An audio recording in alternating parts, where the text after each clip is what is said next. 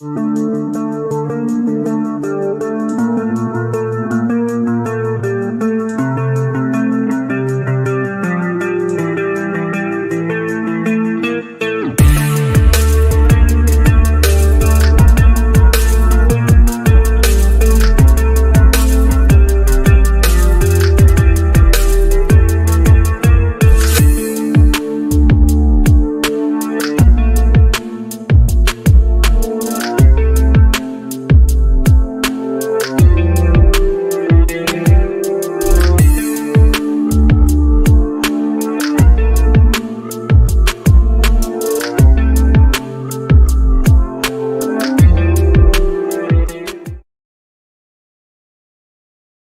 evening. This is Crime Classics. I am Thomas Hyland. Listen.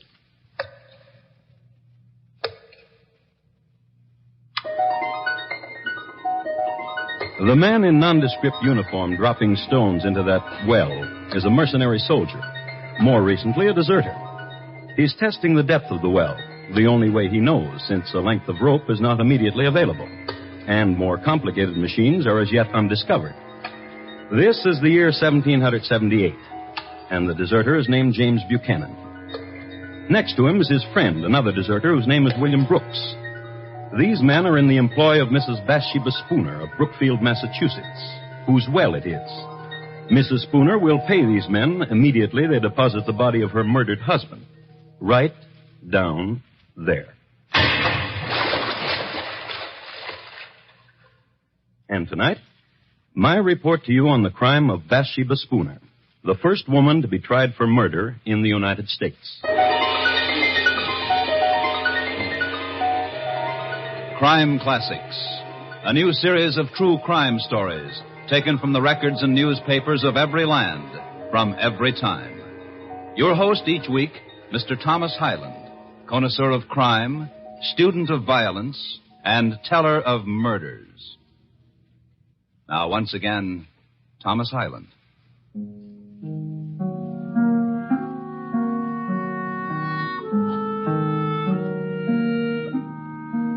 The place is Brookfield, Massachusetts, the year 1778. Scene, the home of Joshua and Bathsheba Spooner, a large and respectable dwelling, 2 stories in height, situated on the north side of the road from Brookfield to Worcester.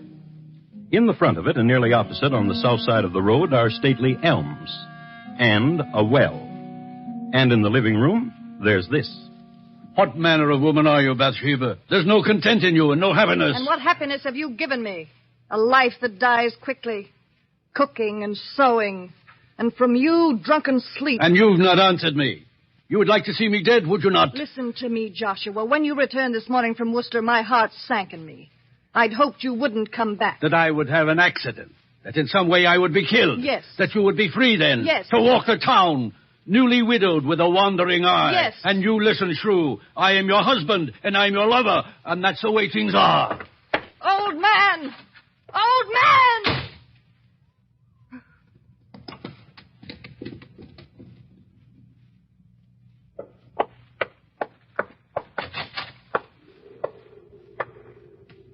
Ezra? Ezra? I've been waiting. Bathsheba. Wait. No more waiting, Bathsheba. The time I was away from you with your husband in Worcester. The thinking about you. And there'll be more waiting. Until it's done. Until you kill him. I tried, but I could not. He asked me a question, my husband did. What manner of woman are you, he asked. Now I wonder. What manner of woman am I to love such as you, a youth? A boy who pretends to manhood. You without the courage to... The poison you gave me, there was no opportunity, Bathsheba. And a boy who lies. Opportunity.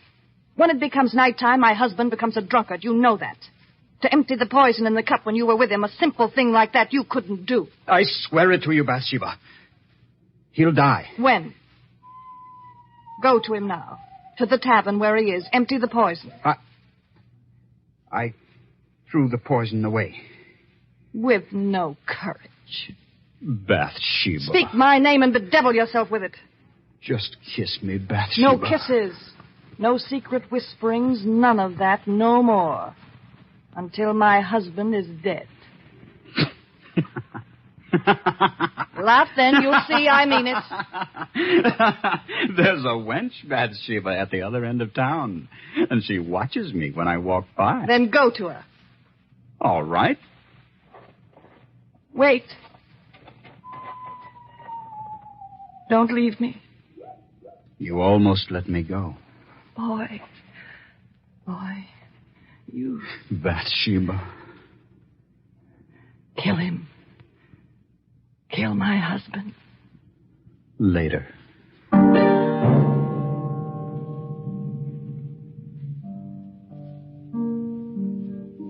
And that was Bathsheba Spooner. You've come to know her pretty well. You've seen her hating. You've seen her loving. There's more you should know.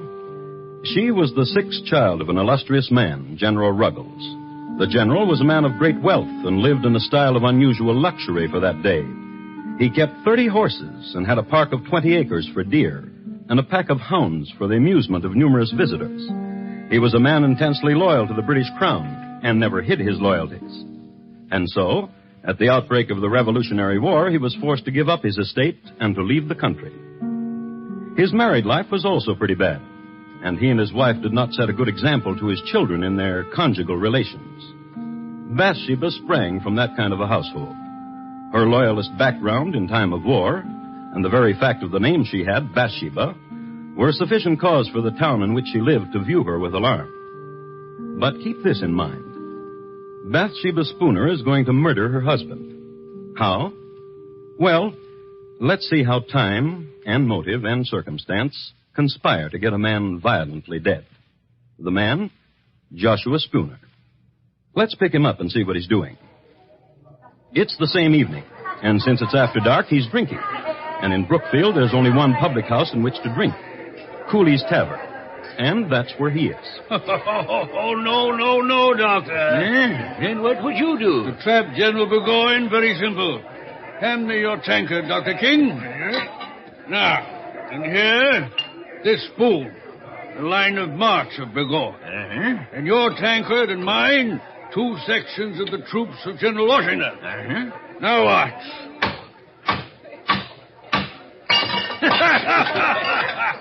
And that's how we take care of General Burgoyne. Yeah. Barkeep, more ale.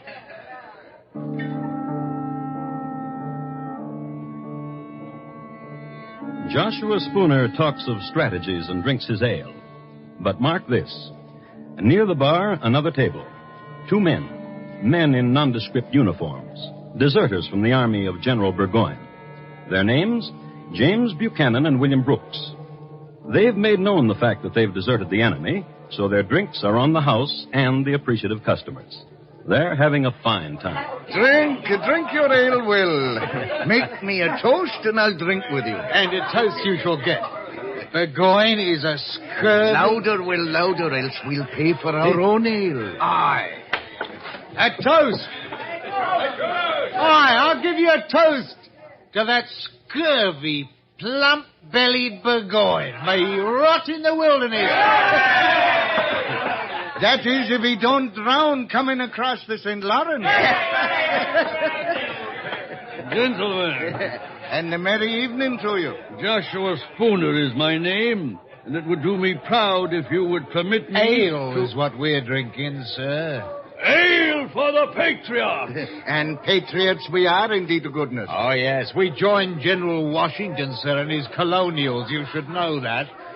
And from here, we go to Worcester, where a column of Washington's hearties ale.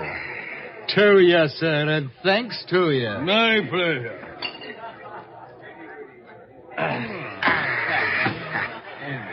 Willie, your tankard is dry, and so is mine. If you will permit me, gentlemen, it would be my pleasure. My pleasure indeed.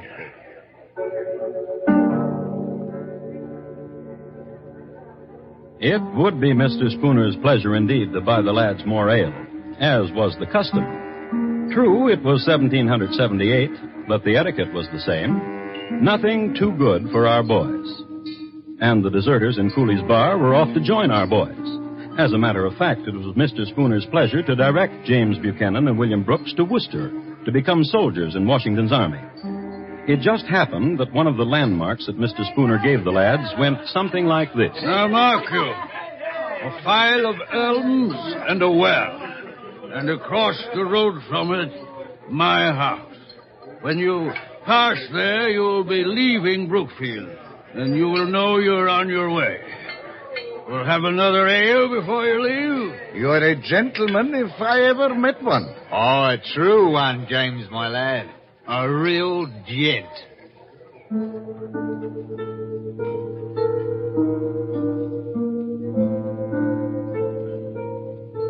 So they touched tankards, the deserters and Joshua Spooner, and they made tearful farewell. And the deserters left and walked the road toward where the elms were, and a house, and a well. Let's go on ahead of them. Let's get back to the lady. Bathsheba's home. Bathsheba's fixing her hair. And the youth Ezra, he's tying into it night ribbons, a lover's tender gesture. Their talk, however, is shocking. Perhaps you're right. Perhaps the best way is not to poison him. I say shoot him. Perhaps, in such a way as to make it appear as an accident. Will you shoot him, Ezra? Tightly with the ribbon, dear. Ezra? I have not the courage for it. But you know of guns and shooting. You were in the army for a year. I marched. I shot no one. I marched upon an ambush and was wounded. Myself, I never pulled a trigger. If not you to kill him, Ezra, then someone. Yes. Turn from your mirror, Bathsheba, and look at me. Oh, listen. Do you hear? Yes. Drunkards. Someone. Go to the window. Drunkards. 2 of them by the moon. British deserters. I've seen them in town. Call to them. Bathsheba. Call to them. Hello! You there! What do you want? I'll talk to them. A lady wants to talk to you. A lady? At the ladies' service any time. Let them in, Ezra.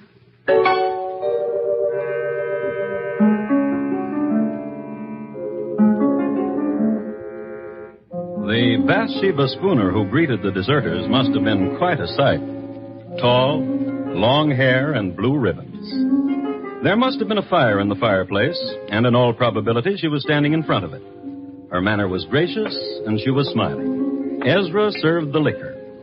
All in all, it was the nicest thing that could possibly have happened to 2 fellows who had deserted General Burgoyne. And now, gentlemen, a question. We bow. Bow, James, my lad. Say on, my lady. How would you gentlemen like 500 pounds to see you on your long journey? Merchano, 'twould warm the cockles, wouldn't it, Will? 'Twould. Does that answer you, my lady? And what would you do for it? There is nothing that Will and I have not done, and for less handsome payment from less handsome women. Far less. Kill my husband. This lad, the one you call Ezra... Come here, lad. The next skinny ones don't take long for twisting. Not him. Not Ezra. Not him, James. Then who? My husband will return from his drinking. Will you wait for him? Kill him? When he returns, meet him outside at the door and greet him. Will you? Not only for the money, dear lady, but for the pleasure of your presence to 2 tired soldiers. Right, James? It's the truth.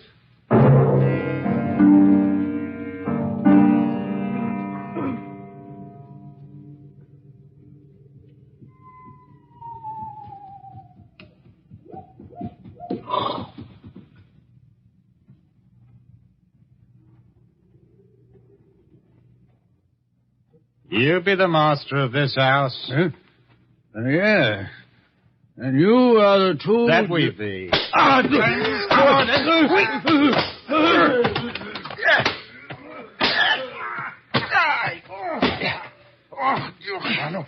This one was a struggler, eh, Will? Get the woman. And the one she calls Ezra. Aye.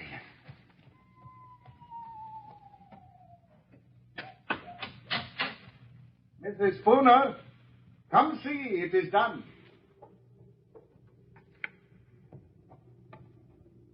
And a tidy job, if I say so myself, Mrs. Spooner.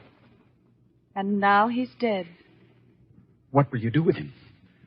There's a well across the road. Aye. Give us a hand, James. And you, Ezra. There. I'll walk with you.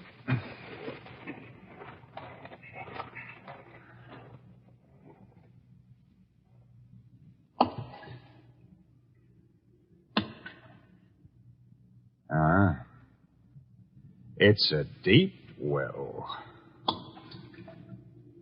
Poor little man.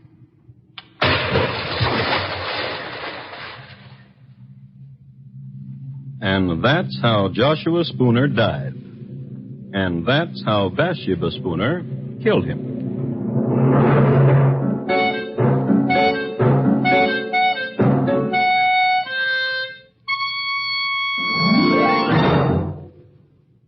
You are listening to Crime Classics and your host, Thomas Hyland. Later this evening, the Lux Summer Theater stars Fred McMurray in a full-hour adaptation of the romantic mystery comedy, The Lady and the Tumblers. An odd triangle composed of a beautiful girl, a suitcase full of explosive letters, and a murdered man will make The Lady and the Tumblers' most unusual dramatic fare. Listen to it on most of these same stations later this evening when CBS Radio presents the Lux Summer Theater. And now, once again, Thomas Hyland and the second act of Crime Classics and his report to you on the crime of Bathsheba Spooner.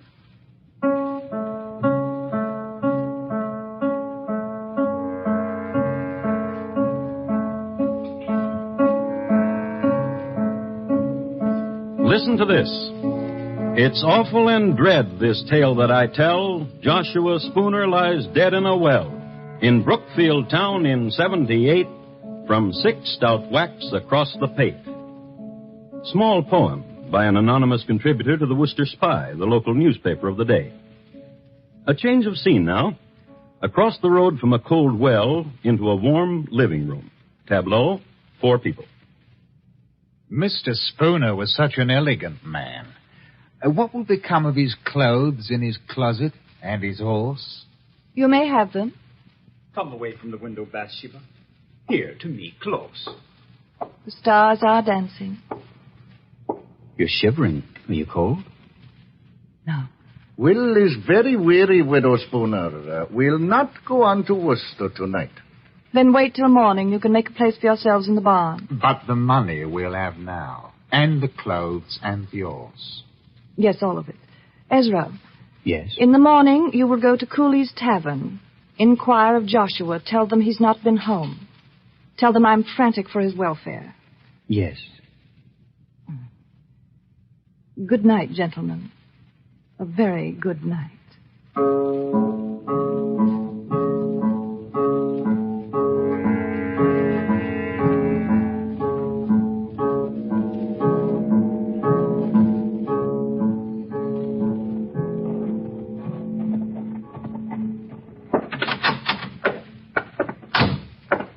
Mr. Cooley. Aye? Hot grog on a nippy morning, Mr. Ross? I've been sent to inquire of Joshua Spooner. Who sent you? The wife of him, Bathsheba. Did she now? And why? Last night he did not return home, and Mrs. Spooner is frantic for his welfare. Not home? Well, he's not here. Last night he sat right there, my lad, and discussed military strategies with the doctor. Then, to the best of my knowledge, he went home. Dr. King. Doctor, wake up. Please, Doctor, wake up. It's important. What is it? What? Where is Joshua Spooner? Where is he? Mr. Cooley says he sat with you last night. Well, he did, and left me. He's not home. What? Mrs. Spooner sent me to fetch him. She's troubled that he's not returned. But where else could he have gone if not to his wife? We must find him, Doctor. Yes, by all means.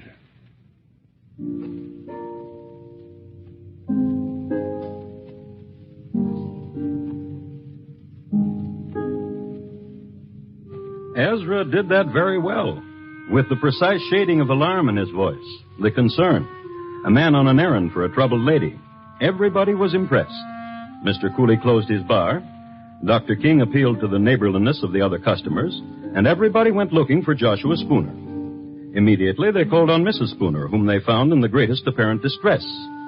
Upon an examination of the premises, in the neighborhood of the doorstep, they observed the tracks of several persons on the snow. And on further search, they found Mr. Spooner. You know where. In the well. So far, only horror and suspicions. But now, let's pick up Willie and James. They haven't left Brookfield. Stupid of them, isn't it? But then you've got to examine it from their point of view. Why become soldiers in Washington's army, especially in the winter, and suffer the privations of the military, when they could be warm and rich as a civilian? So, imagine it. Two tatterdemalion deserters, suddenly elegant, in Mr. Spooner's clothes, which were somewhat tight-fitting. But elegance and tight-fitting are somehow akin. Now, there lived in Brookfield a certain wench whose name is lost in history. This much is known about her. She had an eye for tight elegance. This much is known about her, too, that she went riding with Willie and James on their newly acquired horse. I'll help you down. Now, James. No. Give us a bus, dearie. That's a dearie. Will? Aye. How is it we are riding Mr. Spooner's horse? Why, dearie, we don't know a Mr. Spooner. Aren't these Mr. Spooner's silver buckles? No. Aren't you wearing his clothes? These are our clothes, dearie. Come, let's ride some more. It brings the pink to your pretty cheeks.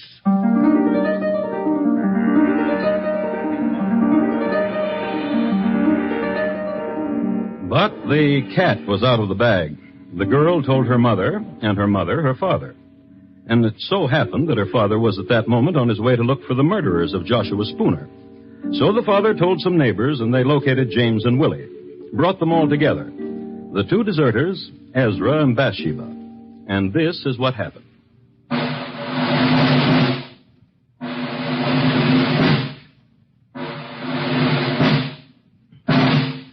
The jurors for the government and people of Massachusetts Bay in New England, upon their oath, present that William Brooks and James Buchanan and Ezra Ross in the county of Essex, not having God before their eyes, an assault did make upon Joshua Spooner, feloniously, willfully, and of their malice aforethought, on the 1st day of March last past, with force and arms, also by striking, beating, and kicking aforesaid Joshua Spooner, so as to inflict several mortal bruises, of which Joshua Spooner died. And that Bathsheba Spooner, widow and late wife of Joshua Spooner, being seduced by the instigation of the devil, did incite, move, abet, counsel, and procure the murder of aforesaid Joshua Spooner. How do you plead? Not guilty. Not guilty. Not guilty. What statement have you, Bathsheba Spooner? I am the wife of the deceased. If what you accuse me of be true, what end could the death of my husband serve? Were there any reasons, persuading, hopes, inviting, or advantages arising from the death of my husband? By depriving myself of husband, I would subject myself to the burdens of a widow. If I hated my husband, as such has been said, could I not have separated from him, gone to my father or to my brothers? What foolishness is this to say I've loved Ezra Ross, when one of my station might have any gallant I please? Gentlemen, if I be guilty, I was not of sound mind.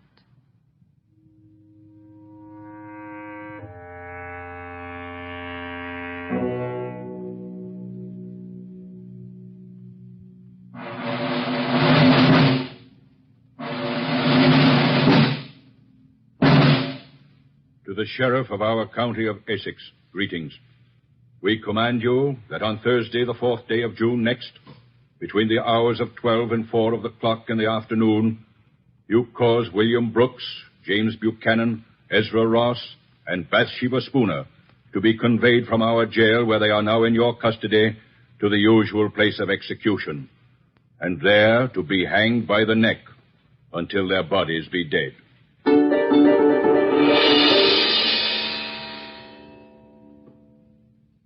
The motive? The crime? and the sentence. Justice was simple. And quickly, too quickly for the 4 prisoners, the 4th day of June. This is a copy of the Worcester Spy dated that day that I have here. I'd like to read from it. It was about 2:30 of the clock in the afternoon when the 4 criminals were brought out of prison and conducted to the place of execution under a guard of 100 men. The 3 men went on foot. Mrs. Spooner was carried in a chaise, being then, as she had been for several days, exceedingly feeble. The procession was regular and solemn. Just before they reached the place of execution, one of the most terrific thunderstorms that had incurred within the memory of the oldest inhabitant darkened the heavens. There followed an awful time. The loud shouts of the officers amidst the crowd of 5,000 people, the horses pressing upon those in front, the shrieks of the women in the tumult and confusion, the malefactors slowly advancing to the fatal tree, preceded by the dismal coffins, the fierce coruscations of the lightning athwart the darkened horizon, quickly followed by loud peals of thunder, conspired together and produced a dreadful scene of horror. It seemed as if the author of nature had added such terrors to the punishment of the criminals as might soften the stoutest heart of the most obdurate and abandoned. At length, the place of execution having been reached, Ross, Buchanan, and Brooks ascended the ladder to the stage. Our Father, which art in heaven, hallowed be thy name. Ross made an audible prayer. The other 2 were engaged in silent devotions until they faced the noose. Mrs. Spooner, as she approached the tree, was seen to bow gracefully to many of the spectators with whom she had been acquainted. Then she crept up the ladder on her hands and knees. When the eyes of the malefactors were covered and all was ready, Mrs. Spooner took the sheriff by the hand. And for the first time, Bathsheba Spooner accepted the verdict of justice. My dear sir, I am ready. In a little time, I expect to be in bliss. And but a few years must elapse when I hope I shall see you and my other friends again.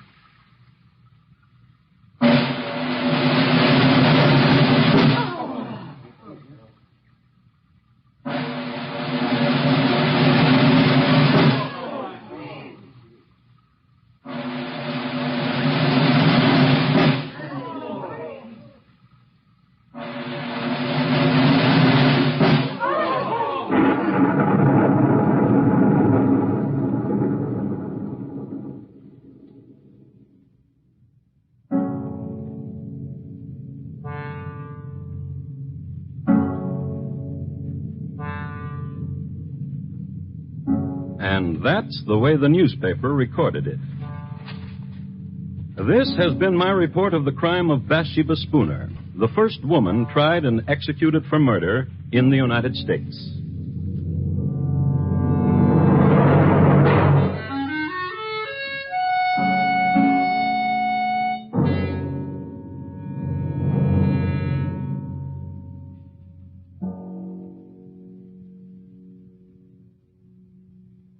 In just a moment, Thomas Hyland will tell you about next week's Crime Classic. The National Blood Program has been made part of the Department of Defense. That's how vital a continuing growing stockpile is against emergencies of war or peace. In the warm weather months, donations fall off. In the first week of June alone, donations drop 20%. This must be offset immediately. Before you go away, please phone the Red Cross for an appointment to give a pint of blood. You will enjoy your vacation more for having done it. And here again is Thomas Hyland. Next week, we'll be with you at the same time, although geography and year will change. The place? Pimlico, England. The year, 1879. My report? On the shockingly peaceful passing of Thomas Edwin Bartlett, greengrocer. Thank you. Good night. Bathsheba Spooner, tonight's crime classic, was adapted from the original court reports and newspaper accounts by Morton Fine and David Friedkin. The music was composed and conducted by Bernard Herrmann, and the program was produced and directed by Elliott Lewis. Thomas Hyland is portrayed on radio by Lou Merrill. Bathsheba Spooner was played by Mary Jane Croft. The cast included Herb Butterfield, Sam Edwards, William Johnstone, Georgia Ellis, Tudor Owen, and Ben Wright. Bob Lamont speaking. Stay tuned now for Gary Moore with Arthur Godfrey's Talent Scouts, which follows immediately over most of these same stations.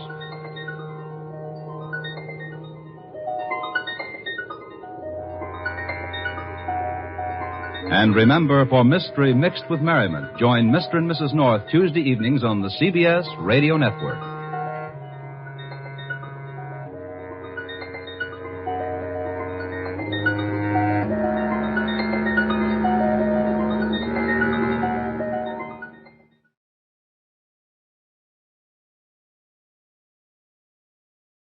Good evening.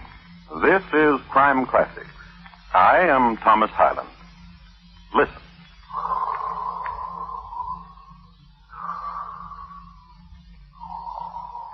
The man you hear breathing is named Thomas Edwin Bartlett. He is in bed and sleeping, breathing deep the night air of Pimlico, England. Mr. Bartlett is a heavy sleeper, a deep breather, too, rhythmical and serene, an almost lullaby quality for young Mrs. Adelaide Bartlett, his wife, who this night sleeps at the foot of his bed. Rhythmical, serene. And just at the stroke of midnight, just when a new year has begun, Mr. Bartlett stops breathing. Mr. Bartlett has just died from having drunk too much chloroform, of all things. His wife wakens, sees it is a new year, and celebrates. Tonight, my report to you on the shockingly peaceful passing of Thomas Edwin Bartlett, greengrocer. Crime Classics, a new series of true crime stories taken from the records and newspapers of every land, from every time. Your host each week, Mr. Thomas Hyland, connoisseur of crime, student of violence, and teller of murders. Now, once again, Thomas Hyland.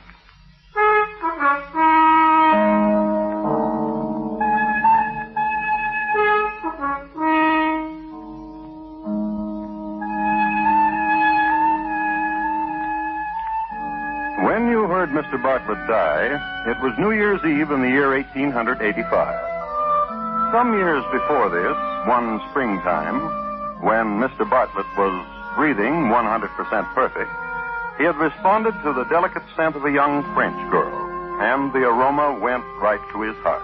He was suddenly in love with Adelaide Blanche de la Tremoise, age 16. Adelaide! Adelaide! Stop skipping rope. I'm talking to you. You made me miss Zoot. You shouldn't say zoot, my dear. It's an immodest expression. Zoot, zoot, zoot, zoot. I'm sorry I made you miss. I apologize. I accept. And now will you do something for me? Anything. Of this you are sure? Anything, I swear it. Bon. Take this rope and tie an end of it to the tree. And hold the other end and turn it. And I will jump. Don't you ever get enough of the sport? Zoot, tie the rope. Very well. Adelaide. Oui? Do you like me? Oh, very much. However... What? You puzzle me. Intrigue you, you mean? I'm glad. Puzzle me. Why you put the sign, gone to fish on your grocery store this last 2 weeks, when it is not so. You are here every afternoon in my yard when I come home from school. I have permission from your brother. Adelaide. You have finished tying the rope? Yes. S'il vous plaît, turn it. Faster! Faster! Faster! Oh, my dear. Adelaide, are you hurt? Here, I lift you. Yes, yes, help me. I'm so tangled in the rope. Adelaide. Oh, you are very nice. Adelaide, listen. I like your beard, a black beard. Barbe noire, barbe noire, barbe noire. Oh, Adelaide, my dear, will you marry me? Marry you? Yes. But I am still in school. Marry me, and it'll be the same. You'll still go to school. And you will help me with my lessons. Every night. And you'll play games with me and jump rope with me. I want to. I will turn and you will jump. Now. Now? Now. All right. Adelaide. Oui? Will you marry me? But of course, Monsieur Darnois. Adelaide. Oui? Turn the rope faster. Faster! Faster!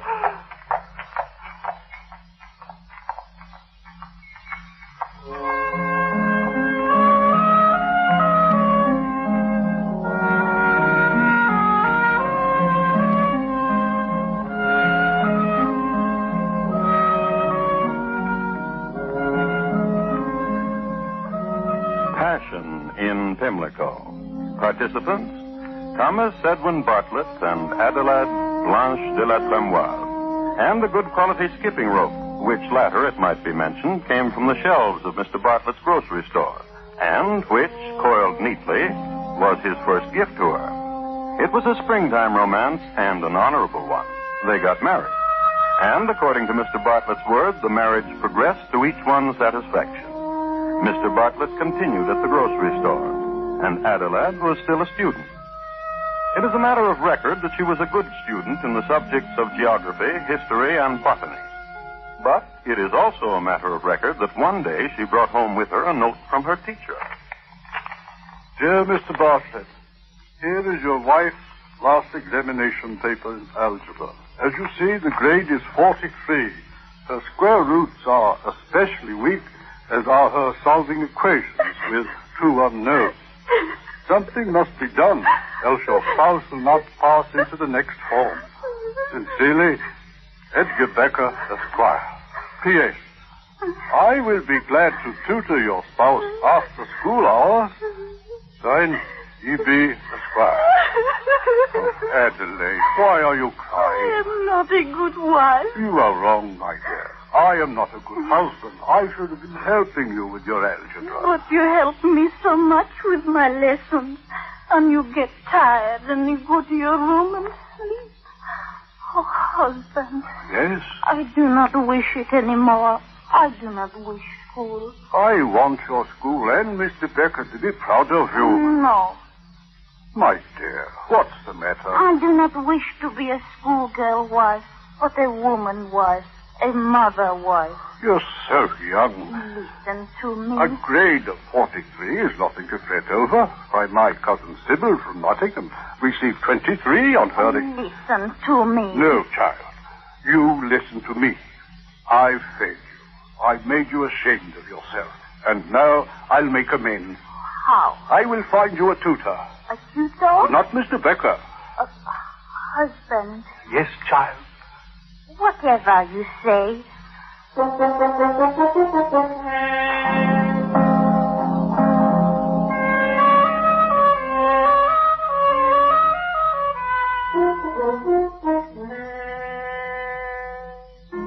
Trouble in Pimlico.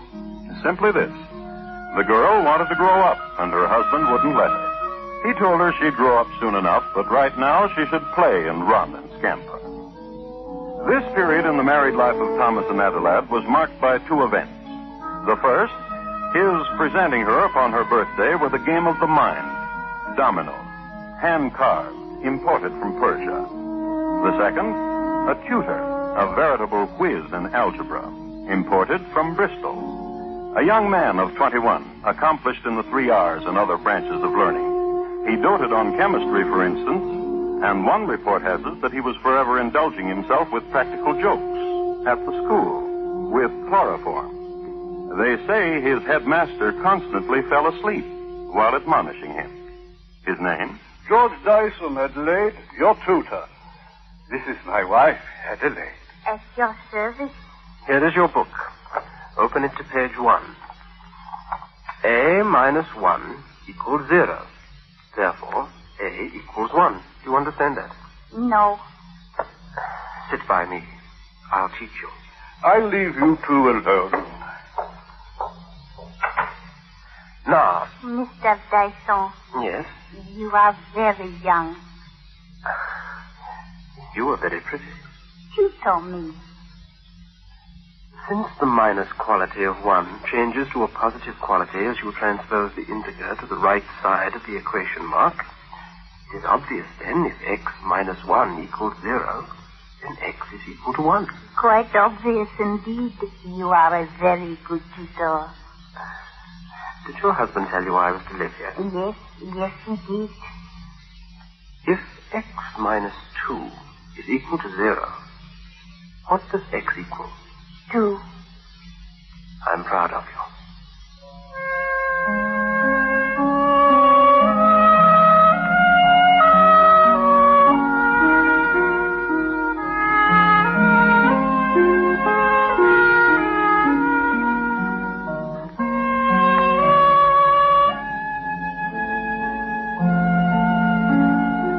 Examination time came around, and Adelaide was at the head of her class. A squared plus B squared is equal to C squared. In the next form, she shone. Algebra was her strongest subject. One day, Mr. Becker was astounded when Adelaide stood right up in class and said, The cube root of A cubed minus 3A squared B plus 3AB squared minus B cubed is A minus B. Then came geometry. George was also a whiz at this. More so. George, cher tutor. Stop that. Pay attention to your lesson. George, please. Please what? Please kiss me. First, the theorem. 2 triangles are congruent when the 2 sides of the included angle are coincident. Please kiss me. All right. How do I earn my next kiss?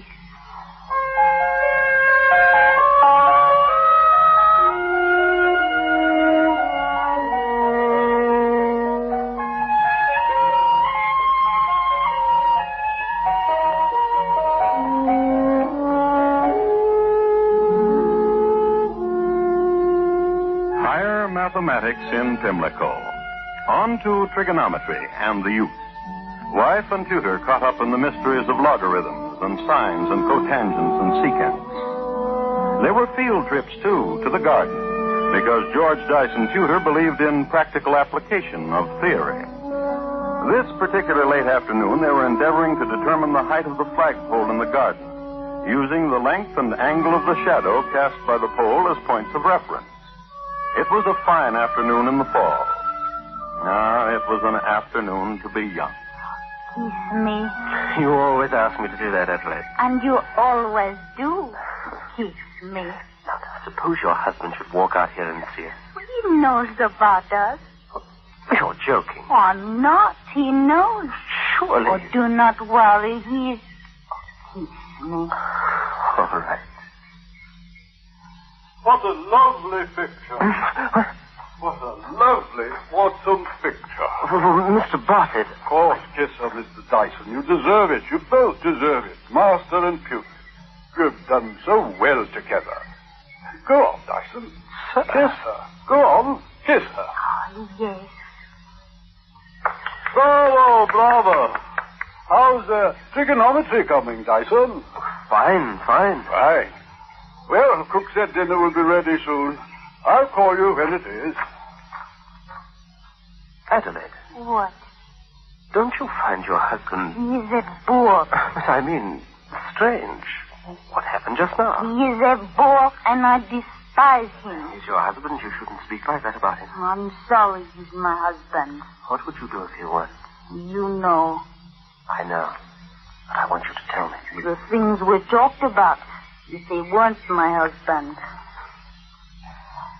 I want to tell you something about me you didn't know, Adelaide. Oh, please do. I was quite a chemistry student, too. I could teach chemistry if I wanted to. That is very interesting. Chloroform, for instance, is a chemical. Chloroform? I've heard of it. It belongs to the class of neurotic chemicals which act on the brain and produce loss of sensation. Can cause death? Carelessly used, it can cause death. Then it is a poison. Let's stroll in the garden. I want to. Chloroform is a colorless, heavy, and volatile liquid having a peculiar ethereal odor which cannot be mistaken.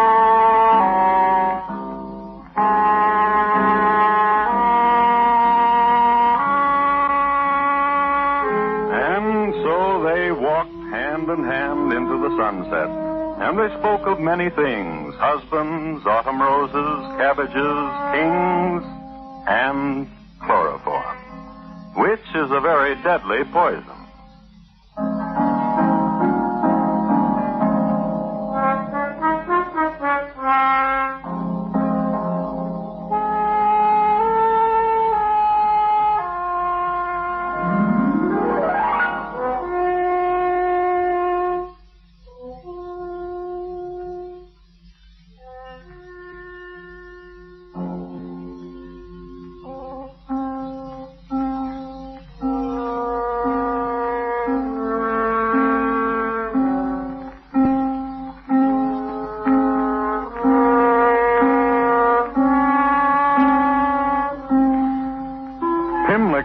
England is noted in a small way for the color of its sunsets, a quality which some malcontents have attributed to the quality of the dust in the Pimlico air. However, it's well known that the major divertisement among Pimlicans is walking into the local sunset and making plans. So, as not to defy custom, so walked Adelaide and her tutor George. You're very dear to me, Adelaide. Oh, this I know. But it is not the time to speak of it. We were speaking of other things. I used to have fun with chloroform when I went to school. Is it difficult to obtain? In large quantities, it is. However, what? It can be obtained.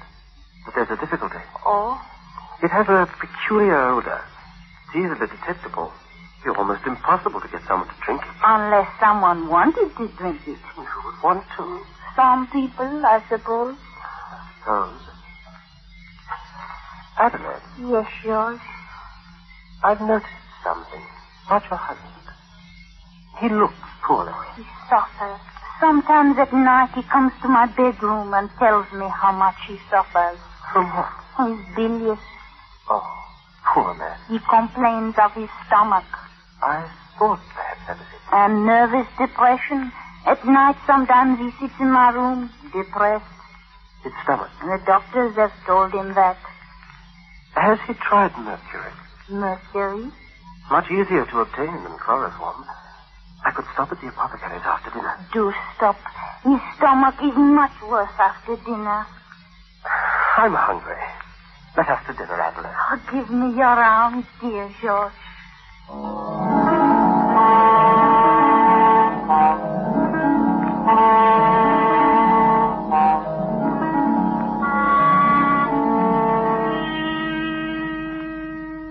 The maidservant was just setting the suckling pig on the table when the young folk entered. Mr. Bartlett greeted them with a wave of his fork, and they sat. The dinner was a success, and as usual, Mr. Bartlett exhibited his clean plate for the applause of his wife and her tutor. Over fruit and cheese, George Dyson begged to be excused. I'll be back in a shake, Mr. Bartlett, with a surprise for you. Slice another melon for me, dear Adelaide. And in half an hour, George returned, which was good time for the course, the house to the apothecary and back. But George was in a hurry, and when he returned, Adelaide was waiting for him in the great hall. Quickly, come. What's the matter? After dinner, he almost fainted. He managed to get into the library where he's lying down. His stomach? In the middle of a melon slice. Oh, Mr. Bartlett. Mr. Bartlett, here, I have something for you. What is it? Here now. Let me help you sit up. Adelaide, that wine glass. Yes. I have something for you, Mr. Bartlett. Something that will make you feel better. What is it? The surprise I promised you. To make your stomach feel much better. George was very good in chemistry at school. You're a good fellow, George. Drink it. Hot stuff. Here, I can't drink any more. Well, I'll leave it here beside you. Sip it when you can. You'll see that when you develop a taste for it, it will be very beneficial. You're a good fellow. Adelaide, Yes. don't worry about me. You have your things to do. Yes, George and I have our lessons. I wouldn't interrupt them for the world. Go, George. Adelaide. We'll look in on you later, Mr. Bartlett. In an hour. Good fellow. Good fellow.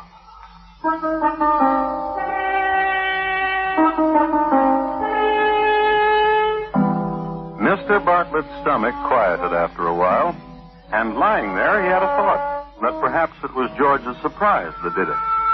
So he forced himself to sip again of the glass. However, in time, Mr. Bartlett did develop a taste for mercury and made it a habit to indulge in a sip after every meal. Somehow, his stomach responded suitably, and his complaints were not nearly so many.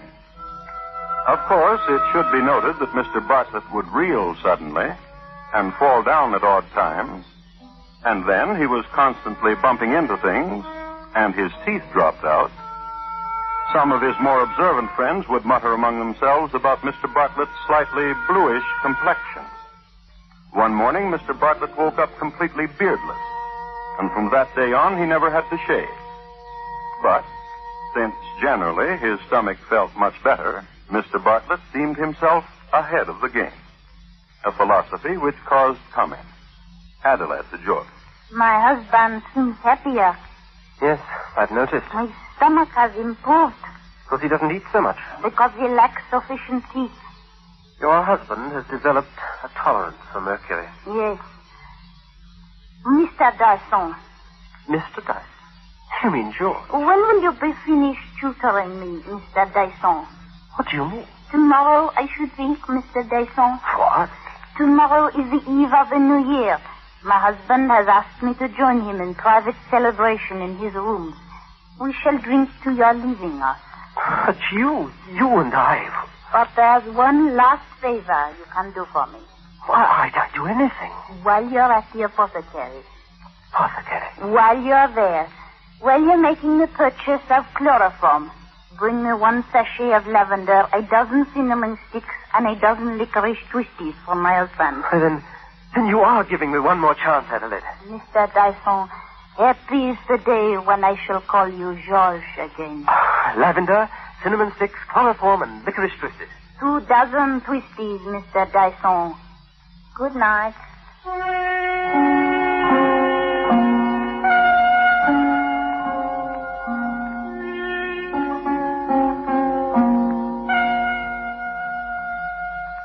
It's 11 o'clock, Adelaide. 1 hour until the New Year and our anniversary. 6 years. Thomas. Yes, my dear. You remember how you used to come and watch me jump rope? I had a beard then. And I called you Bartois. A drink. 6 years, Thomas. We have been married. A drink. I have had enough drink. You finish the bottle.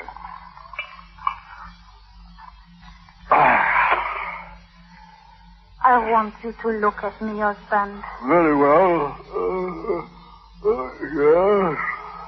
When we were married, I was 16, a child, 6 years ago. Adelaide. You see, husband? No longer a child. I drink to you, a woman. Adelaide. What is it? Have you drunk from this bottle? Yes, I think so. It has a pungency to it, doesn't it? Let me say. Chantilly, 1871. Must have been a strange vintage.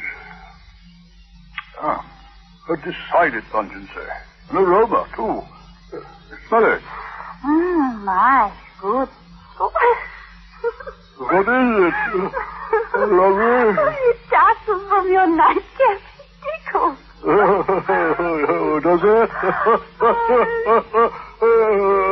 This makes you so attractive, dear Thomas.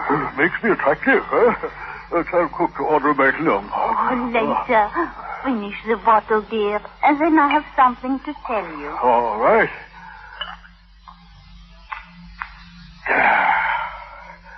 Now, What is it you have to tell me? Oh, you confess it now, do you not, that I am a woman? An attractive woman, yes. And finally a wife, my husband. 6 years now, and you have observed me only as a child and have treated me as...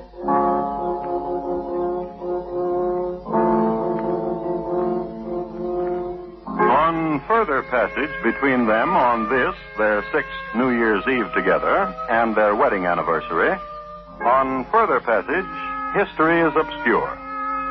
It is known, however, that they were alone in the house, except for their servant. It is known, too, that 5 bottles of champagne were consumed. 2 bottles Chantilly 1871, a pungent vintage. According to the record, it has been said that a few moments before the new year was ushered in, Mr. and Mrs. Bartlett were both asleep. He stretched across the width of the bed, she at his feet. And once more, I refer you to Mr. Bartlett asleep, rhythmically, serene.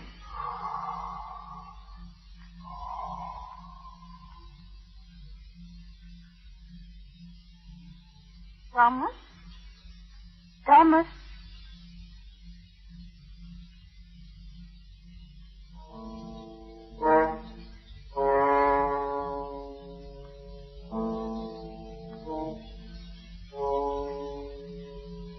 Mr. Bartlett was dead. That didn't do any good. It was another year, but not for Mr. Bartlett. For Mr. Bartlett, a post-mortem examination. For his stomach, evidence of having contained a considerable amount of chloroform.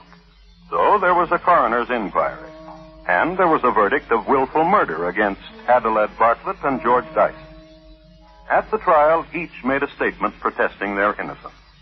Yes, it is true that I purchased chloroform at various apothecaries, and it is true that the total amount I purchased thereby was sufficient to cause death. However, I used the chemical merely to clean spots from my clothing. I have many pieces of clothing and believe neatness is next to righteousness. It is true also that I became attached to Mrs. Bartlett, but only because she was well versed in matters mathematical. It was a constant source of joy to me to be able to sit and speak with her of an evening of theorems and theories and postulates and corollaries. I loved my husband. He encouraged me to pursue studies of various kinds and decided to please him. On the night of his death, my husband was in good spirits and drank heavily. He, I must confess, was never more attractive. But he fell asleep, a deep sleep. From this he never awakened. I never know why.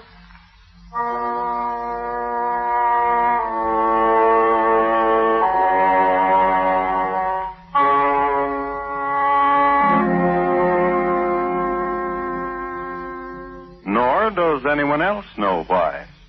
The jury debated for 2 hours and returned a verdict of not guilty.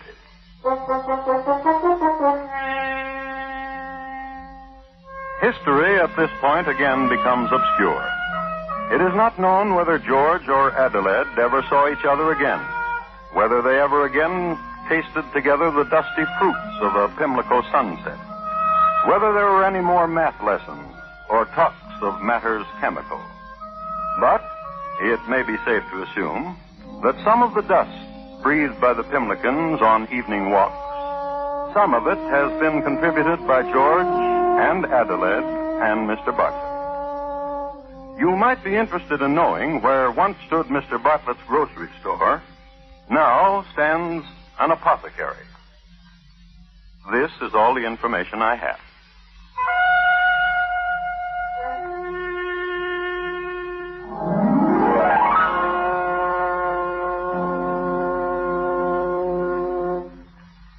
Thank you. Good night. Thomas Edwin Bartlett, tonight's crime classic, was adapted from the original court reports and newspaper accounts by Morton Fine and David Friedkin. The music was composed and conducted by Bernard Herrmann, and the program is produced and directed by Elliot Lewis. Thomas Hyland is portrayed on radio by Lou Merrill. Thomas Edwin Bartlett was played by Herb Butterfield. Adelaide by Betty Harford. And George by Terry Kilburn. Bob Lamont speaking.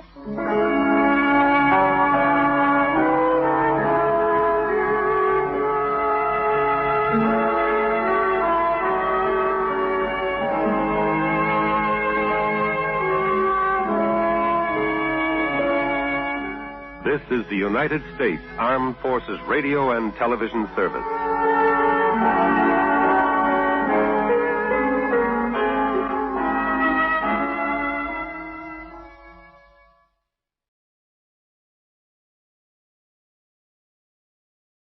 Good evening.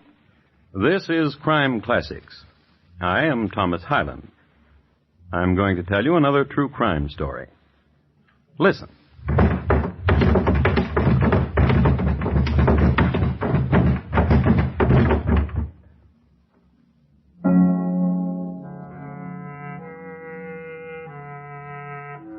The man who just fell down the stairs is Colonel James Fisk, Jr. Although the colonel is a man given to the consumption of dozens of Blue Point oysters and bottles of heady wine at a sitting, his friends were given to pointing him out as a man inordinately steady on his feet.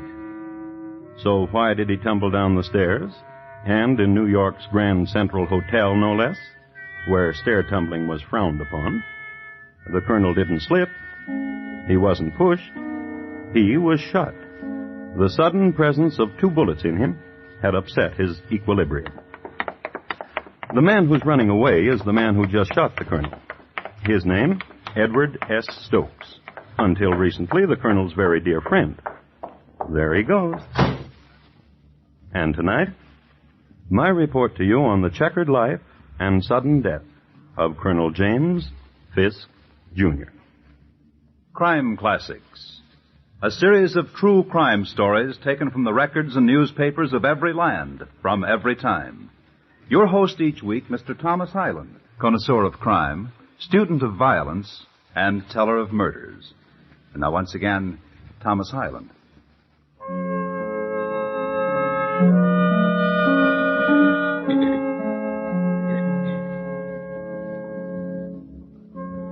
Colonel Fisk lay at the bottom of the stairs a few minutes before 4 o'clock on a Saturday afternoon, January the 6th, 1872.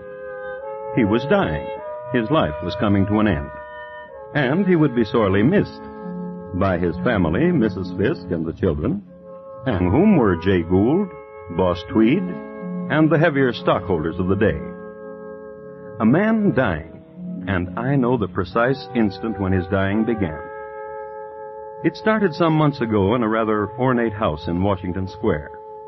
2 women were talking, and the younger one said, Annie, how can I meet Colonel Fisk? That was the instant. And the older one said, But the younger one was not young enough to take Dearie for an answer. I mean it, Annie. I want to meet him. He's so wealthy, isn't he? And all I have is a black and white silk dress and an empty purse. So very empty, dear Annie. Oh, orphans in the rain and empty purses sadden me so, dear Josie. And I've heard he's coming here tonight to visit with you. The dear Colonel says I set such a good table. Dear Josie. Yes? Walk over there to that cabinet, dear Josie. In the very bottom drawer, you will find 2 candlesticks given to me by the minister from Egypt. Get them. Yes, now put them on the table. And light them. Good. Now blow them out, gently. Well, Annie? Dear Josie, will you join the dear Colonel and me for dinner tonight? So nice of you to ask. I'd be delighted, dear Annie.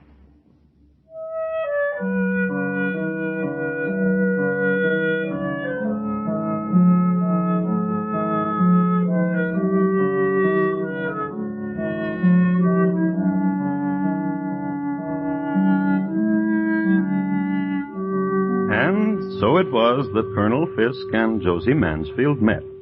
I kiss your hand, Josie. You're a very sweet man. Isn't she a dear? So lovely. And so poor. So sad. The colonel was a man easily touched. And this was the era for young widows, beautiful and penniless. It was the era for weeping at the mere thought of such a situation. It was a decade of compassion and champagne. And this night, the meeting night, was one of the most poignant of the decade. Tomorrow, Josie, a jewel to lie against the throat. Oh, Colonel. My carriage will call for you at noon and bring you to me. The necklace counter? Of course, my dear. More wine?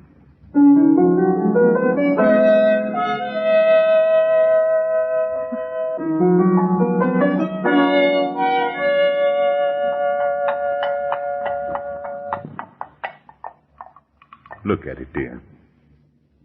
Do you like it? It's very nice. And it's all yours. Oh, thank you. I've always wanted a home of my own. And servants of my own. 6. Kiss me, Colonel.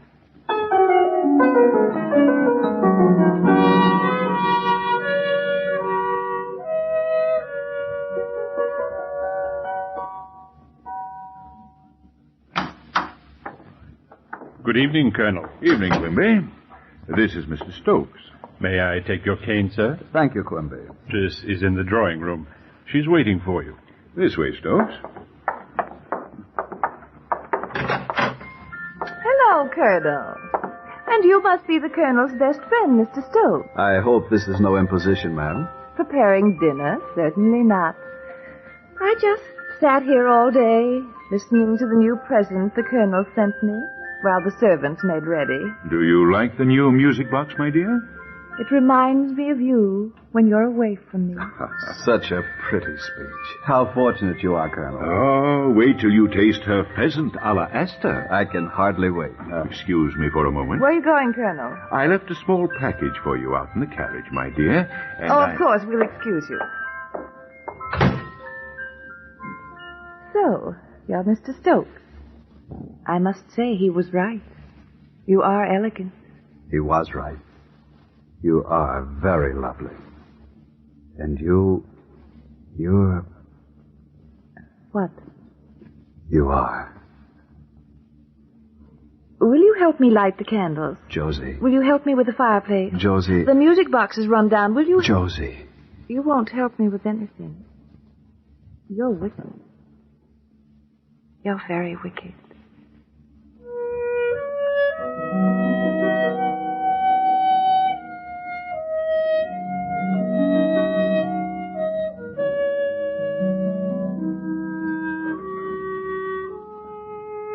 Mr. Edward Stokes was 5 feet 9 inches high. His head was covered with glossy curls, his complexion clear, his features regular, and his eyes dark blue. He was dressed in the height of fashion, and his diamond studs gleamed brilliantly. And after the colonel returned with a forgotten package... Oh, a ruby pendant. Thank you, Colonel. You're very welcome. And after the wine was drunk and venison devoured, and the fingers dipped in the lemon water, after that evening of old friends and new, after that, there was a new day. And there was this. Good morning, Mr. Stokes. Good morning, Quimby. The mistress is in the sitting room. She's waiting for you. Thank you, my man. Josie. Edward. Oh, wait, Edward. I was out this morning early shopping. Here, I bought something for you. Open it. Josie. Oh, stick pin. There was no need for you to... Oh, yes, there was. Now be quiet.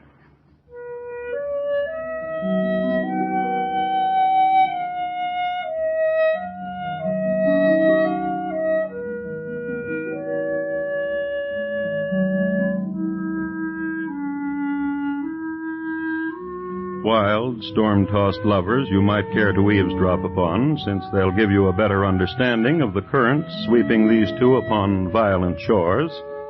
like this one. The best champagne in New York. Now take off your little shoe.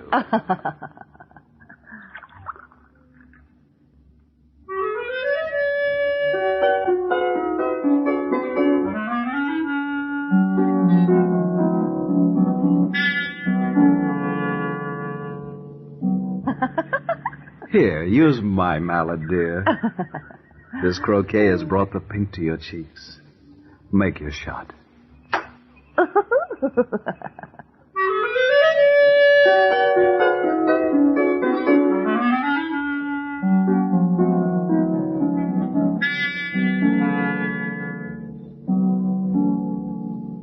As is always the case in skullduggery of this sort, there is an in the meanwhile in the Park Avenue home of Colonel James Fisk, Jr., the colonel and his lady. The children have been tucked away for the night, the servants snug in their quarters, as were the animals. A quiet hour, an hour for a man for family discussion. You fool! You cheat! Blackguard! Dear, the children, you'll awaken them. A woman like that. Have you no compassion in your heart? She's a widow. Ha ha! Alone in the world. I am but her advisor. Ha ha! Now that's all you are. What are you talking about? What all of New York is saying. And that is? Ha ha! And that is? The most concerned is the last to know. Know what?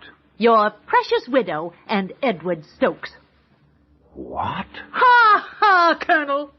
Now you know what I've been through. The aggravation, the shame, the heartache, the sorrow, the unrequited love.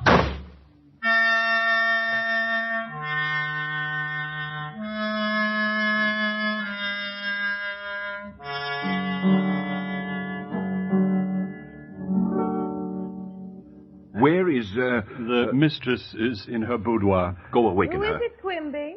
It's not Mr. Stokes, ma'am. Why, good evening, Colonel. What's this I hear about you and that scamp, Edward Stokes? Why, what have you heard? That you and he... Who told you that? My wife. The Colonel. Then it's true. I love him very much. Josie. Go back to your wife. I warn you. You warn me? You, Colonel? Listen to me. I'll ruin you. Please. Go home. You and Edward Stokes. Mark my word. I'll ruin the both of you. My promise to you, if it takes the rest of my life.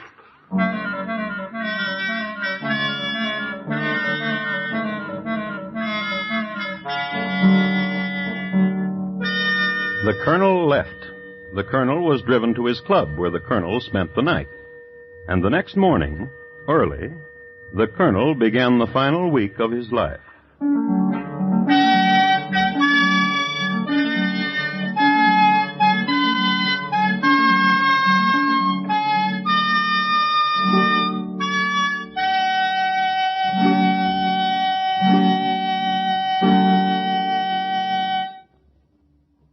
You are listening to Crime Classics and your host, Thomas Hyland. A dead man's coat is the key to a killing. Its disappearance starts Mr. and Mrs. North off on a merry, mysterious manhunt tomorrow night. Don't miss Coat of Arms, a matter of murder confronting Pam and Jerry North. Tomorrow, listen to For John Lund as yours truly, Johnny Dollar, the insurance sleuth with the action-packed expense account. And now once again, Thomas Hyland and the second act of Crime Classics, and his report to you on the checkered life and sudden death of Colonel James Fisk, Jr.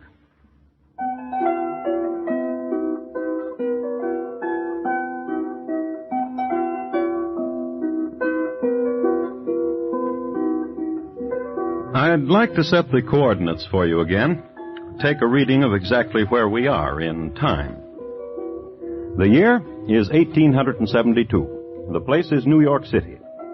Now, 1872 was a vintage year for pearls in the bottom of champagne glasses, of fatted railroad stocks, and the diamond harvest was spectacular. The term rags to riches was coined on a day in this year when a raggedy sewing machine girl was summoned from her chores, taken by the hand, dressed in silk, then released into a gilded cage. New York City at this time was a center for many similar dramas, one of which we're concerning ourselves with. Colonel James Fisk, Jr. had compassion for a widow named Josie Mansfield. Josie Mansfield had compassion for the colonel's friend, Edward Stokes. The colonel, upon hearing of this arrangement, immediately went into action, in a colonel-like manner. Your Honor, I want to swear out a warrant for the arrest of Edward S. Stokes for embezzlement. Why, certainly, Colonel. We'll have the culprit in jail in no time at all.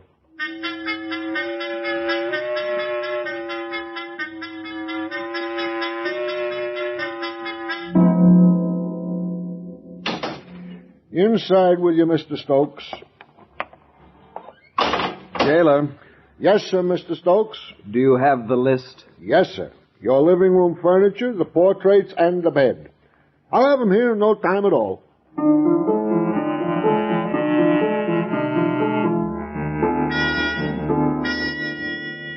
Edward Stokes was a model prisoner for 2 days. He was then released when the charge against him was dropped. Not to be outdone, he went into action in a manner which gained the plaudits of his cronies. Your Honor, I want to swear out a warrant for the arrest of Colonel James Fisk, Jr. for false imprisonment. Why, certainly, Mr. Stokes. We'll have the culprit in jail in no time at all.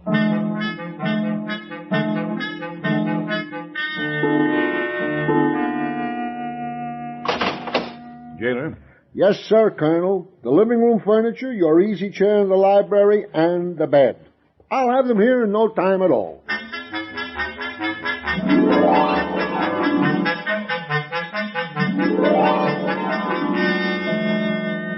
War of nerves, tactics, and strategies, and reprisals.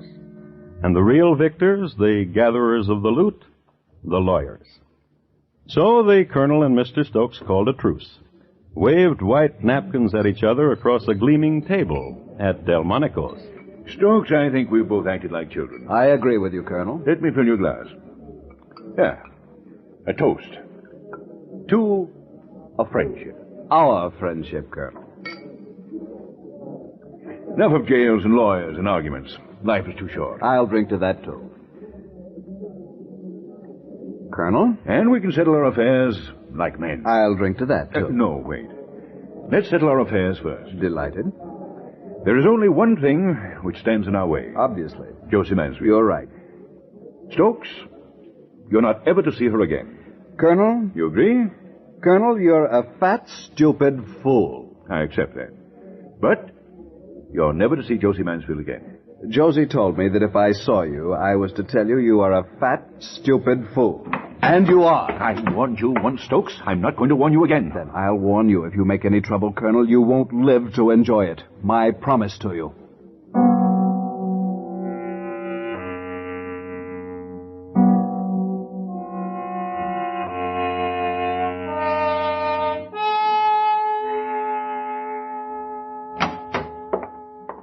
Good evening, Mr. Stokes. The mistress is in the parlor.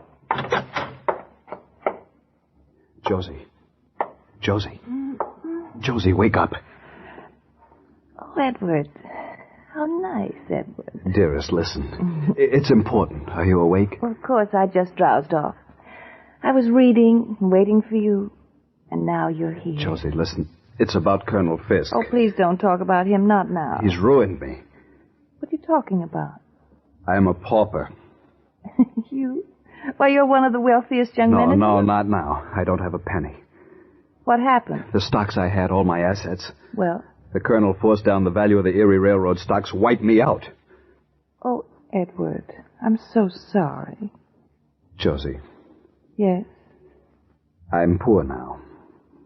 Do you want me to leave? Never come back? Darling Edward. Darling, dearest Edward. Josie. We'll beat him. We'll destroy the colonel, you and I together. That's impossible. He's too powerful. He's a weakling. What? I can prove he's a weakling. He writes letters. Letters?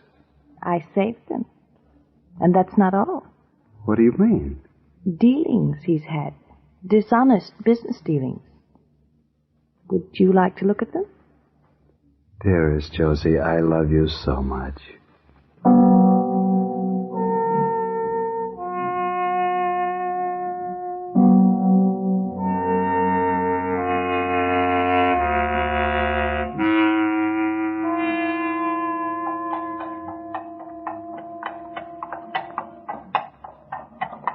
So that's why I thought it more discreet to hire a cab, Colonel. Surely you understand. I must tell you, Stokes, when I agreed to meet you, to ride with you in a hired hack at night... I explained the necessity of secrecy, Colonel. As indeed you did not. You merely said secrecy. That is why I must tell you I am confused. Have you made another decision about Josie? A tentative decision, Colonel. Tentative? Yes, it depends on you. Oh? I need money. I know. Badly. I know. Colonel? Yes? You love Josie very much, don't you? I understand you now, Stokes. I thought you would. Do you want me to reimburse you for the money you've lost? $250,000. I know. In return for which, you'll give up Josie. That's right. I'm sure there must be a name for you, Mr. Stokes. I'm sure of it. I had an experience last night. I had dinner at home with my wife. The children were with us. After dinner, I played on the floor with my children. I heard them laugh. I heard my wife laugh, too. And I laughed, too. And there was no other meaning behind my laughter except enjoyment of my family. Very touching. And rewarding. Then you're not interested in my proposal. I'll get off at the next corner, Mr. Stokes. Tell the driver. Of course. Next corner, cabby. Well, Mr. Stokes, give my regards to Josie. Tell her I'm truly sorry for what's going to become of her. Goodbye, Mr. Stokes. Colonel, wait. I'm sorry we have nothing else to talk about. Except the letters. What letters? You have a rich way with words, Colonel. I congratulate you. I don't understand. Oh, of course you do. The letters you wrote to Josie. I see. All of them. I see. They could ruin you. Perhaps.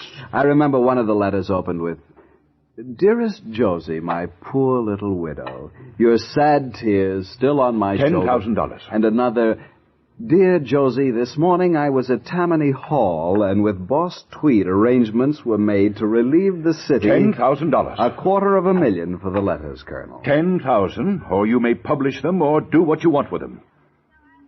Surely you're not serious. Good night, Mr. Stokes. 10,000. Bring your letters to me tomorrow, and you shall get your money. Good night.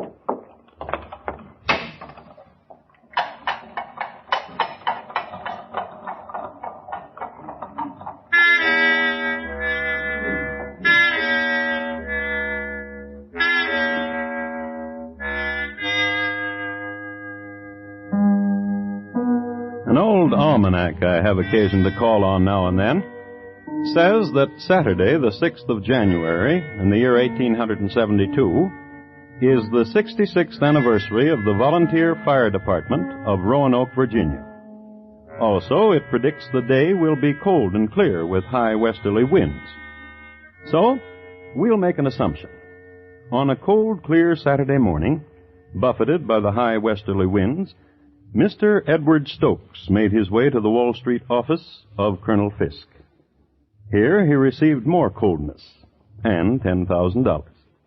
Here he deposited with the colonel a stack of letters, wrapped in blue ribbon and sachet. Then Edward Stokes called on Josie Mansfield. He told her of the transaction. We must imagine that Josie's reaction went something like this. You idiot! You bumbling, spineless idiot! But Josie... I should have known better than to trust you with those letters. But $10,000 is better than nothing. If you'd had the courage... He told me 10,000 or nothing. If you'd had the courage, he would have given you everything he owned. Why, the mere possession of the letter dated June 16th, 1871 would have been a fortune 10 times the amount you got. But... But what? You have your jewels, this house. Surely you must be worth nearly $1 million yourself. I love you, dear Edward, but that's my money. You'll just have... What is it, Quimby? Miss Annie Wood wishes to speak with you. Tell her I'm busy. She said it's extremely urgent. Extremely urgent. Hello, Annie. Josie, dear Josie, and dear Mr. Stokes. Hello. The judge came to see me for lunch a little while ago. Judge? What are you talking about? Judge Tripler. Well, I don't see. He just come from court. He just signed a warrant. Yes? For the arrest of dear Mr. Stokes on the charge of blackmail. Colonel Fisk? Yes. The dear judge told me that the colonel asked him to sign such a warrant. Josie. Yes? We'll be seeing each other more often. Won't we, dear Josie?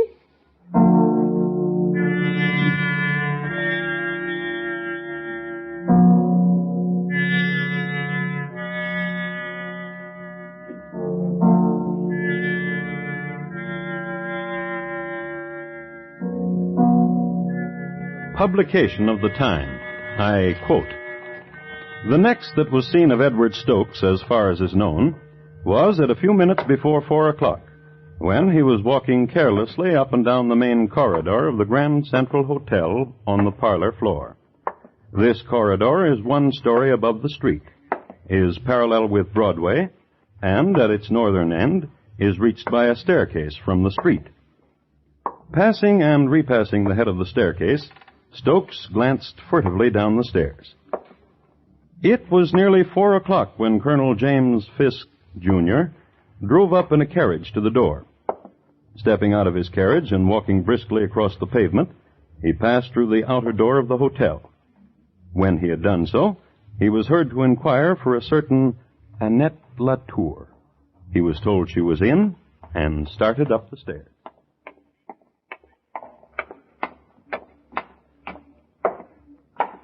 Good afternoon, Colonel. Stokes, don't! You ruined me. For the love of heaven, someone help me!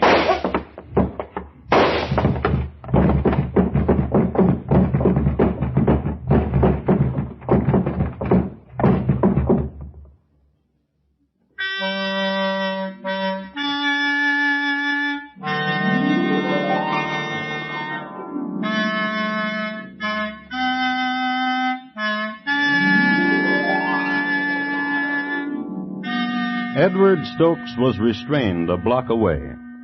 The colonel didn't die immediately.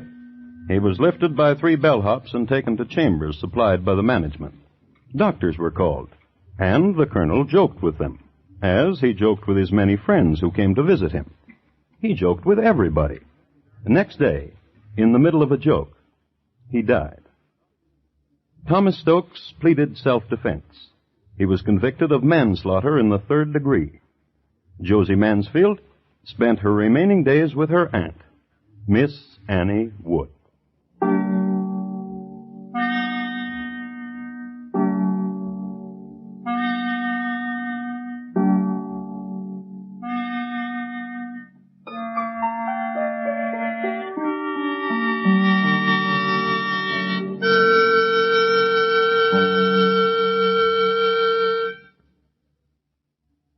In just a moment, Thomas Hyland will tell you about next week's Crime Classics. This Wednesday night, screen hero Jeff Chandler plays a young man hired for an important job, a job of guarding the very much alive body of a notorious gangster. Hear the exciting details in the story entitled The Web on your Playhouse on Broadway. It's presented by CBS Radio this Wednesday night on most of these same stations. And here again is Thomas Hyland. Next week, Long Melford in the county of Suffolk in England. The year, 1739. My report to you will be on the shrapnelled body of Charles Drew, Sr. Thank you. Good night. James Fisk, Jr., tonight's crime classic, was adapted from the original court reports and newspaper accounts by Morton Fine and David Friedkin. The music was composed and conducted by Bernard Herrmann, and the program is produced and directed by Elliott Lewis. Thomas Hyland is portrayed on radio by Lou Merrill. James Fisk, Jr. was played by William Johnstone. Featured in the cast were Mary Jane Croft, Martha Wentworth, Steve Roberts, Harry Bartell, Paula Winslow, and Charles Calvert. Bob Lamont speaking. Stay tuned now for Gary Moore with Arthur Godfrey's Talent Scouts, which follows immediately over most of these same stations. And remember, your news is always accurately reported when it comes from the CBS Radio Network.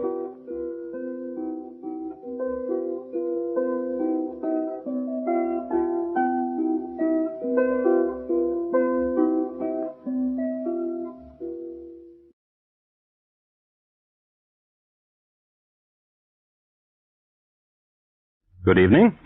This is Crime Classics. I am Thomas Hyland. I'm going to tell you another true crime story. Listen.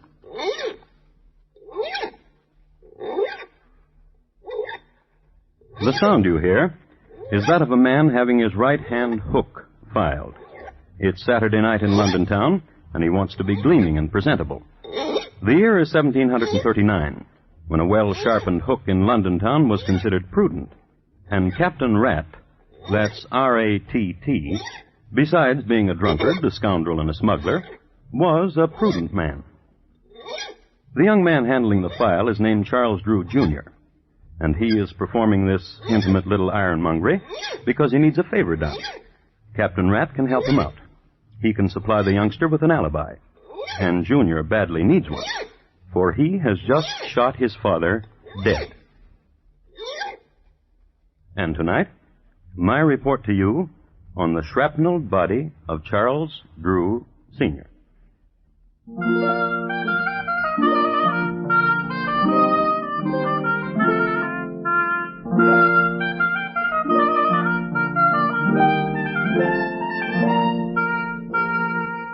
Crime Classics, a new series of true crime stories taken from the records and newspapers of every land, from every time. Your host each week, Mr. Thomas Hyland, connoisseur of crime, student of violence, and teller of murders. Now, once again, Mr. Thomas Hyland.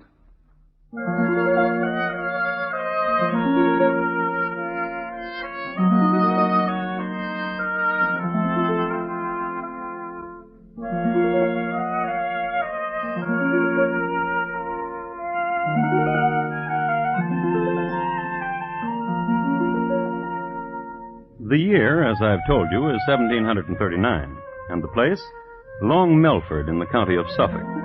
Long Melford was a small, quiet town near London, and in it, a manor, and in the manor a high-vaulted room of roaring fire, great shadows, and flying buttresses. Directly beneath the buttress that flew toward the west, two men, father, son, Charles Drew, Sr., Jr. Son? Yes, Father?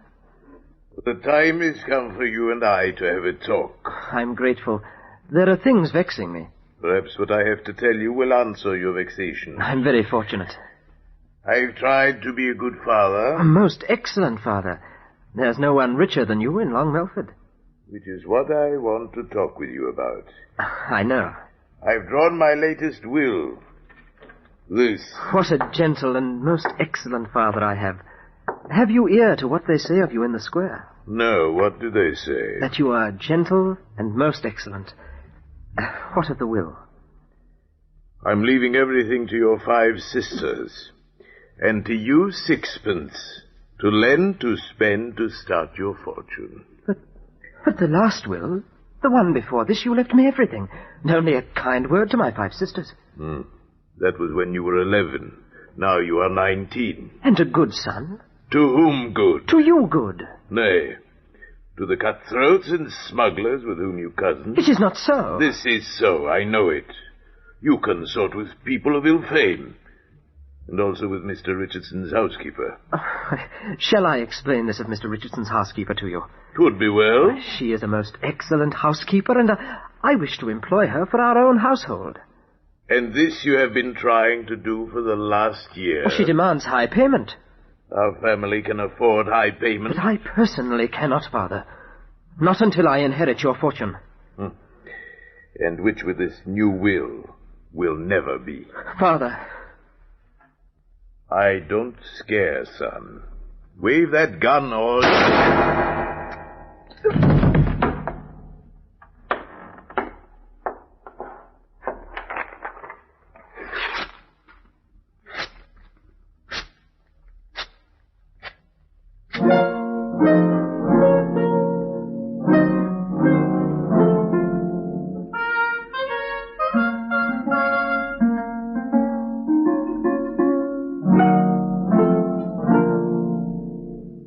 A smattering of intelligence concerning 1739 ballistics.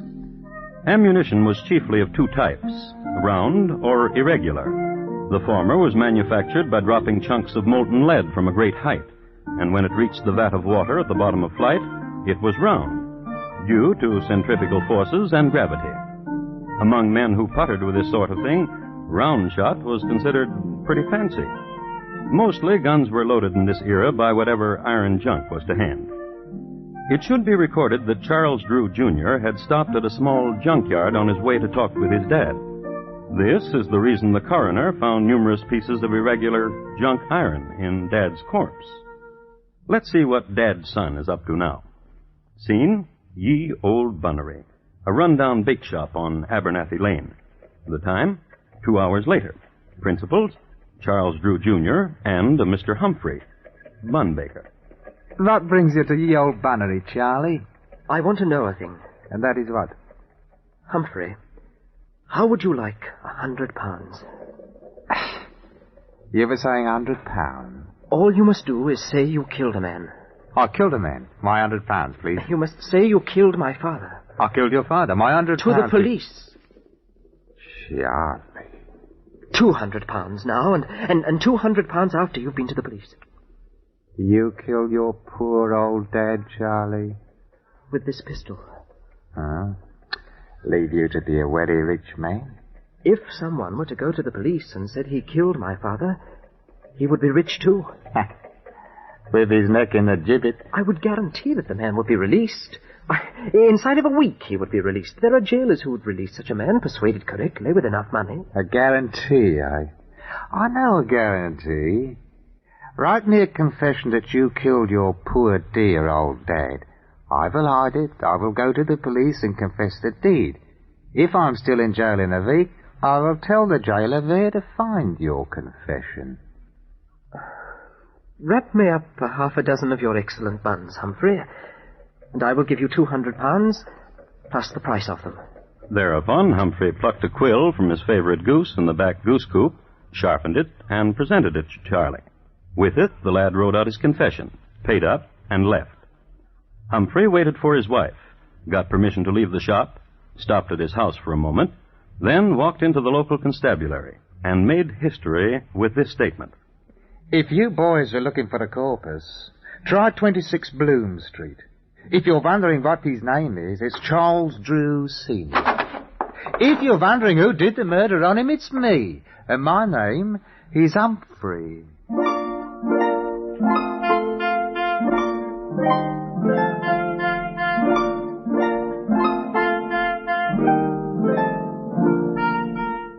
The police, upon arriving at the appropriate room at 26 Bloom Street, understood immediately that foul play had been done.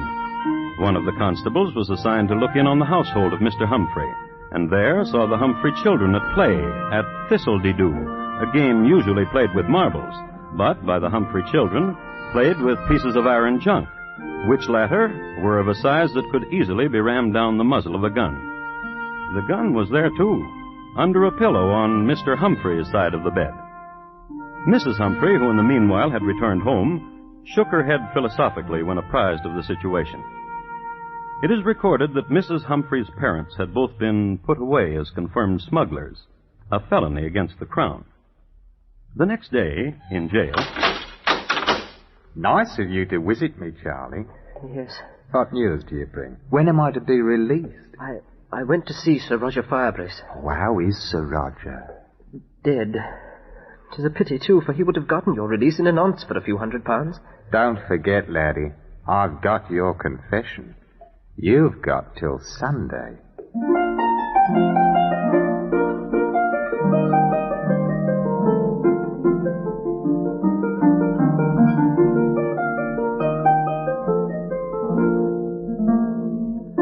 The youngster, however, knew another man of note, Sir Chauncey Fenwick. Sir Chauncey was compassionate and understood the situation exactly, but unfortunately had just had one of his periodic fallings out with the magistrate's wife. But Sir Chauncey did not send the lad away empty-handed.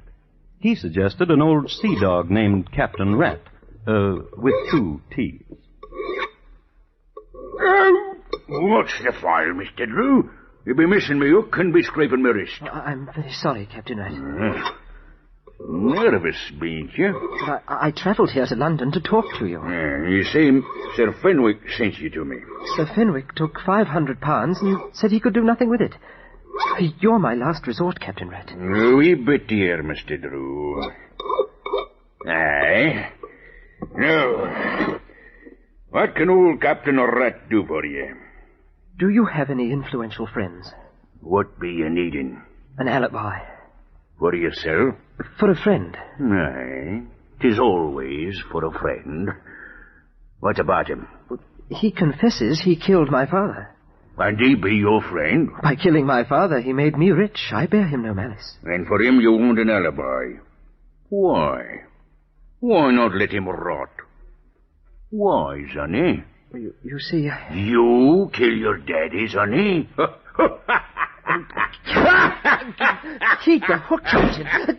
You almost stuck me. Pardon, young gentleman. An alibi you wanted it. For a friend, To say what? That my friend is making a mistake. That he is having hallucinations. That he did not kill my father because he was with you the night my father died. And where, Mr. Drew, will that leave you? Since one has confessed to the crime, it is doubtful whether I would be charged with it. Sly one. Bean't you a sly one, young gentleman? Bean't you? Oh. I'll travel down to the jail with you and have a talk with your friend.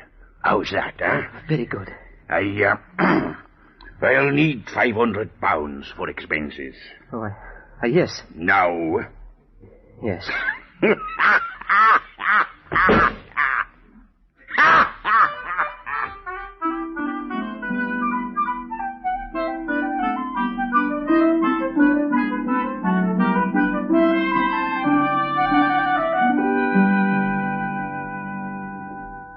It is wasting a Saturday night and all, coming down here to the dungeon speaking to you, Mr. Humphrey. But I don't mind. And you're going to furnish me an alibi, Captain? This be a strange one. I explained it all to you, Captain. You kill your dad. This one here says he done it. Now the both of you want me to say he couldn't have done it because he was with me. That lad thought it up. He's the bright one, not me. My plan will work. By the time you get Humphrey out of here and the police begin to dig about again, I'll be in Paris. Lost. I will change my name, and with my fortune I can... For your fortune, I will do it. I gave you £500. The pittance. Your fortune, Mr. Drew. Except what he's promised to me. What about it, lad? No. Taylor! Pleasant talking to both of you.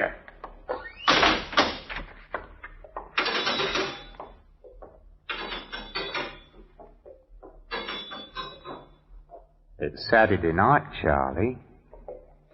What will you do?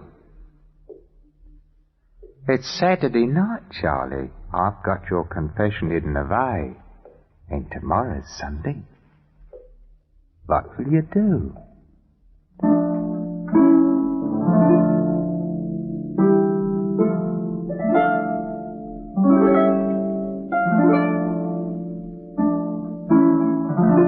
And they looked at each other there in the dungeon, the jailed and the young visitor.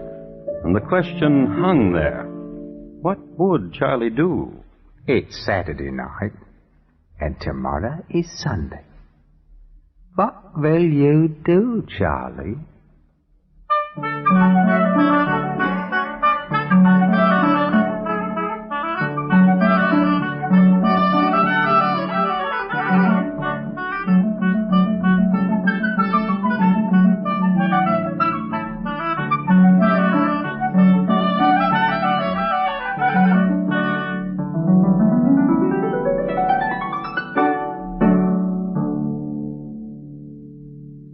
You are listening to Crime Classics and your host, Thomas Hyland.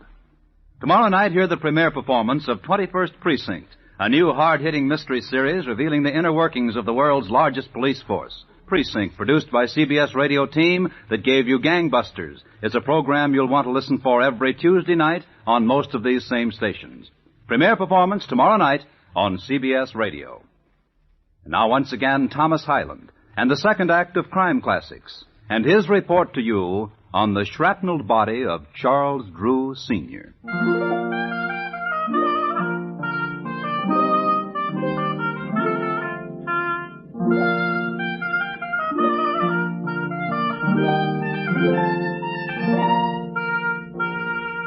It's a short, dusty road from Long Melford to London. Not only that, but these days it's hard to find. In its day, however, it was remarkable for two things. The brothers shoe spooner, Dick and Harry, who embarked on a career of highwaymanship on the morn of June 3, 1735, were hung on the eve of that same day from the highest branch of an elm at a fork on Long Melford Road. The other historic feature of Long Melford Road is the fact that on a Sunday morning, a young murderer, Charles Drew, Jr., and his lady love rode a coach down its ruts. Oh, he's a ranting, roving lad. He is a brisk and a bonny lad. Betide what may, I will be wed and follow the boy with the white cockade. Liz. What is it, dearie? Shut up. Everyone's singing that song, dearie. It's the rage. Please, shut up. Oh, Duck, what's the matter? You're the cause of it all. Of what, old Duck? By killing my father. You wanted a way to have all his money? I told you a way to do, that's all. Yes. Oh, Duck, dearie. You'll see when we get to London what a time I'll show you. Make you forget. Since I've killed him, I've done everything wrong. Will you listen to Liz again? Will you? Surely I'll listen, Poodle. Oh, Duck. Monkey. Will you listen to Liz? Surely. When we get to London, we change your name, and you forget about Humphrey. But if I don't get him out of jail tonight, he'll show the police my confession. But you'll be in London. Start forgetting about him right now. All right.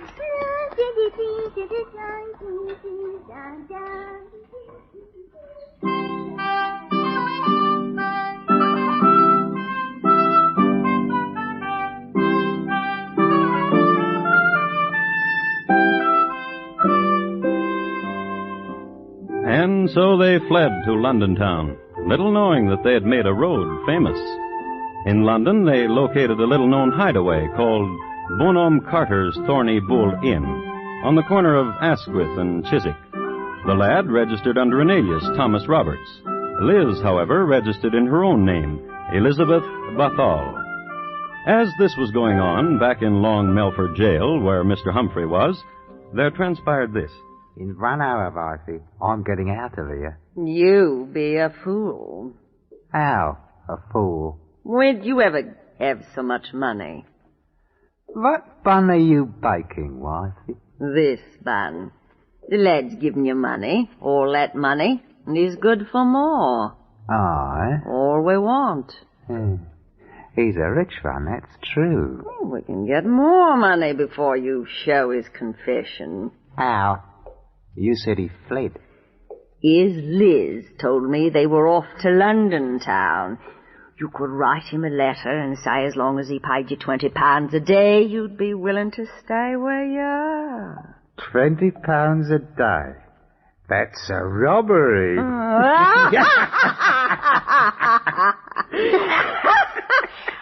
I will go to London and find Master Drew and present him with the letter. How will you find him? I'll ask here and about of him. London, eh, what? London. What of the children? Mrs. Nickelrod says she will take care of them. And you? Alone in London?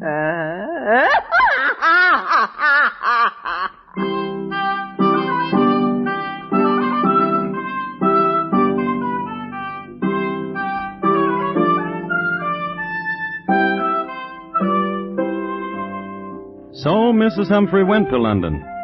A few observations about Mrs. Humphrey. Wash away the flour and the excess dough. Put on long sleeves to hide the muscles made prominent from kneading bun dough. Comb the hair, exchange shoes for boots, and Gertrude Humphrey was rather presentable. When she went to London, Mrs. Humphrey did all of these things, plus making a mental note not to laugh too much, not only because of the horrible sound she made, but also because of the mischievous twitch it brought on, which she could not control. So, off she went to this place, to that, to this pub, to that, asking for a Mr. Drew. I should like to comment here that in 1739 the gin was of an excellent Holland distillation. However, its chemistry had a peculiar reaction with Gertrude Humphrey. Though she fought it, and though she laughed not at the most hilarious joke, including the historically famous one about Lady Mumbly and the Troubadour, the gin caused her to twitch mischievously. This attracted to her London dandies, who plied her with more Holland gin, and who promised her help in finding Mr. Drew, and who never did. But Gertrude never lost sight of her mission, and one night in a pub in Covent Garden... Mister. What's your pleasure, dearie? Well, now, dearie. I want a gin. Gin for the lady. What's your name, dearie? Gertie. Gertie? Aye. Here's your gin, Gertie. Drink up. Well, now, dearie. Is your name Drew? Is that what you want my name to be? I'm looking for Mr. Drew. Mr. Drew, is there a Mr. Drew? Yes. Oh, now, Gertie, I'm the one who's bought you the gin. Yes, my name is Drew. You ain't the Drew I'm looking for. Oh, now, why do you say that? Here now, lad, I'm the fellow who's bought her the gin. Here's a guinea, my lad. Find another lady who likes gin. Oh, I will, that governor. Thank you. Bye, Gertie. Oh, now, why do you weep, pretty one? You're so beautiful. Always cry at beautiful things. Gin for the lady. Now, stop that weeping. Here's your gin. I say, mischievous wink you have. Is that truly your name? Truly, Ladybird, it is. Ladybird. And you were looking for me? Ladybird. Well, my name is Drew, and you shouted for Mr. Drew. So beautiful you are. What do you want of me? I've a letter for a man named Drew. Really? Oh, I want you, David. I really do. Then, give it to me. You must turn your back now. Right you are. Yeah. Oh, you are a conniver, you are.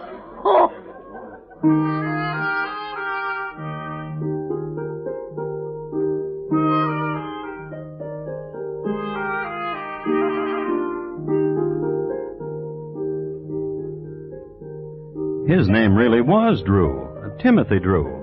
It's one of those coincidences in history which gave rise to the old saw, truth is stranger than fiction, as they say. And he was a curious man, and a proud man, jealous of his name, Drew. He had heard his name mentioned, and he was forced to find out why.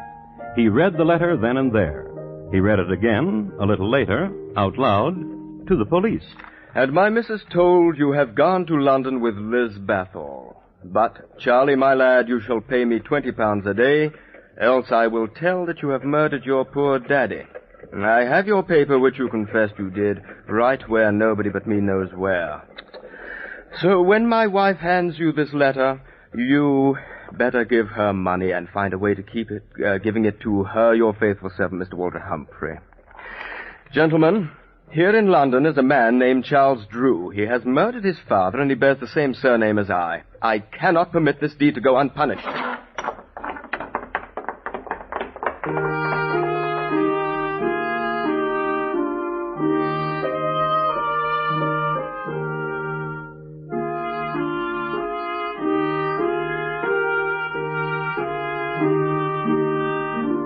Even in 1739, the London police were thorough, and, goaded by the enormity of the crime and spurred and accompanied by a man whose name had been besmirched, they combed the alleys, hostelries, pubs, dens. It was late on a moist Thursday morning when Timothy Drew happened into Bonhomme Carter's Thorny Bull Inn on the corner of Asquith and Chiswick. Bonhomme Carter denied the presence of a Mr. Charles Drew, but affirmed that a Liz Bathal was most certainly a guest there. He directed Timothy to Liz's chambers. Who is it? Open the door. No games, dear. It's too early. Who is it? A representative of the police. Why didn't you say? May I come in? If you be the police, you can do anything, ain't that so? Thank you. I ain't done nothing. Is your name Elizabeth Bathor? It is. Do you know a man named Charles Drew? What's he look like? I don't know. Then how can I tell if I know him? Here. What sort do you take me for? There's no one in me closets.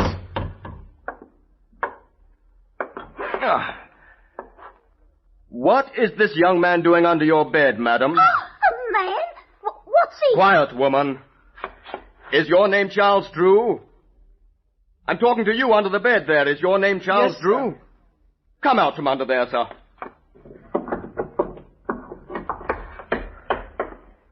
That's right, sir. My name is Charles Drew, sir. And did you kill your father? It would be a small life living as I have been. Yes. Yes, I killed my father.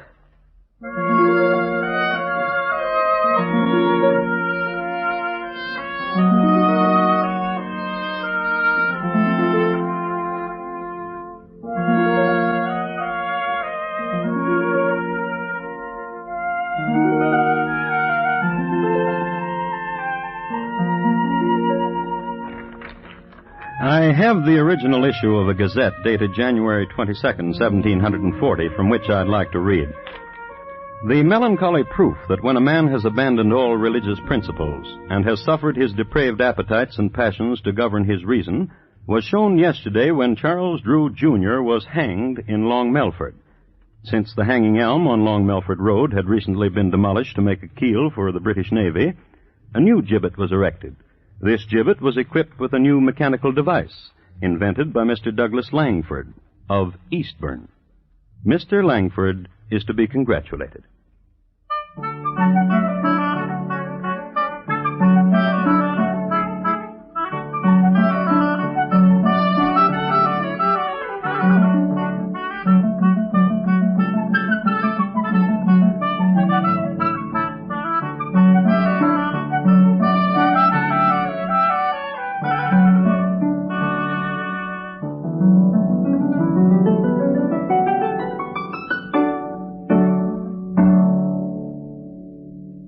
In just a moment, Thomas Hyland will tell you about next week's crime classic. The shrapnelled body of Charles Drew, Sr., tonight's crime classic, was adapted from the original court reports and newspaper accounts by Morton Fine and David Friedkin. The music was adapted from themes of the period and conducted by Bernard Herrmann, and the program is produced and directed by Elliott Lewis. Thomas Hyland is portrayed on radio by Lou Merrill. Charles Drew, Jr. was played by Terry Kilburn, and Liz by Betty Harford. Featured in the cast were Paul Frees, Ben Wright, Irene Tedrow, William Johnstone, and Anthony Ellis. Bob Lamont speaking. And here again is Thomas Hyland. Next week, the office directly below that occupied by Oliver Wendell Holmes is the scene of a catastrophe. The place, Harvard Medical School. The time, 1849.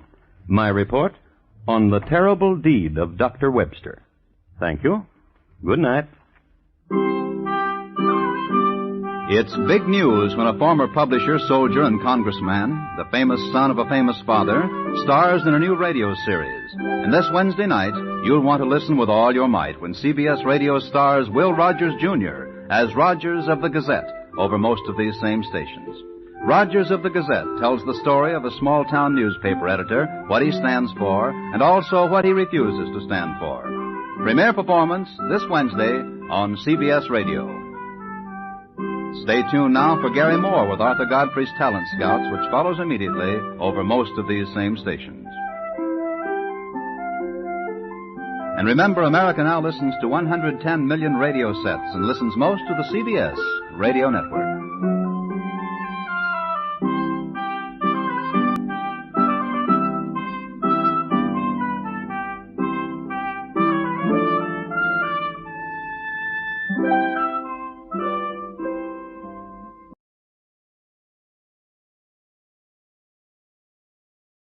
Good evening. This is Crime Classics. I am Thomas Hyland. I'm going to tell you another true crime story. Listen.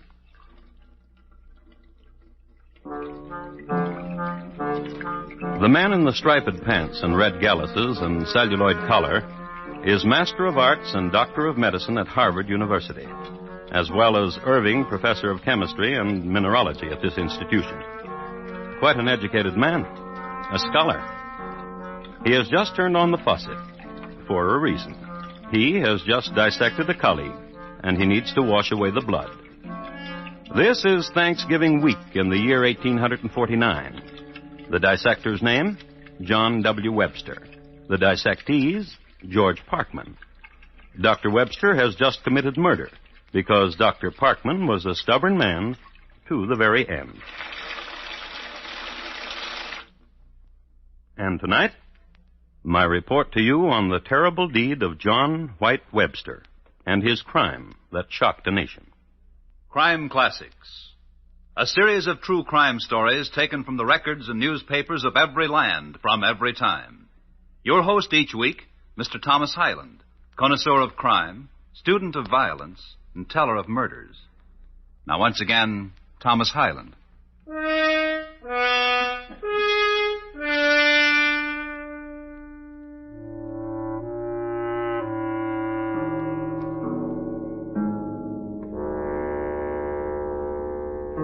The place is the Massachusetts Medical College on Grove Street in Boston in the year 1849. The college was a three-story building, the top 2 floors of which were reserved as offices and studies for the faculty. Dr. Webster occupied 2 high-ceilinged rooms on the 2nd floor, just below the suite occupied by Oliver Wendell Holmes. On the afternoon of November 23, Dr. Webster had a visitor, a man much taller and heavier than him, a man of scholastic bearing, a man whose spectacle ribbon touched lightly his mutton-chop whiskers. His name, Dr. George Parkman. Doctor, lecturer, creditor. A man with a purpose. I want my money. You'll get it. When? When I've got it. I must tell you something, Dr. Webster. Oh, can't you just drink your tea and enjoy the afternoon? No? Very well, then. Tell me something, Dr. Parkman. You're a dishonest man. Lovely autumn afternoon. A cheat. No surgery to do. A thief who beguiles his friends. I'm not only speaking for myself, you know. You mean you've been commissioned by my other creditors to come here and insult me? Now, Doctor, can't we just chat? Of course we can. Gentleman to gentleman. Doctor to doctor. Of course we can. Lemon? Sugar? Money. And what to chat about? I know. In surgery yesterday morning, a most peculiar thing... You're an amazing man, Dr. Webster. You combine your great skill with being a great rascal. Oh, come now. I lent you $450 as mortgage on your property. And you turn around and mortgage it again. Someone else for $600. How can you do such a thing? Quite simply. I need a sum of $1,000, and my property is not worth that much. Good day, Doctor. Dr. Parkman. Yes? Are you going to the police? Yes. To disgrace me? I don't care about the results. I do. Dr. Parkman. Don't plead with me. Of course not. I've something in the kitchen I want to give you. It's about time. Quite. I should not have waited this long. Come along.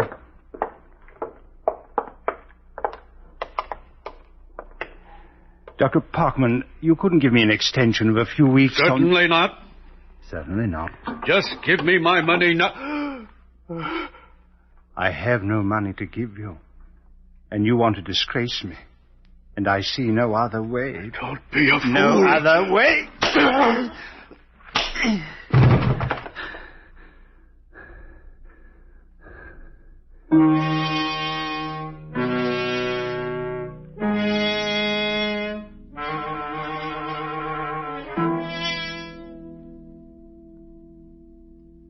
And so Dr. Webster killed Dr. Parkman. And, as I have indicated, Dr. Parkman died hard. At this precise time, the murderer must have observed several moments of contemplation and reflection on what he had done, to consider it, to assess it, and, being an intelligent man, an evaluation of the mess he had gotten himself into. Such moments of intimate musings we cannot know, nor as gentlefolk should we intrude upon. So, give Dr. Webster his moments, and let us perform a superficial examination upon the man biographically. I have here a copy of the Boston Herald of the day. It gives Dr. Webster a neat spread on the front page and says, among other things, this. He was born in Boston about the year 1788. He came from a family of considerable wealth and respectability. He received a most liberal education and adopted the profession of medicine. In 1833, he visited the gay metropolis of Paris, France, and afterwards went to the Azores. In 1837, he was elected Irving Professor in the University at Cambridge, Massachusetts. When his father died, he inherited $40,000. I would just like to depart from the paper for a moment to tell you that when he inherited this money, eggs were 12 cents a dozen. $40,000 which he wasted, which he threw heedlessly away into the vortex of fashionable life. Money went, debts came, and so on. Nothing novel. Money went, debts came. So did a wife and 2 children. So, having given Dr. Webster his moments, back to him now and observe him. Instrument of death still in hand, pale, still laboring for breath. Suddenly, a murderer. Instrument of death no longer in his hand, but no less a murderer.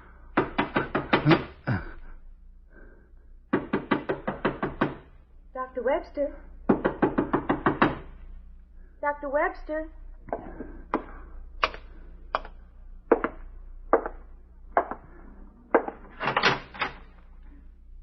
Hello, Dr. Webster. Well, I'm here. You haven't forgotten, have you? What? The tea. You said come to tea. Oh, yes, I remember. Well, aren't you going to ask me in? No. But you said come to tea, and you said you would sell me a ticket to your lectures. Oh, I'm sorry. Come in. Sit down, my dear. Oh, you were teasing. The tea things are all ready, and you've already poured. Miss Montgomery, my dear. Yes, Doctor?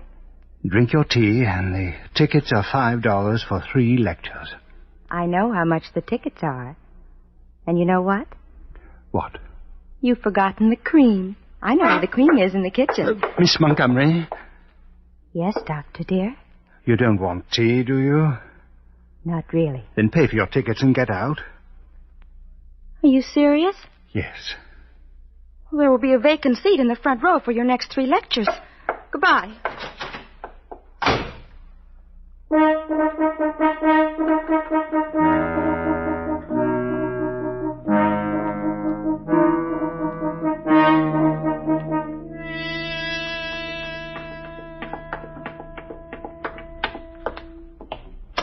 Hello, Mr. Littlefield.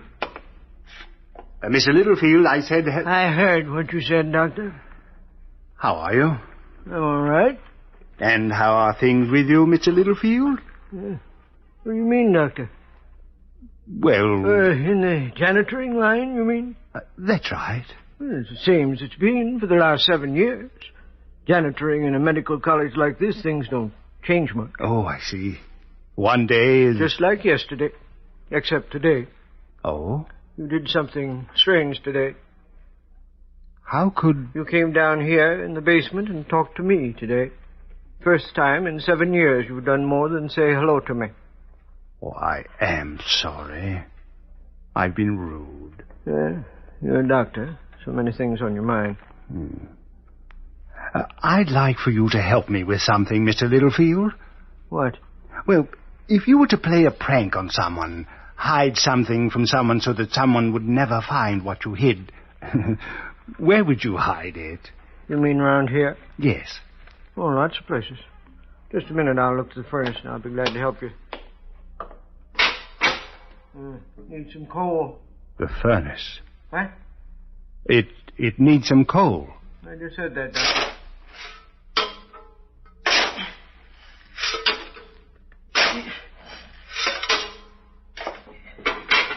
Yeah, no. I'll be glad to show you some nice hiding places, Doctor. Come on along. Yeah. What are you figuring on hiding? Now, that would be telling, wouldn't it? Big? Small? Oh, kind of like this? Medium, huh? Yes, I would say so. Fine. Just follow me, Doctor.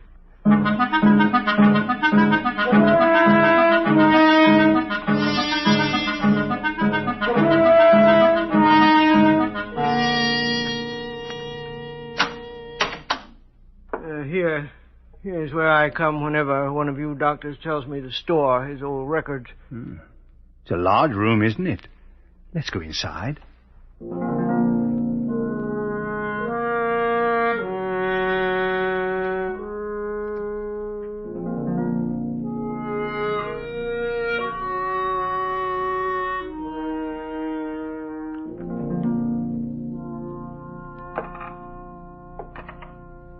And up here in the attic, no one ever disturbs these old storage crates. Huh? Oh, time for me to be going home, Dr. Webster. A few more places, Mr. Littlefield.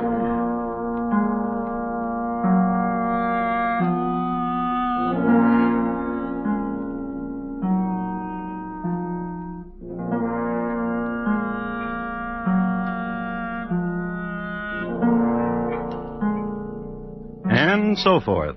A lot of places, good hiding places, rarely visited, if ever. So Dr. Webster shook the hand of Ephraim Littlefield, thanked him, and bade him good night. Not at all, Doctor. Don't mention it. And Dr. Webster went back to his apartment on the second floor of the building. No melodrama. The body of Dr. Parkman was still on the kitchen floor, and there was work to do. Light the candles, turn on the faucet, and get to work. Man at work. Dr. John W. Webster, Master of Arts, Doctor of Medicine, Surgeon. Dr. Webster by candlelight. Finish making the tour, downstairs, upstairs, further upstairs, the attic. At 2 o'clock in the morning, and so forth. Work done.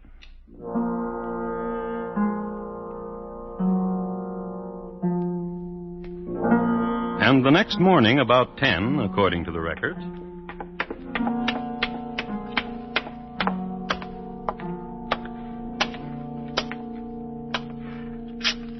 Good morning, Mr. Littlefield. Good morning, Doctor. How are you?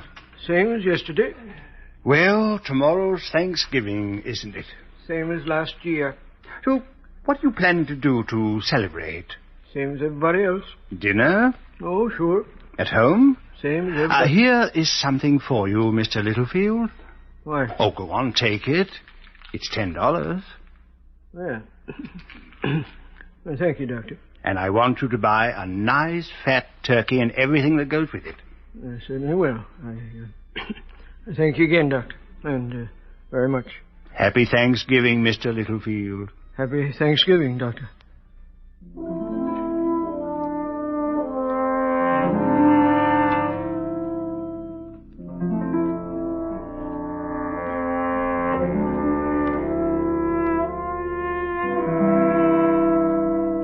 And they shook hands again and bade each other goodbye again. And the Thanksgiving season was upon them.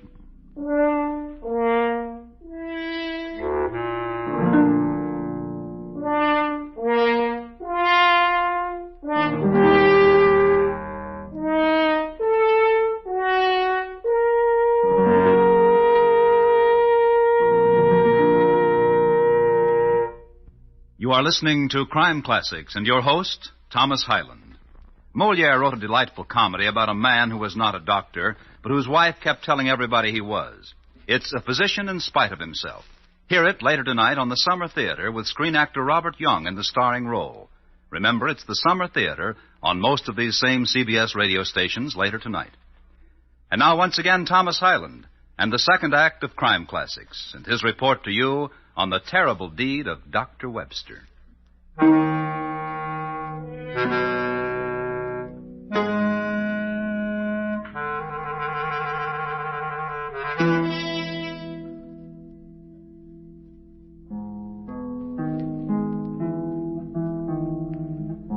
Let's talk about Boston for a moment, a city of genteel culture and tradition.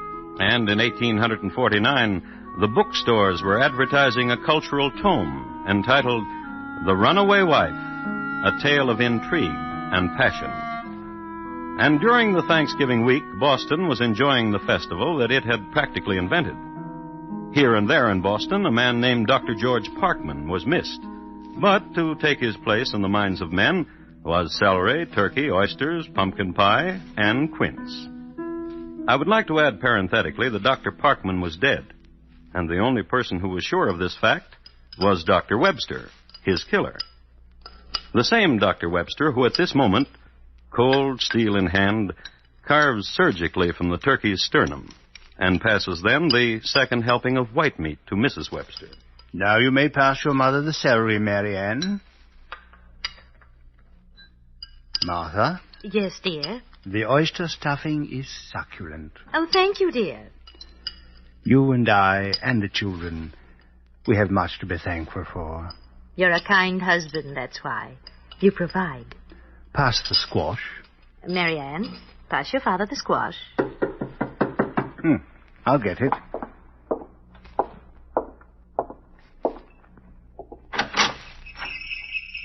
Yes, sir? Good afternoon, Doctor. I'm so sorry to disturb you. Yes, what is it? Oh, I'm from the police, sir. Cliver. Daniel Cliver. Oh, please come in. Well, I see you're having your Thanksgiving dinner. I don't want to disturb you. Oh, do come in. Won't you join us? Well, thank you, no, sir. What may I do for you? Is Dr. Parkman here? He seems to be missing from his usual haunts. John, what is it? Dr. Parkman is missing from his usual haunts. And I thought you might give us some information as to his whereabouts. Me? Well, 2 days ago, he was seen going into your study at the college. 2 days ago. 2 days ago, that would be Tuesday. No. Oh, yes. Tuesday he visited with me and we had tea. Stayed for perhaps an hour and then left. You're sure of that, Doctor? Well, sir, in situations where it is important to be certain, physicians such as I can be counted on to respond with accuracy. Well, Tuesday, Mr. Cliver. Since that time, I have not seen Dr. Parkman. Will you have some sherry? Thank you, sir. No, I'm sorry I disturbed you, sir.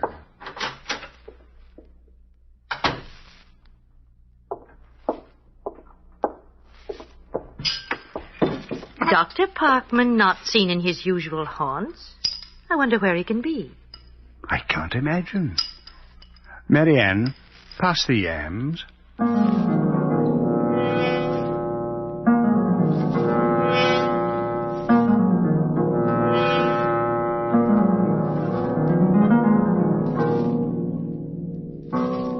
Homey scene in Boston, Thanksgiving Day, 1849. Typical festive scene, and I suppose typical, too, for Boston men whose deeds of murder are 2 days old. And janitors have holidays, too, and families and groaning boards. Mr. Littlefield, for example, in his small brick house in Cambridge, near the college. Care for more dark meat, Mrs. Littlefield? No, don't mind if I do. There you are. Juiciest bird we've ever had to table. Juiciest. What did you say, Mrs. Littlefield?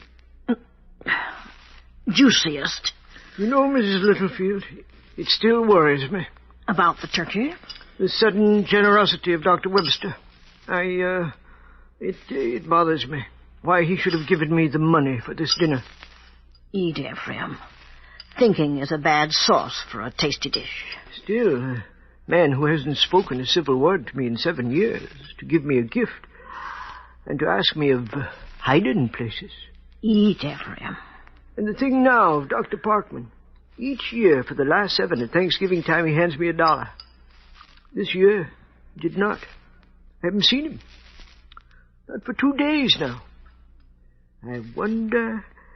What you imagining? Mrs. Littlefield? Yes? I better speak to people. That's what.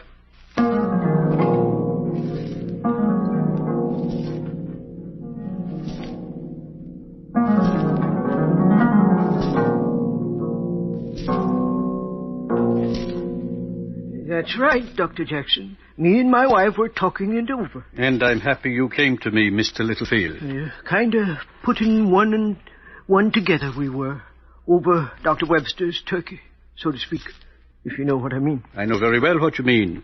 Dr. Webster's asking about those hiding places. And Dr. Parkman's disappearance. Both happening at the same time. One and one together, I say. What do you think, Doctor? Time for action, Mr. Littlefield. Let's call on Dr. Bigelow, and the three of us will seek an answer.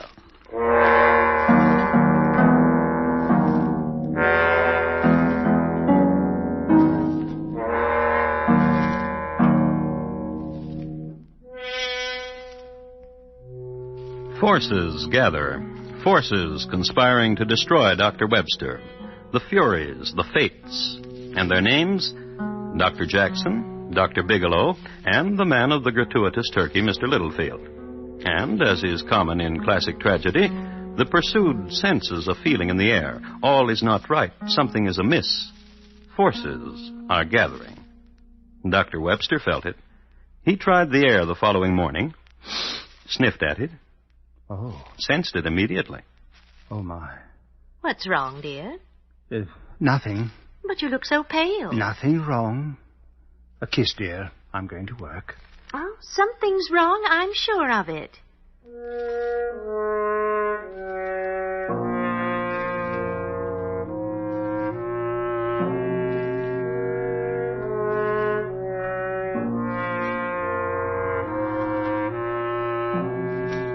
And, having kissed his wife and sniffed the air again to make sure, Dr. Webster didn't go to work at all. Instead, he called a hansom, gave the driver an address, and was driven to a more or less fashionable part of town. Gave the driver his fare, received a wink in return, and knocked on a door.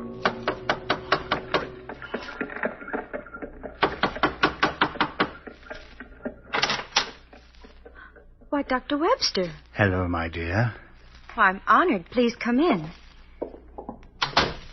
I really didn't mean it, you know. Mean what? About not coming to your lectures. I wouldn't miss them for the world. I've come to give you your tickets. Here. Thank you. They're free. Miss Montgomery. Yes? When Dr. Parkman left my apartment the other day, Tuesday... What? Just after you came in, didn't Dr. Parkman look... Dr. Parkman? Didn't he look nice? In good health, robust, springy step? You recall you remarked on his springy step? I? Yes. Oh, you've done something naughty. What have you done? First tell me what happened when you came to my study at the college Tuesday to buy tickets. Well, I knocked on your door. Very good. You opened it for me. Good. Bade me enter. Yes. Introduced me to Dr. Parkman, who was just leaving. Oh, excellent. We watched him go. And you said? My, what a springy step Dr. Parkman has. Bravo, bravo. Don't be troubled, Doctor dear. I'm your friend. Your very good friend.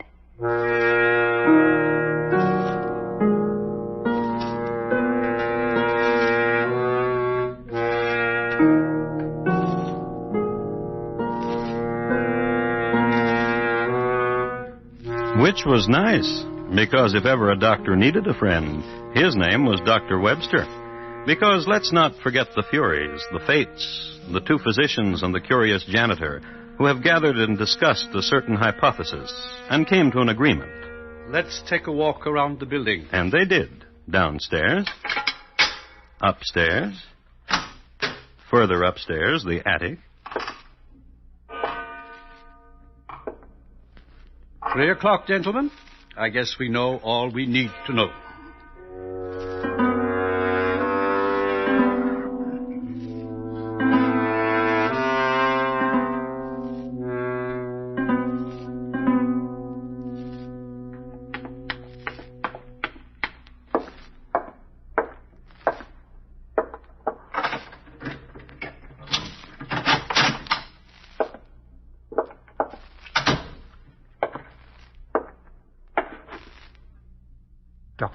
Dr. Jackson, and... Forgive this intrusion upon your study, Dr. Webster.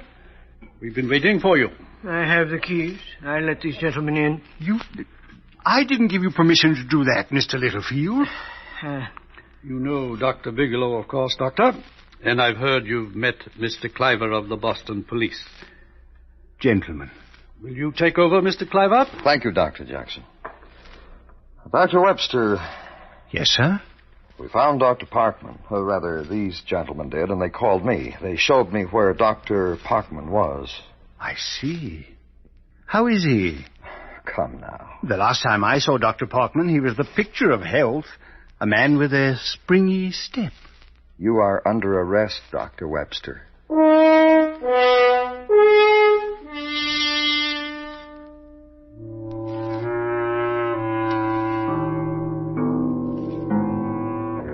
And they took Dr. Webster away, and they locked him up and held a trial for him. And in spite of his protestations, found him guilty. I must tell you, too, that Miss Montgomery, shy girl that she must have been, completely disappeared in the face of adversity. While waiting for final sentence to be pronounced by the governor and council, Dr. Webster maintained his usual good spirits, partook heartily of the food afforded him by his friends, and generally behaved himself. Then the sentence was handed down. He was to be hanged. Oh, no. By the neck until he was dead. I confess that I killed Dr. Parkman. There. That makes up for something, doesn't it? On August 31, 1850. Doesn't it? And that's when he was hanged. For a deed of blood, for a murder most foul.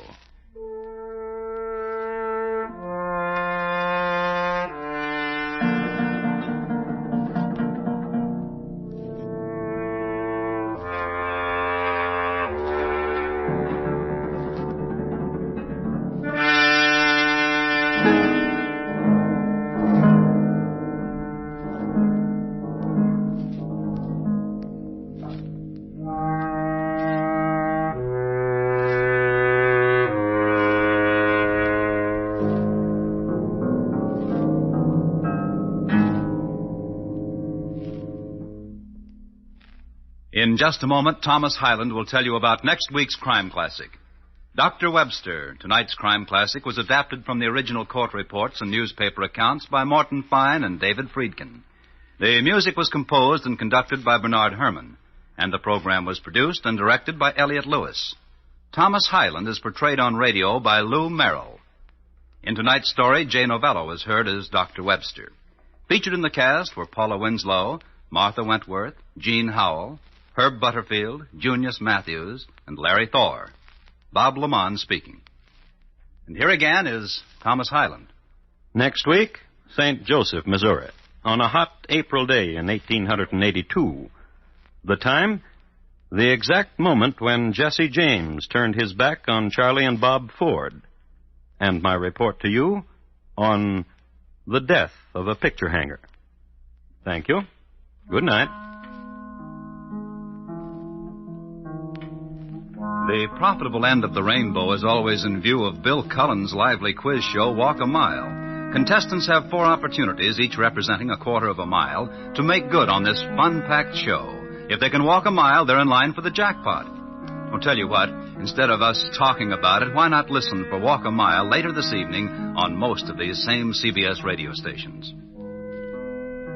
Stay tuned now for Gary Moore with Arthur Godfrey's Talent Scouts, which follows immediately over most of these same stations. And remember, there's action as a policeman really finds it in 21st Precinct, Tuesdays, on the CBS Radio Network.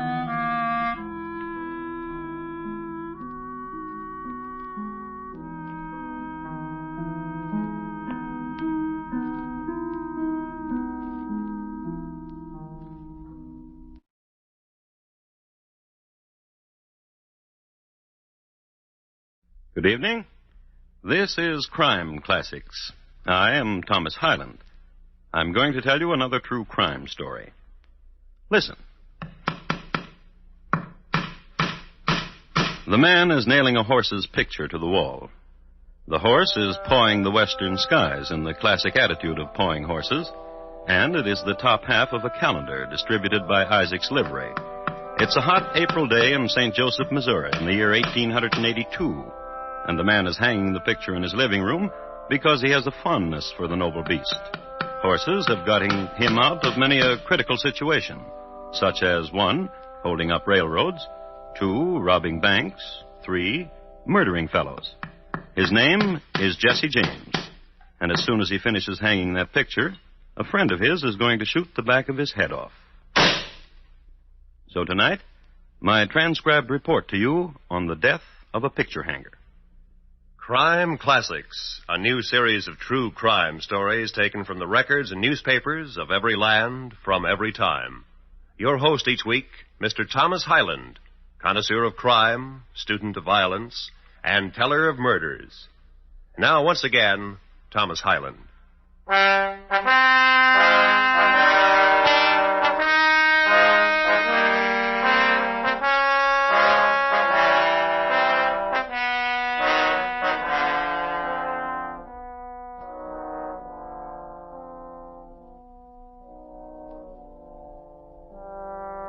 Tonight, we take you to Jefferson City, Missouri, to the mansion of the governor of that state. His name was Crittenden, but his cronies called him Critch.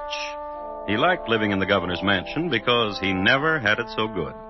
There were servants, crystal chandeliers, wine furnished by cronies, entertainments by cronies, and best of all, 6 small gilded cherubs, backs bent cheerfully to support a cast-iron bathtub, and quite often the governor also. So, if you've never attended a governor taking a bath, here's your chance. Where's that soap? Where is it? Well, there it is, Critch. Right behind you. Sheriff. Uh-huh. When's the last time you had a bath? Kansas City. Just after the hanging of Billy Bob Williams. Let's see, that was, March 12th last. What a memory you got, Governor. Yeah, hanging outlaws is one of the nicest parts of this job, Timberlake. You ever get to be governor, hang a lot of outlaws and remember when. That way you can tell people, and people will be impressed and keep you governor. I'll remember. Hand me that rose water and glycerin, Sheriff. Oh, sure. Thanks.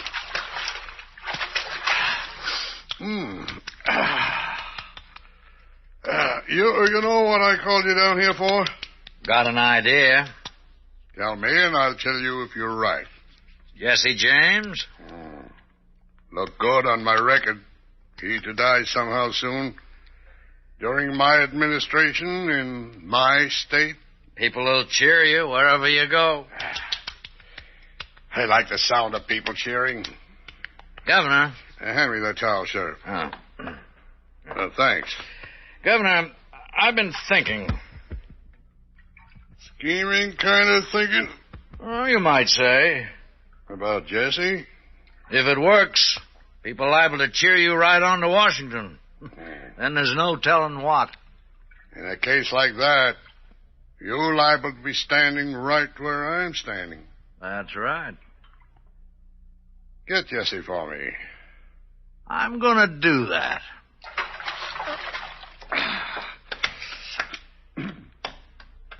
Not since Kansas City, huh, Sheriff? Not since then. Well, how'd you like to take a bath right now? I didn't want to say nothing. I was hoping you'd ask. She's all yours, Sheriff. Enjoy yourself.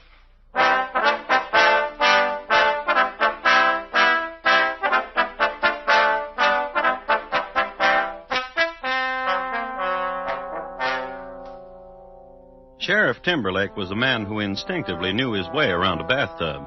He soaked, lathered, and rinsed, and was out of there in the shake of a lamb's tail. Then he went home. Then he changed his clothes.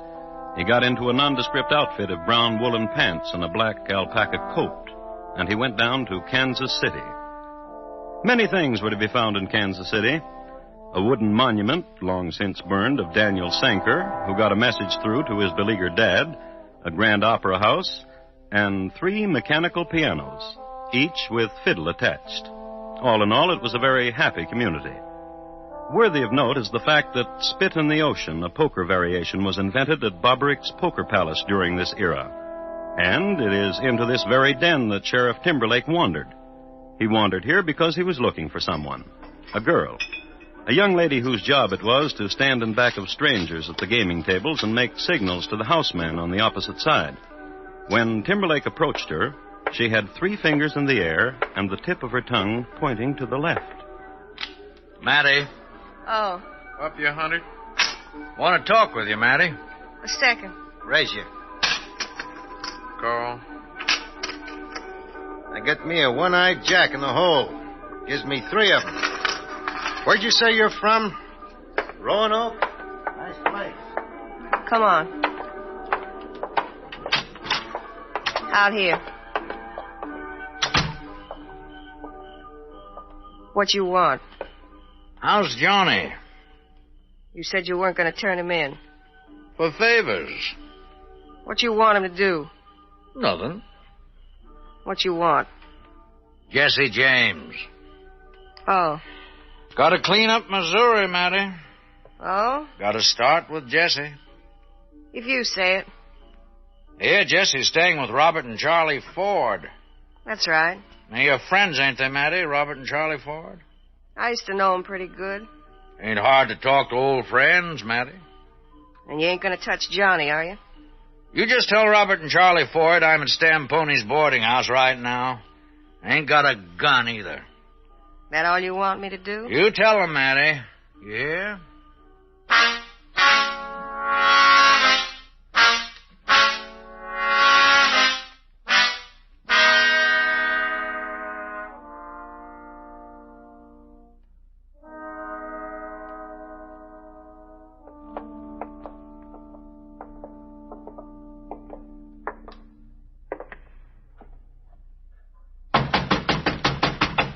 Who is it? Ford. Door's open. Come on in, boys. Well, didn't Matty tell you I left my guns back in Jefferson City? Just you come on in.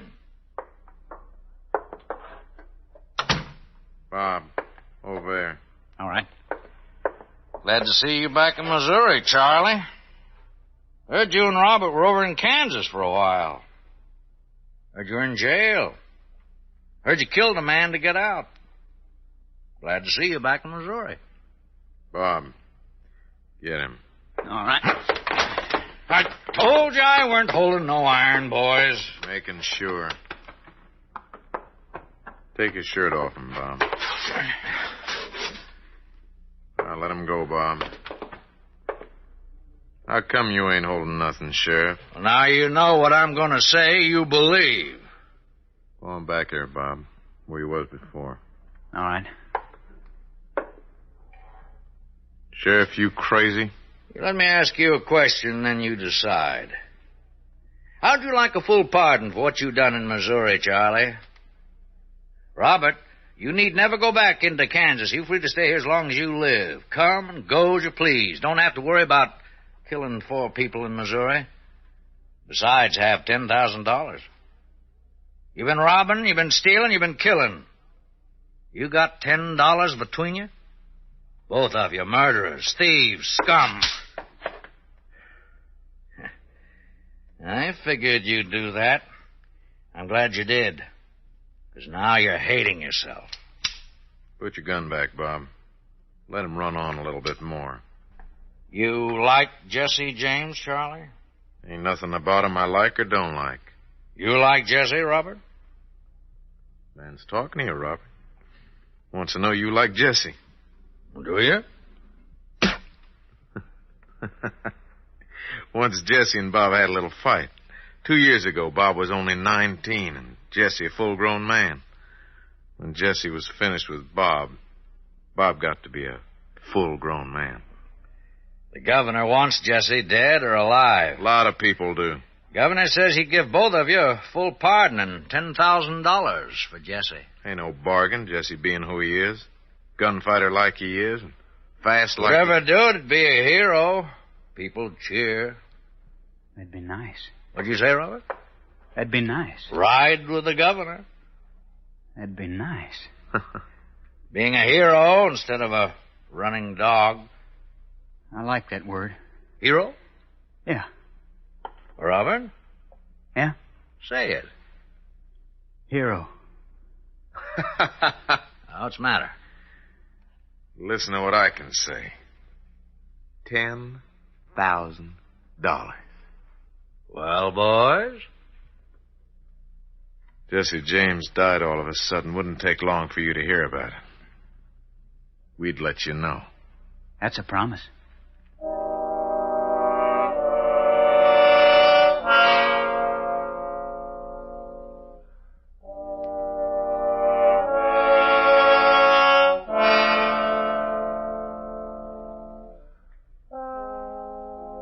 Chain reaction. Governor in bathtub. Sheriff in waiting. Mattie, the girl card watcher. And the brothers Ford, Robert and Charlie.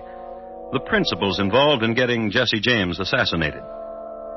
It would be well at this point to remark upon some of the accomplishments of Jesse James.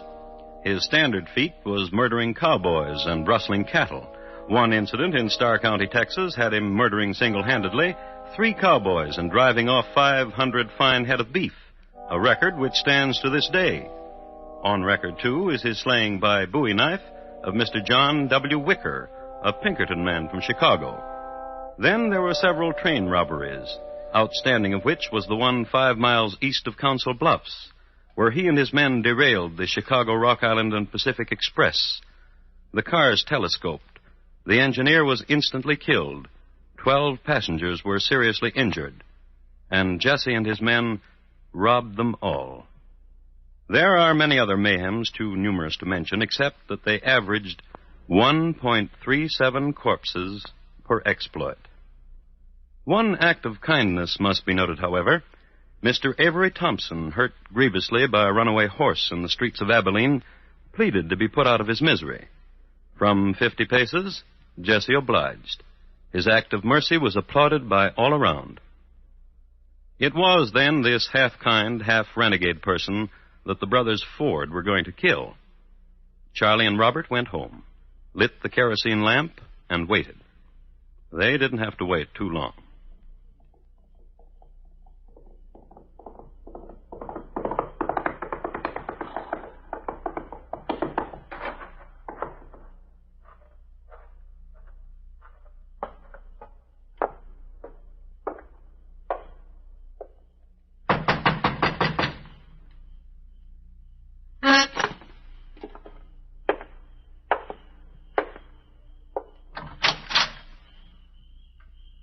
Hi, Jesse.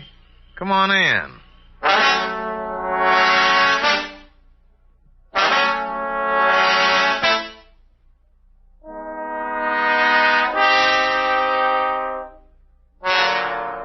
It was a Saturday night when Jesse walked through that doorway in Ray County, and Sunday was his favorite day because he could sleep late.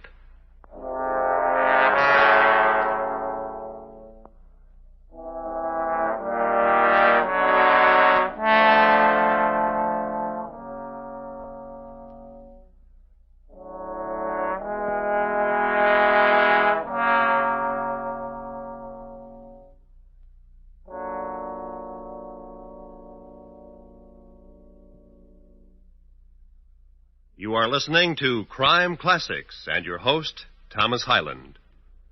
Tomorrow night, if you're in the mood for still more adventure listening, don't miss 21st Precinct, the program that probes the inner workings of the world's largest police force. 21st Precinct shows you policemen as the human beings they are, exposes their tough grinds, their dangerous careers. Remember, it's Tuesday nights on most of these same stations, presented by CBS Radio. And now, once again, Thomas Hyland and the second act of Crime Classics, and his report to you on The Death of a Picture Hanger.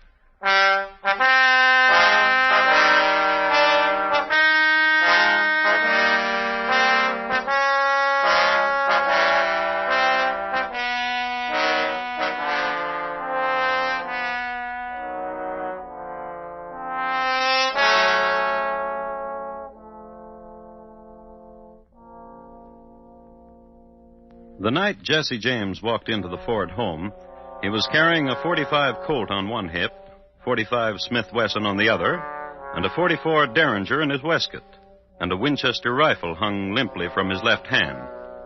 Armed in this manner was standard operating procedure for Jesse when he walked into homes, a procedure which varied only some years before when he courted. At this time of romance, he did not wear the Derringer. It should be remarked, however, that the Winchester was kept by his feet like a faithful old dog. All of which adds up to the fact that all of the people who tried before this Saturday night to kill Jesse were long dead. And the Ford boys, Robert and Charlie, were well aware of this fact. But Robert wanted to be a hero, and Charlie wanted $10,000. So they were very hospitable. Sit in the rocker, Jess. Want some whiskey? Bob. Heard you've been in Jefferson City, Jess. Here you are, Jess.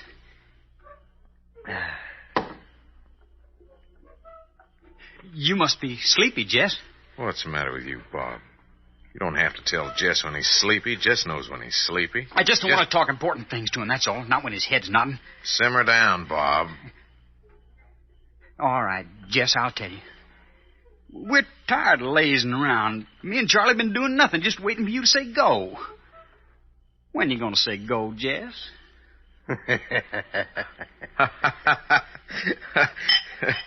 Kid's anxious, Jess.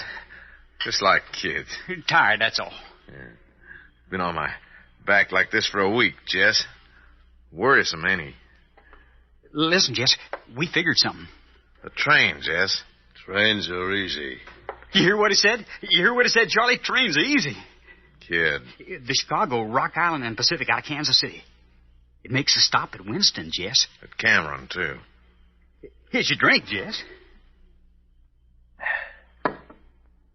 We going to do it to the train, Jess? Need some sleep. Bob, fix Jess that place in the barn. Sure will.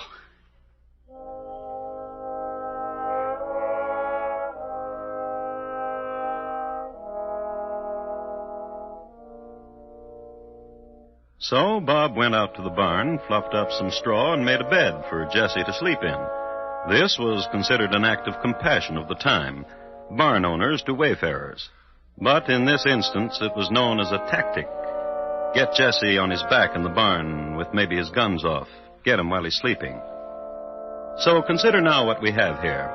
Jesse James bedded down for the night and his two would-be assassins as guardian angels. In the trade, this is known as a precarious position. So switch now from prone Jesse to outside the barn. Nearly midnight in Missouri, and a mist from the river threading between Charlie Ford and Bob. When are we going to kill Jess? Try killing him from now on. You think he's sleeping? Where'd you bet him down? Under that window. Let's go peek, see if he's sleeping. What you think? He's lying there, all right. Eyes closed? Can't tell. Sure tell this, though. What? Look at that pool of moon. Wait a minute, I'll get out of your way. See? He's holding a gun in each hand. He's a light sleeper. When he sleeps. We don't even know he's sleeping. Charlie. Shoot him. Kill him. You want to be the hero, younger brother. You do. Supposing I miss. I'll shoot you just where you're standing if you miss. Because if you miss, you wake Jess. And I'll just explain to Jess that I killed you to save his life. That way, saving mine. If we were sure he's sleeping, be no trouble at all. You make sure. If some kind of animal or something walked by him soft, that'd be a way. Hey, you wait here a minute. Come here, you little old dog. That's right. You too old to live anyhow. Little dog's too old to live anyhow, Charlie. Step aside a minute. I'll push him through this chink in the wall. critter'd run into the barn past Jess, and we'll find out for sure. You chattering like a woman, Bob. Just do it.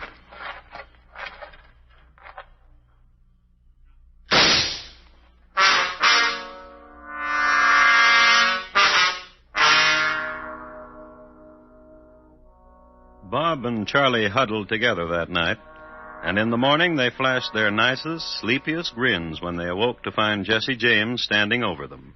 I shot me this critter last night. Who's going to cook me my breakfast? The boys tumbled out of bed and vied who would be first at the skillet. Bob won, and Charlie put the kettle on. It was late, and it was Sunday, so they had brunch. Toward its end, as a gesture of carefree camaraderie, Jesse heaved the Ford's best china against the wall. Breaking them against the wall's easy, Jess.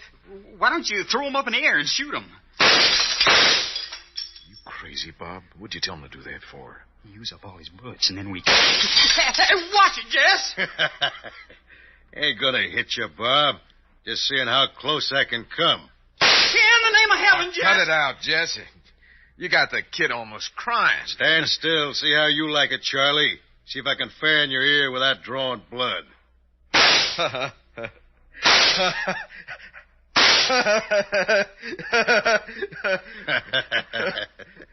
Now let's go do it to a train.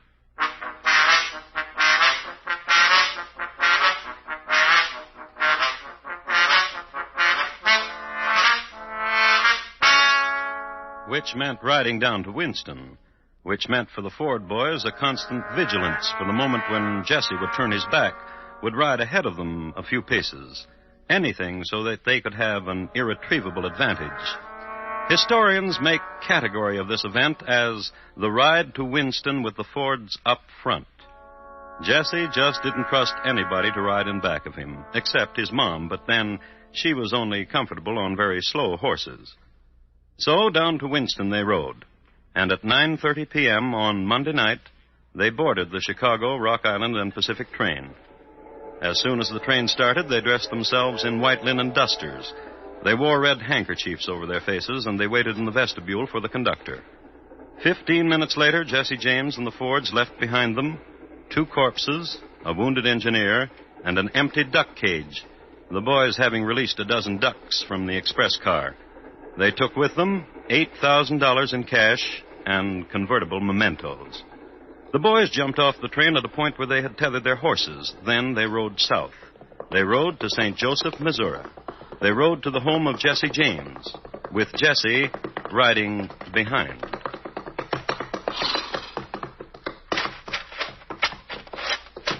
Wait out here, boys.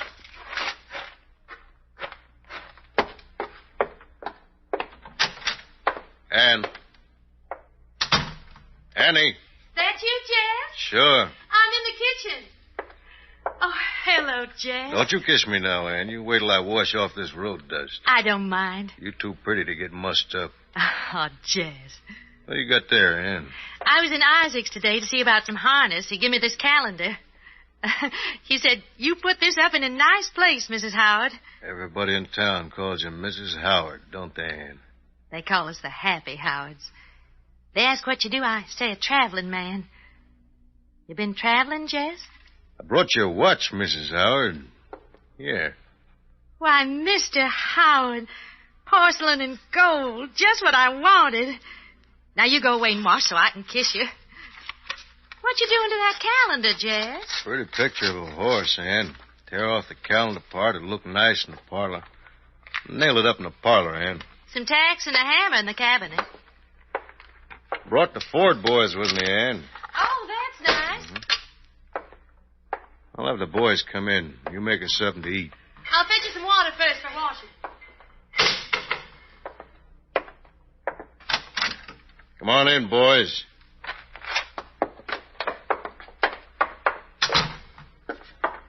You boys like this picture? Right good picture of a horse. What are you going to do with it, Jess? Figured to hang it here somewheres. I wouldn't want me a picture of no horse in the parlor. You just ain't got no eye. No, he ain't. Yeah, I think hanging a picture like that's real good. Where are you going to hang it, Jess? Here, I guess. That's too low to hang a picture. Yeah. Higher, huh? I had me that picture, and I was going to hang it. I'd hang it higher. Maybe you're right. Pleasant to be home. How's your missus? Pleasant to be home. Man don't have to carry around all these guns weighing heavy around his middle. Feels mighty fine. I said, how's your missus, Jess? Getting water. Gonna cook us something. Get off that chair, Bob. What for? You stupid. I said I was gonna hang me this picture. All right.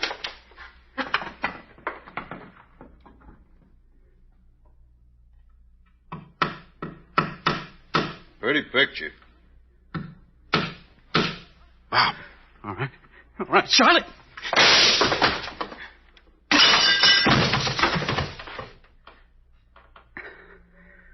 You shot the back of Jesse's head off, Bob.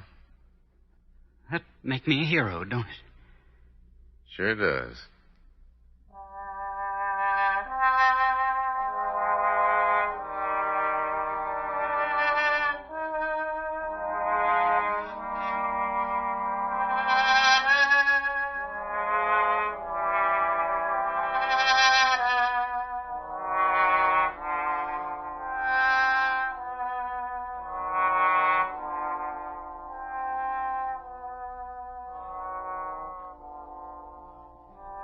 Shooting Mr. Howard, alias Jesse James, in the back was a very heroic deed.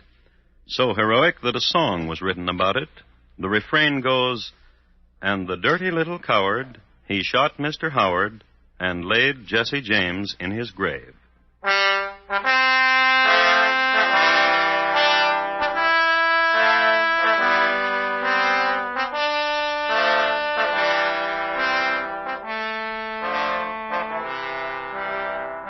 And Joseph Granby, Roy Rowan speaking. Now, here again is Thomas Hyland. Next week, a bedroom in Baltimore, Maryland, in June 1871. Its occupant, William Scott Ketchum, Major General, United States Army, retired. My report to you will be on the final day of General Ketchum and how he died. Thank you. Good night.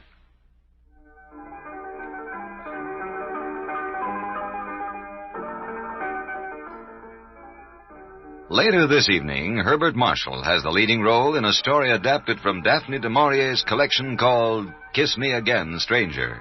It's the eerie story of the birds, describing strange happenings on an otherwise quiet English countryside. Hear it later this evening on most of these same stations when CBS Radio presents The Summer Theater. Yes, later this evening, starring Herbert Marshall. Stay tuned now for Gary Moore with Arthur Godfrey's Talent Scouts, which follows immediately over most of these same stations. And remember, for Mystery Mixed with Merriment, join Mr. and Mrs. North Tuesday nights on the CBS Radio Network.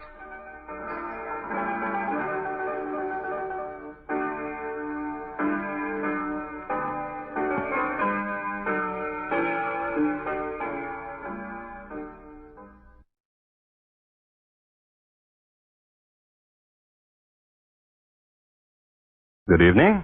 This is Crime Classics. I am Thomas Hyland. I'm going to tell you another true crime story. Listen. The general just fell out of bed. His name? William Scott Ketchum, Major General, United States Army, retired. So that there'll be no mistake, this is the same William Scott Ketchum who led the famed Ketchum's Raiders against the Seminoles in 1842, who was acting Inspector General of the Department of the Missouri, and the one who did such a bang-up job of recruiting in Harrisburg, Pennsylvania during the Civil War. The general is in agony. In protest against the quick ebb of his life, he's kicking the floor.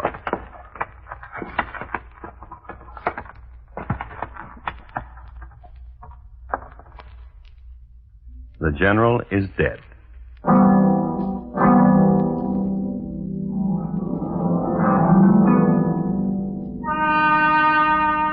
And tonight, my transcribed report to you on the final day of General Ketchum and how he died.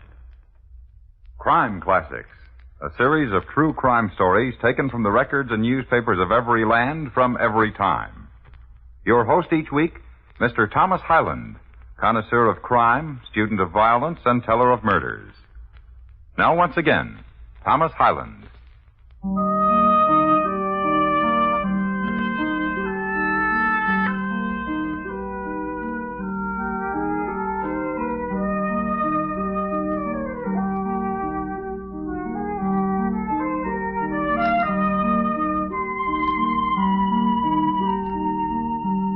The year is 1871. The place is Baltimore, Maryland. The month, June. No poet in the world, to my knowledge, has ever written a poem about this month in Baltimore. It is hot, it is humid, and the oysters are not in season. And any almanac will show you that in June 1871, had oysters been in season, with eggs and breadcrumbs, they could have been fried on the sidewalks. For most Baltimoreans, it was the season for dipping hands into tepid scrub water to wash the marble stoops. It was the season for sleeping on back porches and Druid Hill Park, the time of sweat and the hand fan, and the usual quota of elderly stout folk dropping dead from the heat. In short, it was a time to get out of there. In a certain house near Charles Street, a lady was preparing to do just that. Her name, Mrs. Wharton. And she was packing to go to Europe.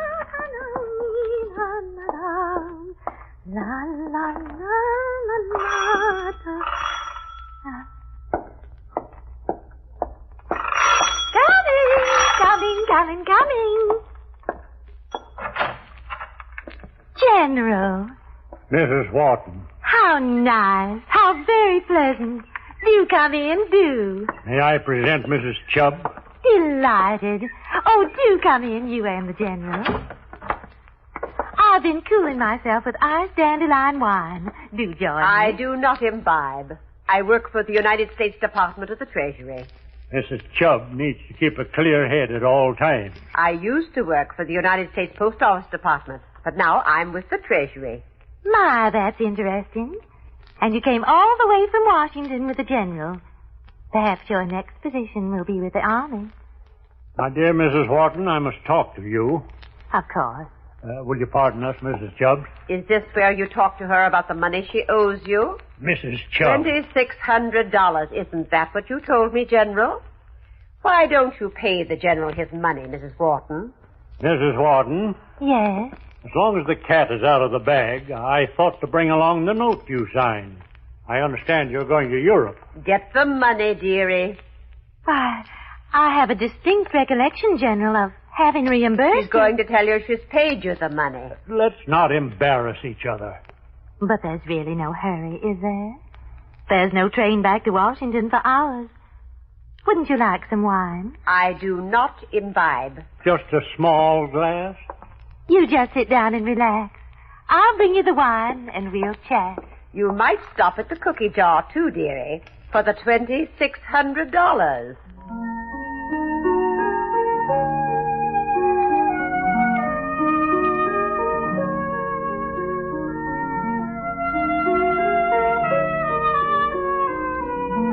The heat in Baltimore wasn't bad enough, but what the only breeze was an ill wind that blew in from Washington.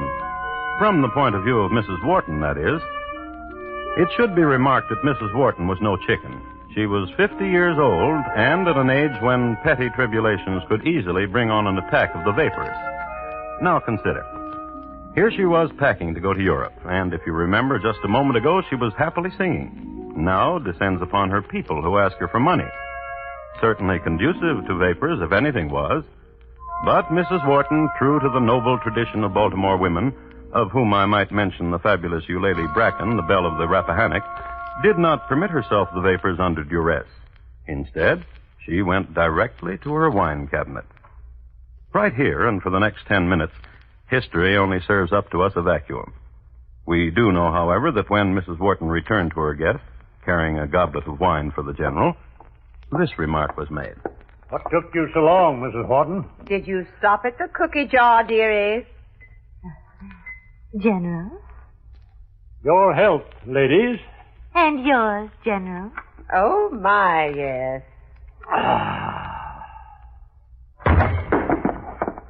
General! What are you doing on the floor, General? I can't get up, Mrs. Chubb. Please. What is it, General? Call a physician. I'm ill.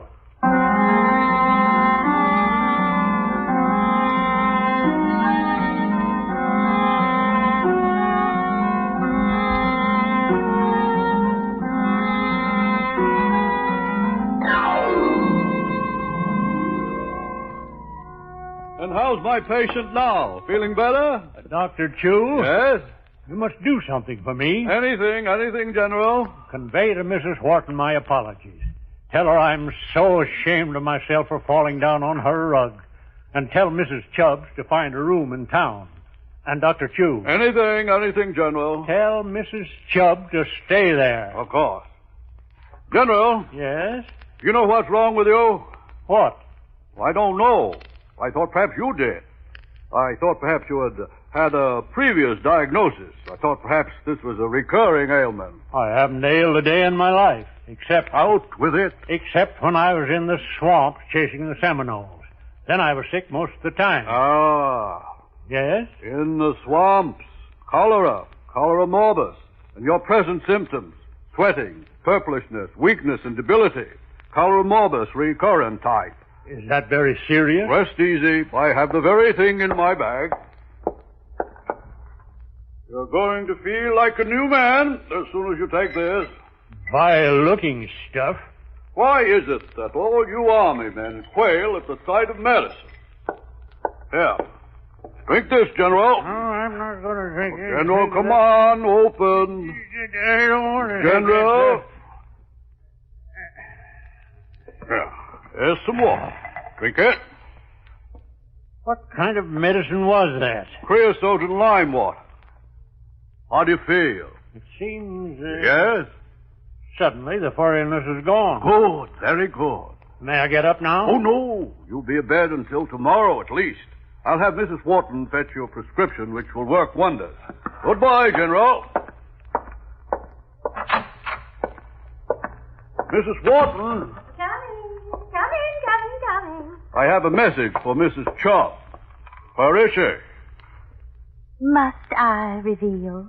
Well, I do have a message for her. She imbibed. She can't stop. She's in the rose garden now. I can't get her out of there. But then... Tell her to take a room and stay there. General's orders. And how is the General? He says his furriness is gone. Splendid. I gave him a palliative, a temporary relief. Is he seriously ill? He isn't young anymore, you know. There are no small sicknesses when one gets to be his age. And I'm afraid he can't be moved. He'll have to stay here at your house. But of course. He can stay in my room. I'll use the guest room. And an errand for you, Mrs. Wharton, to the druggist's. Get some tincture of yellow jasmine and give him a tablespoonful every 2 hours. Tincture of yellow jasmine every 2 hours. Goodbye, Mrs. Wharton. Goodbye, Dr. Chu.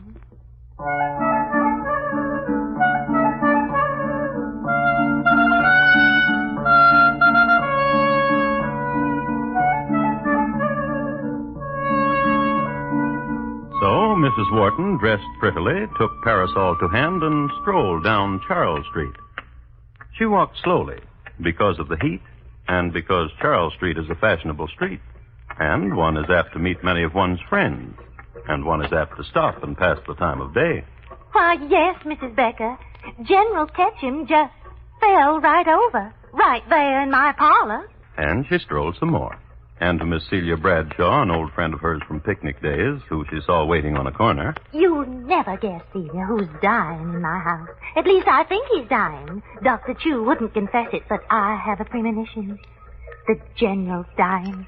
General Ketchum. And at the druggist's, she took time to down a sherbet. Seltzer water was all the rage in Baltimore in this era, so she had a little of it with a squeeze of lemon. Then she walked over to the druggist and ordered... Tincture of yellow jasmine, sir. And while you're at it, I'd like some tartar emetic.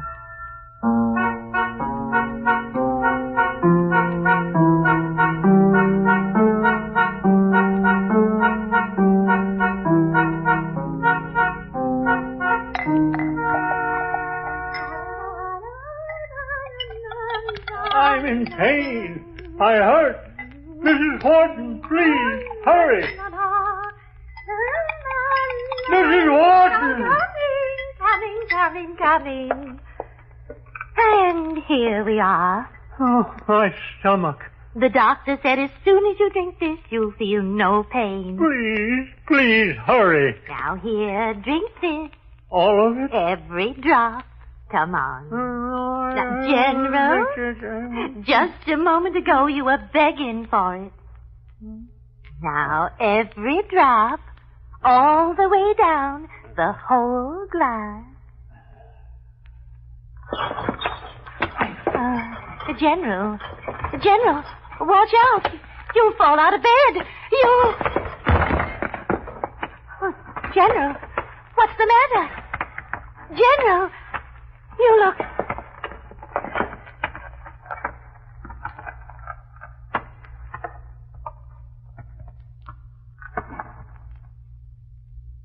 Oh, General.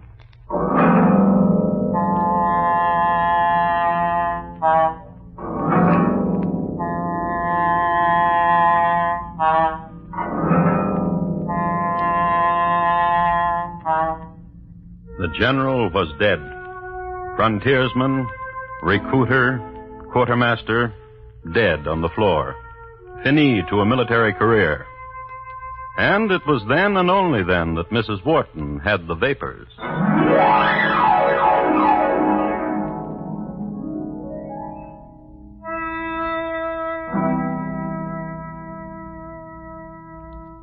When...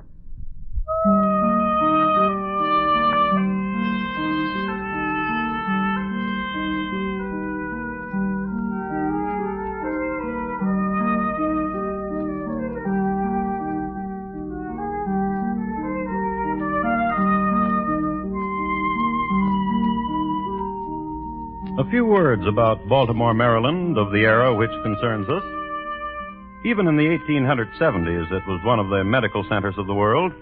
It is known as the home of the crab cake. Sidney Lanier, Edgar Allan Poe, Henri de Rochefort, alias the French butcher. And, as is well known, has given its name to a bird, the oriole. It is a city of row houses and marble stoops and beautiful women. If from Baltimore, all the more, one of the rapier wits of the time had it of the beauty of the city's damoiselles. It is known that in her earlier days, Mrs. Wharton met neatly the qualifications of the adage, and at 50 she was not to be sneezed at. However, at this precise instant, we may safely assume that the lady presented an appearance somewhat less than comely. For a general had just tumbled out of her bed and died. Fright, horror, dismay. But a few of the things this gentle lady must have experienced, and how nice could a gentle lady look under such circumstances? She was leaning against a bedpost, pressing her temples. From the front door.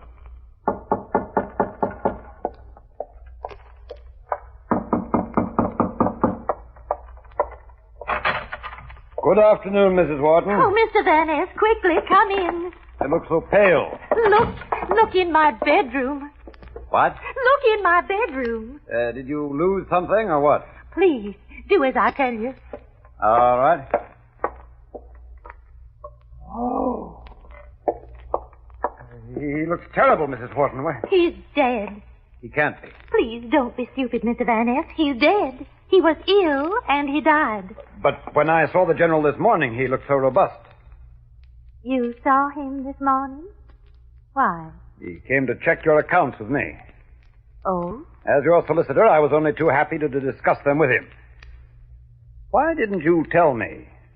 Tell you what, Mr. Van Ness? That you were in the general's debt to the tune of $2,600. I paid him back immediately. Do you have the note you signed? Did he return it to you when you paid him? Why do you ask? He showed me a note this morning. He said he wanted his money. I knew nothing about it, so he said he would see you. He saw me. He tore up the note. Tore it up? Why? Did you pay him? No. He tore it up as a sailing gift to me. To see me happily on my way to Europe. Do you have any witnesses of the transaction? No. That is not good. Mrs. Wharton, Yes? There was a lady with the General this morning. Come to the window, Mr. Van Ness. See?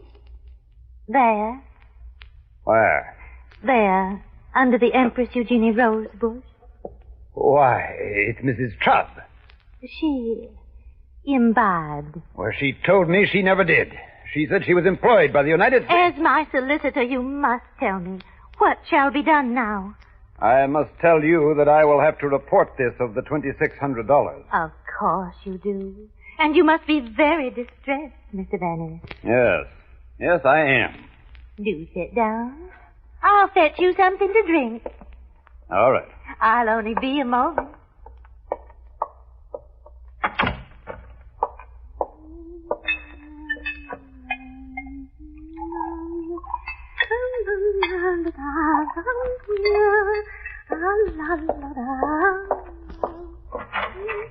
Oh, here, drink this, Mr. Van Ness.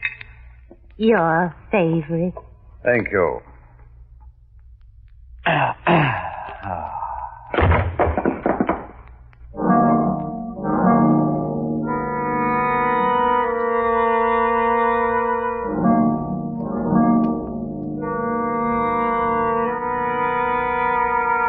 I am happy to report to you that Mr. Van Ness regained consciousness an hour later.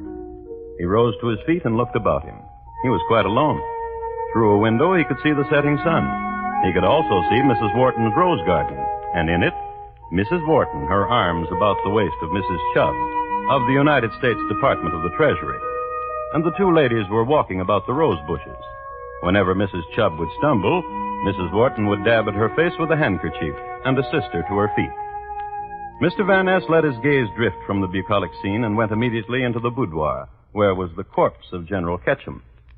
Mr. Van Ness determined that promissory note which he had seen earlier that day was not upon the General's person, so he took himself to the police, and to them made charges, and the charges, murder. But I murdered no one. The General took ill at my house. Ask Dr. Chew. The General was sick, all right. I diagnosed it as cholera morbus recurrent type. General having been sickly in the Everglades. So you see, I didn't murder the General. Why should I? Because you owed him $2,600. He tore up the note as a gift. You were with him alone when he was dead. You could have destroyed the note yourself. And you call yourself a gentleman. And you call yourself a lady. I am a lady. I work for the United States. Of course. She drank of the same wine that did the General. And you too, Mr. Van Ness. You got tipsy, and all that happened to her was a few scratches, thorns, Empress Eugenie rosebush thorns. Well, I don't know what came over me. Oh, there, dear, there. You're so sweet, Mrs. Wharton. When you're in Baltimore, my house is your house. Murderess.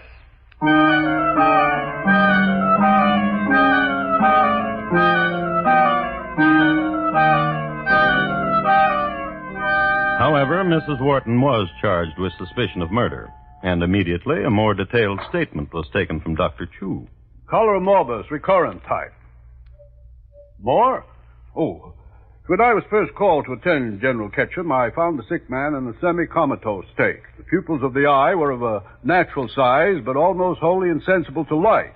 When I prepared the dose of medicine, I found the General's teeth so clenched that it was a matter of considerable difficulty and adroit convincing to put it in his mouth. His furriness, gentlemen, the haziness of manner vanished almost immediately.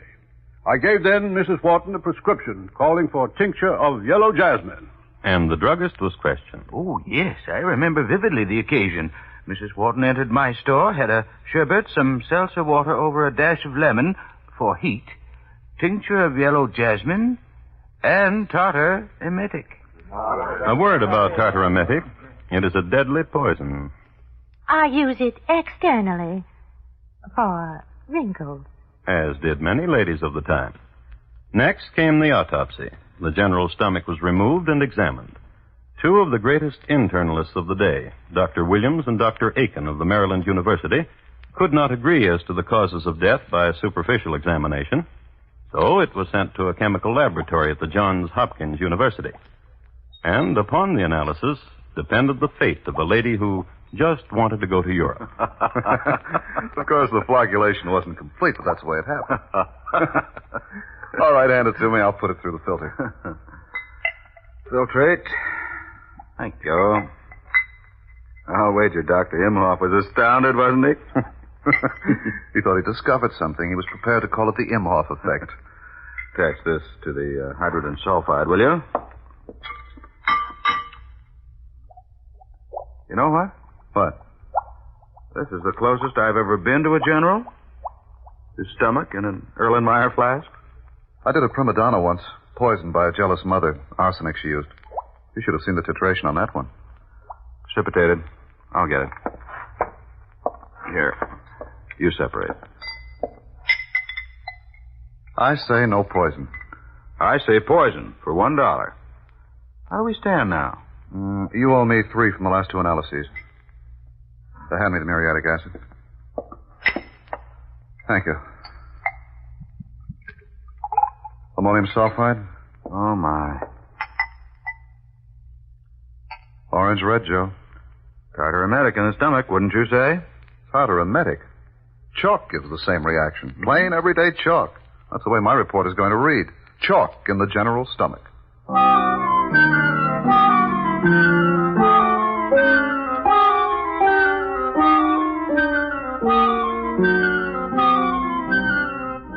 So they gave their report to the city solicitor's office, each different.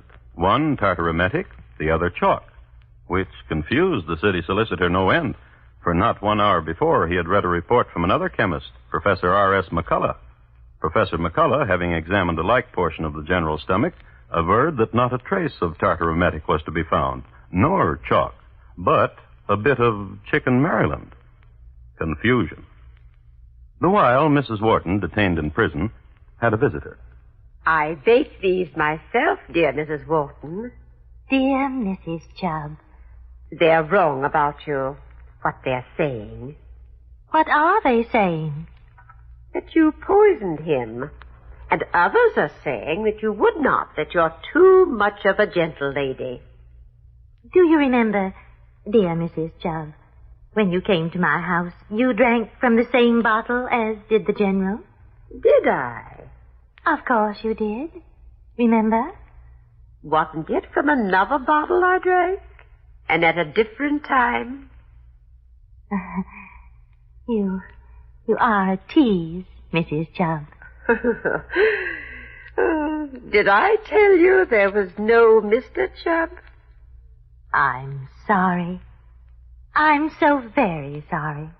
3 years ago, he ate a bad crab. And you are alone, as I am. Oh, I dislike Washington. When we return from Europe, you'll come to live with me. Dear Mrs. Wharton, and I have something else to tell you. Professor McCullough examined the General's stomach. The professor said the General had not been poisoned. Ooh, la, la, la, la, la, la, la,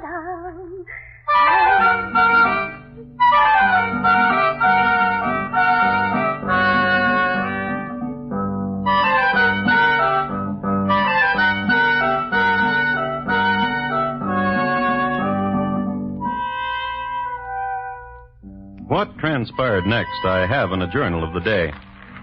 It is headlined with Doctors Disagree, Learned Men of Science at Variance, Several Schools of Thought.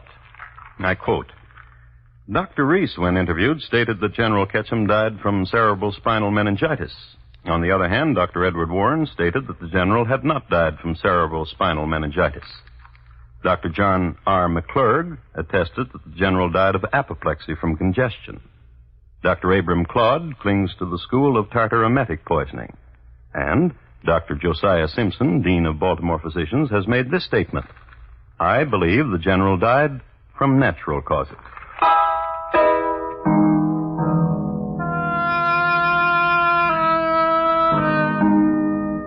On On December 4, 1871, the case went to trial. And possibly because of the conflicting testimony, Mrs. Wharton was acquitted. And thus it is that the true cause of the General's death is not known. Nor does history record whether Mrs. Wharton and her dear friend Mrs. Chubb ever got to Europe. But Mrs. Wharton's home, her abode wherein the General died, still stands. I expect you think I'll tell you that today the house is haunted. Well, it is, but not by the General. By Claude Forrester, who was the victim of an unsolved axe murder some 20 years later. The General has been forgotten. Until, I hope, tonight.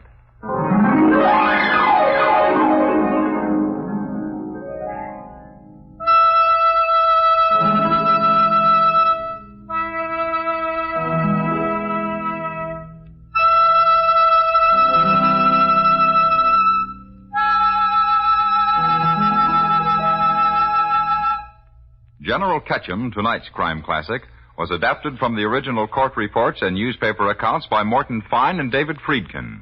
The music was composed and conducted by Bernard Herrmann, and the program was transcribed and directed by Elliott Lewis. Thomas Hyland is portrayed on radio by Lou Merrill. In tonight's story, Paula Winslow was heard as Mrs. Wharton and Russell Simpson as the General.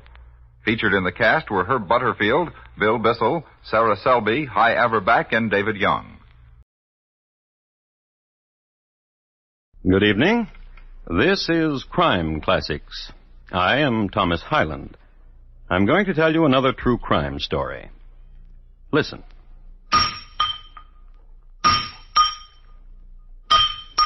In the county of Suffolk, the willow grows green, and there was once a smithy. His name was Edmund Thrower. He was a powerful man who could make the anvil shudder and spring sparks into shadows cast by the willow. He made horseshoes. He mended scullery ware.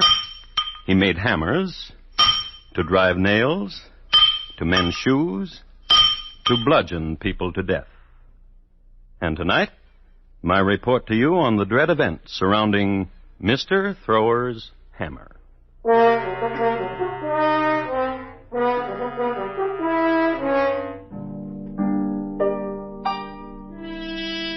Crime Classics, a series of true crime stories taken from the records and newspapers of every land, from every time.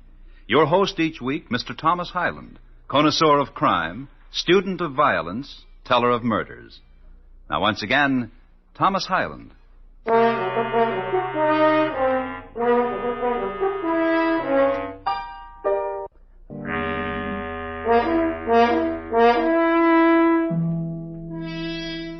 I should like to pose a conundrum. Of course, I already know its answer, but it took history 11 years to solve it. But was this puzzle solved? Well, perhaps. It has some interesting ingredients. A man hung for stealing a heifer, a gypsy, a chap who cut ling for a living, a young woman dead across a gooseberry bush, and the mending of a shoe on a wet day.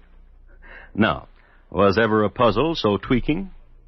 It happened in 1793, and there are two versions as to how it started. Version 1.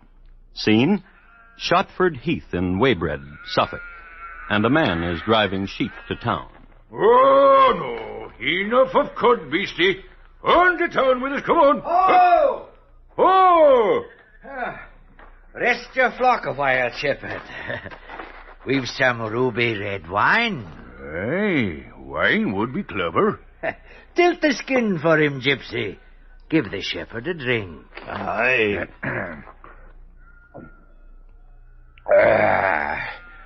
Very clever. And ruby red. To whom be I beholden? I be Gypsy Dick. I am John Head. Thank ye. I be Edmund Thrower. They call me friend here Gypsy because he does things gypsy-like. He touches the winds and says who will die in the next town. He looks at the hand of a man and tells whatever. Truth? Gypsy Dick will show you. Oh, I have no money. No silver from the palm of a shepherd. Give me your hand. Willow, willow, shining dim, Hang down, your little cattykin. Well? John Head, do you see what I see in the shepherd's palm?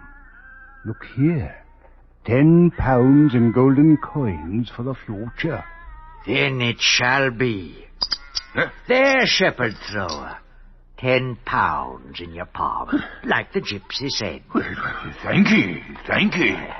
Gypsy. Aye. What else do you see?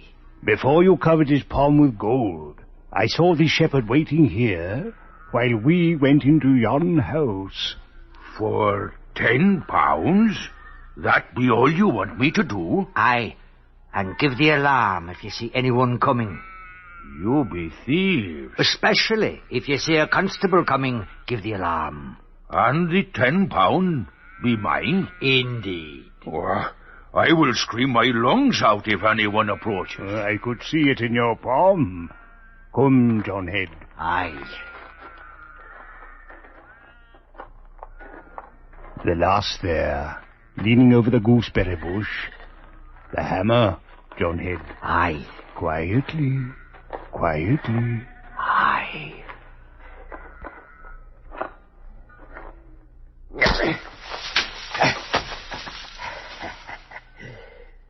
Our dear old daddy would grieve if he found his daughter so.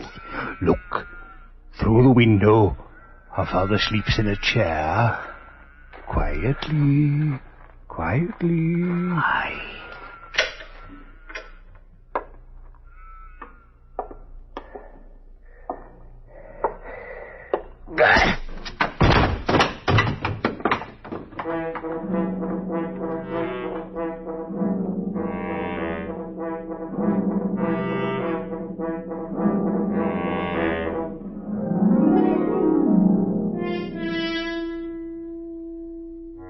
A father and his daughter were just bludgeoned to death.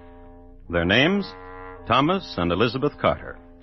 They owned a small house on the outskirts of the village of Cratfield in Suffolk, and they kept a small shop of tasties and oddments. In the evenings, they had often been seen walking in the garden, now stopping to sniff a rose, now pausing to pluck marigold, now lifting their cheeks to the setting sun. That they were murdered, there is no doubt. As to the manner in which they were murdered, you have just looked in on version 1. Now for version 2. Scene? A rainy day in the town of Swaffham.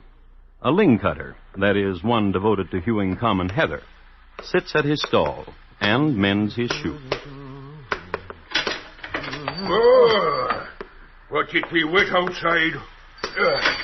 And foul. The ling likes the damp. It keeps its colour. And fine-looking ling it be, John Head. I'll fill your arms with it, Thrower, if you'll give me a moment to fix this shoe. A pox on this hammer. Listen, John Head. Fix the sole of your shoe, but do not sell me ling. I look for lodgings. For the night or for the while? Oh, ruddy hammer. Yeah, you be using broken hammer to mend shoe. 'Tis the only hammer I have. I will make you a trade, John Head. How? I have a hammer here in my kit. This hammer. Oh, 'tis a hammer indeed. A trade. The hammer for the lodging. A trade? And it be a special hammer. You know it? Special? Aye. With this same hammer, I beat in the head of one Mr. Carter.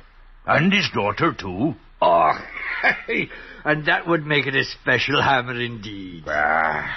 They were poke noses.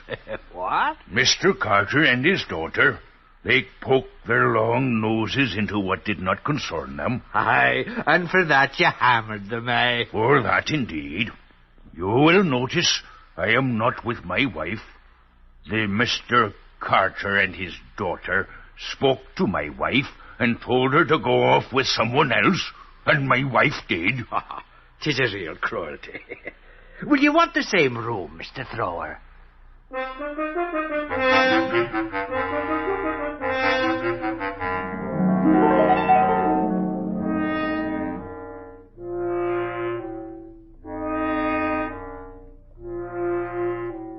The two versions of how the Carters, father and daughter, met their respective ends. Version 1, Gypsy Dick and John Head did it. Version 2, Edmund Thrower did it. In any event, the Carters were discovered the next morning, lifeless. And, as we well know in these times, the things that were raised were hues and cries. Also, there was much scurrying and running about and clamor. But all this fell upon the stillness of the Suffolk heath. There were seasons and rainy days and days of sunshine and heather, and the ling cutters came and went, and the sheep became coats and mutton, and a certain gooseberry bush bloomed lovely, and berries died unpicked.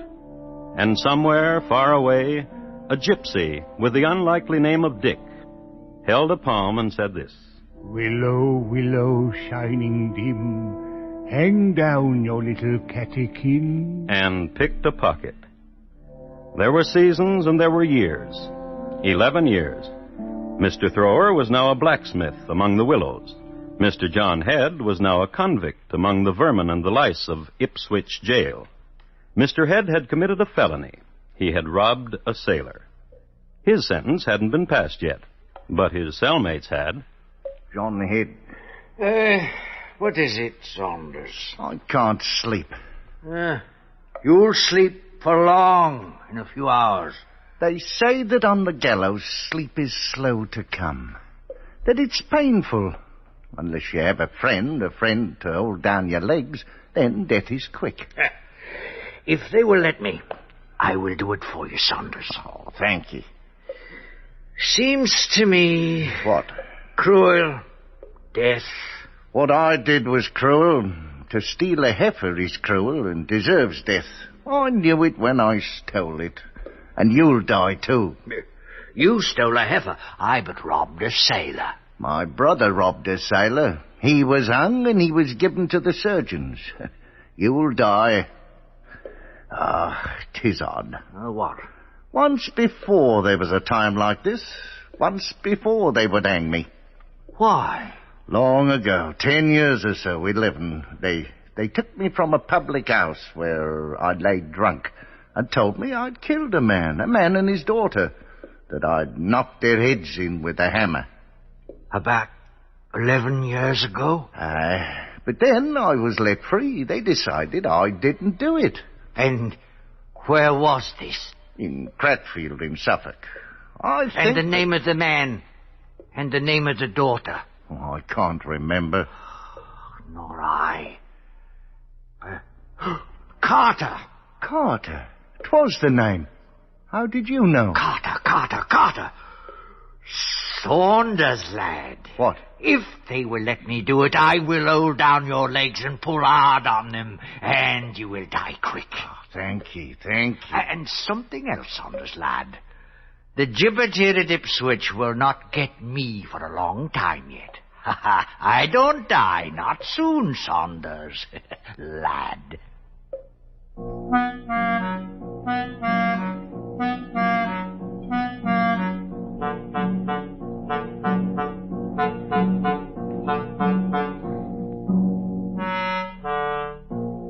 Straw is a useful commodity. Under various conditions, it is used for sleeping upon, for making bricks, for making hats, handbags, baskets, and in single units, it is excellent for breaking a camel's back. Straw is also used to clutch. It was this latter proclivity that John Head utilized. A straw, a chance to get out of there. So, this is what he did. Jailer! Jailer! He yelled. He banged on bars. Jailer! Jailer! He yelled some more. He got the jailer's attention. I know a murder that's being committed, and I'll tell you all about it. Their names were Thomas and Elizabeth Carter. And he was led to the warden. And they was father and daughter, Your Honor, warden. And their heads was bashed in. And John Head was then led to Mr. Oldershaw, a magistrate. It was 11 years ago, sir, in Cratfield in Suffolk. Why have you waited this long to say anything of it? I was just reminded of it. By whom? By a laddie whom you will hang this evening. His name is Saunders. I shared his cell. And his gibbet, too, if this be a story for cocks and bulls. Stroot, I tell you, I know the murderer. The true murderer. Who is he? A man named Edmund Thrower. He himself told me of the killings. He even wished to give me the hammer with which he killed. I thought the story was a joke, but now I know it was not. And I remembered. Very well. Tell me about this Edmund Thrower and the murder of a father and a daughter. It was like this, your worship. It was a rainy day, and I had me a little shop. What kind of a shop? Ling. And I was sitting there mending a shoe with a broken hammer.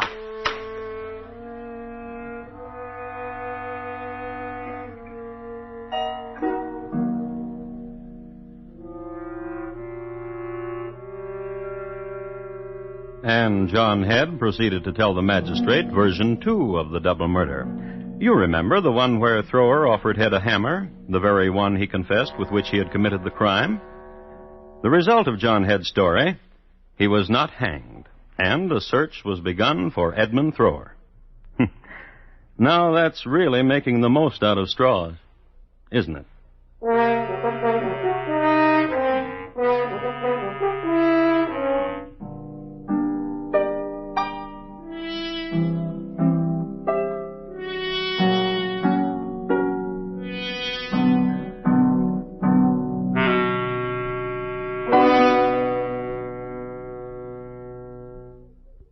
You are listening to Crime Classics and your host, Thomas Hyland.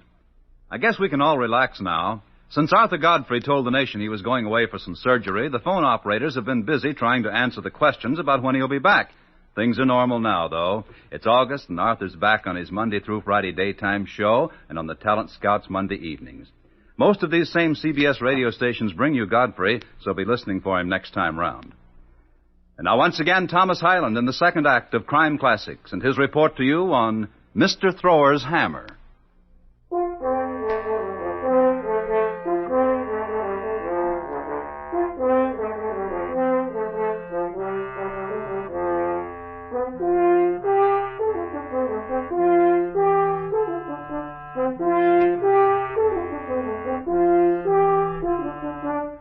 England in 1804. It was a peaceful time for England. They didn't have the colonies to worry about anymore. And on the boards of the theaters, a play called Heels Up was all the rage. Also, the towns were getting accustomed to the sight of red Indians from America walking the streets. And it was the year when Lady Gwen Fitzmorue rode to hounds one day and showed up a week later in Paris, thereby rocking the world from the Bay of Bundy to the Mediterranean. Too, it was during the reign of King George. And for the most part, except for losing the colonies, George's reign was acceptable. Generally speaking, a pleasant time in England. In Suffolk now, however, there was a stir. Something about a double murder committed 11 years before. Memories and records were tapped, and sure enough, on a spring day in the year of 1793, Mr. Thomas Carter and his daughter Elizabeth had been hammered to death, one in his chair, the other over a gooseberry bush. The most fruitful tapping of memory was John Head's, who remembered that it was Edmund Thrower who did it. But Mr. Thrower was nowhere to be found. Observe now a coincidence of history. Another tankard of ale, Mr. Fox. Oh, thank you, Oldershaw, no. Just this pipe and to relax. Drink away if you like it, though. Don't mind me. No, enough for me, too. Pass me the taper. Aye, here. It's good tobacco you brought from London town. What kind is it? Virginia. Equally fine in the pipe or the nose. I'll send you a packet. Aye, and thanks to you. Your business accomplished in Ipswich, Mr. Fox? Aye. A matter of a legacy. Some lucky people have legacies. Would that you would deliver me one.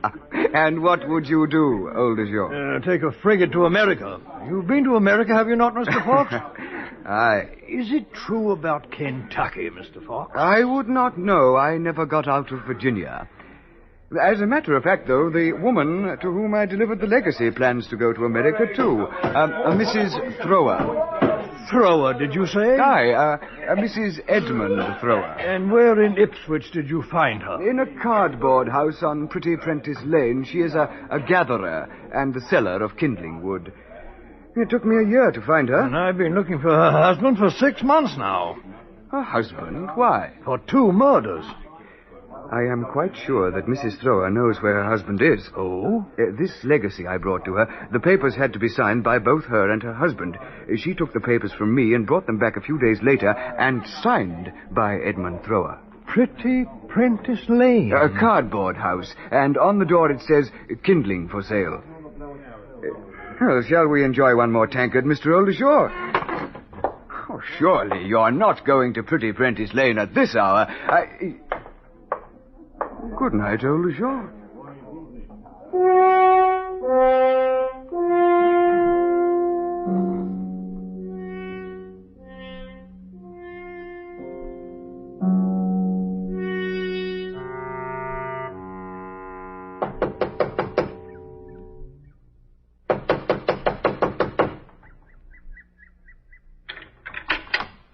Hello, mister. I'm of the police. What you want? Are you Mrs. Edmund Thrower? I be. Where's your husband? What you want to know for? There's a crime I was told he did. Ooh. A terrible crime. Of what manner? Murder. To whom? A Mr. Thomas Carter and... Elizabeth? That's right. Oh. What's the matter? Oh, such a sweet family. The man and his daughter. Ah, well, I remember them. And Edmund it was who killed them? With a hammer, 'tis said. Ah, a brutal way. For such gentle people, that is. You knew them well? Oft Elizabeth would fill me apron with gooseberries. And oft she'd tell me of me husband. Oh? What a terrible man he was. How I should leave him. Why? He was a tweaker and a scoundrel. With other women, you mean? Aye. With Elizabeth? Under her own dad's nose. Did you believe her? I saw with me own eyes. Mr. Carter and myself, we hid and we watched. And one day Edmund drove his sheep by and stopped into the house of the Carters. Oh, he was a tweaker. I left him. Did he try to find you to bring you back? He told all of Suffolk how he wanted me back. How he missed me. And me tried pudding. And the sweetness I was. And he found me. But I likes me freedom. I said... What? Edmund, tweaker, I likes me freedom. And it's plain to see you know what to do with yours, so let's keep it that way. Mister, you know what he did? What? He blew into his fist and slammed it down onto the table and swore he'd get even. Where can I find him? He's a smithy now, you know. No, I did not. Over in Carbrook. There's a line of willows. You'll find Edmund there, smithying. You know what? He didn't tell me nothing about putting the hammer to them nice people.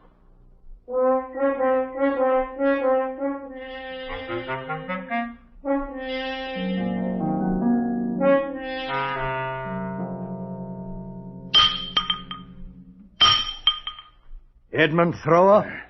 Yes? I am a magistrate of the law. You will come with me.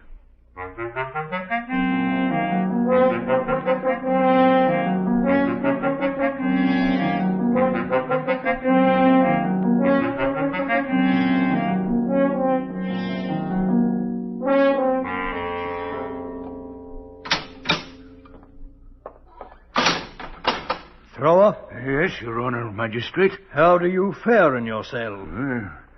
Tolerably, sir. I'll listen to your story now, Thrower. Yes, sir. I am a smithy, and I have been a smithy for the past year now. And before... No, of the murder of the Carters, of why I have explained to you that you are here. Very happy to.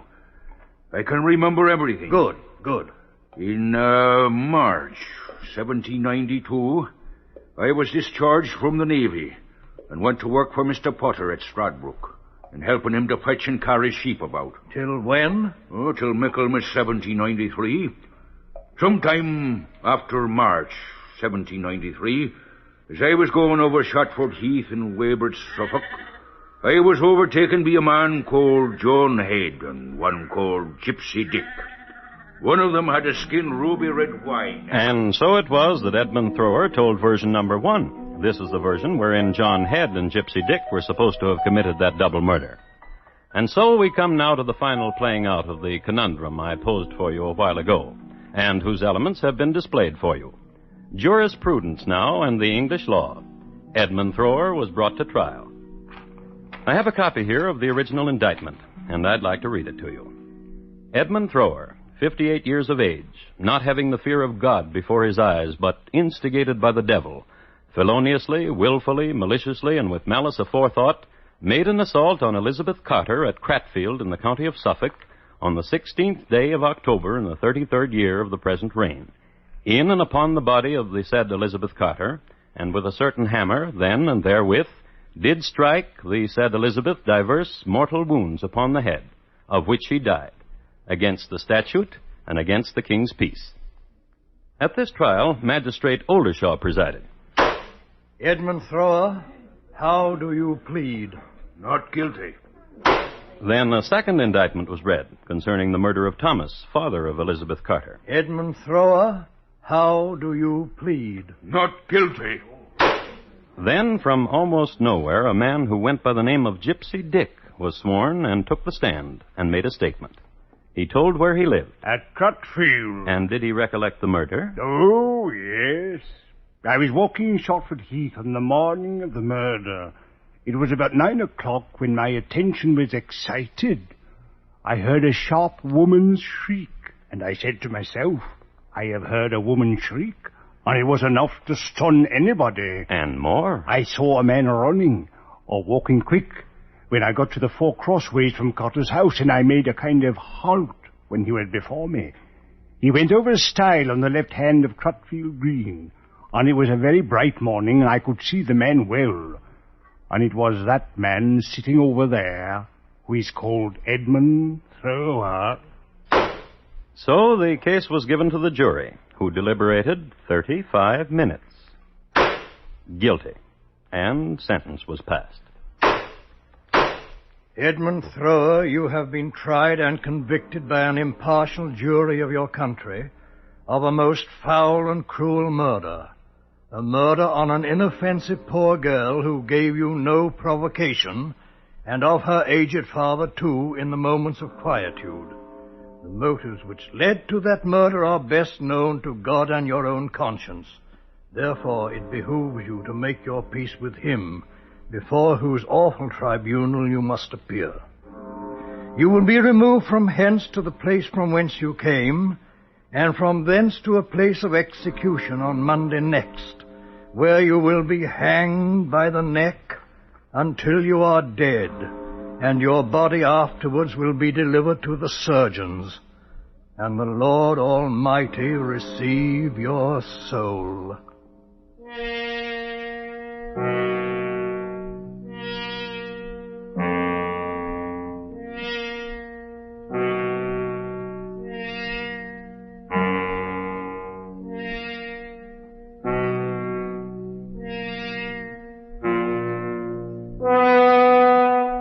It took history 11 years to solve the puzzle, but was it solved?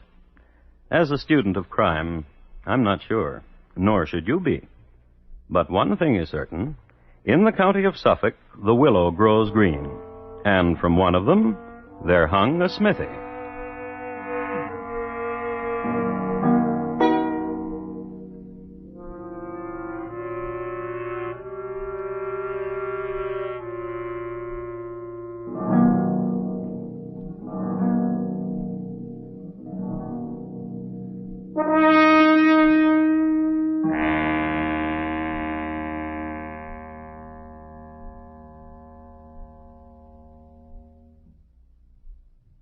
In just a moment, Thomas Hyland will tell you about next week's Crime Classic. Mr. Thrower's Hammer, tonight's Crime Classic, was adapted from the original court reports and newspaper accounts by Morton Fine and David Friedkin. The music was composed and conducted by Bernard Herrmann, and the program is produced and directed by Elliott Lewis. Thomas Hyland is portrayed on radio by Lou Merrill. In tonight's story, William Johnstone was heard as Mr. Thrower. Featured in the cast were Eric Snowden, Jay Novello, Joseph Kearns, Paula Winslow, Tudor Owen, and Alistair Duncan. Bob Lamont speaking. Here again is Thomas Hyland. Next week, a certain house in the Heidelberg Township in Pennsylvania. Since 1795, the tenants of that house have been unable to remove the blood from the floorboards. My report to you will be on the Axe and the Droot family, how they fared. Thank you. Good night. In the wide open spaces east of Hollywood, some people forget that there's a university where men actually study in Hollywood. Later this evening on CBS Radio, you'll meet screen star Joseph Cotton as one of them, a professor who meets an intriguing young woman on a bus and begins to learn from her. It's a charming tale entitled Romance to a Degree, so be listening for it when, on most of these same stations later this evening, the Lux Summer Theater stars Joseph Cotton. Stay tuned now for Arthur Godfrey's Talent Scouts, which follows immediately over most of these same stations.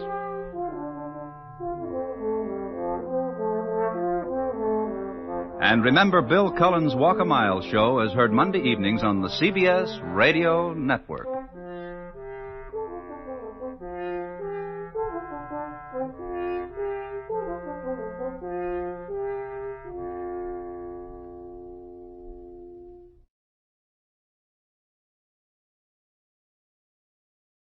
Good evening. This is Crime Classics. I am Thomas Hyland. I'm going to tell you another true crime story. Listen. A man writing. Listen closely because it's a quiet sound, an intimate sound. The year is 1795, and the man who is doing this quiet, intimate thing is named Peter Droot. He is writing his will, making with goose quill and parchment his bequest to his children. When he is done, unknowingly, he will have made certain the death of his 2 sons. And now he is done. Now he has made certain. And tonight, my report to you on the Axe and the Droot family, how they fared. Crime Classics, a series of true crime stories taken from the records and newspapers of every land from every time.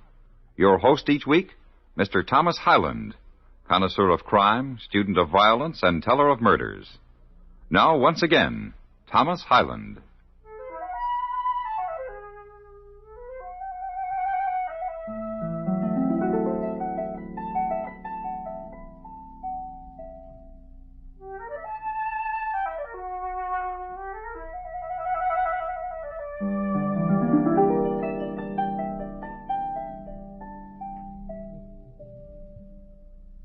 The place is Heidelberg Township, Dauphin County, in the Commonwealth of Pennsylvania. During the closing years of the 18th century, Heidelberg snuggled against a bend of the Susquehanna. Its chief product was people, who were sent downstream to Harrisburg and overland to Philadelphia. So great was the margin of export over import that I can no longer locate Heidelberg Township on a very good map of Pennsylvania. However, during the time that it flourished, it was noted chiefly for its rocks, which were used all over the county to build churches, sheds, barns, and gravestones. The Droot family lived in a stone house, and Peter Droot was so wealthy that he was buried in a coffin imported from Bavaria, which was decorated with cherubs painted on porcelain and other sad scenes. His shroud was of genuine black Westphalian lace. His lawyer was of 100% Saxony stock and came from Philadelphia. And to my daughter Elizabeth, I, Peter Droot, do will and bequeath the sum of £1,000. However, the sums I have already advanced to her in the amount of £800 shall be considered a part of this legacy.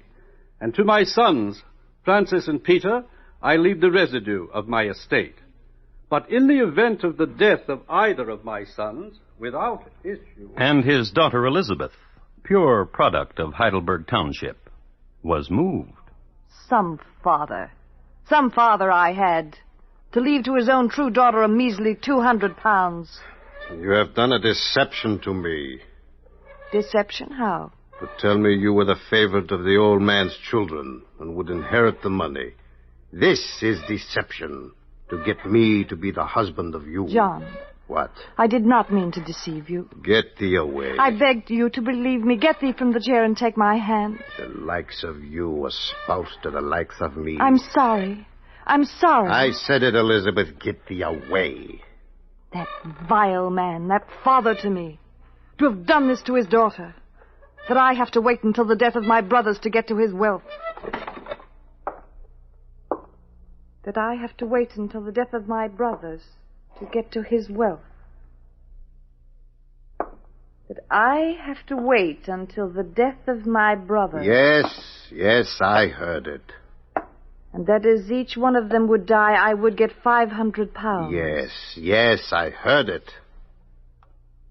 Elizabeth. What, husband? How well do you love your brothers? Francis is the oldest, and I can recall one day at the quarry when he struck me with a stone. This scar. And the younger one, Peter. Who was named for my father, and as cruel as my father, and who became my father's favorite in my stead. Who once called me a name I shall never forget. Were they to die? I am sister to them. I should weep. In your arms, husband. And you would make me smile again. Smile now. In your arms? Yes.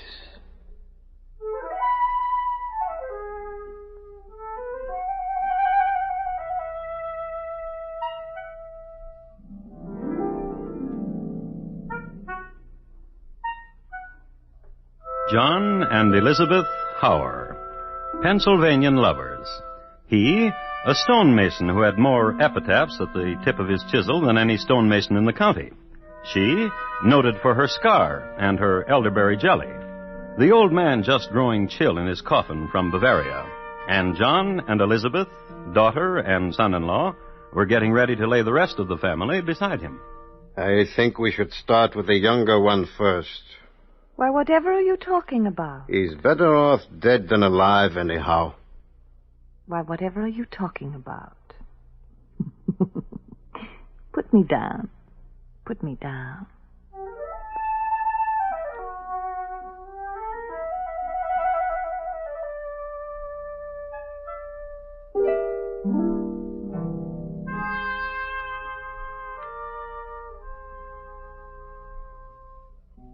John put Elizabeth down and got on his horse. He rode to Harrisburg at a clip which can only be described as furious. Now in Harrisburg there lived a friend of his, an elderly gentleman who distilled things and bottled them. It is said that this gentleman could do a thing with toadstools and snake venom that you wouldn't believe. The gentleman, whose name is recorded in state annals as Uncle Hess der Kleine, was finally ducked in a pond for 12 minutes by the authorities. Well, John bought a few ounces of an essence from Uncle Hess and rode back to Heidelberg Township. And the next day, in the stone quarry, this is what happened. And how is your brother Francis these days, Peter, lad? I don't see much of him these days. He's busy counting his money, I suppose, and yours. He is a farmer. He farms. A question, lad. Aye, John? Have you had the fancies lately? How do you know about that? Your sister, lad. She told me. How since a lad you have been seeing strangies and ghosties and whatnot. And what of it? Nothing, lad. Nothing. It is true that I have been visited. And me, too. Last week I was lying beneath the stars near the barn. There was a wailing, and I look about me. Such a beautiful fancy she was, and she was crying. Go on, John. Of such beauty. And I reached out my hands to her, and her image was smoke. Wondrous. I can see her any time I wish it. How?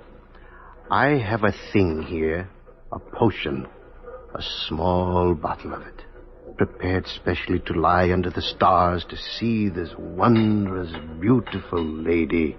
Was she indeed so beautiful? I am unschooled. I have not the words for her beauty. Please. What, lad? Give me of that vial. Let me taste. She stirs your imagination, lad. Yes, oh yes. You can almost see her in your mind now, can you not? Even while you talk, I try to imagine her. Please, give me of the vial. Here, drink it. Yes. All of it. Good lad. Tonight, lie down under the stars and see what will happen to you. Thank you, John. The bottle is good no longer. Throw it away, lad.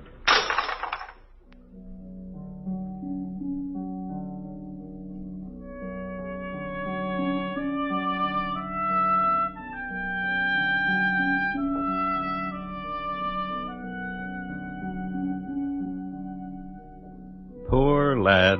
18 years old and given to fancies. Now, all of us know that many lads of 18 even today are given to fancies.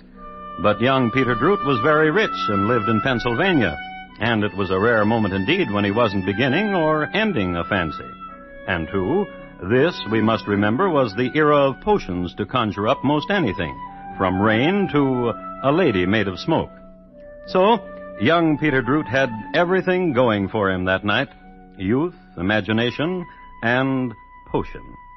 He went out under the stars and lay down near the barn, just like his brother-in-law told him to do. What happened then may be described as a good night in the country gone to waste. Oh, my stomach.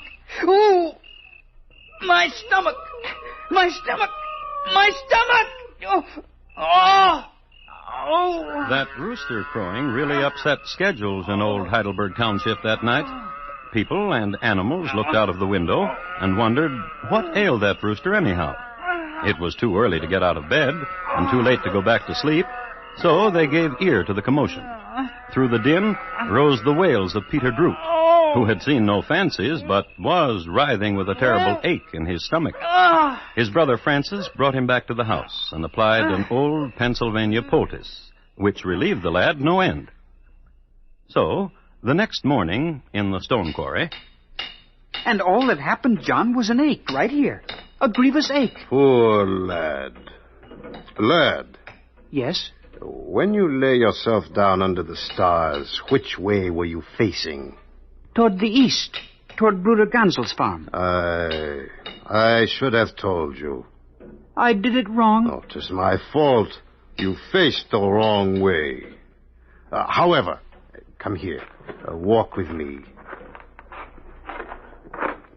Sit yourself down here by this pile of rocks. Here? To your left a wee bit. Very good. Now close your eyes and think hard. Of what? Of beautiful things. And silently I will say a magical thing. And I will go from you a little and behind you. Peter, keep closed your eyes. Say it. Say the magical thing. Aye, right now.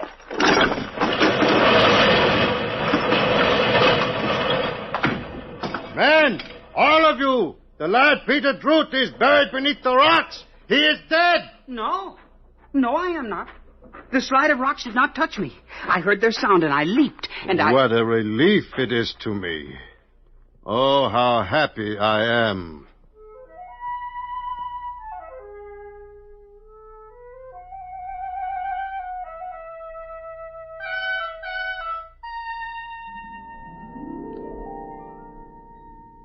But why have we come here, John? To the loft of the barn? I have another way to show you the fancy.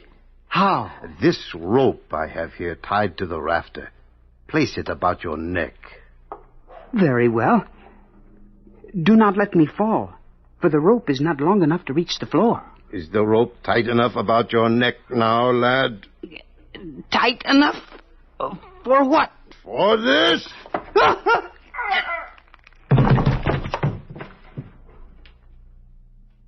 John? The rope broke, John. Please don't be frightened. I'm not hurt. I'm not hurt at all.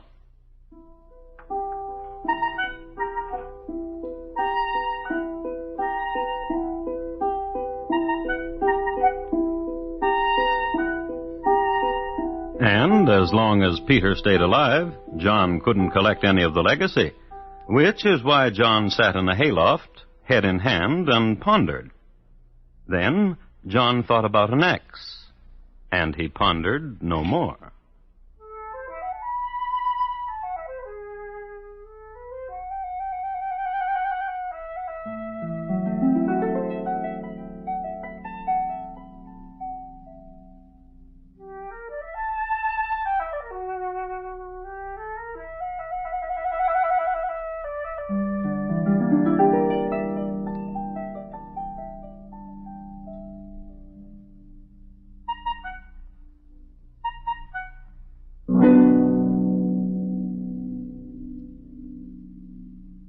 You are listening to Crime Classics and your host, Thomas Hyland. Patrolman Kirk reported in from Box 23 at 1:42, on time to the minute. His next call was to come from Post 7. He never made it. When they finally found him, he had been shot to death. Was it suicide or murder? The steady, detailed work the real police do will again be evident on CBS Radio's 21st Precinct tomorrow evening as the world's largest police force tackles the case of Patrolman Kirk and Post 7. 21st Precinct is broadcast on most of these same stations. Be at Post 7 tomorrow. And now once again, Thomas Hyland and the second act of Crime Classics, and his report to you on the Axe and the Droot family, how they fared.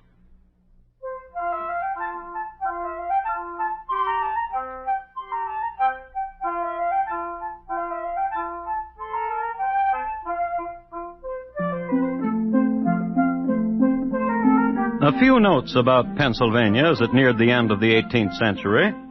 It was already a state to be reckoned with. General Washington had camped there during the winter of 1777-78 at a place known as Valley Forge. In the town of Chester, Mad Anthony Wayne drilled his troops in an unusual manner in the courthouse square. The western part of the state was rife with forests, game, trout streams, and beneath it, the silent flow of oil, to be discovered 50 years later in Titusville, of all places. A dominion of wealth, discovered and as yet undiscovered, of history, made and as yet unmade.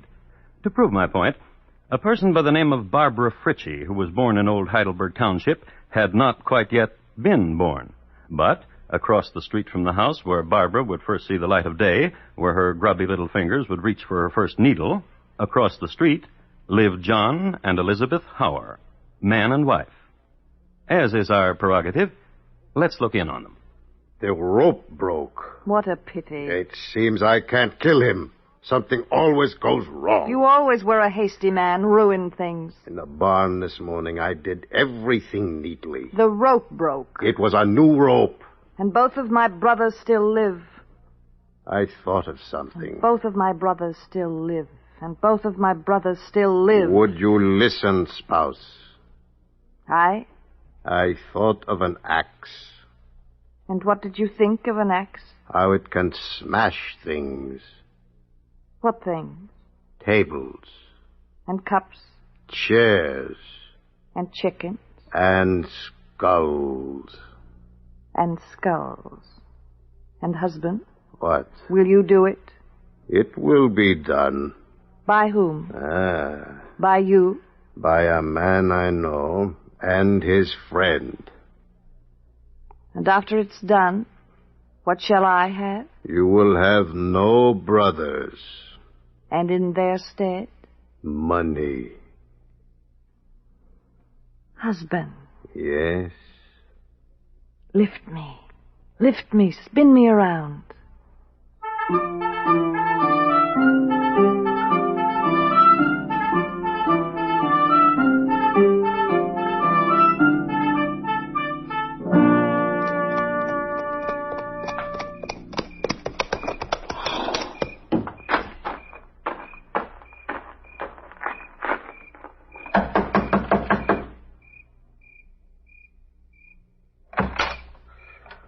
Aye? What is it? To talk with you, Charles. Come in, man.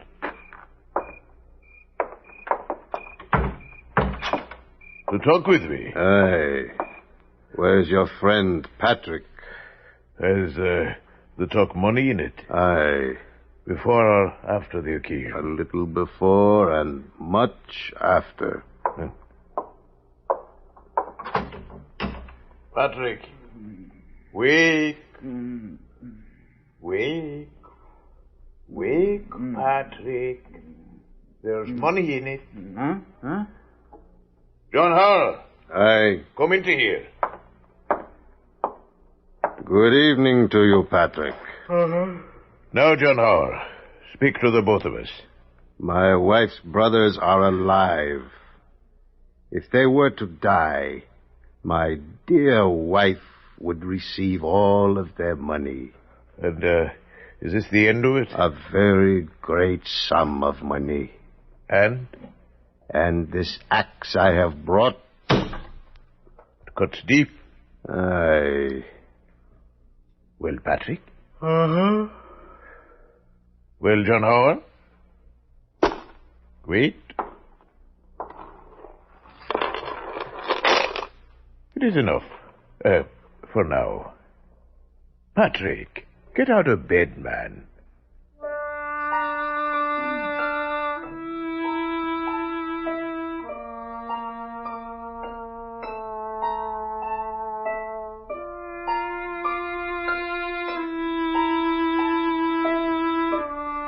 There were frontiers in those days. As a matter of fact, our country was more frontier than anything else. And the people, those who survived, were the fittest. I would like to describe two fit people of the time. Charles McManus. Which is my name. I am 42 years old. I stand 6 inches above 5 feet, and my weight is close to 200 pounds. Once in Killarney, I killed a man with my fists. I fled to America. In New York, I killed again, with my fist. I fled to the backwoods of Pennsylvania. Patrick Donegan. That's me. I am much too slight to kill with my fists. I must have steel in my hand. There was a woman in Donegal County. Her death brought me here, where I am now. Very fit persons indeed. Killers, and attuned to the wilderness. They moved quietly.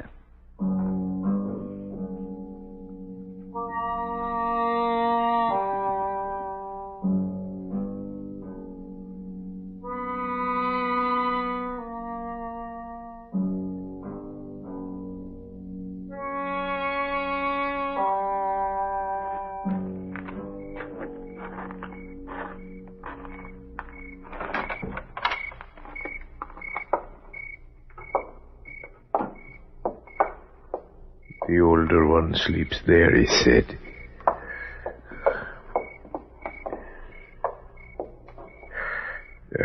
Hold him, Patrick.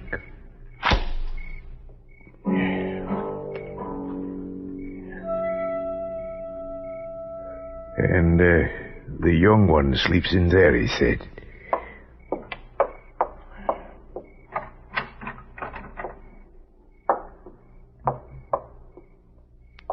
Hold him, Patrick.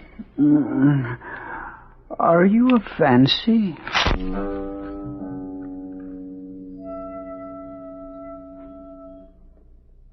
Now we can go.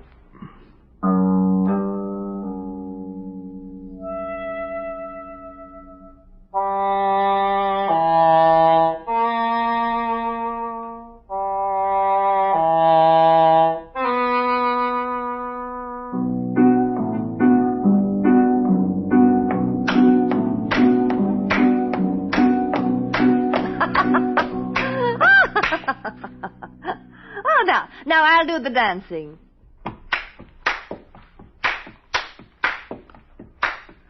Come to me. Come to me. They are dead. They are dead.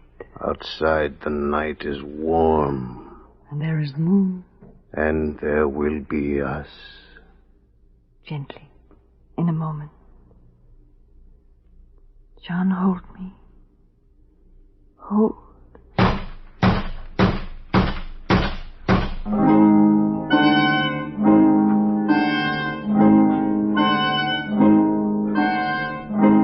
They came, the townspeople, and they knocked on the door of John Howard and his wife Elizabeth.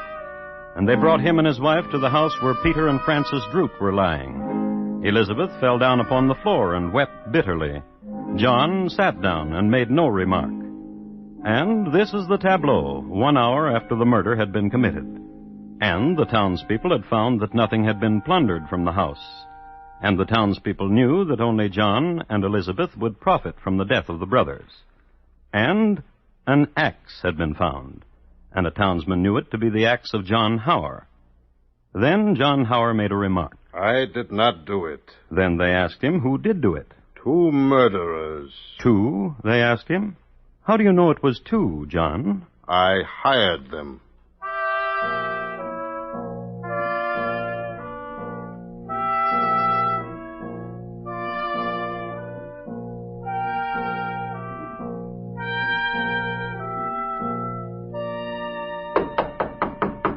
Aye, what is it? So now it is, Charles. Open. Hey, who are all these people? What people have you brought with you? The man holding the torch there is Edna. By his side and holding another torch is George. And then next to him, neighbors and neighbors and neighbors. They have come after you and after Patrick. For what? For what you have done. For what? For the murder of the brothers of my wife. You hired us, John. I told them that. Patrick, wake up.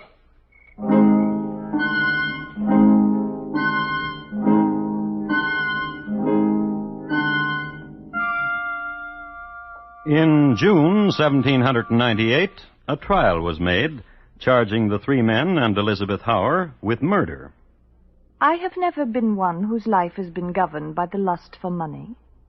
Only love and sweet solicitude for my husband. If it has been my husband's immodesty to have committed murder, I do love him still. I committed no murder. He committed no murder, he says. He gave me an axe. He gave me money. I returned them and said, do your dirty work yourself. Didn't I, Patrick? As sure as you're born. I heard you refuse the man distinct, and I heard him muttering that he'd do it himself. Gentlemen of the jury, as your judge, I now charge you. The murder of Peter and Frances Droot rouses the indignation of the county. Its atrocity is unequaled by anything of the kind hitherto known in Pennsylvania. The execution of the murders was as horrid as the motives were base and groveling. The keenest sensations must arise in the minds of all good men and worthy citizens.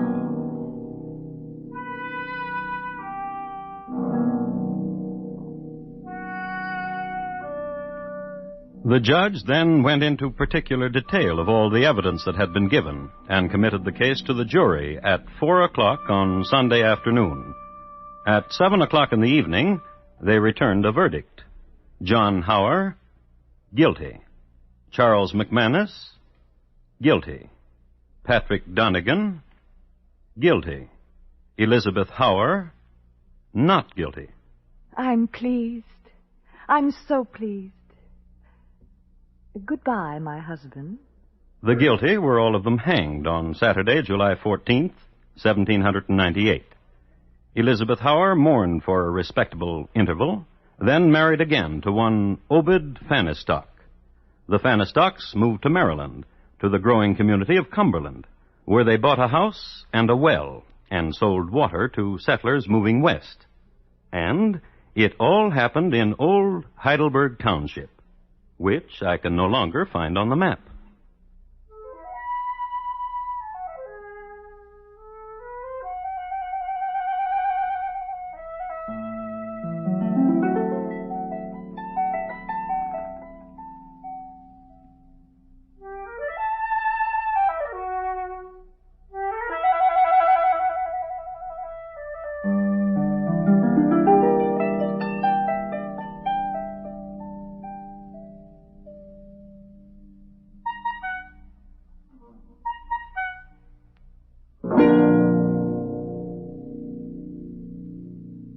In just a moment, Thomas Hyland will tell you about next week's crime classic.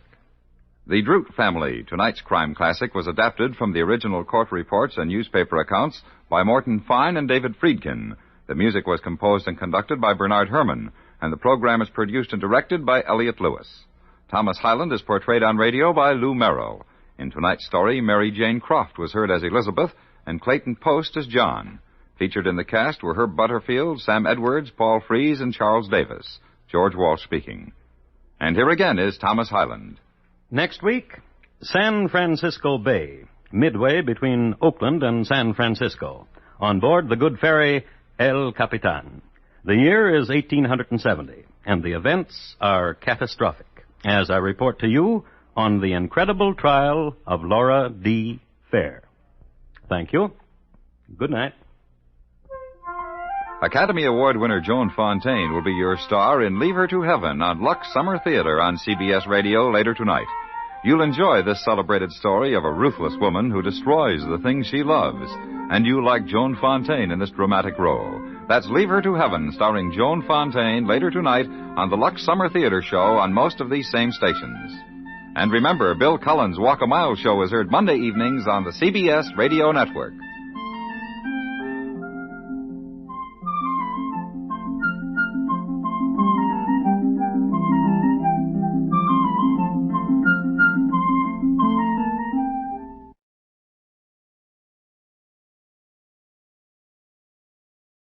Good evening. This is Crime Classics. I am Thomas Hyland with another true story of crime. Listen. The good ship El Capitan used to sail the bay between Oakland and San Francisco in the 1870s, mostly in the fog. Its skipper was Captain Bill Tranchell, and he was known among the ferry boat set as having a heavy hand on the whistle. He found any number of excuses for tooting that whistle, but the one excuse which he never forgot was the time he was entertaining Mr. and Mrs. Crittenden on the bridge. And an uninvited lady named Mrs. Laura D. Fair suddenly threw open the door, walked over to Mr. Crittenden, and shot him through his heart. Captain Bill Tranchell, it must be admitted, for once lost all control.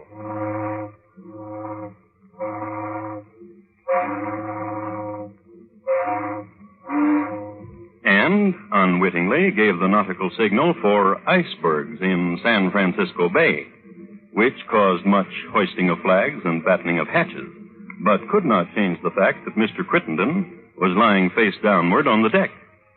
So, tonight, my report to you on the incredible trial of Laura D.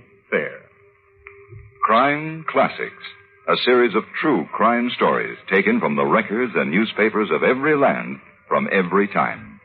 Your host each week, Mr. Thomas Hyland, connoisseur of crime, student of violence, and teller of murders. Now, once again, Thomas Hyland.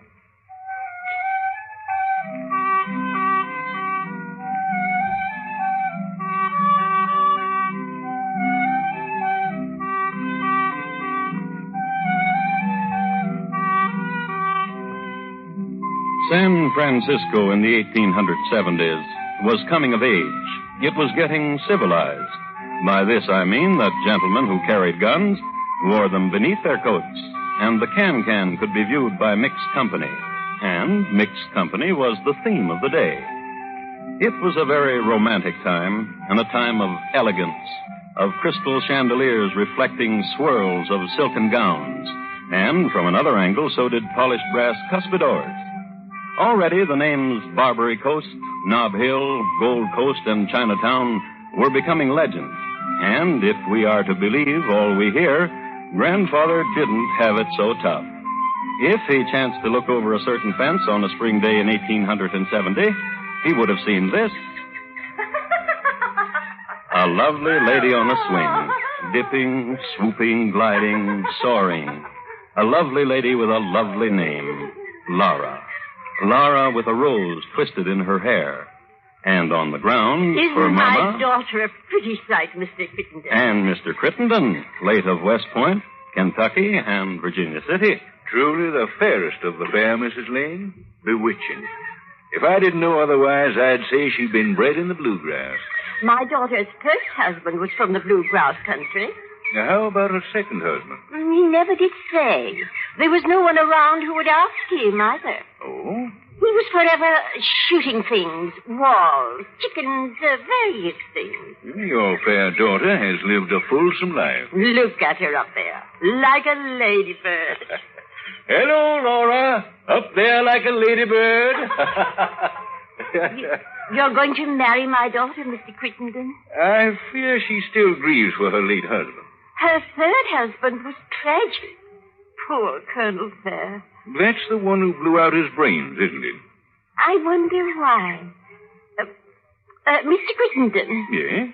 You're going to marry my daughter? If she weren't still grieving for the Colonel, why does she still bear his name?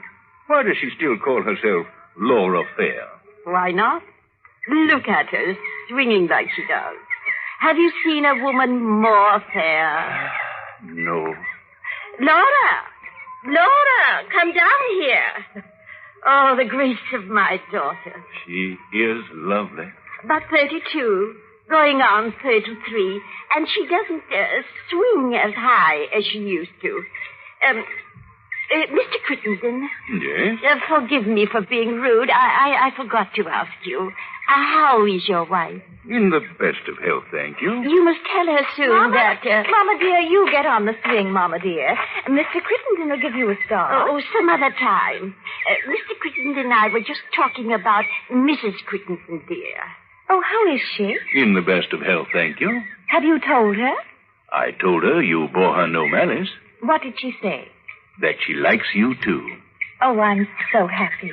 Now, you go home and tell her you want to marry me. My dear Laura. You go home and tell your wife you want to marry my daughter.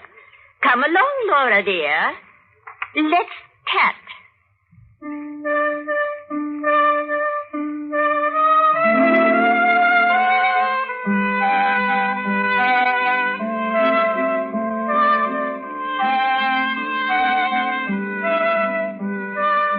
So they went into the house and they tatted, Mama and Laura.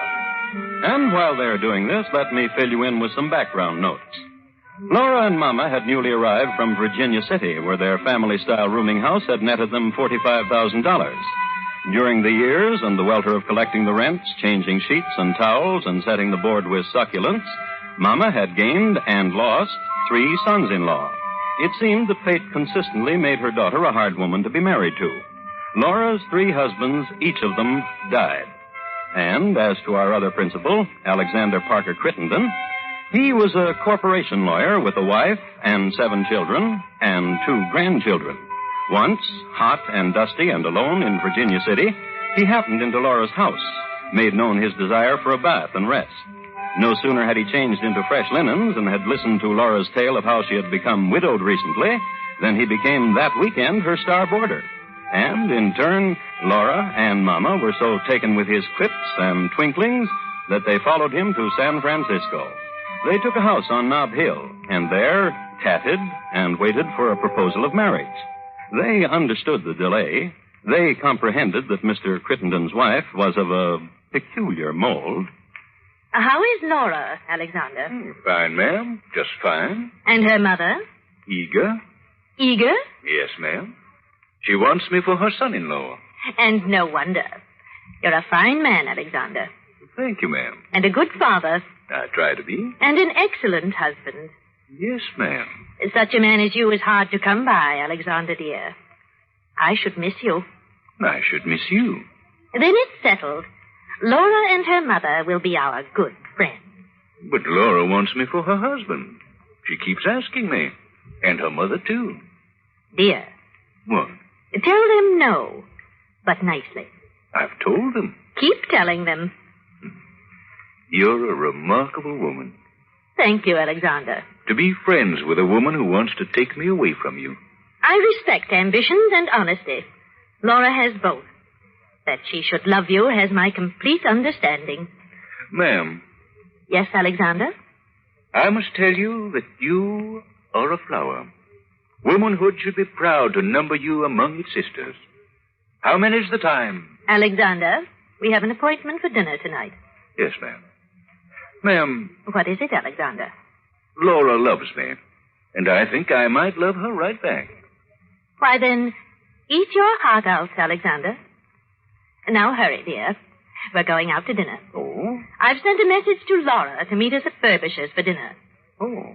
I do so enjoy watching her eat. She's so ravenous. Well, hurry. Hurry along.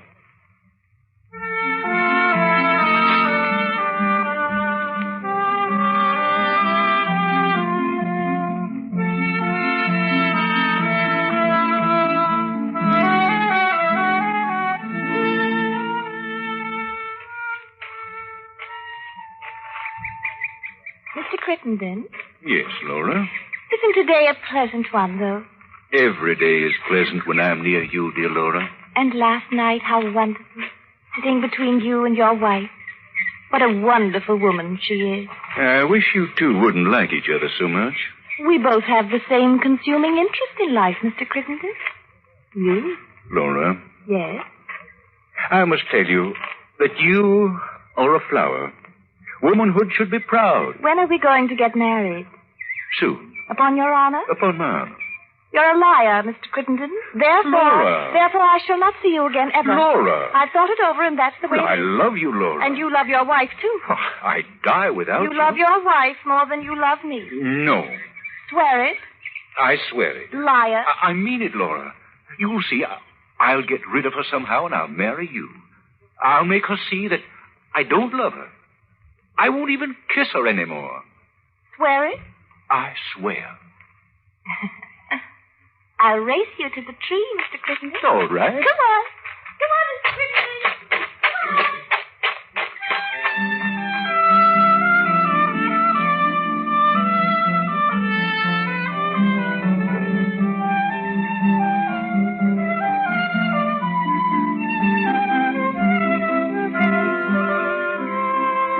After that, there were more foot races When is he going to marry you, Laura? Soon. and much swinging in the garden. Has he set the date for your marriage yet, Laura?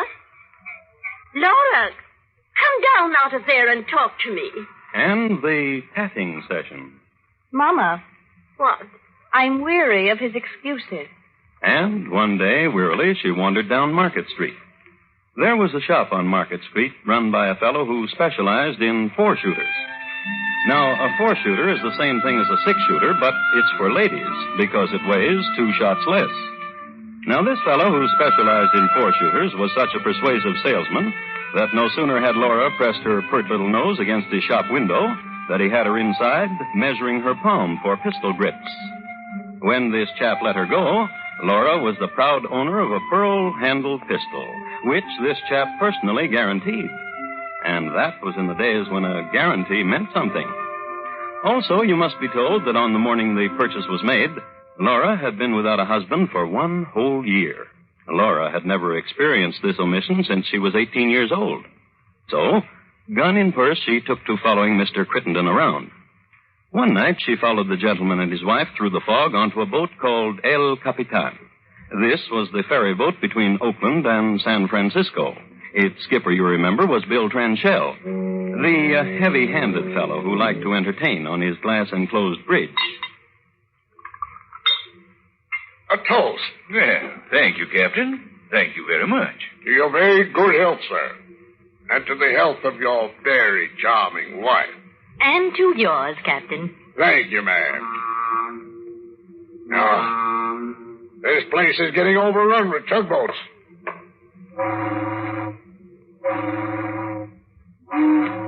That'll show 'em. Well, shall we drink? Go right ahead. Ma'am, Yes, Alexander? tonight, somehow, you appear radiant. Oh, dear Alexander. Ma'am, you're very dear to me. Dear. Captain, you don't mind if I kiss the lady? Oh, you just go right ahead. Ah, dear lady. Laura! No, you listen here. You said you wouldn't kiss her anymore.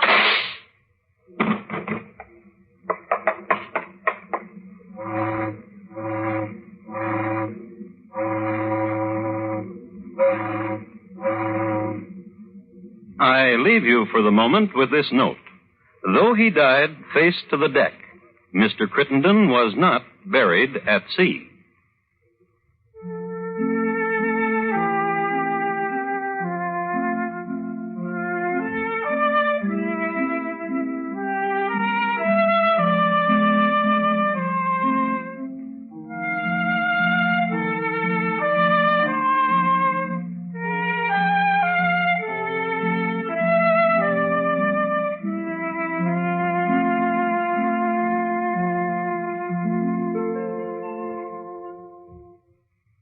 You are listening to Crime Classics and your host, Thomas Hyland, and his report to you on the incredible trial of Laura D. Fair.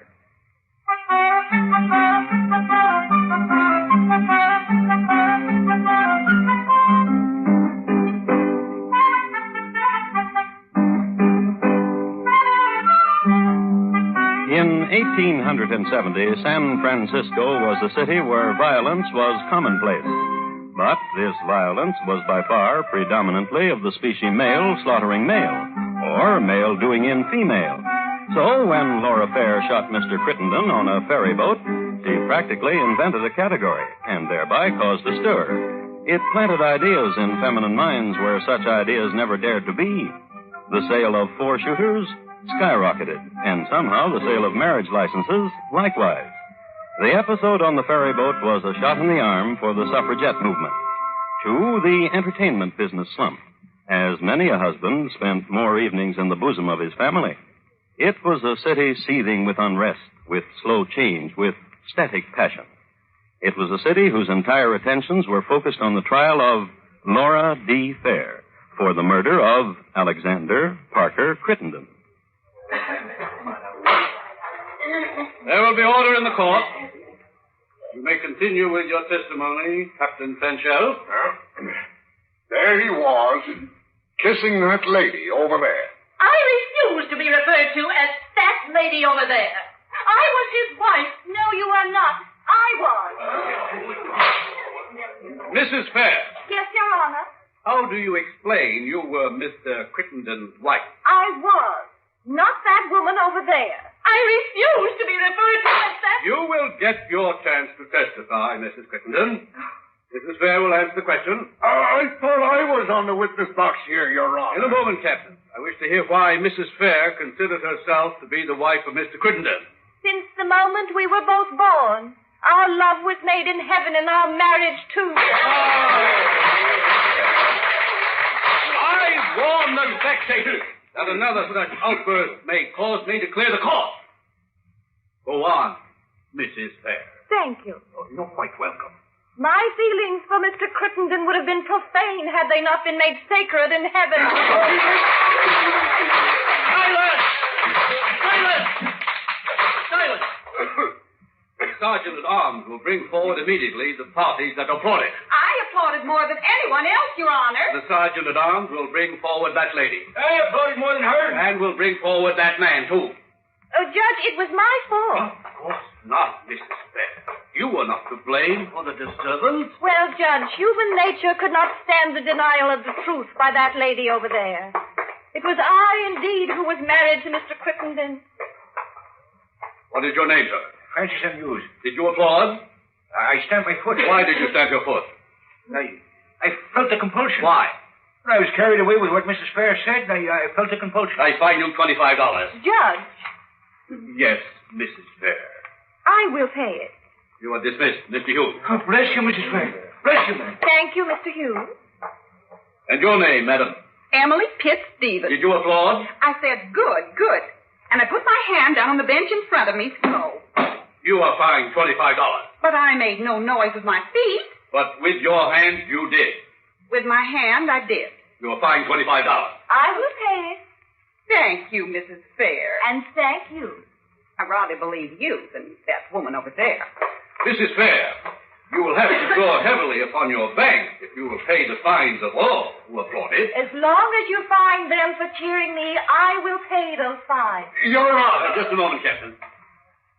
I just wanted you to know what could happen, Mrs. Fair. Thank you, Your Honor. You're welcome.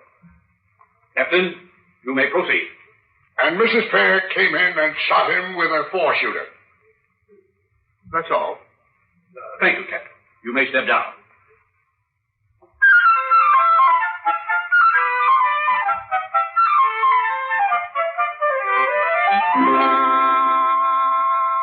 Yes, I have the court reports here. And that's what they say. And if you think this was an unseemly way to conduct a trial, I have something else here. I'd like to read it to you. This is a consensus of legal opinion of the time, and I quote, "The trial was conducted in the main thoroughly and well, with somewhat less regard for the decorum of the courtroom than is customary in most eastern cities, though far in advance of the practice in New York City in this respect." Unquote. And now that we have resolved any uneasiness you may have had about the conduct of the trial, let's listen in again. Mama on the stand is an imposing figure. She wears brocaded black and a great veil that drops from her hat to her waist. Her feet, however, were cold. Bring the lady a foot warmer. That cushion will do. Thank you, Manette. I think that'll be much better, Judge. Thank you. Your feet will warm up in no time at all. Oh, I'm sure of it. And now, what were you saying about your daughter? I've always had trouble with her. I know what you mean, being a parent myself. Oh, not like Laura. What do you mean?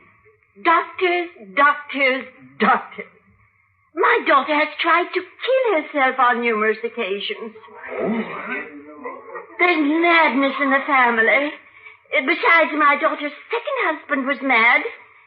I don't think that helped. Grief and doctors and madness. I tell you, raising Laura was trying. But I think I did a pretty good job. Although my daughter is not sane, you know. Not sane? Crazy.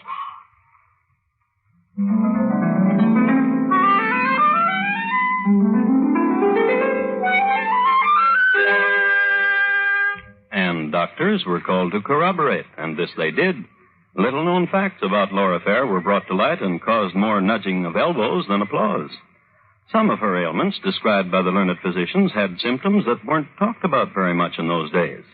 One medico described the raving exhibition put on by Laura, a recounting of which held spellbound his students at medical college. Another doctor described a malady owned by Laura Fair so vividly in one of the trade journals that he was considered 20 years ahead of his time. When faced with these revelations, Laura accepted them by lowering her eyes modestly. Dr. Leonard Bifrosser, chief spokesman for the doctors, summed up medical testimony by suggesting strongly that Laura was unconscious when she shot Mr. Just a moment. That's what it says. Laura was unconscious when she shot Mr. Crittenden. Back to the trial now, and the lady who became Mrs. Crittenden by marrying Alexander in the city hall, somewhere in Kentucky. It is ridiculous to believe there is madness in that woman over there.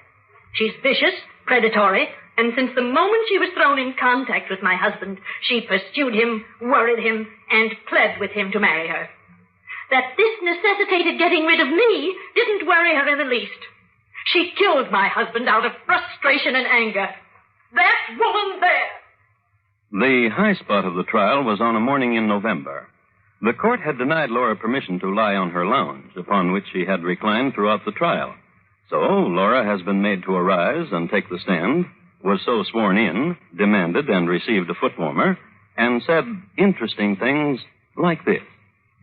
I told Mr. Crittenden to let his wife keep the furniture. I told him we could get new furniture in a new home, and that in every corner in each room we could kiss, and he could hold me in his arms in each chair, sit by me on the sofa, hang over me while I played his favorite march on the piano. In the afternoon, she enthralled listeners with this. And I remember well when Mr. Crittenden took me on his knee, put arm about my neck, his dear face close to mine. And he whispered, shall I say it, Jack? Please do. He whispered that he would cross mountains unshod, walk through storm uncovered to come to me. He said he cared not for hardship nor exposure, for every step he took brought him nearer to me. To the other and better half of his own soul, he would tell me. Shall I go home? Please do. The night it is said I shot him, I can remember only glass. Glass? Cold as the touch. And through it, a disagreeable and peculiar voice. Did you recognize the voice? That woman over there. Continue. I put my hand against this glass, and it opened, and I saw Mr. Crittenden leaning close to a woman and kissing her, and I felt myself slipped into an awful pit of blackness. I do not remember how I got away from there, or what was done to me after.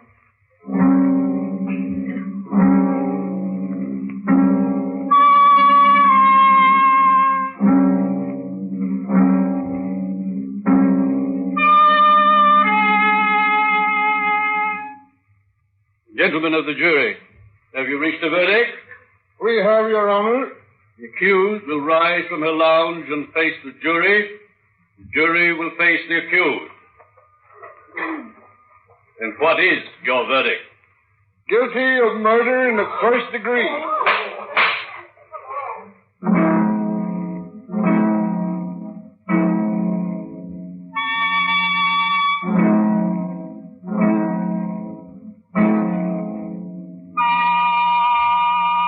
Laura was led away to jail. An enterprising young reporter of the time, Garth Prebles, interviewed her in her cell, where he learned and had published the fact that Mrs. Fair had spent $12,000 in her defense. Chicken feed to what she spent on her second trial, which was in the amount of $30,000, and which broke her. Where this $30,000 went to is a mystery, since the second trial was not nearly so spectacular as the first. Captain Billy Tranchell of the ferry boat El Capitan somehow was not there as a witness. There was a new judge, too, who in later years became known as Kindly Judge Reardon, and a new jury, 12 men and true out of 400 examined. And our love was a greater love than is given to most women. That was the second trial, and that was Laura again. And this time, another verdict. Not guilty. So, after acquittal, she went on a lecture tour and told of her hardships. That was Mama, tambourine handler, advance man, and treasurer. How did we do, Mama? $1.85. When you lecture tonight, honey, pep it up a little. Promise, Mama, will you? I'll make it real peppy, Mama.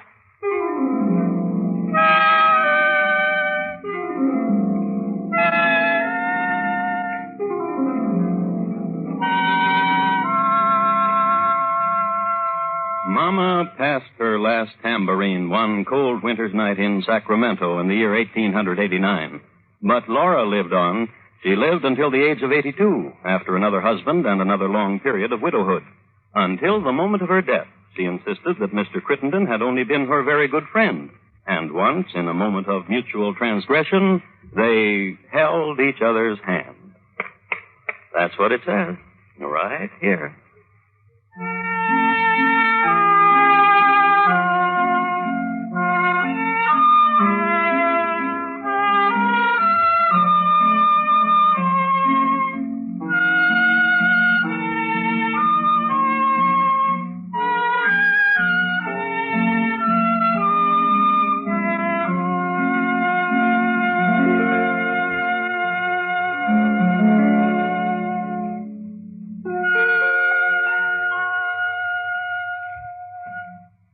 In just a moment, Thomas Hyland will tell you about next week's crime classic. Laura D. Fair, tonight's crime classic was adapted from the original court reports and newspaper accounts by Morton Fine and David Friedkin. The music was adapted from themes of the period and conducted by Bernard Herrmann, and the program is produced and directed by Elliot Lewis. Thomas Hyland is portrayed on radio by Lou Merrill. In tonight's story, Mary Jane Croft was heard as Laura and Florence Walcott as Mama. Featured in the cast were Herb Butterfield, William Johnstone, Paula Winslow, Jean Wood, and Joseph Granby. Hugh Douglas speaking. And here again is Thomas Hyland. Next week, Ham, England, in the year 1673, a time of money cutting and highwaymen, and of course, violent death. My report to you will be on the ALSOP family, how it diminished and grew again. Thank you. Good night.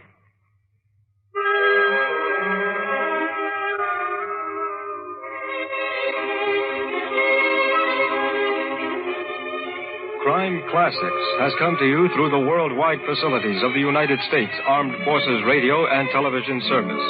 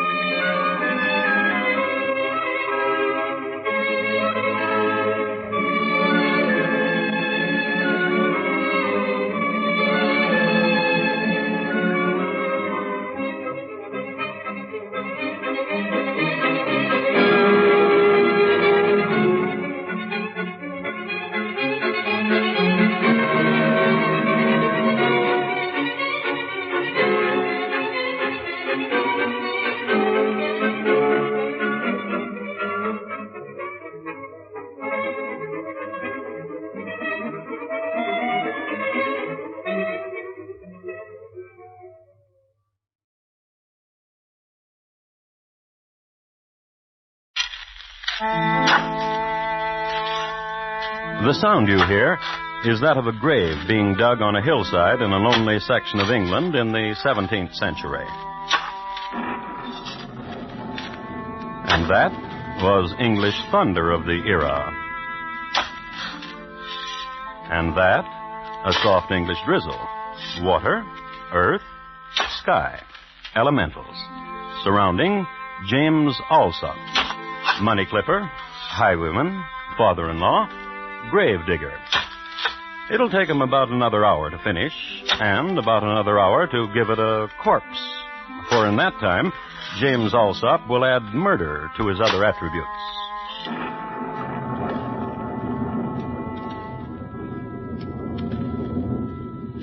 And tonight, my report to you on the Alsop family, how it diminished and grew again.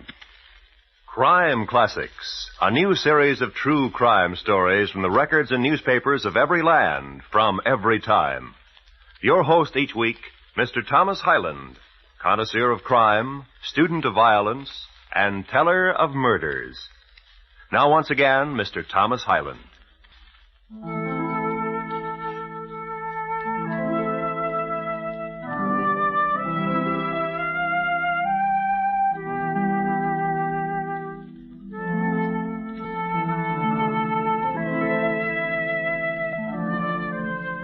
The year 1673, and the place Ham, a small village about 4 miles from London, situated in the county of Essex.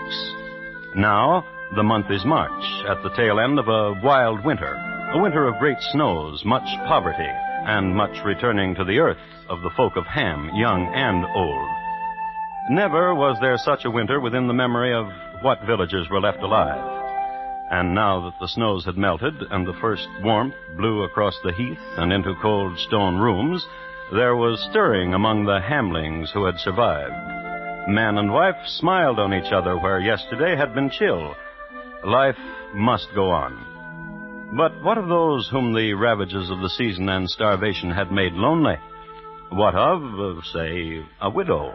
What of, say, Widow Ursula, who lost her husband to the wild dogs 2 days after Christmas? What of her? Well, let's see. You be lonely, eh, widow? Aye. It was a cruel thing has happened to your husband. Cruel? Then now it is the springtime. Aye. And March is soft on the moors. April is a good time for marrying, widow. When I married last, it was in April. It was April after a soft winter when my husband built this house that we married. It was a good marriage. April is soon, and you should have another husband. You're a widow of good credit and competent estate, and you'd make a young man a comely bundle. Teddy? You're welcome, Widow Ursula. A comely bundle indeed. How long has it been since your wife passed on, James Alsop? 6 years come next Bloomsbury Day. I heard she was a shrew. A witch, a shrew, a gollygog. But a woman of fervour, and she fruited me with 2 sons. Aye. I have seen the younger one. He said to me the Widow Ursula had looked upon him. Aye. A robust lad. Sinewy. Will you marry my son? What do you call him? Christopher. Christopher. A likely name for April. Then Ursula will make a likely bride. Aye. Morning.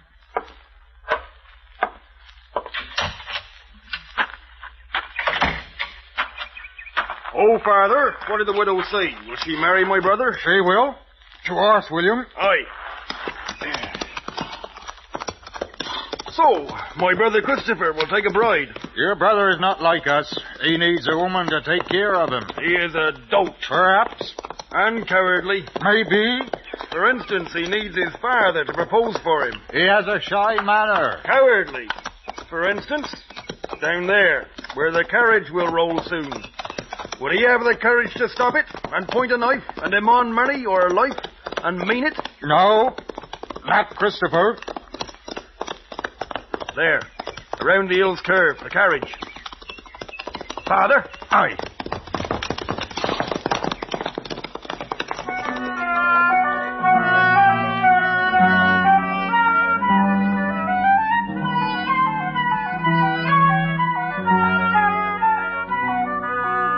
So the two of them, father and son William, galloped down the hillside, donned masks, and stopped the carriage.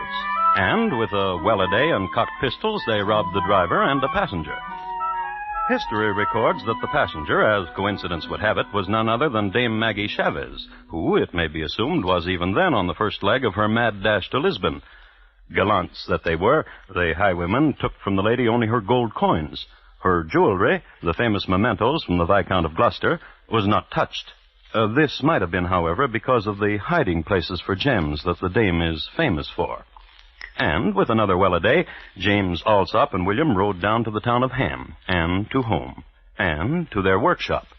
Here, they divested themselves of garments necessary to robbing on the road, placed them in a trunk, took out a pair of shears, and went to work. This year's mintage is harder than last year's. Work, meaning clipping off small edges of the gold coins. Decreasing the diameter, in other words, without decreasing the face value. So, when you were finished, you had the original gold coins and gold clippings as a bonus. Else the shears are dulled. Else you, Father, are growing older and weaker. Aye. I said it. Did you now? What do you say now? Or do you have too much blood in your mouth, son William? I meant a jest. I asked your pardon. Get back to work. There's a pile of sovereigns on the table to be clipped and clippings taken to London to be sold. Aye.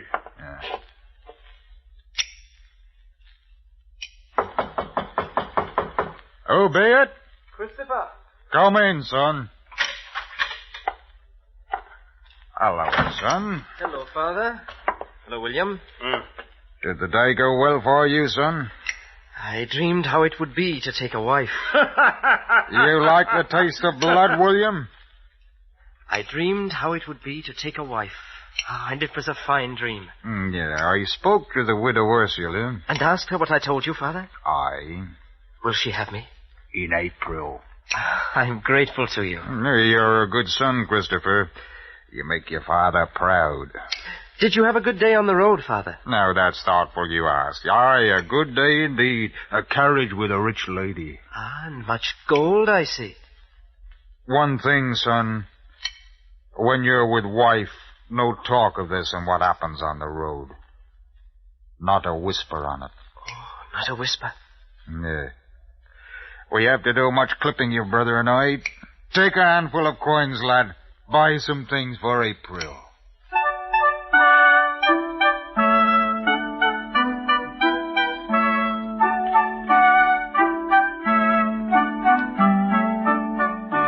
When it came, it was the mildest April in years, and the good townsfolk of Ham wore homespun linen of most feathery weight for the nuptials, the widow Ursula to Christopher Alsop. There was much gaiety.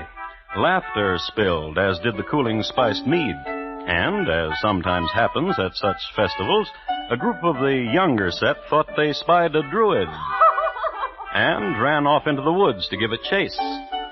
But the older set, the ones who had already chased their druids, stayed.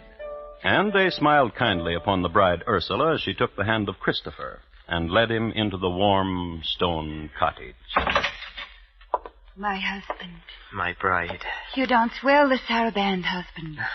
Do you not have a good word for my jig? In the saraband you whirled and lifted me high. You are comely, bride Ursula. You are young and handsome. I love thee. And you will gentle me and be ardent. Aye. And I to you. Christopher. Aye. Your father is rich. He is. He has told me I do not need to employ myself at anything for a year, as a wedding gift, if I wish it. Oh, he must be very rich, then. What does he do for his riches? I cannot say. But you are husband. Then come to me. Yes.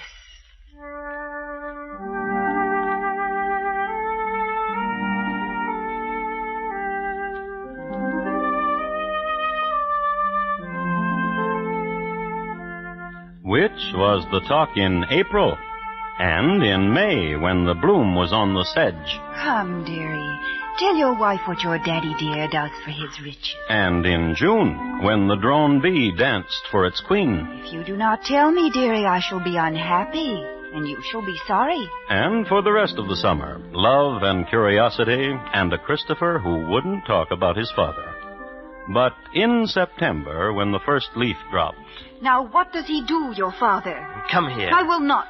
Bride. Wife now. And I ask you, what does your father do for his riches?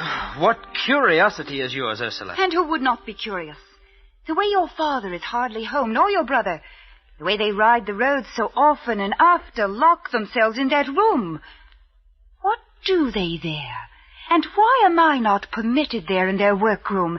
And why does your brother journey to London so often? Come here. When you will answer me, not before. I'll not answer you. I'll tell you this only.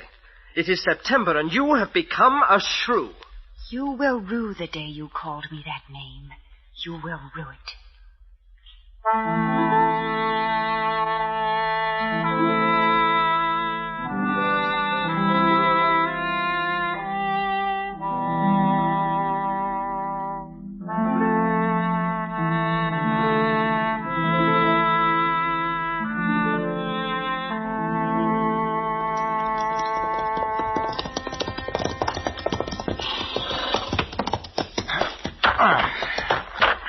Tether the horses, William. Aye. Take a fresh horse. After we'll clip the coins and you will go down to London. Aye. What ails you, Father? There's no humor in you anymore. You worry about Christopher? He's not happy with his wife. As I said it. He says she is a shrew. And what woman is not? That she's curious. That's a woman Alice is. That she needs to know what we do, you and I. So she would gossip about it. That we are highwaymen and money clippers. She would gossip and the law would hear of it and we would jig from a gallows. It grieves me. It would be a terrible thing. Hello, father-in-law. Brother-in-law.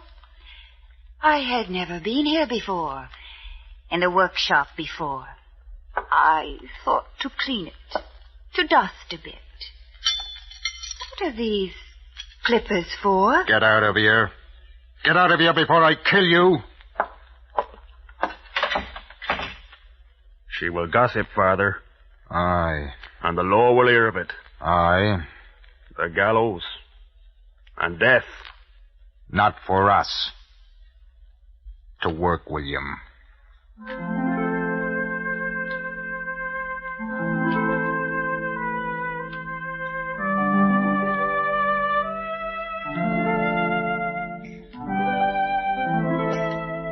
And they clipped a pile of sovereigns, and William took the clippings to London town. And the rest of the night, James Alsop sat with his thoughts. In the false dawn, he came to a conclusion. His daughter-in-law had to go. For good.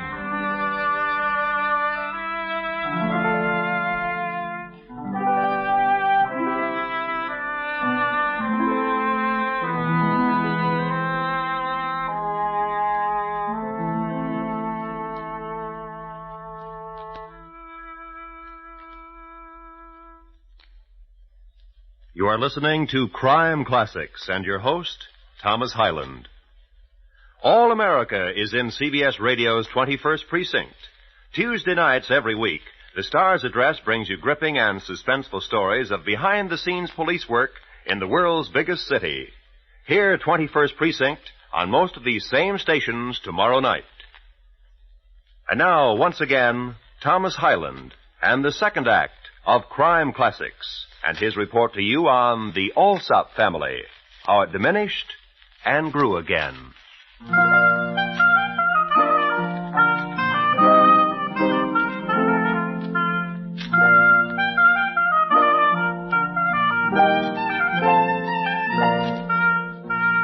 England in the 1670s. It was a mess. First of all, the English didn't like the Dutch, and the Dutch felt the same about the English, and they were constantly sending each other's frigates to the bottom. The King of England was Charles II, famed for being a member of the Stuart family, for marrying with Catherine Berganza, and for peeling the oranges of one Nell Gwynn. It was, as I have indicated, a yeasty time, foment everywhere. Colonists were going off in every which direction, to America, to India, and to the Caribbees. It was the decade, too, of the great Fethergill hoax, and it was the decade of plague and fire. Let's look again at a corner of it. The year, 1673. The place, the village of Ham, and a woman named Ursula, walking through a meadow at dusk.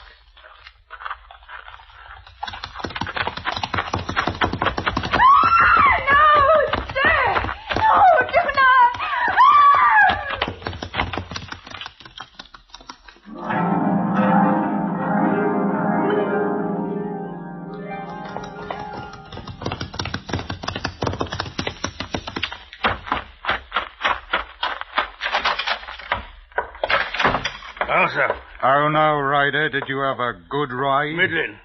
I think.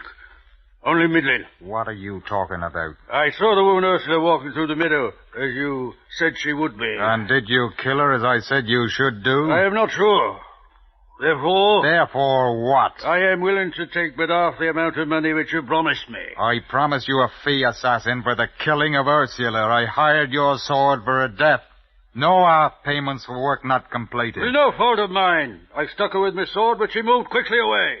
Then I saw some people who were coming, attracted by her cries. And my son William, who sent you to me from London, said you were the finest of assassins. Another day and I'll try again. Go back to London. My pay. That be your pay, and knock about the head. What you deserve. Get you back to London.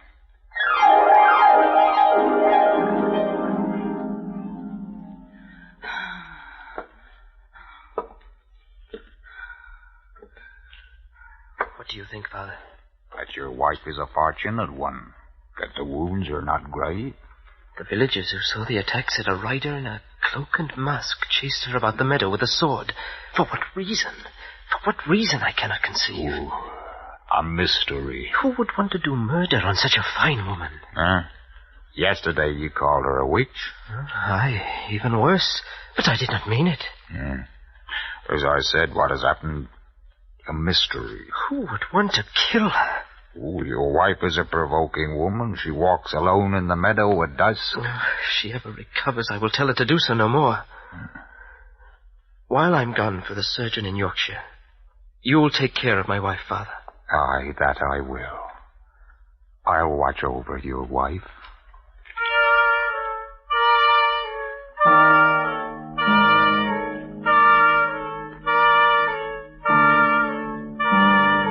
And young Christopher rode off to Yorkshire. And what with William in London selling coin clippings, James Alsop was left in his house with Ursula, his daughter-in-law. September night, and a gathering storm, and this... What? Ursula, thirsty, as a body is wont to get when it has been stabbed. What? And the man who could slake her thirst moves, but not toward Ursula. Toward the tool shed for a shovel, then toward the hill. You know why. That's right. To dig a grave. And while he was digging, you remember, it started to rain. And James Alsop lifted his mouth to it because a body is wont to get thirsty when it is digging a grave. But Alsop finished his task, took shovel back to tool house, and did what quite a few grave diggers do, even to this day. Barkeep, another. For wine. Good evening to you. Good evening, Judy. Buy a hollyhock. Oh, buy one. Yours a farthing. You keep your hock. Wear it yourself. You may pin it on me if you like. Hocks become you. I have only 2 more to sell, and I have nothing to do. And no one to sing my song to. Oh, Tonight I'm busy, Judy. And what could you be busy with in such a storm? To help my daughter-in-law on a journey. Journey to where? To her cousin in Scotland. If I had a drink, Mr. Alsop, I would drink to a safe return. Barkeep.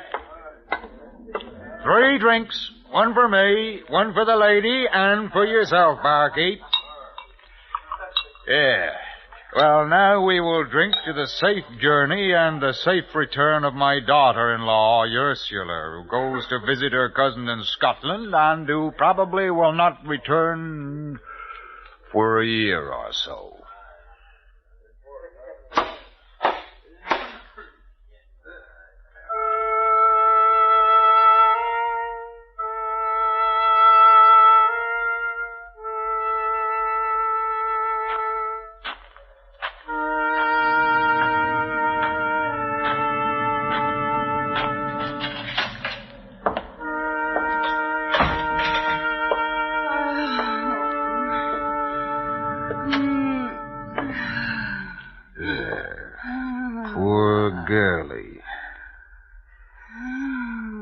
To go and find out I was a thief, did you not?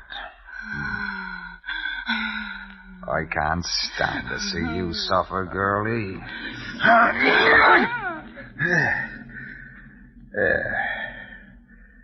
You'll never suffer again. Now then, up with you.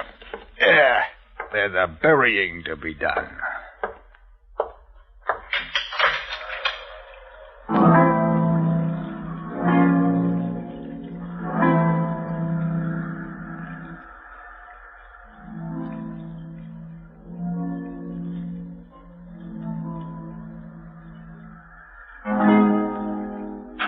Pastoral scene in England under Charles II. Cutthroat carrying victim through big storm to grave. A few more details. Darkness torn apart by lightning. Silences shattered by thunder. And the earth, a sea of mud. It was perhaps 300 yards to the hillside, and when James Alsop got there, the grave he had dug was gone, washed away. So, what we've got now is the same pastoral scene in reverse. Cutthroat carrying victim through big storm back to scene of crime. Sure. Cutthroat in a quandary? The plan was to bury you neatly, Ursula. Now what? Proving that things gang after glee. Yeah. I told everyone you were going for a visit. The question. What shall I do with you? Seeking the answer. The answer? Not quite. This time the answer, change everybody into warm, dry clothes. And having done this, the stroke of genius. Remove the glass from the window frame into the room, hide it, and set up a cry. Murder! Murder most foul! Help! Thieves have come and made murder! Help! Help!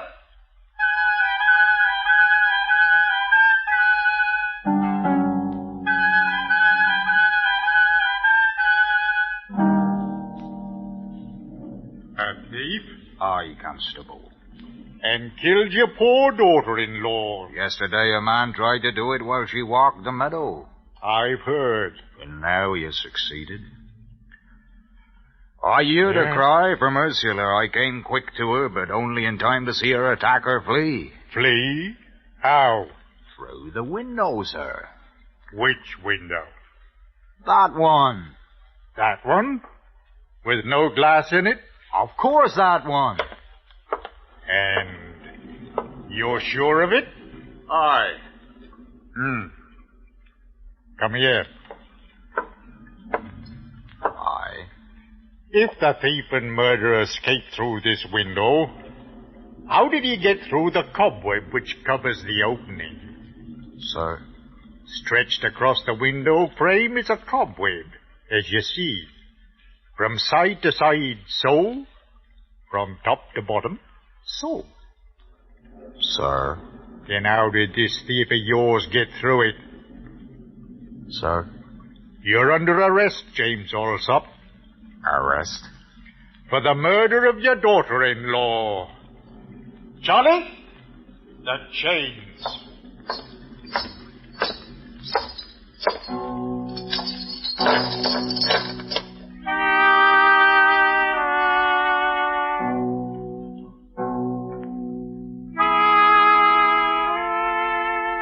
James Allsop was committed at Colchester Jail.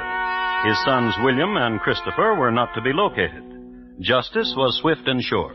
James Allsop was sentenced and led to the gallows. And as he mounted them, a thing happened. Wait! In the name of the king, do not hang that man. A messenger with good news, especially if your name was James Allsop of Ham in the year 1673, and the hangman had just indicated that you stick your neck in a noose. New evidence from London. Thank heaven. A man who calls himself Topham says he can prove that James Allsop is no murderer.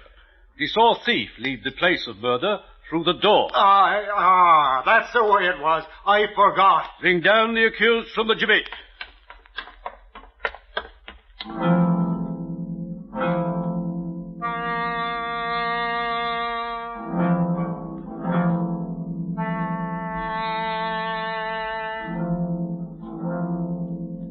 But our story still has a dolorous end. Mr. Topham from London turned out to be none other than the missing William Allsop, son of James. He could have stayed in London, safe and alive, so he must have loved his father dearly to have taken such a chance. But the only way he changed history was this.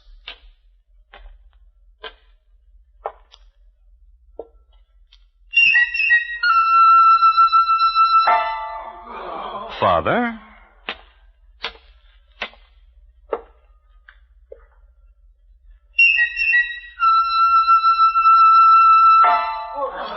Son, William. What happened to Christopher? Well, he had heard what happened to his wife, so asked himself, why return to Ham? He stayed in Yorkshire, where he met the widow Patricia. She was comely, and the next April they were wed. She made puddings and was an uncurious woman. They lived long and happily, and gave to the world 8 Allsops.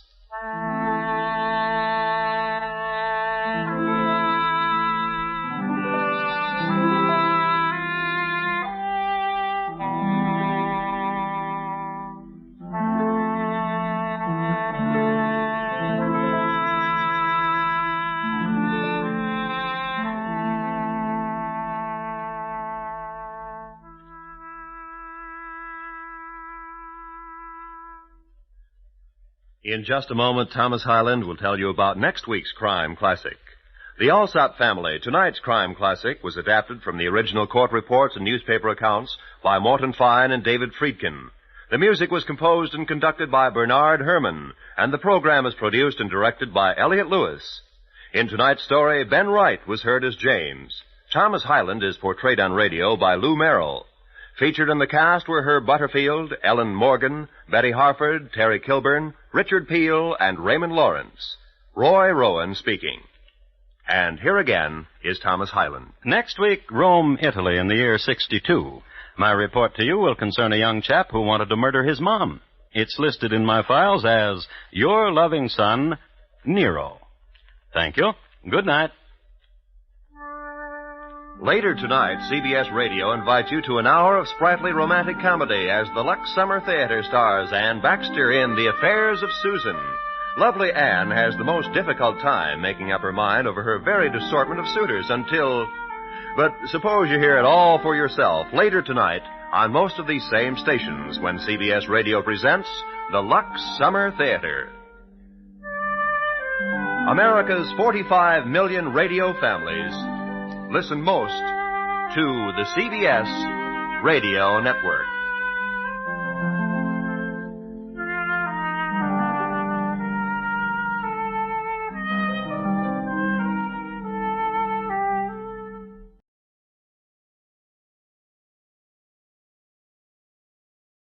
Good evening. This is Crime Classics. I am Thomas Hyland with another true story of crime. Listen. The sound you hear is that of a swimmer in the Adriatic Sea. Her name is Agrippina, and the stroke she's using, 'tis one of the day. According to research, a kind of combination overhand side and flutter kick. Agrippina is quite good at it, too, she being the mother of the Emperor of Rome, and having the best instructors in all things. For instance, her swimming instructor told her to roll over on her back and float when she got tired, which she just did. And she was tired, all right. She'd been swimming toward shore for the last 2 hours. Not for laurels, not for prizes, but to save her life. It seems her son had tried to drown her by rigging up a boat whose bottom would fall out, and which did when Agrippina was on it. Sonny's name? Nero. So tonight, my report to you about a mother and son in Rome in the 1st century A.D., listed in my files as Your Loving Son, Nero. Crime Classics, a new series of true crime stories taken from the records and newspapers of every land from every time. Your host each week, Mr. Thomas Hyland, connoisseur of crime, student of violence, and teller of murders. Now, once again, Mr. Thomas Hyland.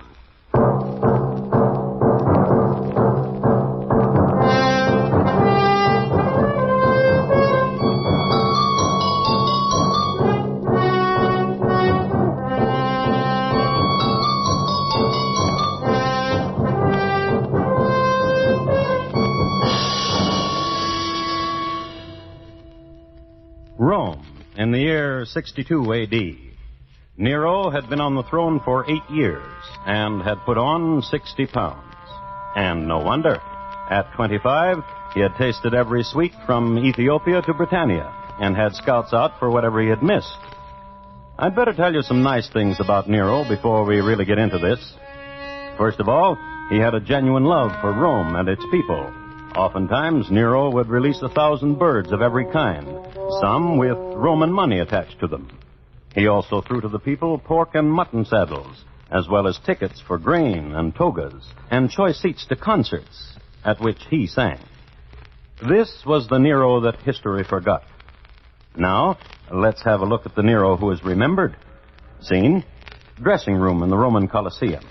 Principals: Nero and Seneca, his mentor. Hold high the shield for me, Seneca, so that I may look into it. You look like... What? Out with it. Out with it, Seneca. Like a beast of the Nubian plains. Which was my design when I put on the skin of a black leopard. I meant sleek. And you meant handsome?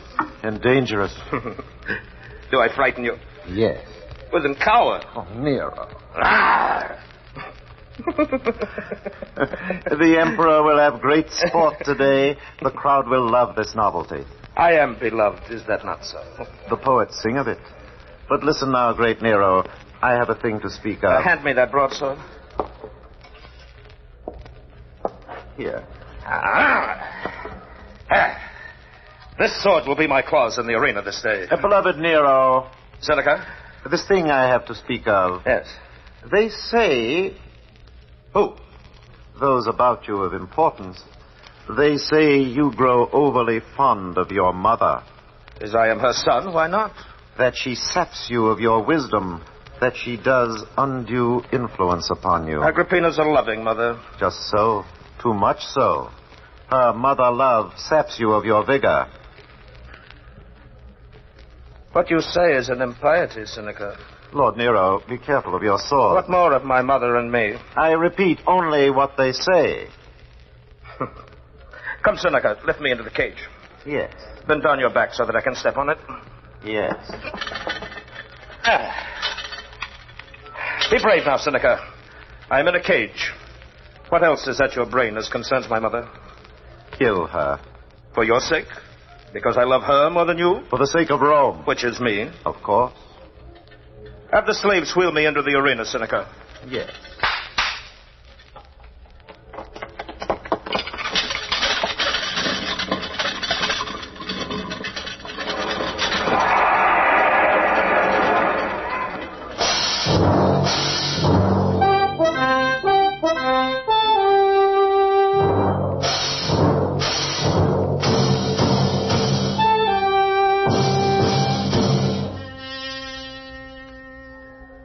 What happened when Nero was rolled into the arena in a cage dressed in a black leopard skin is a fine clue as to the lad's personality.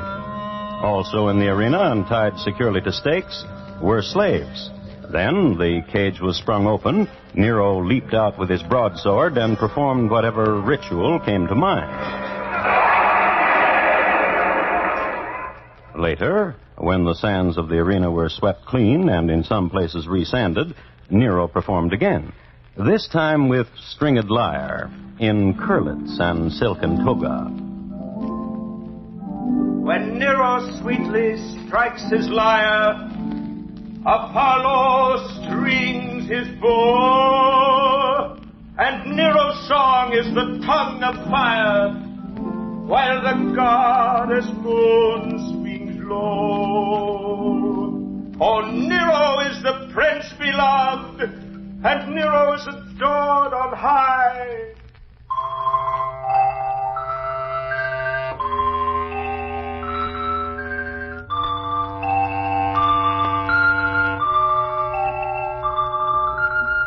And so on into the night. He didn't sing well, but he sang loud and long. And he had a special arrangement with the Colosseum guards. Collect the heads of all those who tried to leave while he was singing. It was usually after midnight when Nero finally gave the signal for his audience to go home. Nero was fatigued, and he wanted his mother. History tells us Agrippina had a restorative influence on her son because of the soothing quality of her voice, perhaps of her understanding of the light in her motherly eyes, or just perhaps because of a way she had with rose oil and myrrh.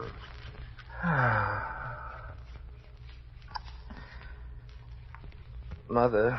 Hush, son. How tired you must be from the day. Let me this soothing of you. Mother. Turn your other shoulder to me, son. So help me Jupiter, Mother. If you don't let me ask you what... Yes, what is it? What I did today in the arena with the wearing of the leopard skin. What of it, Mother? Terrifying. Huh? What else? Exciting.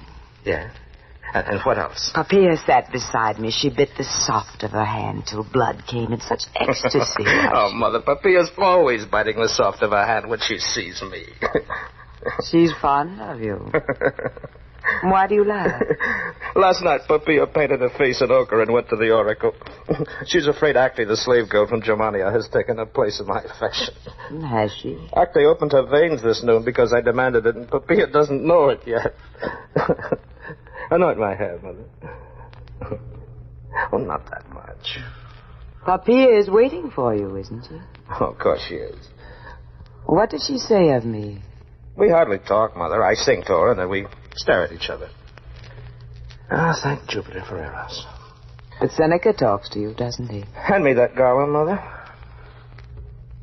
Doesn't he? No, much. Constantly, pratingly, ceaselessly, without end. Of me? Much.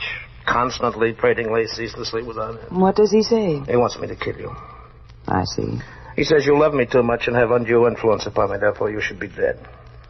Nero, my son. Yes, Mother. Remember that Claudius died suddenly, and for that reason you are emperor.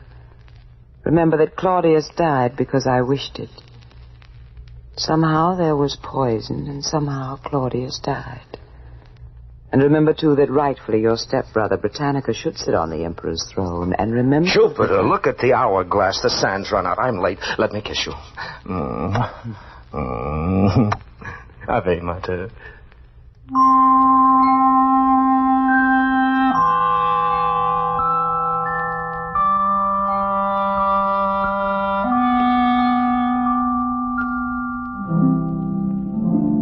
The poppy blossom of slender shaft, of scarlet petal her gaze enthralled. Give thanks to Olympus, give thanks to the gods that season Nero has to her called. Emperor? Wait.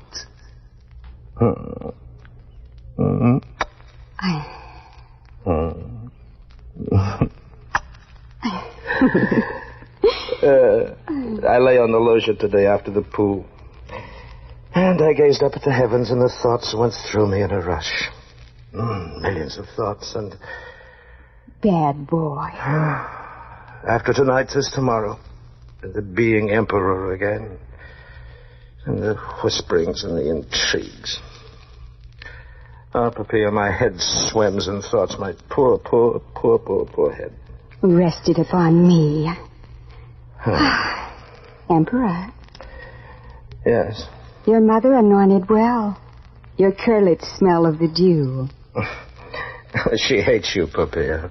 I know. She hates Seneca. Because he is wise. Papilla. Does not your garland bind your brow? Here, let me take it off. Gentle Papilla. Seneca is wise, Nero. Do you want my mother dead, too? Only for your sake. How? It is said that Agrippina is anointing her stepson Britannicus lately. And in private calls him Emperor.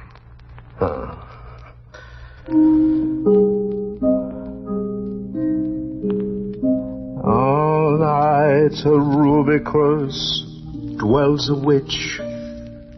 Pluto's daughter, ill-got is she. Her name is Locusta, Locusta, Locusta, horrible witch.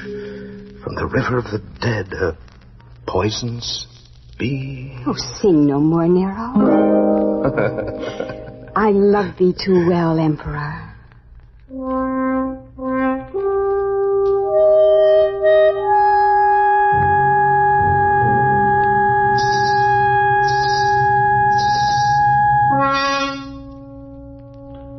Papilla wasn't the only one who bade him lay down his lyre and still his song. A man named Petronius did the same thing. He wrote Nero a note and told the emperor that he was the worst singer of all time. Then Petronius, to save a lot of time all the way around, opened his veins. But Papilla, being currently Nero's type of love, she got away with it. Also, in Nero's ear, she went on and on about the new Delphic oracle, who knew the mystery, she said, like no other oracle in Rome or in the provinces. A younger man, she told Nero, one with younger ideas, one who could conjure voices, speak to the gods, and recognize ancestors in various animals, and very good with the advice. So, Nero kissed her for her concern.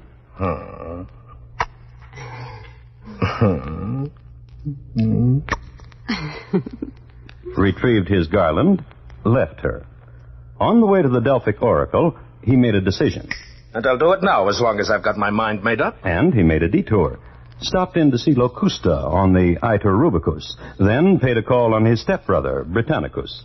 This vase of wine I bring you, brother, from Gaul it is, where the Rhone flows gently and the grapes grow fat. Oh, great stepbrother, whose love is dear to me and who desires nothing but good for me. For these reasons, I give you this wine that you should drink. Drink it. Like that, boy. Throw back your throat and let the coolness of it, the death of it touch you and chill you. Come on! Come on! Britannicus has drunk poison and is dead. He hated life and wanted no more of it.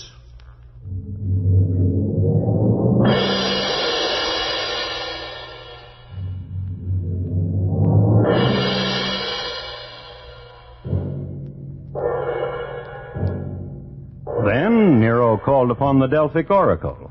No sooner had the oracle lighted his pot of fire and said the words, than Nero asked a question. My brother Britannicus is dead. What should be of my mother? Jupiter and those on Olympus are jealous of you, O Caesar Nero. They would smile more brightly upon you if Agrippina were dead and belonged to them. Nero went home to the palace, and the oracle went into his back room. It is done, Seneca, I have told him. And he will kill his mother? This I believe. How shrewd is Papilla to have sent him to you? This I believe. On the table is 1,000 sesterces oracle. I will say words for you into the fire, Seneca. Hail. Hail.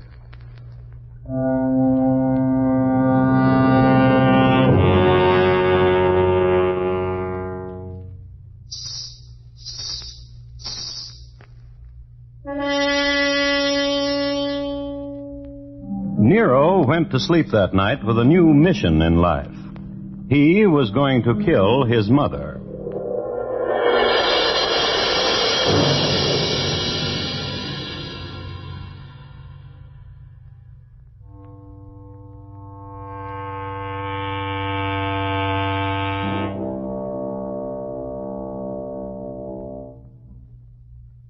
You are listening to Crime Classics and your host, Thomas Hyland.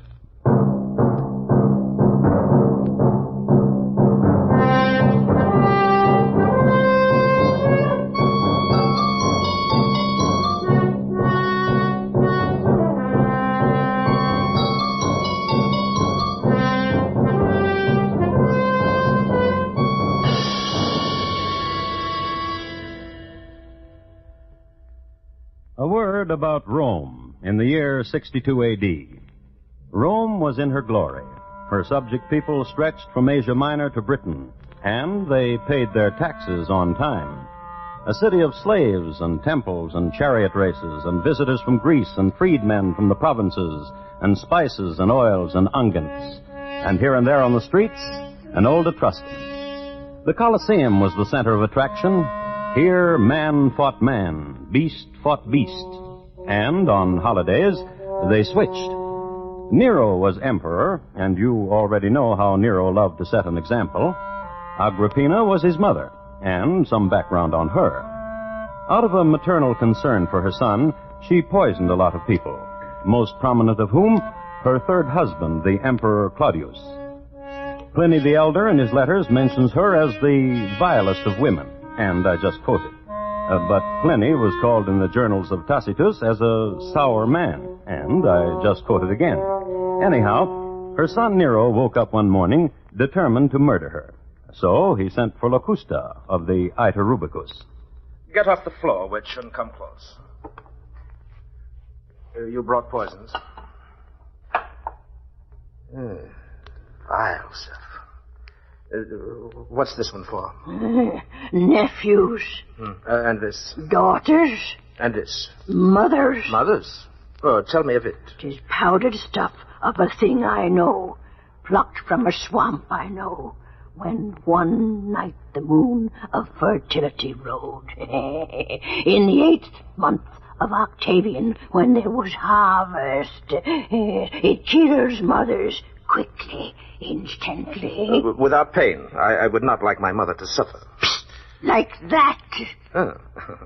How is it used? Yes, a drop in a sweet meat, or whatever. I'll have it. Seneca! Pay her, Seneca. 1,000 sesterces. Seneca, have the wall splashed with sweet-smelling oil to take this reek out.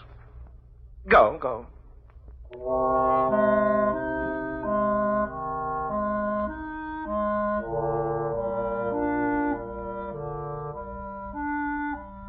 And so, Mother, as a small gift of the day in honor of Persephone, sweetmeats from Thebes. Plump dates rolled in cinnamon, stiffened honey from Alexandria, wild berries from the south slope of Lebanon drowned in sweet essences. Which is your favorite, son? This one. Put it to my lips. First. Yes?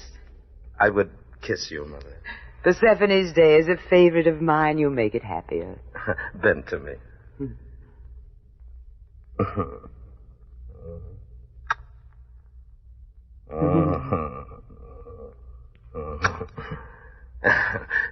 Now here is your walnut sweet.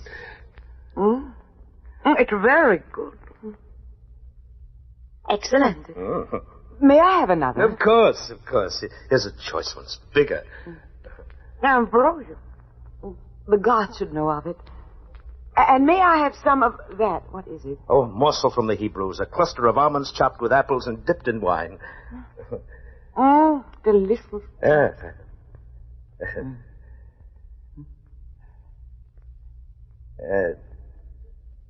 Mother. What? How do you feel? Blessed by Jupiter, who's given me such a fond son. Son. Yes, Mother. Eat of your gift. Here, I will place a sweetmeat to your lips. No, stop. Stop it. Do you ail? Stop it. Stop it, stop it. You ale, let me hold you, son. Sweet son, Emperor's son.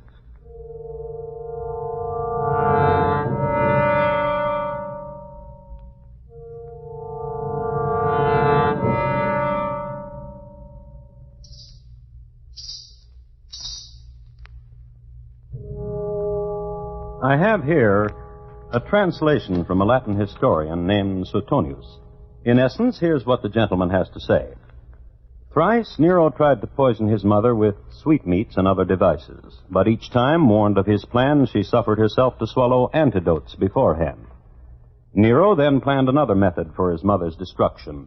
He tampered with the ceiling of her bedroom, contriving a mechanical device for loosening its panels and dropping them upon her while she slept.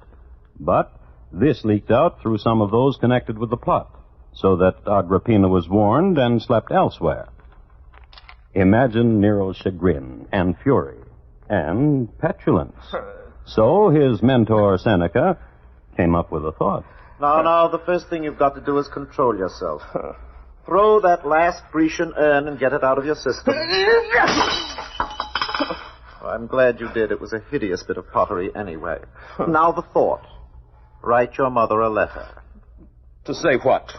Well, you wrote Petronius a letter telling him it would be best for himself and the state to open his veins, did you not? Yes. And he did it. As did Fluvius when you wrote him a letter. And Casper. And Marius and his 3 sons and that senator. Lucius. Loud from his mouth of taxes and excesses. And others. Write her. And you will tell me what to say? As before, with the others. Let us do it.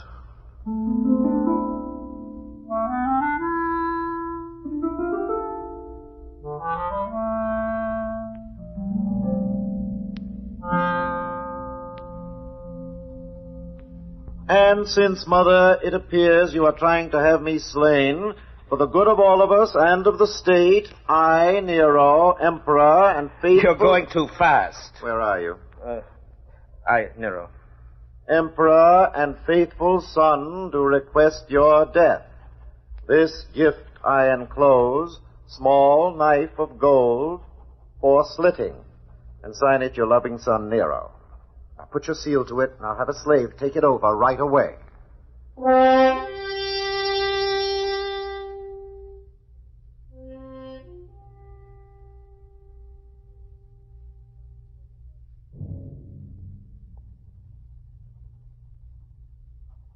The slave has just now brought me your letter, which needs prompt reply.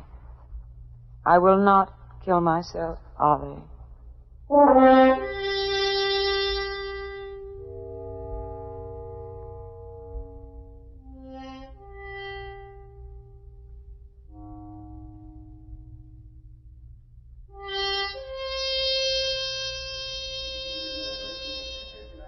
Mother? Mother? Oh, Mother. What is it? Did you enjoy the banquet? You sang beautifully. That is not what I mean, Mother. What then? No one fell dead at the banquet, Mother. Neither your taster nor mine. I don't want to think about it. I know that. That's why I've arranged this voyage for you. And when you return from Thessaly, you will bring back forgiveness in your heart for me. Son. Yes. Do you still want your mother dead? No. Swear it. By the gods of Olympus. Then my voyage will be joyful. With a new and fleet ship to take you to golden sands and return refreshed. I love you well, Nero. You are my love, Mother. Ave. Sail home to me soon.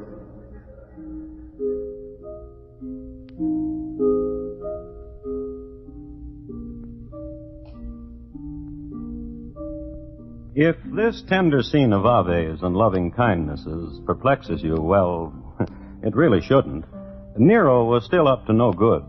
In spite of the sumptuous banquet he had arranged for his mother out of the clear blue sky, and in spite of the trip he had arranged for her to golden sands and return by way of a peace offering, Nero still had murder on his mind. This ship he had built for his mother, you know who built it? Anicetus. And who is Anicetus? Any of your better histories on triremes and other Roman naval craft will devote at least a few paragraphs to Anicetus. He was forever trying things against the laws of navigation. For instance, this ship that would take Agrippina to Thessaly, he designed it so its bottom would fall out 5 miles at sea. And did it? Well, let's pick up the ship just before it was 5 miles out on the Adriatic. Quiet ocean, azure skies, as fine a 2 decks of slaves chained to the oars as you'll ever find. And Agrippina having grapes at the captain's table. You men of the sea, Captain. All my life, the great wonder I've had about them. What's that? Help me!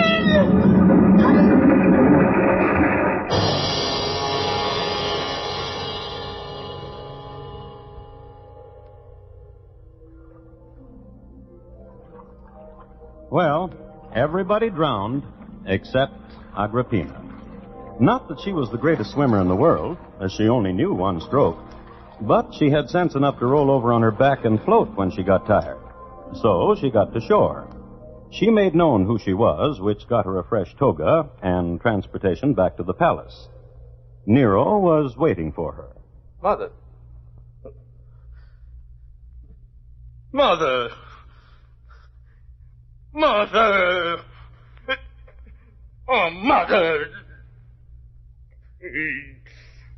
Slaves. Strangle her. And they did, with a silken scarf. It is interesting to note that the word mater in Latin means mother. From mater, we get the word matricide.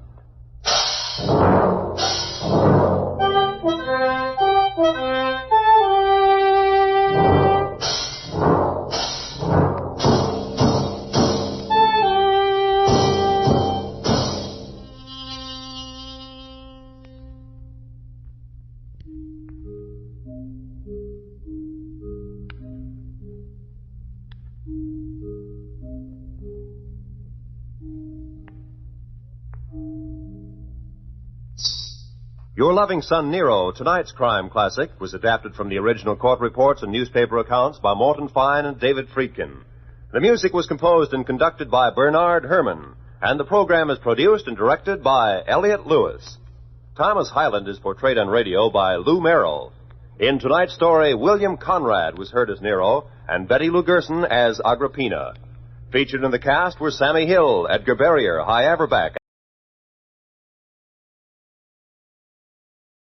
Good evening. This is Crime Classics. I am Thomas Hyland with another true story of crime. Listen.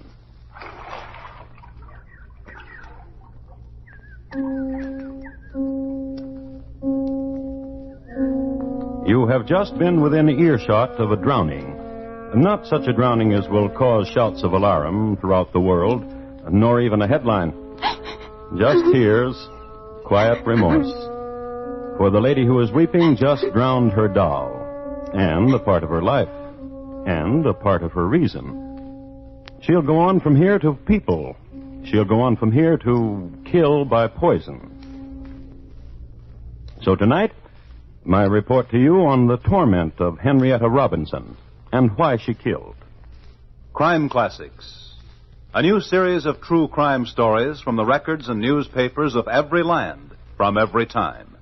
Your host each week, Mr. Thomas Hyland, connoisseur of crime, student of violence, and teller of murders. Once again, Mr. Thomas Hyland.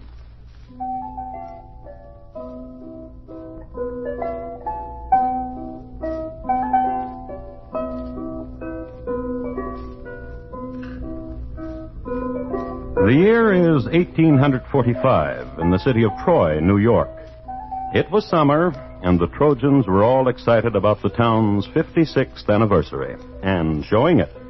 Each weekend, the banks of the Hudson were strewn anew with burned-out fireworks and chicken bones, and the broken crockery mixed well with empty clamshells. The Trojans took easily to gay festivals, and the chronicles of Troy of the times tell us that 1845 was, and I quote, of glee and profound merriment.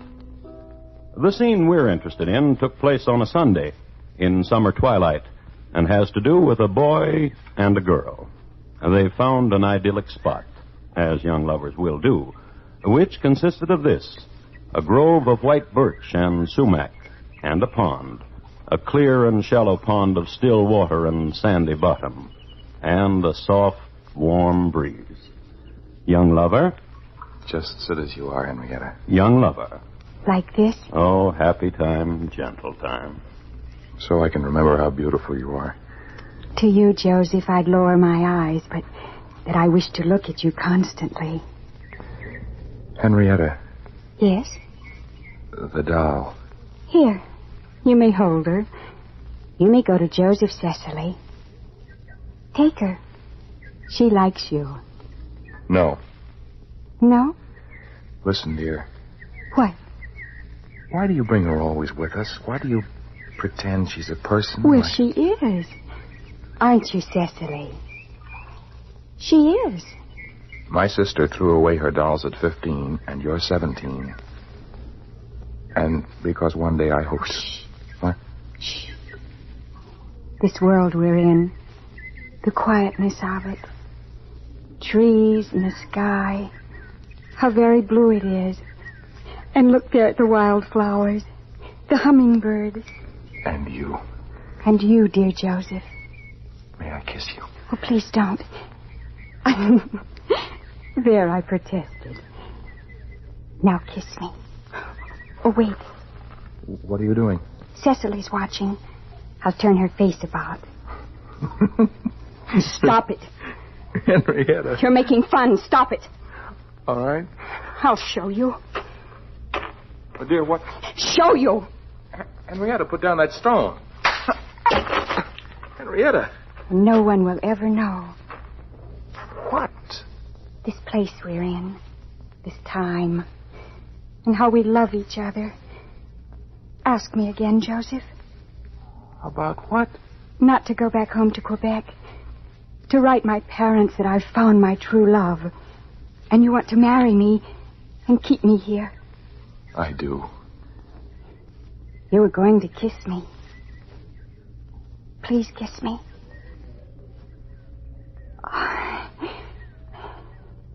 Cecily didn't watch.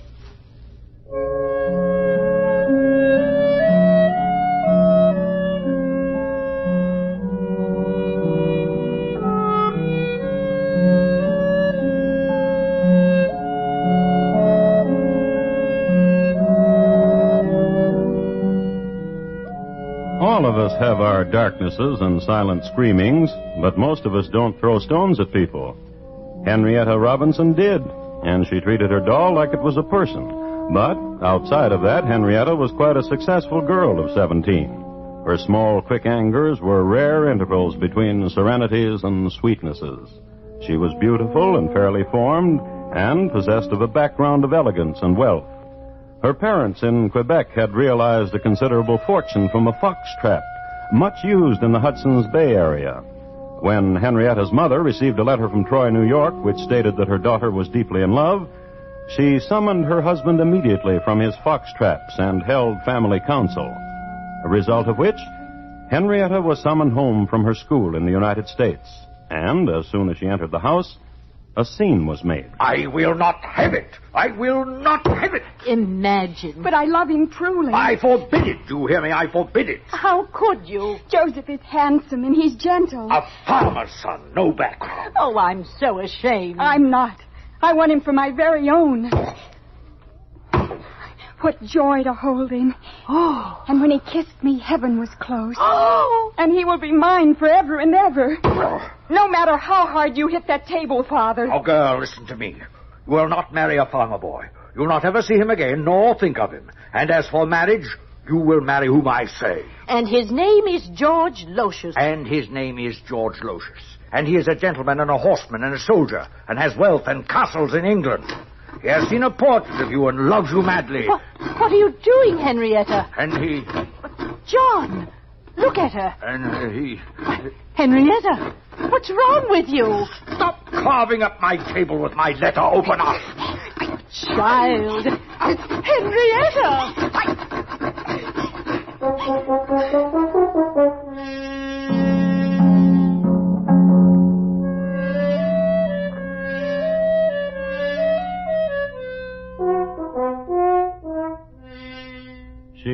and a fine Regency table, her father's favorite for pounding. But nevertheless, she did meet George Lotius, and, surprisingly enough, they got along well together. Can you imagine Lady Melville dropping her fan at such a moment? And later... Take a card, dear Henrietta. This one? Anyone at all. You take one, Cecily. Here, I'll help you. Your doll took the 3 of spades. Oh, that's very close. He wasn't very successful with card tricks, but he was an expert horseman, a daredevil of the high jumps.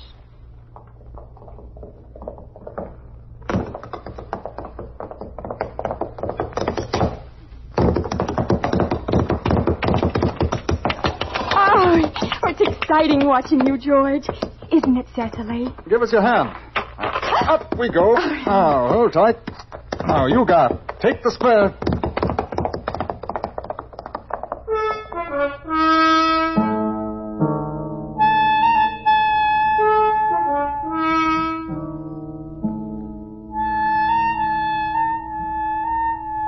And one night, in a place young people always seem to find, beneath a maple tree whose leaves shone silver under the first autumn moon. I believe Cecily likes me, Henrietta. Oh, she does. And you? Cecily wouldn't like you unless I did. Henrietta, I've loved you since the moment I saw your portrait. What are you doing? You'll want to kiss me, won't you? I'm turning Cecily's head away. Oh. Now you may kiss me. Dear Henrietta. I said, dear Henrietta. Daddy wants me to marry you. Will you? And Mother wants me to marry you. Will you? Well? Let's marry him, Cecily.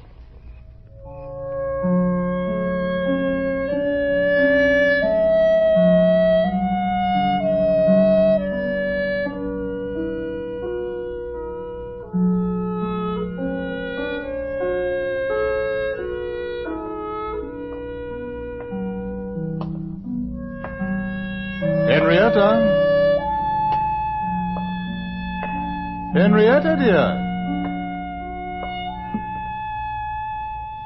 Cecily. Henrietta!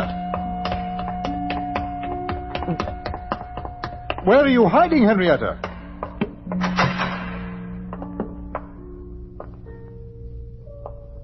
One doesn't hide on one's wedding night, Henrietta. Where are you?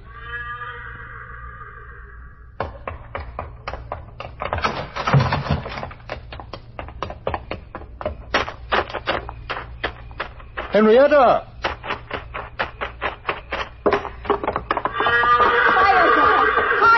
Higher! Henrietta! Higher, guard! What has happened to you? Why are you teasing this stallion? What's happened? Come, I'll take you back to the house. No! You're my wife. You'll do as I say. No! Wife. Hold me.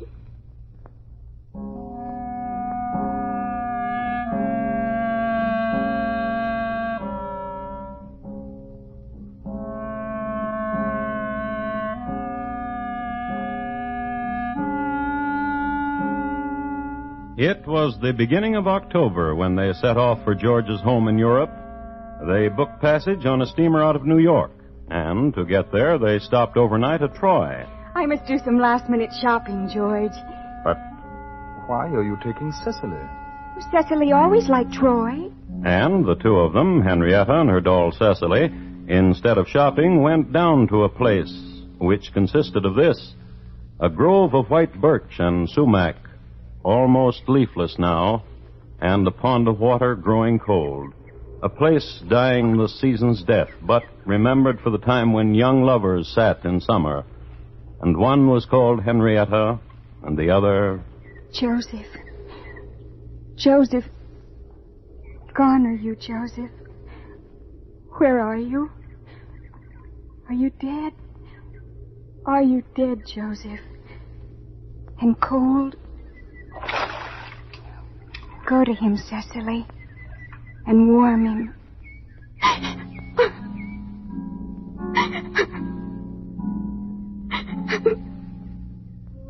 She just drowned her doll, and a part of her life, and a part of her reason, and grew closer to violence. Closer.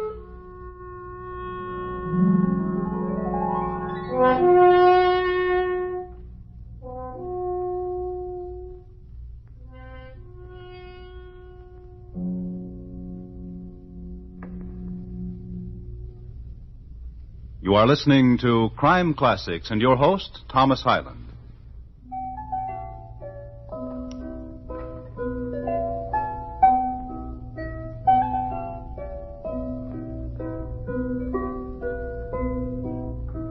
The year was 1849, the time when everyone was heading toward California and Mr. Sutter's farm. But Henrietta and husband George Lotius set sail for England. It was a leisurely and serene trip under sail, marred only by one occasion.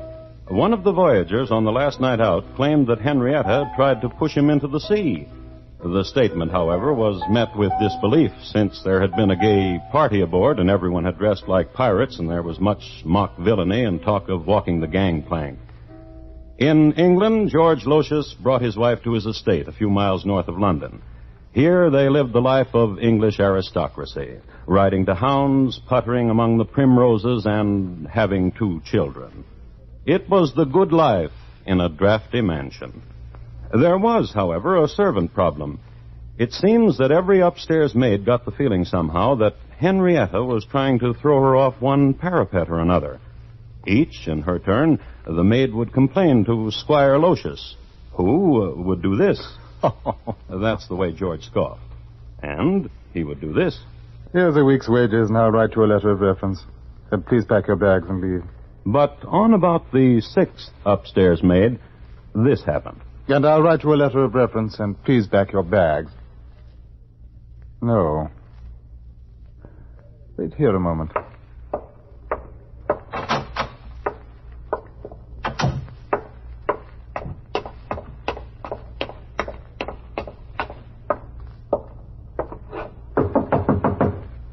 Yes? May I come in, Henrietta?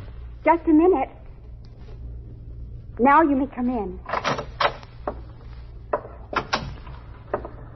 I want to talk to you, Henrietta. Do you like this gown, George? It came from Paris this morning. I never like you in black. You know that. Why are you always wearing black these days? And why... Why what? Why have you taken to wearing that heavy black veil when you go about? You know. No. No, I don't. Of course you do.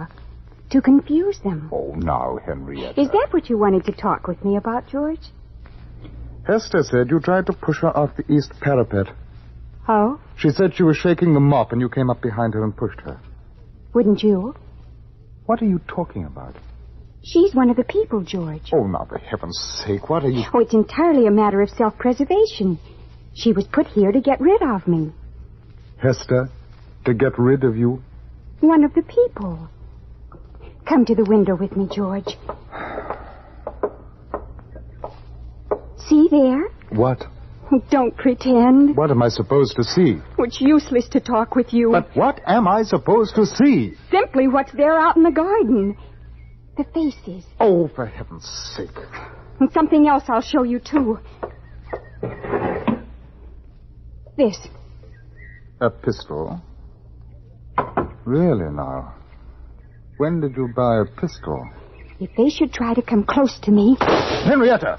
In the name of...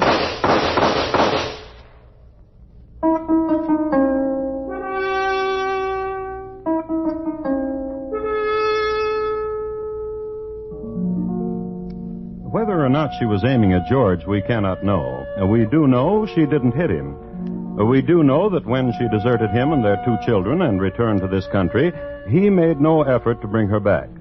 Nor did he ever have any trouble keeping an upstairs maid. Of the further history of George, we know nothing definite. We can assume he brought up his children to be every inch as good an Englishman as he, and as good horsemen, and probably much better at card tricks, and undoubtedly more finicky about wives. Henrietta went directly to Troy, New York, And of her stay here, I'd like to quote a bit from a newspaper of the day. Henrietta Robinson, as so she called herself, was found wandering through the city clothed in night apparel. She drank and raved over her broken hopes. She was found groping in the dark through the halls of public buildings, inquiring for the police office, and demanding of authority assistance to protect her against imagined persecutions. She wandered about the city armed with her revolver, and presented it on several occasions at the breast of anyone who had the curiosity to observe her movements. So we have come to the point in the history of Henrietta when she had become a very real menace. But no one did anything about it. They let her roam and wander and grope and present her revolver, and one day she was no longer young. And one dusk in the springtime she wandered down to a certain pond, which was surrounded by birch and sumac, and there was a youth there. Hello. Well, good evening. Isn't this a lovely place? Yes. Yes, it is. I stumbled upon it. Is your name Joseph? Why, no. Sit with me. I'd like to. Do you, come here often? Whenever I can. Why? To sit here. To look into the pond. Why? I try to remember why. I always try to remember. There's something... I don't know. I was waiting for someone. A girl? Yes, but she's very late. I suppose she'll not come. I'd best be going. Oh, wait. Sit here with me for a while. Talk to me. Talk to you? Is your name Joseph? I have to go. If you leave me again, I'll kill you. What? I would. But that's a real gun. I would. I have no money. I don't understand. Please, I was only waiting for... Where did you go when you went from me long ago? Don't be frightened of me. See, I'll put away this ugly thing, this pistol. No, don't be frightened. You always go away, and there's always the sound of you going away. Then why do I come here? To this pond. And remember. Remember what? Remember what?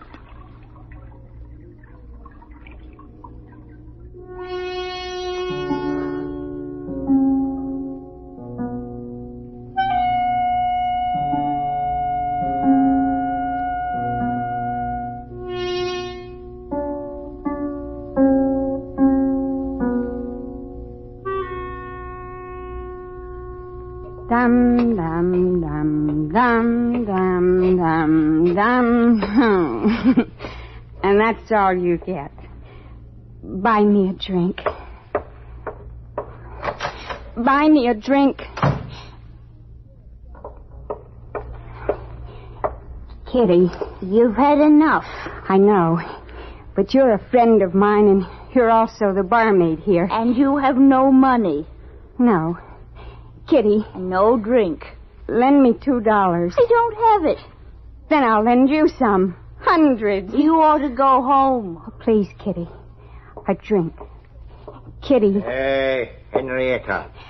I was asking Kitty to buy me a drink.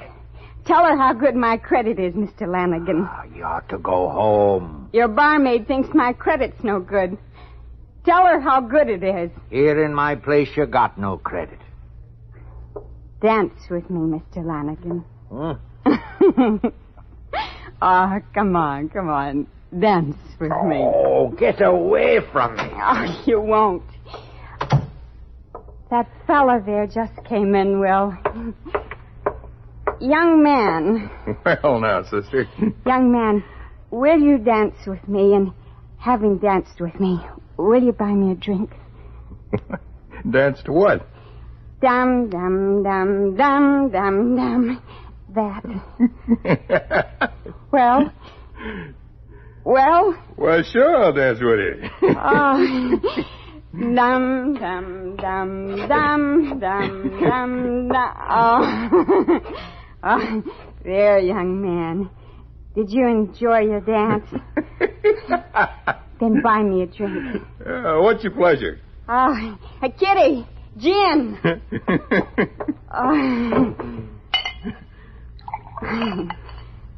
Gin's my pleasure. Well, drink away.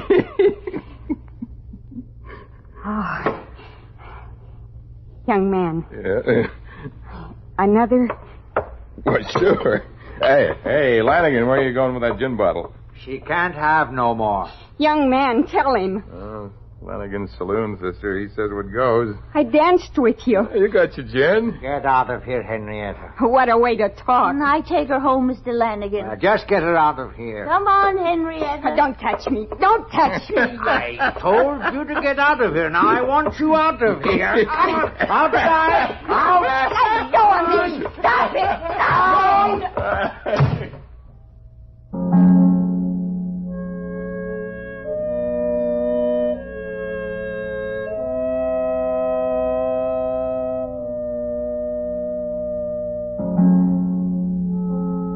Someone still could have stopped her. Someone who could see the stricken face, hear the mumblings, and realize that such a woman, one who brandished a gun every place she went, one who lived in a world of tortured fancies, and set the cry for someone named Joseph tumbling down alleys and dark streets, and always there was the gun. Someone still could have stopped her, but no one did. She was a whole night away from murder. No one stopped her. Perhaps it was because she was a familiar sight in Troy by this time. Perhaps it was because the Trojans hadn't run out of their jokes about her. Perhaps it was because of the way she finally killed. She pawned her gun for $3. Then she went to a druggist. She bought $2 worth of arsenic.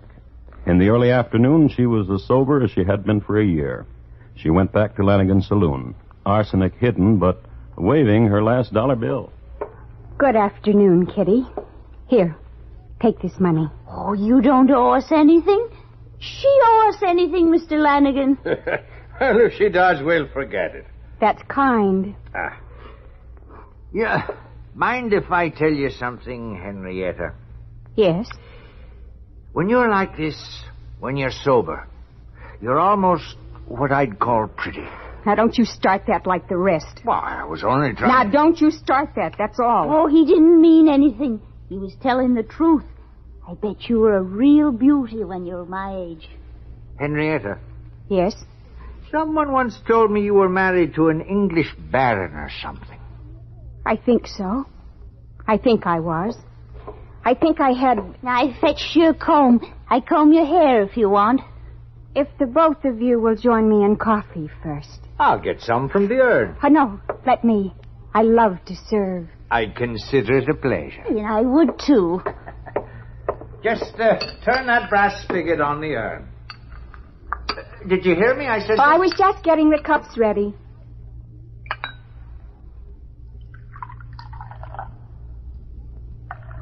Do you wish them sweetened? No. Nor I.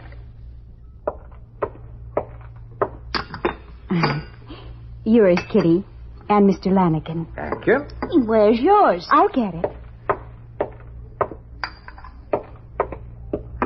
Now, we can all sit and chat. Is this that new brand coffee, Mr. Lanigan? Oh, no. This tastes funny, doesn't it? I remember now. What? About England. There was a huge mansion, and I was lady over all of it. Would you like to hear about it? Oh, yes. Drink your coffee, and I'll tell you. It was a very large house, I think, and it sat upon a gentle hill. And... Strange taste. What did you say? Oh, nothing. I'm sorry I interrupted. Go on. And it was drafty, but there were great roaring fires. And sometimes in the great hall...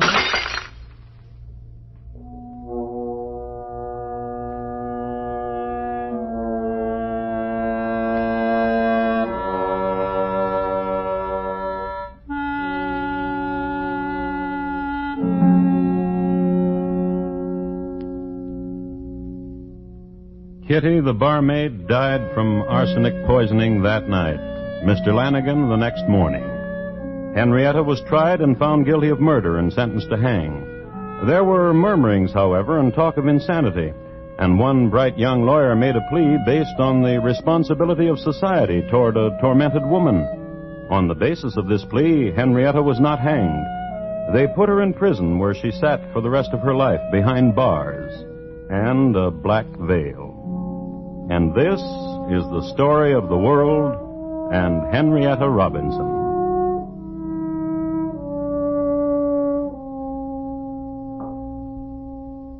Henrietta Robinson, tonight's crime classic, was adapted from the original court reports and newspaper accounts by Morton Fine and David Friedkin.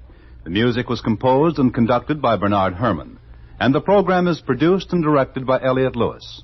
Thomas Hyland is portrayed on radio by Lou Merrill. In tonight's story, Sammy Hill was heard as Henrietta. Featured in the cast were Betty Harford, Joseph Kearns, Sam Edwards, Lamont Johnson, Paula Winslow, and Ben Wright. Good evening. This is Crime Classics. I am Thomas Hyland with another true story of crime. Listen. That's a chicken. She's a fat one. She's doing practically all the things a chicken can do. And besides all this cleverness, she's about to perform her primary function. She's going to be a dinner. The lady who carries the bird in her left hand is named Abby Durfee Borden, stepmother to Emma and Lizzie Borden. Mrs. Borden weighs over 200 pounds. The curved-handled axe she holds in her right hand is her favorite when she goes out amongst the chickens. Her favorite because with it she does such a neat job, which is more than I can say for the person who murdered Mrs. Borden and her husband, Mr. Borden. So tonight, my report to you on the bloody, bloody banks of Fall River. Crime Classics, a new series of true crime stories from the records and newspapers of every land, from every time. Your host each week, Mr. Thomas Hyland, connoisseur of crime, student of violence, and teller of murders. Now, once again, Mr. Thomas Hyland.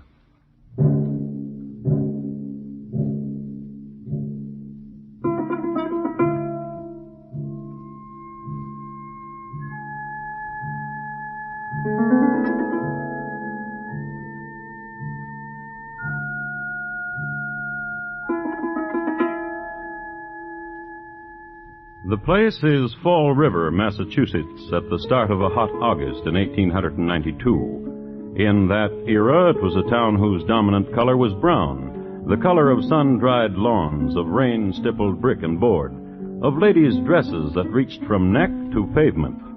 Next in popularity, as far as color went, was black. It was a stern time and a stern place, and bleak, where certain types of smiles were suspect, and where women only dared to stretch in the privacy of kitchen or boudoir.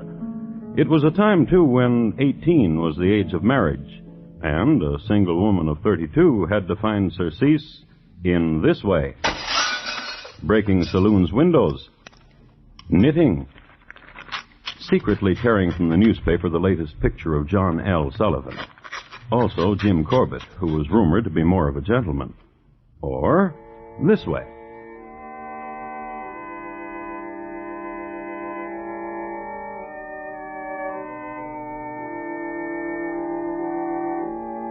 Till death thy endless mercies seal. Lizzie Borden's way.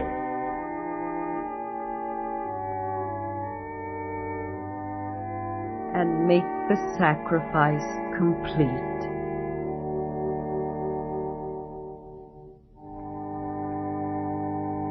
Amen.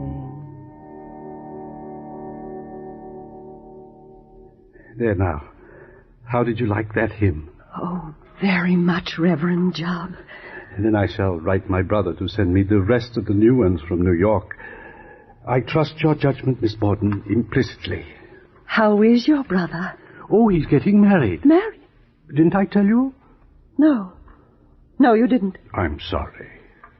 I think, Reverend, you might have let me know in another way. Less blunt. But you don't even know my brother. I hope you'll be very happy. I'm sure you do. Reverend. Yes, Miss Lizzie? And how much longer will you grieve? Dear Miss Lizzie. Your wife is gone now for 4 years. Dear, dear Miss Lizzie. How kind is your concern.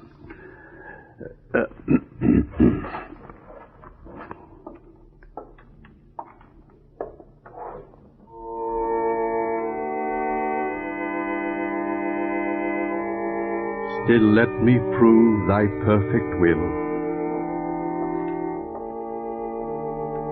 My acts of faith and love repeat.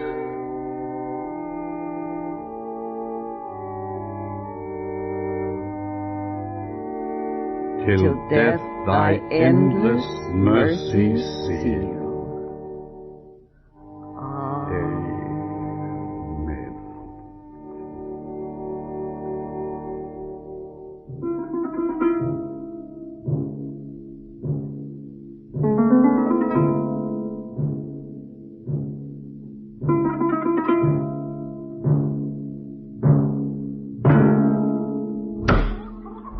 Your father likes chicken, Lizzie.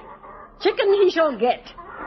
Glad you came out to the backyard. You can do something for me besides picking pears from the tree. You're just jealous because you can't eat pears, Mrs. Borden, because you break out. Where you been, Lizzie? With the Reverend Mr. Jubb. He got some new hymns from New York. Why are you laughing? Oh, if I was a true mother to you instead of a stepmother, I'd tell you right out, you're never going to get married, Lizzie. New hymns from New York, your work with the Fruit and Flower Mission, none of these are going to help. If I was a true mother to you, I'd tell you all of those things, but tenderly. Yes, Mrs. Borden. And it eats inside you, doesn't it, stepdaughter? Yes, Mrs. Borden.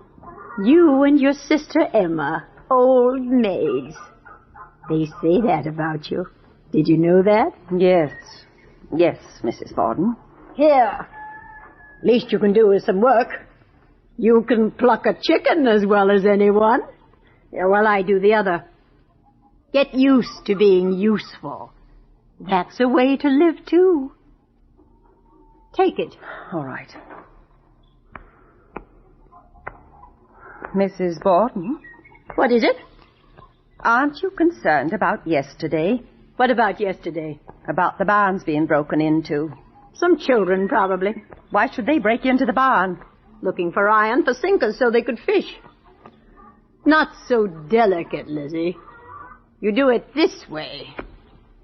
This way. I told Mr. Jubb about the milk. What are you talking about? About the milk. What about it? You've been in the sun too long, Mrs. Borden. Burned your memory away. About the milk. It's being poisoned. Poisoned? Why else do you think everyone in the family got sick day before yesterday? You didn't. I don't drink milk. And the barn's being ransacked.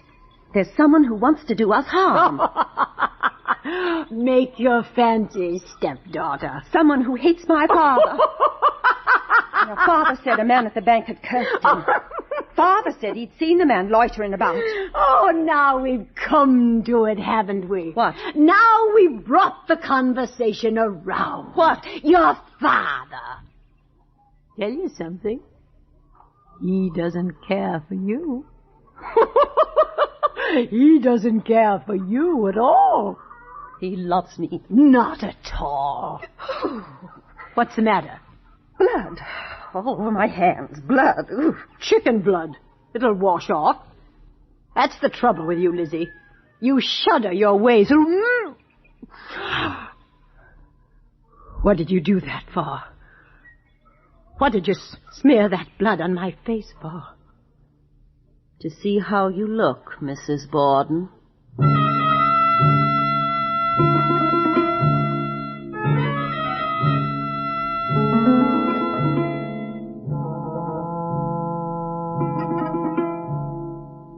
This is not exactly a healthy relationship between two grown people.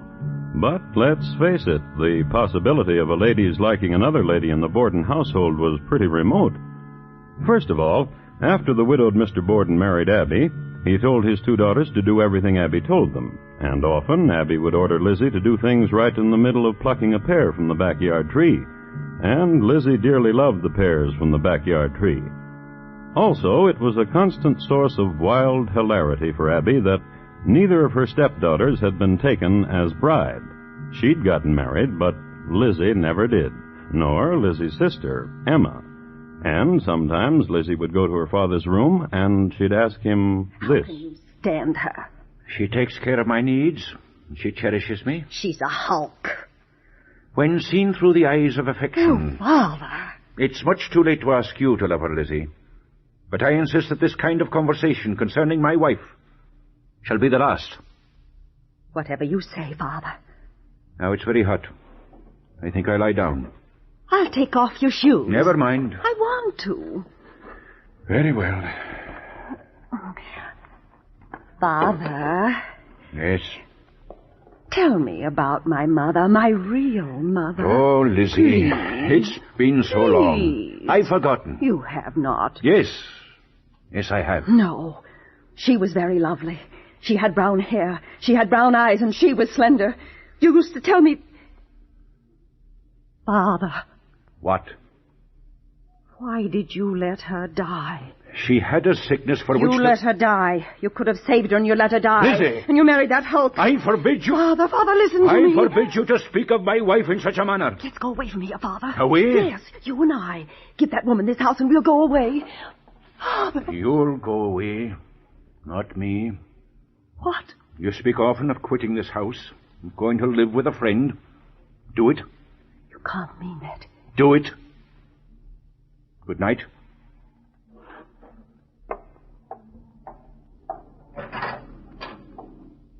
Father. Father, I want you to know I always love you, no matter what you say to me. I know, and I'm sorry for you. Good night, Lizzie.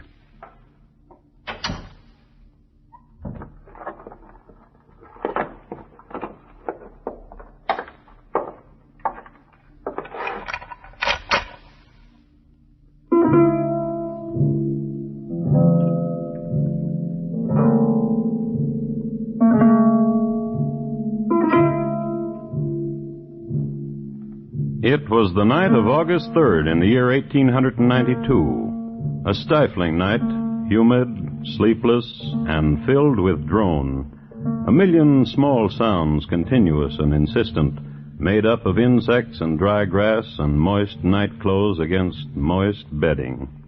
And in the middle room of the second floor of number 92 2nd Street, Lizzie Borden walked. And walked. And grew warmer, and walked.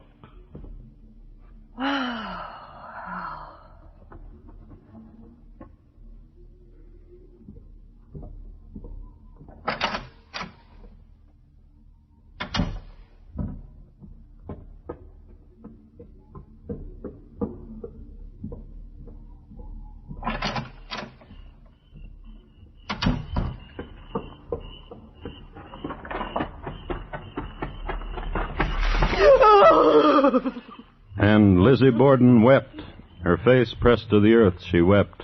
And in a little while, for some reason or another, she got up and walked over to the pear tree and plucked a pear and ate it and smacked her lips, sweet with juice, at the moon. Lizzie Borden.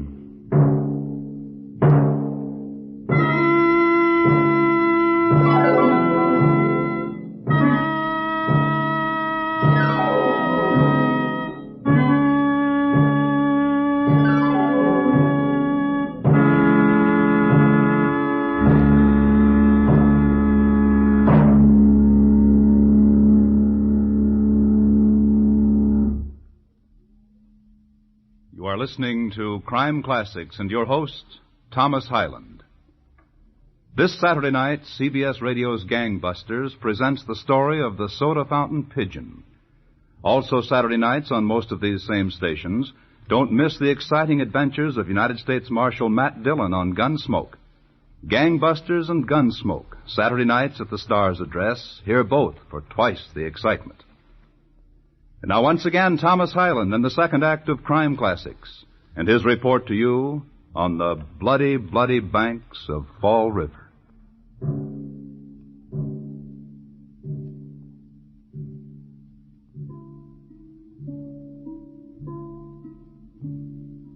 I'd like to give you a brief rundown on the Borden family. Let's pick the last day all of them were alive, August 4th, 1892. Let's say about 7 o'clock in the morning. Andrew Jackson Borden, yawning. A.J. Borden is the head of the house and worth over $250,000. He's getting up now and getting ready to go to the bank so he can be near some of it. Lace me up, Andrew. Abby Durfee Borden, just before lacing up. Abby is 64 years of age and hadn't gone downstairs without a corset since the age of 15. Lizzie Borden, still asleep. Night clothes on the chair where she left them last night, and dreamless. Woman in bed. There are two other people I must mention. There's Bridget Sullivan, the maid, who is making the mutton soup for breakfast, and Emma Borden, sister to Lizzie, who's off on a trip to Fairhaven in behalf of the Fruit and Flower Mission. We know that the Bordens, all of them, had their breakfast. We know that Mr. Borden left the house at 9 o'clock for the bank. And we know that Bridget washed the windows in the attic. And we know that, as Bridget sat on the windowsill, washing in such a way that a good part of her was hanging over 2nd Street, Lizzie Borden was inside holding her feet so Bridget wouldn't fall. And we know, too, that there was conversation. I don't feel so good. Why? What's the matter? My stomach still hurts when I press it. It's from the other day. When the milk was poisoned? No, I don't think it was the milk. It was the bananas. I think Mrs. Borden fried them too long. And I always say that bananas fried too long in mutton soup don't go well together. Oh, help me inside, Lizzie. Here, press me. Here. Oh! You see? Well, then you should lie down, Bridget, and sleep. Oh, if I could, I would. I got these windows to do. You just lie down here in your room and sleep. Oh, but... Oh, you do what I tell you. If you mean it, there's nothing I'd like better. I mean it. I'd better inform Mrs. Borden where I'll be. No. Oh, I'd better. No. Mrs. Borden is going out soon. Going out? Oh, she did now and napping. I really do. Here. I'll turn down your bedclothes. In with you. Now you just go to sleep.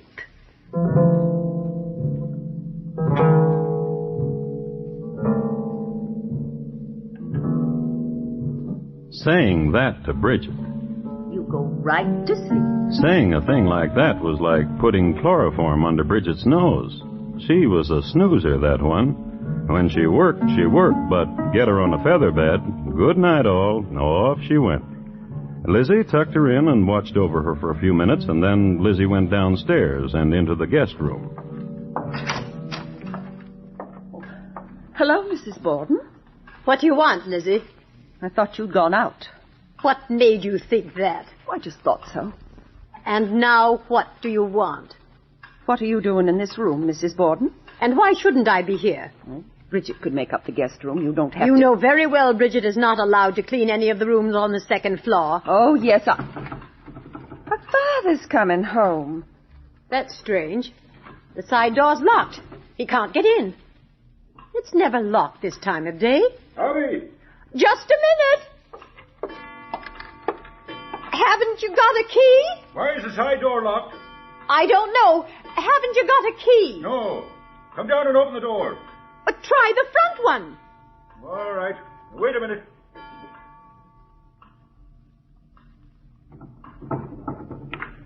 It's locked. I'll send Lizzie down. Go down and open the door for your father. A vacuum in time.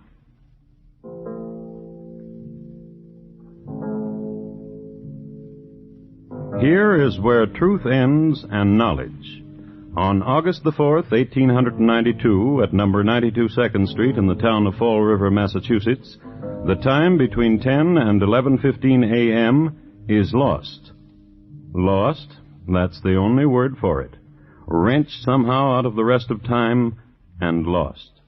And started again when that happened.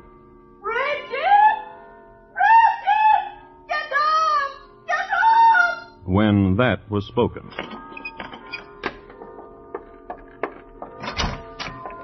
Did you call me, Miss Lizzie? Come downstairs, quickly! Someone came into the house and murdered Father! What?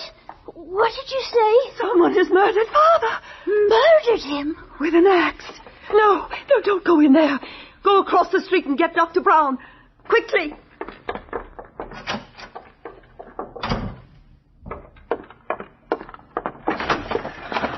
Mrs. Churchill! Mrs. Churchill! Please, come over. Someone has hit Father with an axe and killed him. Come in through the front door. It's open.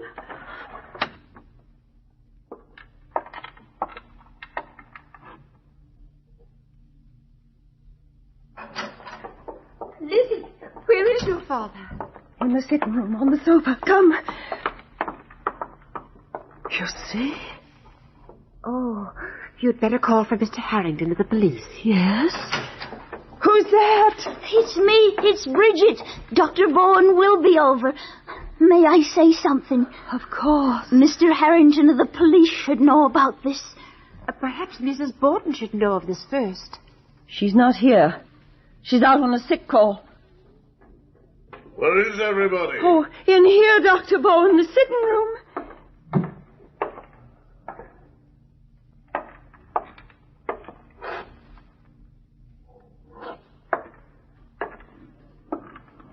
Your father is quite dead, my dear. Yes. I suggest you so inform the police. Inform Mr. Harrington. I'll see to it. You're very kind.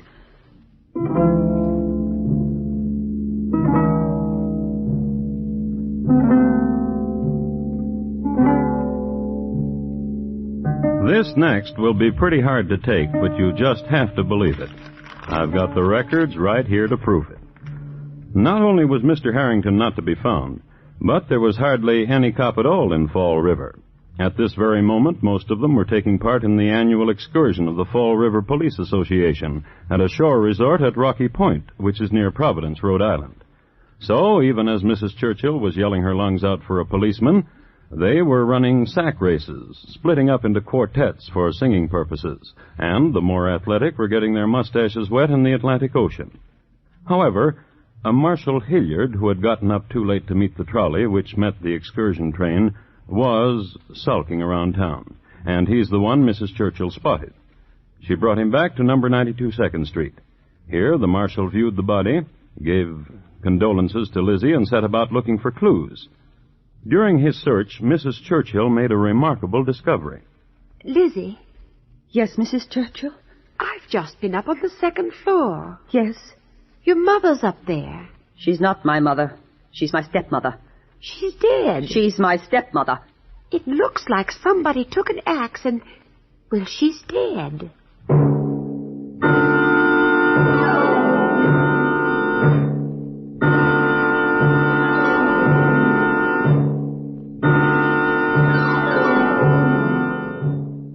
It was quite a troop who went upstairs to look in on Mrs. Abby Borden.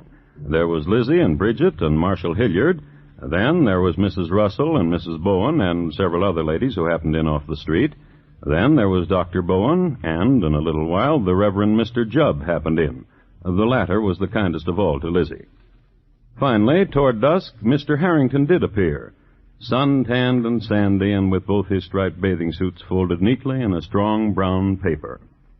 He took charge, and he asked Lizzie where her sister was. In Fairhaven, doing work for the Fruit and Flower Mission. Had her sister been there at the time her mother was murdered? She's not my mother. She's my stepmother. Very well, but where were you, Lizzie Borden? In the barn, getting a piece of iron. For what? Sinkers for my fishing. The whole morning? And in the garden. How did you happen to find your father dead? I was bringing him a pear.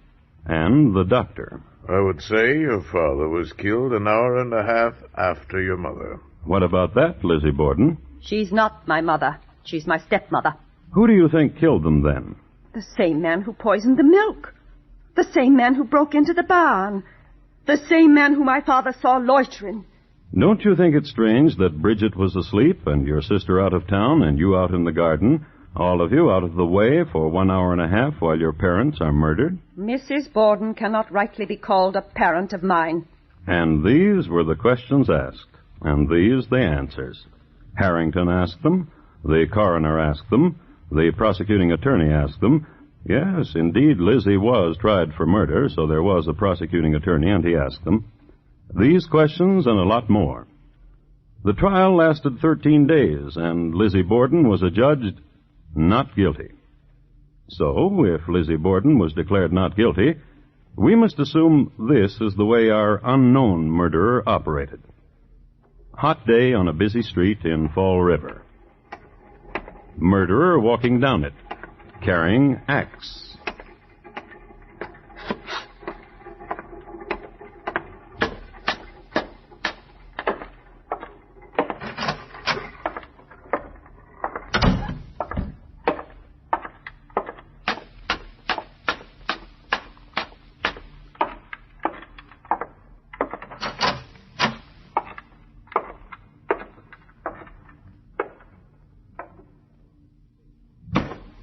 Mrs. Borden disposed of.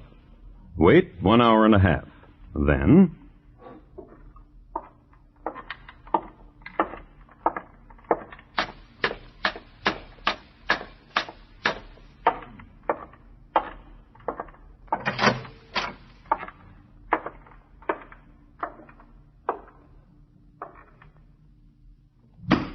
Mr. Borden.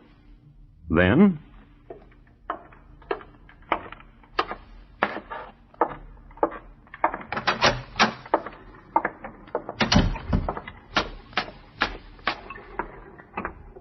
And there he goes, murderer covered with blood, carrying a bloody axe, and no one noticed him. Or they'd go yelling for Mr. Harrington. No one did. So the murderer was never found. And Lizzie? She never married. She embraced other things.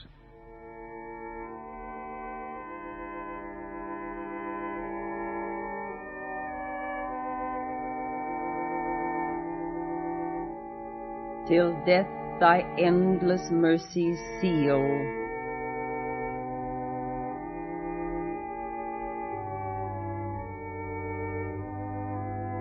And make the sacrifice complete.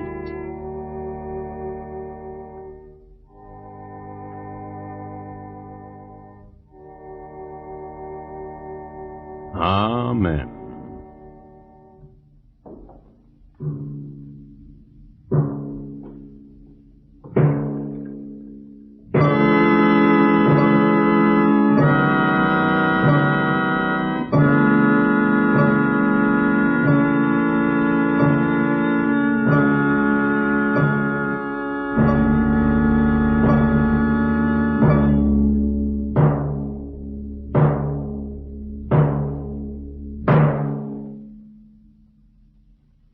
In just a moment, Thomas Hyland will tell you about our next crime classic.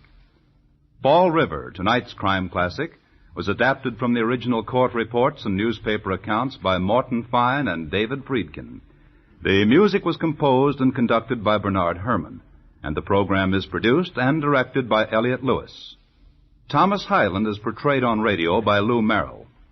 In tonight's story, Irene Tedrow was heard as Lizzie Borden. Featured in the cast were Jeanette Nolan, Betty Harford, Sarah Selby, Herb Butterfield, William Johnstone, and Paul Freese. Bob Lamont speaking. Here again is Thomas Hyland. Next week, Rudgley, England, in the year 1855, and a brilliant young medical man whose hobby was dead people and live racehorses. My report to you will be on the Hangman and William Palmer. Who won? Thank you. Good night.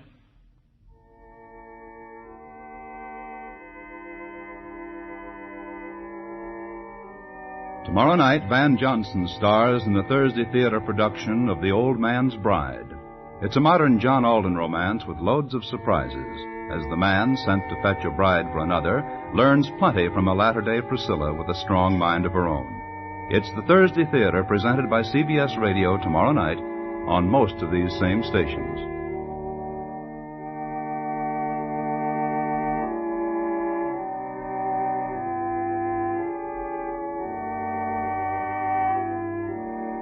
Thursday nights, Marlene Dietrich stars in Time for Love on the CBS Radio Network.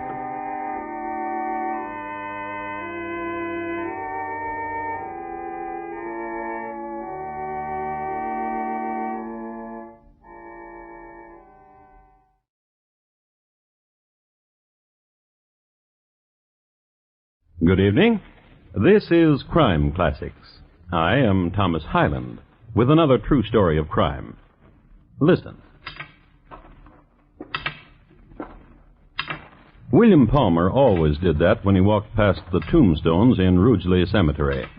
He ran his walking cane across the closely spaced tombstones as if they were a picket fence. And he whistled a jaunty tune as if he didn't have a murder in his heart. It might concern you a little that the tombstones were so near to one another. Well, it so happened that the path William Palmer took was through a section dubbed the popular section, a segment devoted to the turning into dust of folk in the lowest income bracket. William Palmer's using this path because it's a shortcut. He's anxious to see his sweetheart. He carries candy for her and poison for her husband. Thoughtful man. So tonight, my report to you on the Hangman and William Palmer. Who won? Crime Classics, a new series of true crime stories from the records and newspapers of every land from every time. Your host each week, Mr. Thomas Hyland, connoisseur of crime, student of violence, teller of murders. Now, once again, Mr. Thomas Hyland.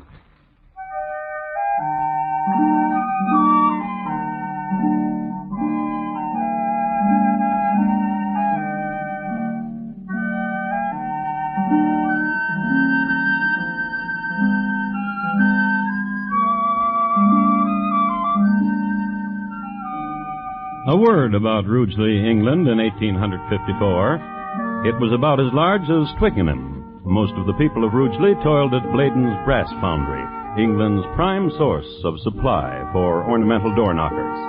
The foundries of Rugeley, too, are famous as originators of the claw and ball design, later adapted as legs for bathtubs. The town itself, in its better sections, was spoken of as quite pretty. There was a heroic fountain in the center of the square, a statue of 3 abducted maidens of 1152. And to this fountain of a forenoon would come the wives of the town to nudge each other and gossip. Down the street from it, the town hall, and around the corner from the town hall, the home of Mrs. Katie Abley and her husband George. Mr. Abley is in bed waiting for his lunch, and Katie is waiting for that. William. And for that. Oh, and you've brought me candy. £5. Oh, cool. Where is he? Oh, he's a bed doctor. How does he feel? Moist. Did you give him the medicine? I did. And no sooner than it went down him that he sat up with a start, looked about him and lay down again. From then on, he slept fitfully. Katie. Oh, now don't you dare, Doctor. No. Listen, Katie. What is it? I stopped in the laboratory of the hospital and I got a new medicine. The ones you've given my husband so far have just been keeping him sick, Doctor. Your husband has an amazing constitution. What is the name of this new medicine? Strychnine. Why haven't you used it before? Traces of it are easily to be detected. And why are you using it now? Well, this morning at the pub, I stopped in for a dram. I met a man, a doctor. He's 80 years old and has newly come to Rugeley. He wants so much to make friends. And, Katie, Yes? he has the authority to sign birth certificates. And if someone should die? He has the authority to sign death certificates. Doctor, Yes. I've got some piping hot broth. Of what? Kidneys and such.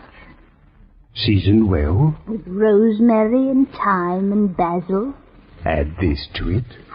Cool. All of it? Your husband's constitution should be written up in the journal. All of it. I'll ladle out the broth.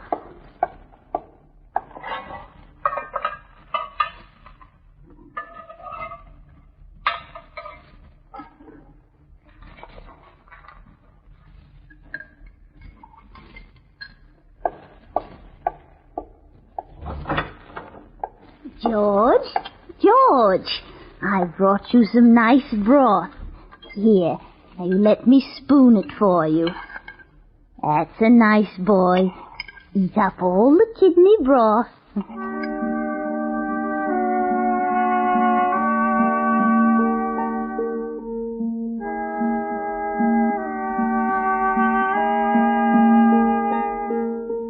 And it was on that day that George Abley's constitution finally gave out. Dr. William Palmer summoned his new 80-year-old friend, Dr. Bamford, and in deference to the aged doctor's failing eyesight, Palmer moved the deceased over into the light. Dr. Bamford corroborated on the diagnosis of death due to internal strictures and closures, and signed the death certificate. Dr. Bamford had found a friend. It was barely 6 weeks after George Abley had been deposited in Rugeley Cemetery in the North Plot, above the popular section, when this happened. You don't love me anymore, Doctor. Of course I do. Katie? I've no more money, if that's what you want. But your husband left you £1,000. And I've given you all but a pittance. And you've no more? You don't love me. And you've no more? No. Once I loved you, Katie, but no more.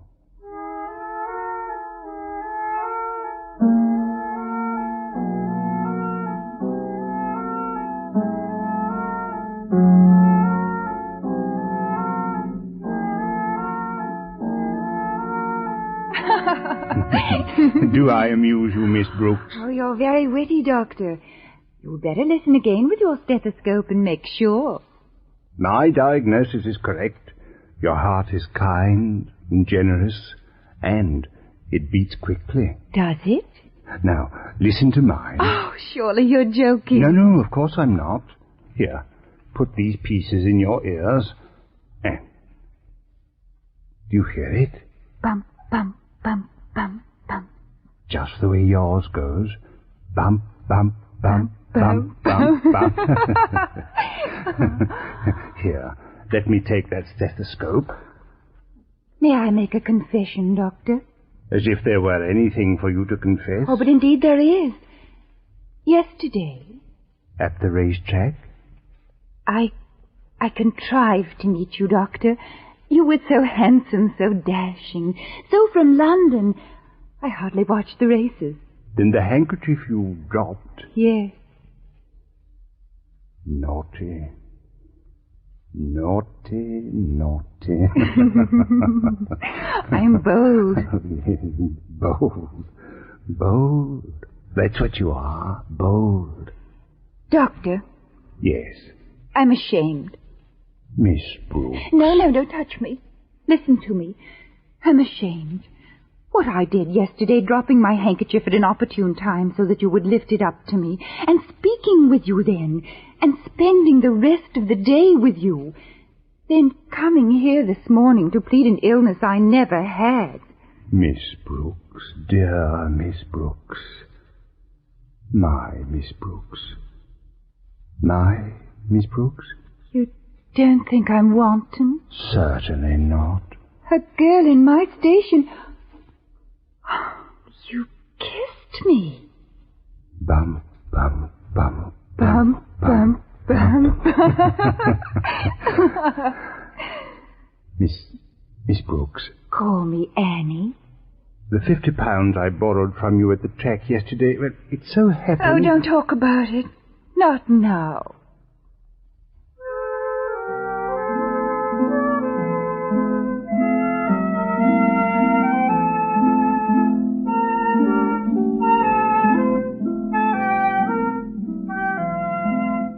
They were wed. He, a young doctor, she, the daughter of an English colonel who had collected a lot of rupees in India. It is interesting to note that this is the same Colonel Brooks who was known around Calcutta in the 30s as Adorable Brooks, a name which stemmed from leading a charge against the Gurkhas, armed with only a polo mallet, this on a wager. His daughter Annie, as we have seen, had inherited a good deal of his dash, all of his big game hunting trophies, and every month a check. This check represented a monthly allotment from the colonel's estate, the rupees having been translated into pounds. Well, the young doctor and the colonel's daughter lived happily for some months. Champagne for breakfast. And in the afternoon, when the season was right... Come on, mermaid. Come on, mermaid. Mermaid. Mermaid. Oh. Dear. What do you want? Don't be cruel. Here's some more money. I love you. I love you, Annie. Good, good Annie. Dear. Yes? That's the last of it for this month. But it's only the 5th. And we've been to the races for 5 days. Don't worry about it, dear. You can always borrow until my next check. You always do.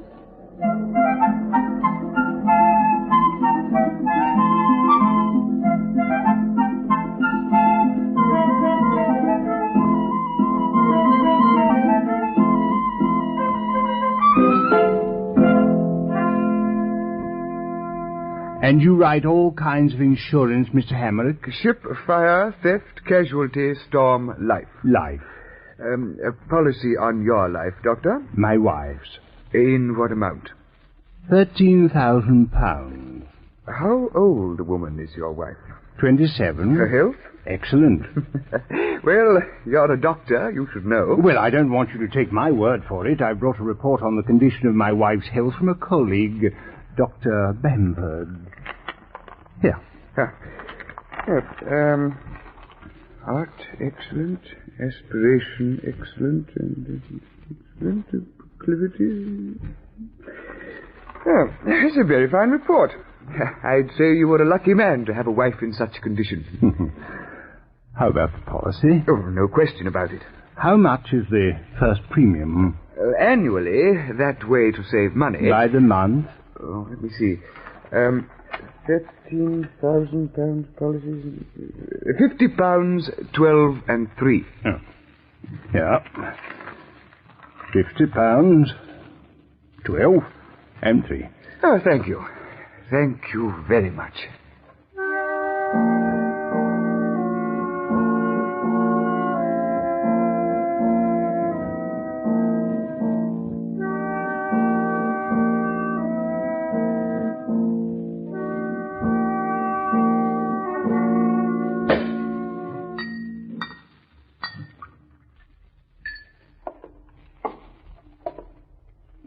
Annie.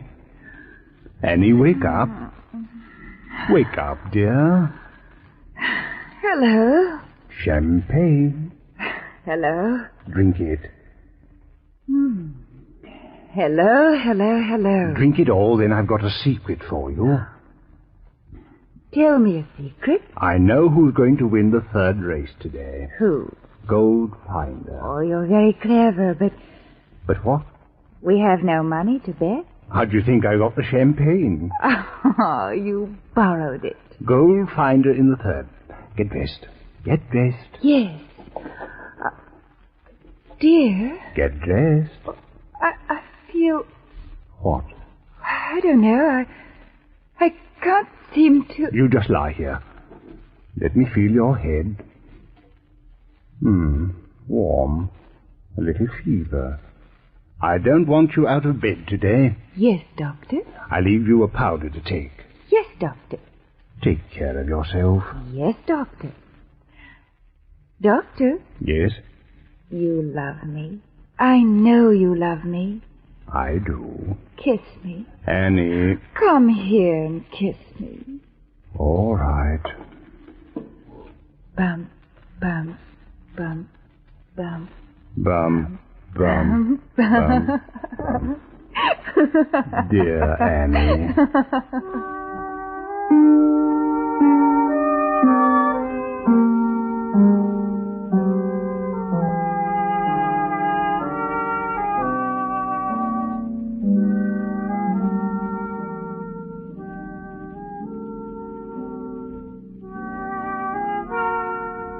Just before the third race, a messenger located Dr. Palmer at the clubhouse turn. He told the doctor that his wife had been found dead by the cleaning woman. Goldfinder paid £4.3 to place. Dr. Palmer had him to win.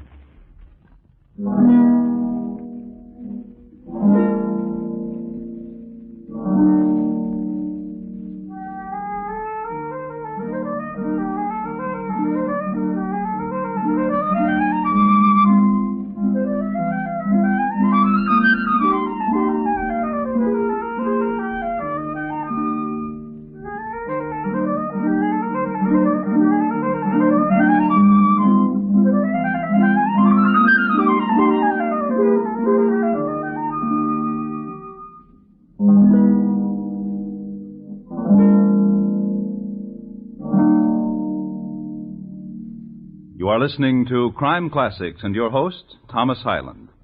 This Friday night, Mr. Keene, tracer of lost persons, takes on the beautiful widow murder case. It's a thrilling seesaw battle between ruthless underworld forces and the old investigator, as Keene closes in on the facts of death related to one of his most fascinating and dangerous assignments. Mr. Keene, tracer of lost persons, Friday nights on most of these same CBS radio stations. Don't miss him. And now, once again, Thomas Hyland in the second act of Crime Classics, and his report to you on the Hangman and William Palmer, who won.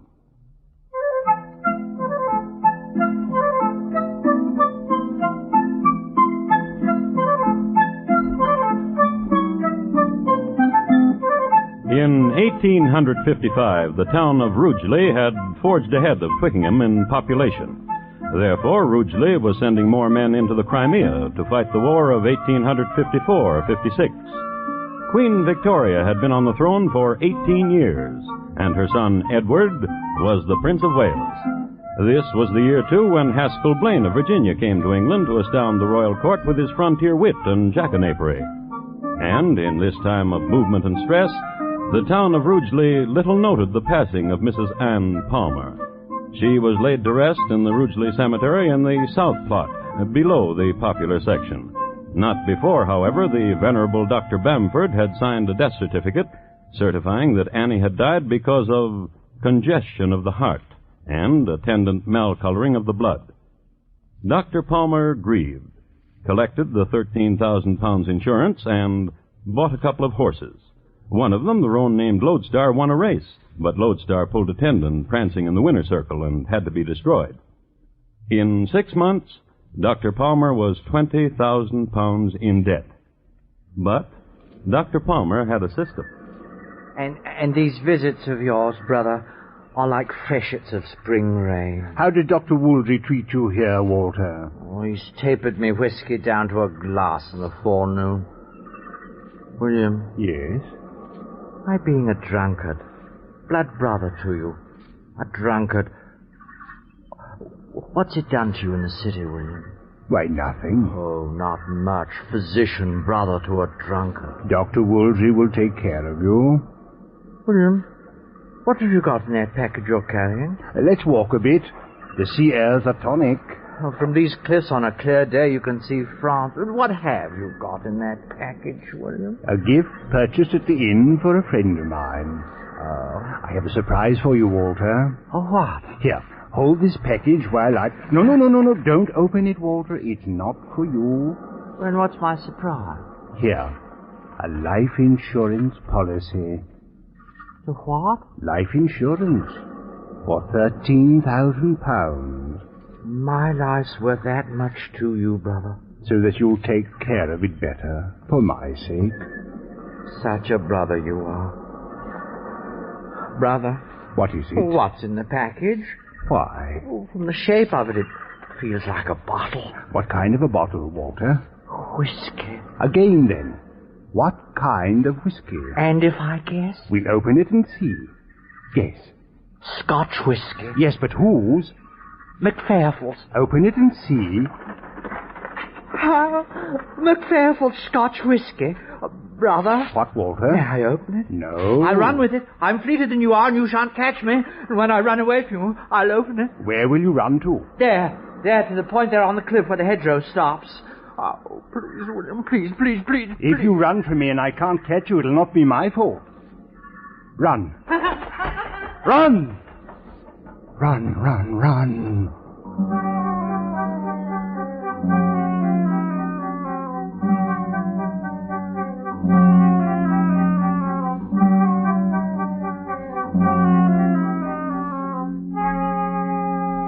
In Scarlet Town, where I was born, there was a fair maid dwelling. Come on, Walter. There was a fair maid dwelling. On your feet.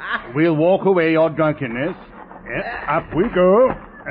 There was a fair maid dwelling. Don't walk in that direction, Walter. You'll fall off the cliff.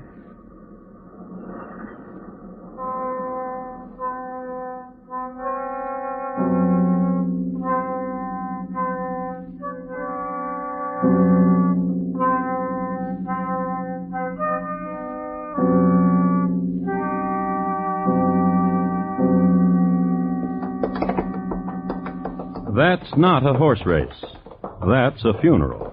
By some misadventure, the black stallions which drew the hearse of Walter Palmer had been frightened, and they bolted and ran away. Walter's coffin was thrown to the ground and torn open, revealing to the stunned housewives in Rugeley Square the broken form of a man who had fallen off a cliff. Or, as the death certificate that was signed by Dr. Bamford read, multiple skull separations. Now that's a horse race. A week later. Run, Sea Nettle. Run! Oh. Dr. Palmer on a typical afternoon. While he goes to bet on another loser in the next race, let's do a little figuring here. He was 20,000 pounds in the hole a few months after his wife died, and he collected 13,000 after his brother died. That left him still 7,000 in debt, as of a week ago. It took the doctor 7 days to get himself another 10,000, altogether 17,000 pounds in debt. That's how much Dr. Palmer owed his various acquaintances. You might be wondering what he's been doing in the medical line all this time. Nothing. Not a thing. A few pills prescribed in return for favors received, and that's about all. As far as his office was concerned, he had long since given it up, and had sold his equipment, and had sent his magazines on to his friend, Dr. Bamford. Now we come to a turning point in Dr. Palmer's life. He met a fellow named Cook, John Parsons Cook. It was a turning point in Cook's life, too. Ganymede. That's the horse who'll win the fourth. Ganymede. Bet handsome lad, can't lose. Well, if you say so. Handsome lad, can't lose. Yes, he could. He did. And the next day... Fleet King and the Lady Barbara Stakes. I have information. Don't be a fool. Well, what have you heard? The gelding from India, Mukjur. Very well. Mukjur. The jockey told me. The jockey told a fib. What's more, it was whispered he had a few kid on Fleet King, who, incidentally, kicked Lady Barbara while she was draping him with the flower blanket, and made her all right again. In spite of consistent losses because of Palmer's advice, John Cook remained a loyal friend to the sporting doctor. In fact, he grew poor with him, but always with a smile. Oh, Palmer. You're my friend. My friend. And one morning... Palmer! Palmer, I've done it! I won. Did you hear me? I said I won. A bob? 2 bobs? 25,000 pounds. You're crazy. 25,000 pounds, old friend.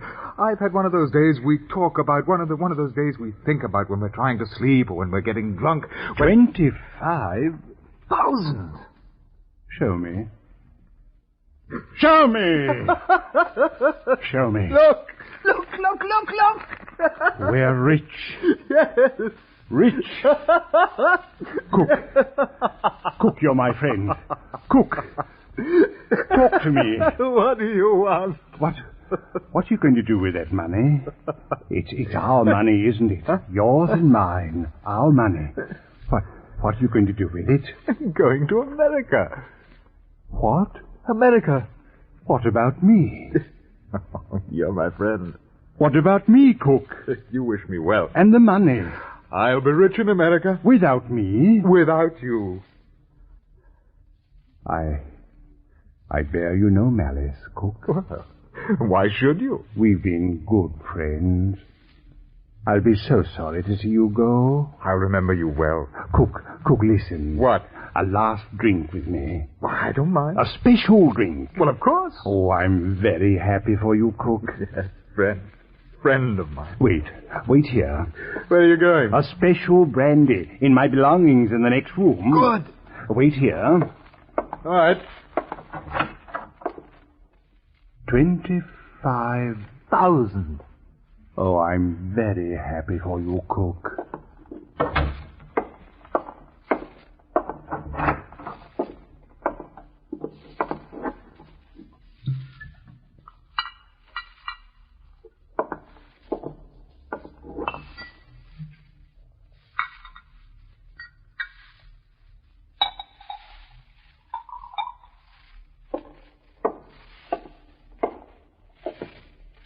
Open the door for me. My hands are full.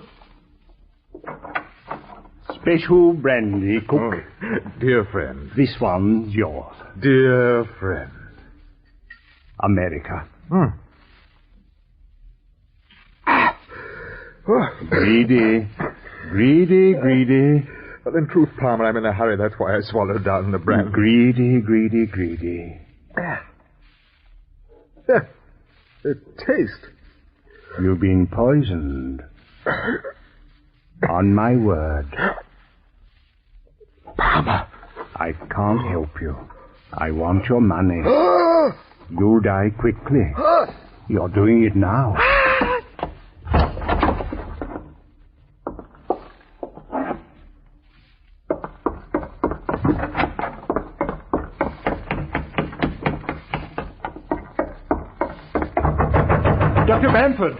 Dr. Bamford, come quickly!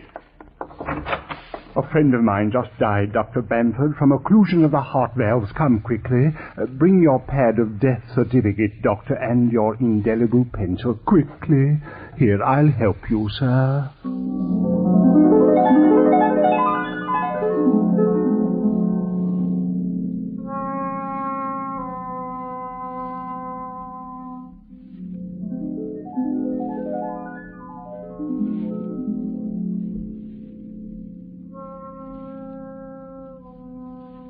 It would have worked, too, except that it had happened 3 times before. Mr. Hatton, local police superintendent, noted a sheaf of 1,000-pound notes peeking out of the doctor's back pocket. An arrest was made, a trial was held, the doctor was found guilty and hanged, and the physician who pronounced him dead was named Bamford. Death due to dramatic separation of the cervical spine, the doctor wrote. Which is what happens in cases like these.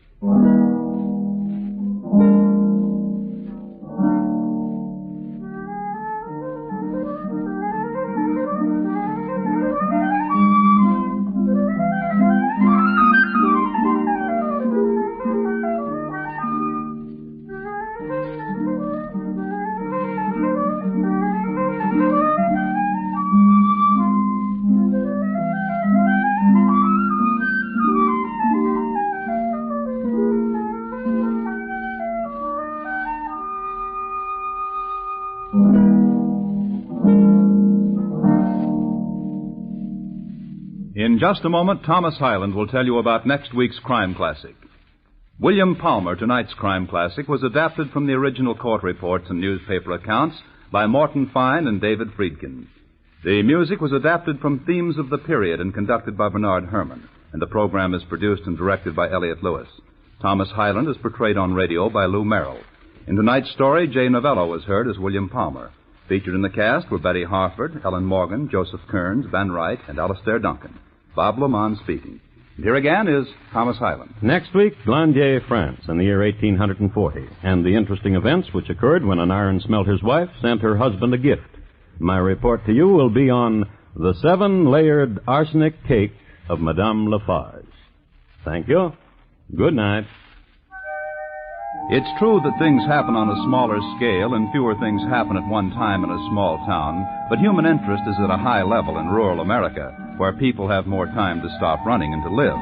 That may be why Rogers of the Gazette, starring Will Rogers, Jr., is such an interesting radio series. It's packed with human values and human interest. Hear Rogers of the Gazette tomorrow night on most of these same CBS radio stations.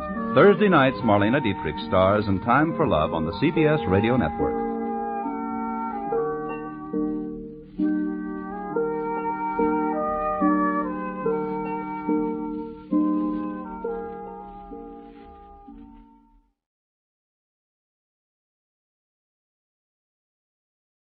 Crime Classics, brought to you by Plymouth, with a reminder that tomorrow is the day for your first look at the big, bright, beautiful new 54 Plymouth. On display tomorrow. Good evening. I am Thomas Hyland with another true story of crime. Listen. That was a cake baker breaking an egg and separating it, the white here, the yolk here. That was the last of 12 eggs to be separated. Next step in the recipe, beat the whites. Our cake baker is French and a good baker, too, so, of course, the cake will be of a lightness and a delicacy that... a cake that kisses back. Pour in the sugar, the flour, and now the ingredient that makes this cake different from all other cakes. You didn't hear anything because it was only a smidgen. And smidgens don't make any more noise. Not even a smidgen of arsenic, which that was. The noise comes later. So tonight, my report to you on the 7-layered arsenic cake of Madame Lafarge. Crime Classics, a new series of true crime stories taken from the records and newspapers of every land from every time. Your host each week, Mr. Thomas Hyland, connoisseur of crime, student of violence, and teller of murders.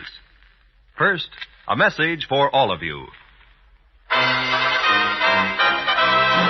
This is the week, tomorrow's the day. The day the great new 54 high-style Plymouth comes to town, and a $25,000 contest with a chance for you to win a brand new 54 Plymouth or one of hundreds of cash prizes. You'll love the new 54 Plymouth. It's big, bright, beautiful. Longer this year with a low, wide, sleek silhouette. And inside, Plymouth brings to the low-price field the luxury of high-style interiors with an exciting array of new fabrics and color combinations for you to choose from. Power steering is available in the new 54 Plymouth. Full-time power steering to help you every mile you drive. And you like the way it makes parking in tight places a cinch because it does 80% of the work for you. 3 new Plymouth lines this year, too. New Plaza, New Savoy, New Belvedere.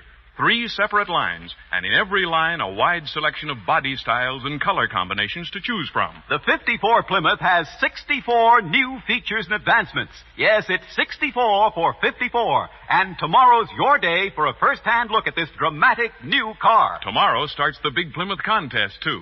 So be sure to get your entry blank from your Plymouth dealer when you go in to see the big, bright, beautiful new 54 Plymouth tomorrow. And now, once again, Mr. Thomas Hyland and his report on the 7-layered arsenic cake of Madame Lafarge.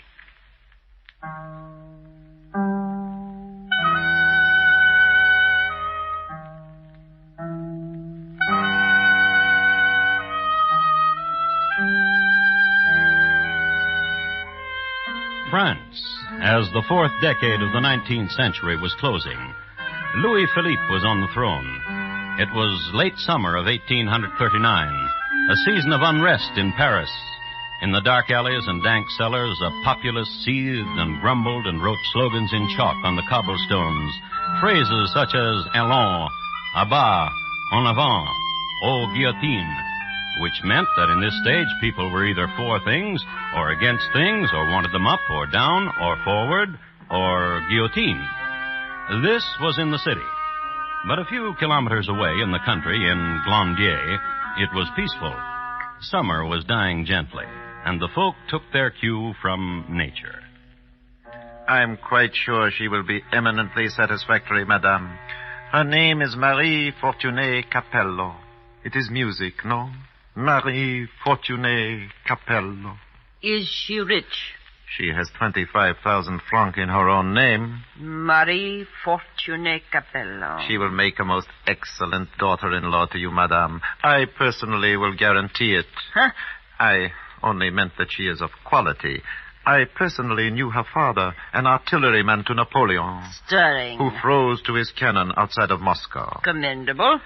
So, you see, you have come to the correct marriage broker. Madame. Yes? Your son, Charles, he has been apprised of the arrangement you are negotiating for him? 25,000 francs. Yes, and her own trousseau. He has been apprised. Go to him then and tell him he is most fortunate. His beloved is not only of wealth, but of beauty. We are in agreement, madame? She's in good health? Excellent. She has never been married before? Never.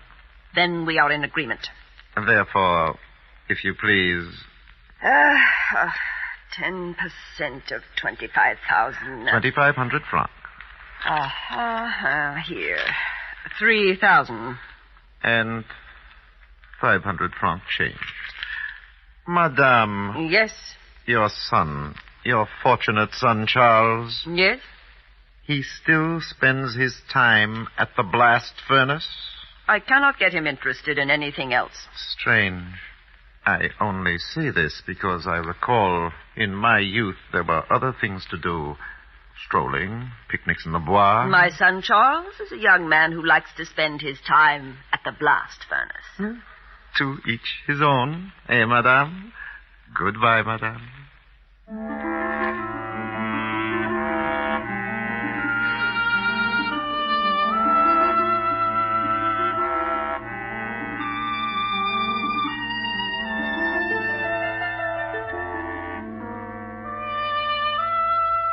Charles Lafarge was one of those rare individuals who was just a natural-born smelter, an unsung Bessemer, as it were. In his early youth, he evinced a healthy interest in iron things and tongs and anvils and blast furnaces. His father had died while fishing for bloaters in the Seine, this when Charles was 3 years old. His mother, a good woman, was quick to recognize her son's natural bent and indulged his talents. As a matter of fact, she invested nearly all her savings in a blast furnace and an ironmongery business for her son. Charles spent most of his waking hours in the shop, shaping things on the anvil, cooling metal, or what he liked best to do, smelting. He was doing that the day his mother broke the news to him. Her name is Marie Fortuné Capello. And he was 6 feet 4 inches tall. What of her? You will marry her. Why? All young men get married. You'll have a wife now, son. Son. Yes, Mama. Come here to me, closer. I want to look at you. At what do you look, Mama? Nothing. You'd better get cleaned up.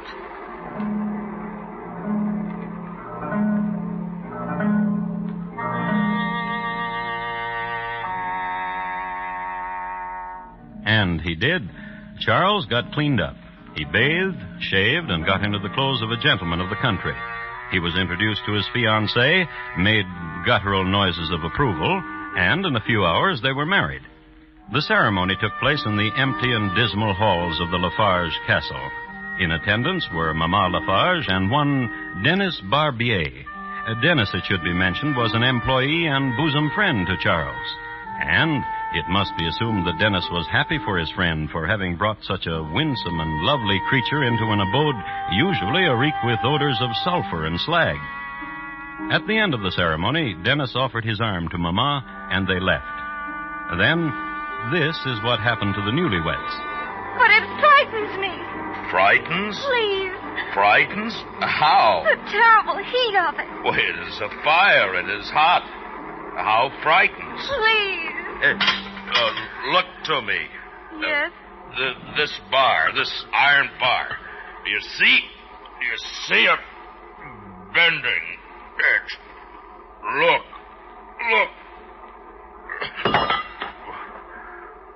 Why did you not look? I do not know. My mama said to me you would do what I say you do. I will try. Well, then look to me. Yes? This metal piece, this round metal piece, you see? Yes. For you. What? For you. I don't... To lock about you if you will run away from me. A shackle? Do not run away from me. Oh, don't touch me. Husband to you.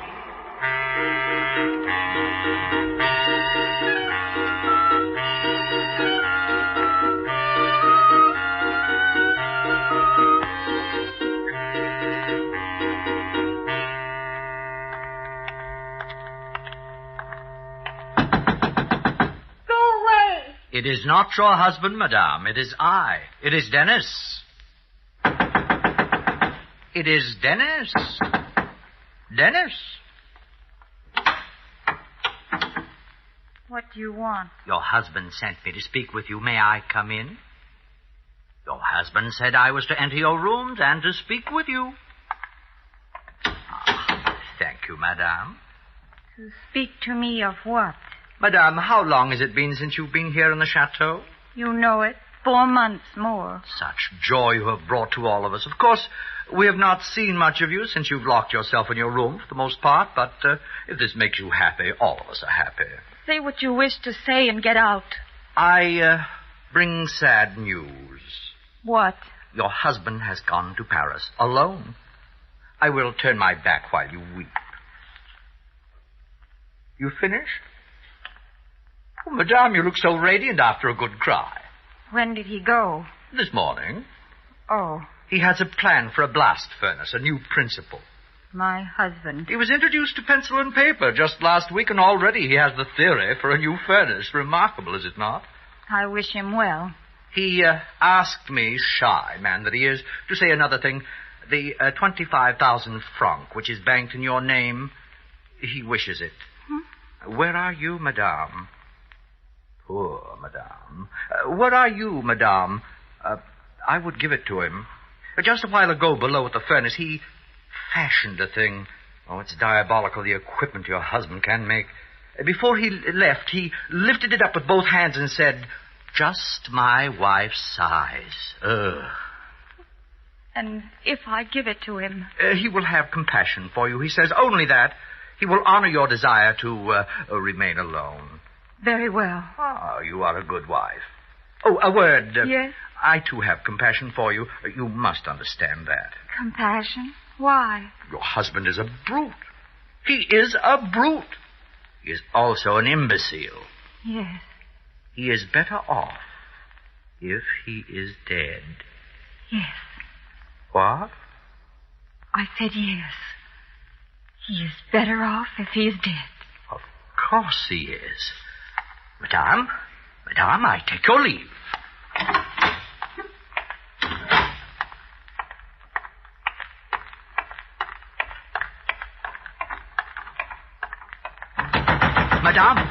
Madame Lafarge, open quickly, open. Monsieur Denny. Madame. What are you doing in my chambers? A terrible thing, so terrible. What are you talking about? What she has said. Who? The wife of your son. She said What? Oh, what is it? That she wished your son dead. I'm sure every wife in the world has wished her husband dead at one time or another. But the way it was said.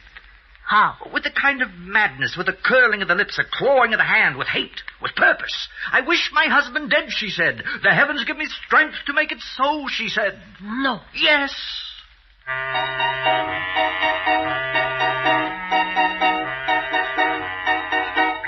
This banter kept up a few moments more. Then Mama became firmly convinced that she had a potential murderess for a daughter-in-law. Dennis, on the other hand, went to the pharmacy and bought some arsenic.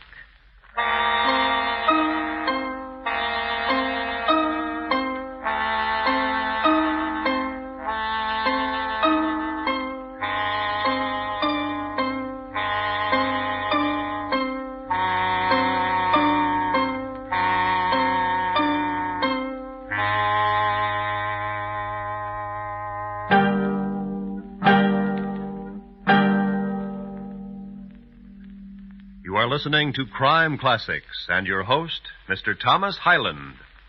How would you like to win a smart new 54 Plymouth convertible? Well, you couldn't get one for doing less, so be sure to enter the exciting Plymouth contest that starts tomorrow. $25,000 worth of prizes in all, 6 sleek new 54 Plymouths to be given away, and hundreds of cash prizes. How do you enter? Easy. Tomorrow, visit any Plymouth dealer and see the exciting new 54 Plymouth. Look it over, sit in it, ask questions. Then, on an entry blank your Plymouth dealer will give you, just tell in 50 words or less what you like most about the new 54 high-style Plymouth. And with 64 new features and advancements to choose from, there's plenty to write about. For instance, find out about Plymouth's new High Drive, newest, smoothest, no-shift drive in the low-price field at only slight extra cost. So be sure to visit your Plymouth dealers tomorrow. See this big, bright, beautiful new 54 Plymouth and enter the contest. Don't put it off either, because the contest closes Monday at midnight. Be sure to see the new 54 high-style Plymouth tomorrow. And now, once again, Thomas Hyland and the second act of Crime Classics and his report to you on the 7-layered arsenic cake of Madame Lafarge.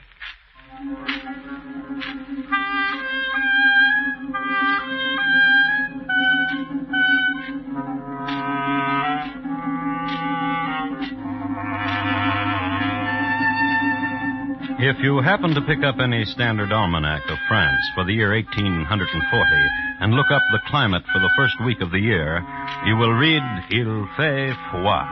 That's the French way for putting it that there were blizzards and snows and hails and sleets and cold rains. As a matter of fact, this was one of the most miserable weeks in the annals of French weather. It is only legend, but it's worth mentioning. A freak storm up from the provinces caused a fall of frozen bloaters on the banks of the Seine. And northward, in the town of Glandier, the blizzard swirled bleakly around the parapets of the Lafarge castle. But on the main floor, in a kitchen lighted by a roaring blaze and warmed by a scene of domestic enterprise... No, you must take the dough and roll it. There, on the table of my aunt. Your aunt must have been too generous, Madame Lafarge, to have given you so much furniture. Knead the dough, daughter-in-law. And now I must ask you a question. What is it? Do you hate my son, your husband? I will answer you. At times I do hate him. This I can understand. But do you wish him dead? Oh, no. Oh, perhaps in a burst of fury, yes, but... Oh, no, he... Yes? Like a child. Like a small child. Dennis said... What? Nothing. Dennis is so quick to take offense. He cares so much for my son. Have you noticed? Truly a friend, truly. I feel for your son. Somehow, right now I feel for your son a warmth. So the baking of these cakes, which I will send to him in Paris. I am the most fortunate of mothers-in-law. I have resolved to give my marriage every chance to forget what has happened. Therefore, I will do as my husband bids. You will send him the money? All of it that is in my name. 25,000 francs? To the sou. I will send it along with the cakes. Marie. Yes, dear mother-in-law? You are good. It is important that Charles build his blast furnace. When that is done... Never mind. Here, will you put the dough in the pans? There should be enough to fill those 5 small ones. Gladly. I will wash my hands and write Charles a note. You'll find a pen on the desk of my aunt. And when you are finished, we will put it with the cakes and the money. And Dennis will mail all of it. Let me kiss you. And they offered each other their cheeks.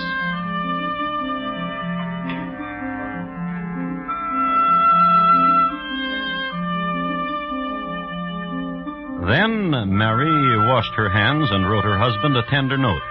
Madame Lafarge put the cakes, 5 small ones, into the oven, which her aunt had willed to her, and dozed for a while in her aunt's favorite chair. Then the cakes were ready. They were iced and wrapped. Into the parcel was then inserted an envelope containing 25,000 francs, and a few words of encouragement and endearment and new resolution. Then... Dennis? Madame and Madame.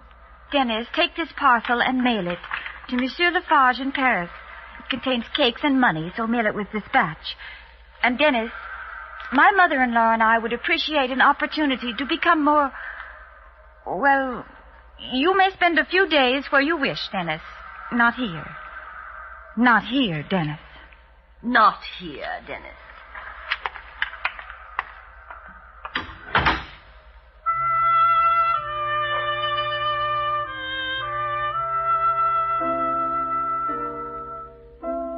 Oh, Charles Lafarge got the parcel all right. It was mailed all right, and he got it. But if you think for one moment that Dennis was there when it arrived, you're right. So, my dear friend Charles, I thought that you would be lonesome in Paris. So many of the young men get lonely in Paris. You are good. So I thought to... Now, who could that be? Charles. Charles? Now, who could that be? May I see? I will see. Oh. Thank you. A package for you, Charles. A package? Yes, it is. May I open it for you? I will open it for you. It's from Glandier. From your wife. What could it be? I feel kindly toward my wife. Perhaps when this of the blast furnace is done, when I get back to Glandier, I will... A cake? I like cake. Such a large cake. And here, an envelope. Oh, money. How much? 3,000 francs. I hoped she'd send the 25. Oh, there is a note here, too. Read it to me. Dear Charles, keep warm. Here is cake. Here is money. Your wife, Marie. Charles? Yes? May I cut a piece of cake for you? I will cut a piece of cake for you. Myself, I will eat none of it.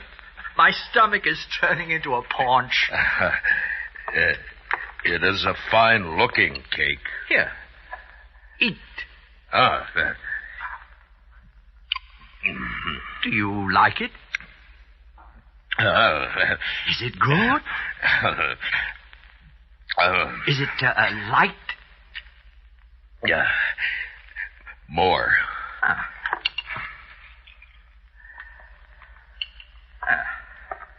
Here. Eat.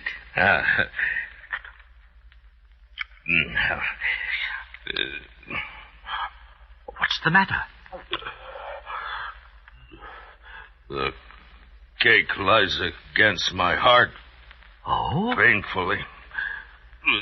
With much...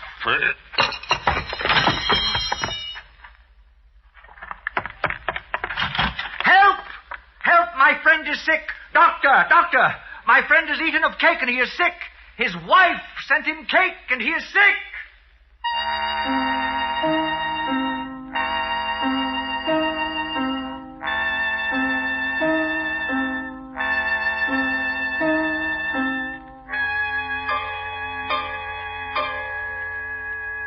His wife sent him cake and he became sick, Inspector. I do not wish to say it, but you forgive me, do you not? Oh, yes, you do. I was in the presence of his wife when she said she wished her husband dead, that she thought him a brute and an imbecile, and she wished him dead. And then she sent me to buy arsenic for mice, she said. For mice. Then this cake comes to my friend Charles Lafarge, and he eats of it, and now he is dead. Inspector, you forced me to say it. I did not wish to say it, but you forced me.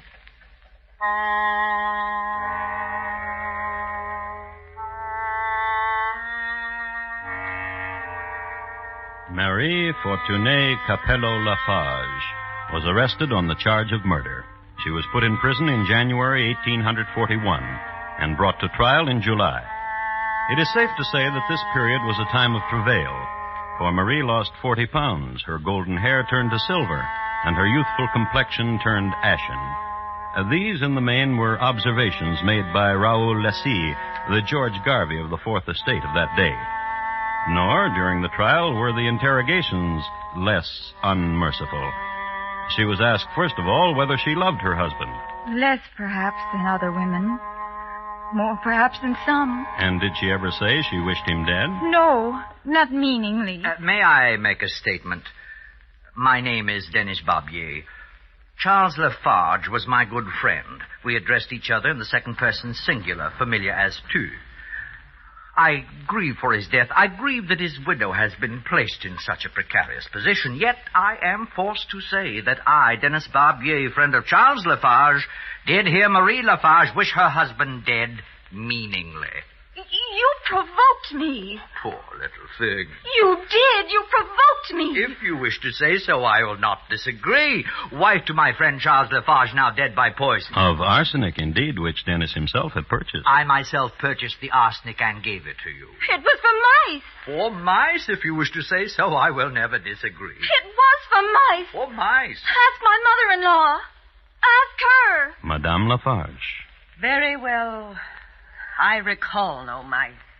I run a clean chateau. And your daughter-in-law says for mice. I say you killed my dear friend Charles Lafarge. Murderess! No! Murderess! No! Yes! And what of the cake? There were 5 small cakes. There was but one cake, a large cake of 7 layers. Ask my mother-in-law. Ask her. Madame Lafarge. I do not remember. You yourself put them in those 5 pans. I do not remember. Murderous! No! Yes! And what of the money? From the bank, I took 25,000 francs and put them in the parcel. There was only 3,000 francs in the parcel. Murderess! Murderess! Murderess!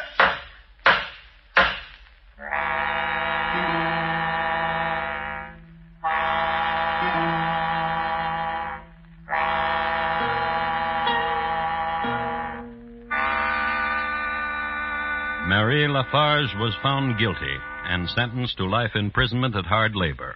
Also, occasional exposures in the pillories. Then Mama, 12 years later on her deathbed, suddenly... I remember. It was not a 7-layered cake. It was 5 small ones which Mary sent to my son.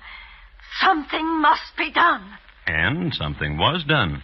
Marie Lafarge, who had already served 12 years, had her sentence reduced to just 5 more years. Then she was sent to a home. Then she killed herself.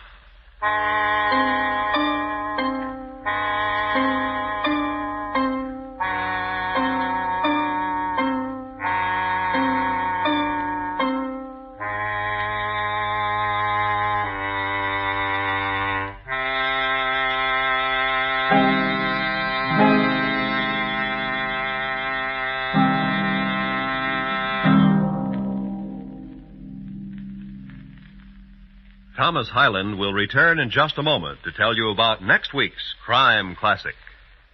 It's big, the 54 Plymouth. It's bright, the 54 Plymouth. Big, bright, beautiful too. The 54 Plymouth is the car for you. Yes, the new 54 high-style Plymouth is the car for you, and tomorrow's the day to see it. Tomorrow's also the day to enter the big $25,000 Plymouth contest. You'll find all the easy rules and a complete list of prizes on the entry blank your Plymouth dealer has for you. So remember, you have a date tomorrow to see the big, bright, beautiful new 1954 Plymouth. And here again is Thomas Hyland. Next week, the broad state of New Mexico, at a time when it was worth your life to walk down the street, armed or unarmed, day or night. My report to you will be on Billy Bonny Bloodletter, also known as the Kid. Thank you. Good night. Madame Lafarge, tonight's crime classic, was adapted from the original court reports and newspaper accounts by Morton Fine and David Friedkin. The music was composed and conducted by Bernard Herrmann. And the program is produced and directed by Elliott Lewis. Thomas Hyland is portrayed on radio by Lou Merrill. In tonight's story, Eve MacVeigh was heard as Marie, Irene Tedrow as Madame Lafarge, Joseph Kearns as Dennis, Edgar Barrier as Noonie, and William Conrad as Charles. Roy Rowan speaking. Crime Classics was brought to you by Plymouth, with a reminder that the new 54 high-style Plymouth comes to town tomorrow. Be sure to see it. This is the CBS Radio Network.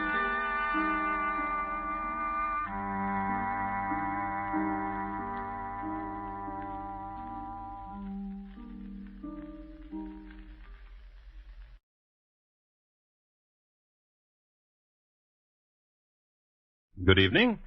This is Crime Classics. I am Thomas Hyland with another true story of crime. Listen. 6 shots from a Colt 44. For no reason whatsoever other than to get your ear attuned to what you're going to hear. Of course, I might have said that the Colt 44 belonged to our hero, and our hero happened to be walking the field and plucking off railbirds, but he would have done that for no reason whatsoever, too. So, here we are. Our hero's name is William Bonnny, a lad who was a product of his time, and whose time may be described as a blot. So tonight, my report to you on Billy Bonnny, Bloodletter, also known as The Kid. Crime Classics, a series of true crime stories from the records and newspapers of every land, from every time. Your host each week, Mr. Thomas Hyland, connoisseur of crime, student of violence, and teller of murders. Now, once again, Mr. Thomas Hyland.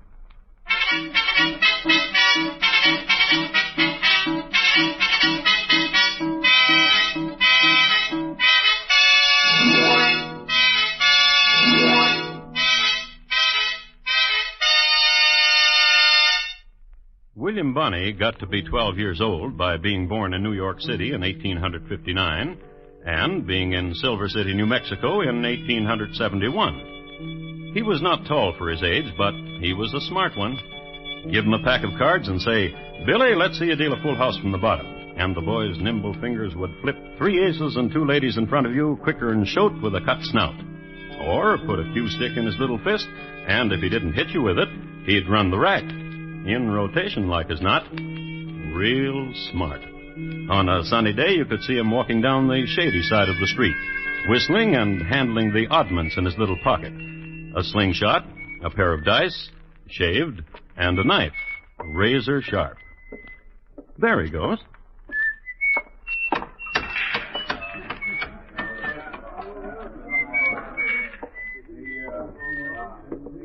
Hi. I said hi, Mr. Garvey. I'm playing cards, Billy. Get away. I know you're playing cards, and I wish you luck. But I gotta talk to you. Skedaddle. My mother was crying this morning, Mr. Garvey. She said your name. Skedaddle. Mr. Garvey. Put that knife back in your pocket or I'll spank you. If you ain't the one, Billy.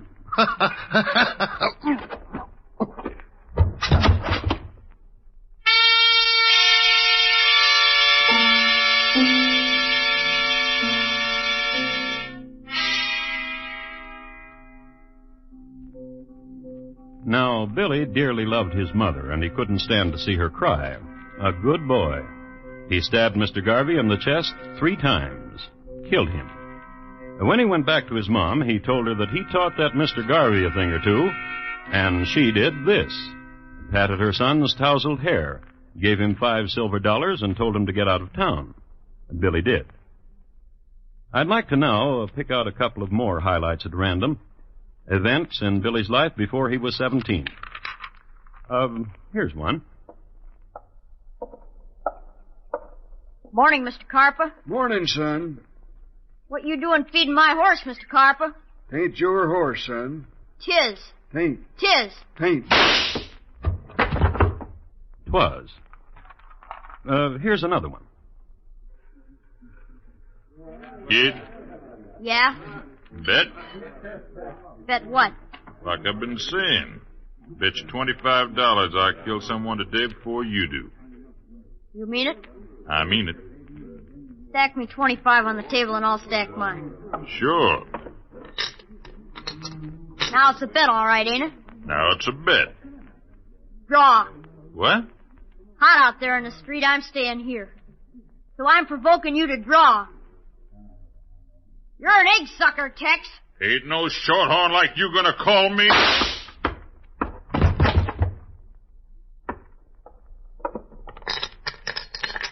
$50 on the red.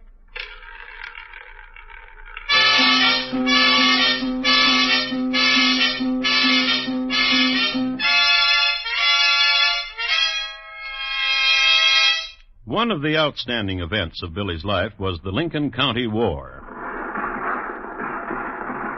This was a war between two opposing factions in New Mexico, one led by Mr. Murphy, the other led by Mr. Chisholm and Mr. McSween. Now, Mr. Murphy had the law on his side, but Mr. Murphy and the law happened to be thieves. Mr. Chisholm and Mr. McSween were outside the law, but they were the good guys, and Billy the Kid was on their side. During this war, Billy killed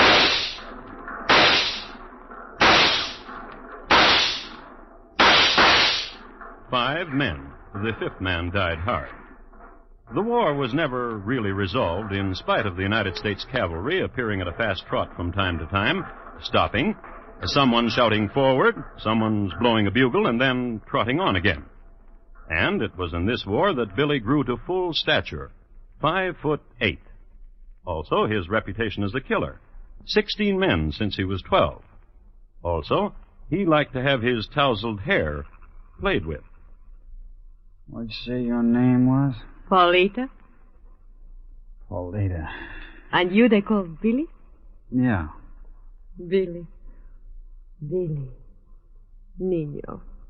Nino? Boy. Young boy. That's right. They call me Billy the Kid. Listen. What? When I see you riding through Fort Sumner, when I see you, the way you are, riding the way you do, here is where the wings beat inside of me. Here. I've been to your country. Did you know that? Mexico? Sure. 3 years ago. Killed a man in El Paso, and a posse chased me clear across the border. And did you like my country? Sure. Sorry to leave it, but I had to. Okay. Killed a man in Sonora. Mexican police chased me back over to Rio Grande.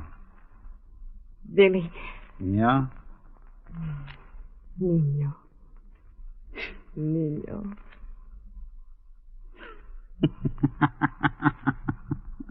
Many girls in Fort Sumner do as I do. Watch you as you ride by. Then they meet together and talk of you and giggle. What do they say? Listen, I will tell you.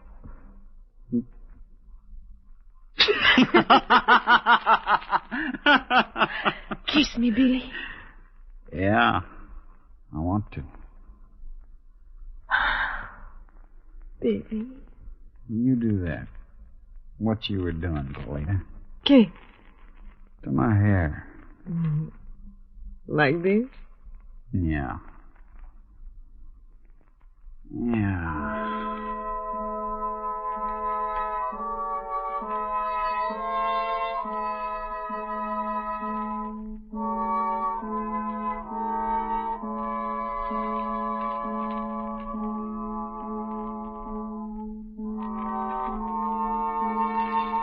At the very moment that this was going on, and not dreamt of by our star-crossed lovers, who couldn't read anyhow, Ben-Hur was being written. The writer's name, as we all know, is Lew Wallace. He was in the area at the time, being governor and peacemaker. That's that.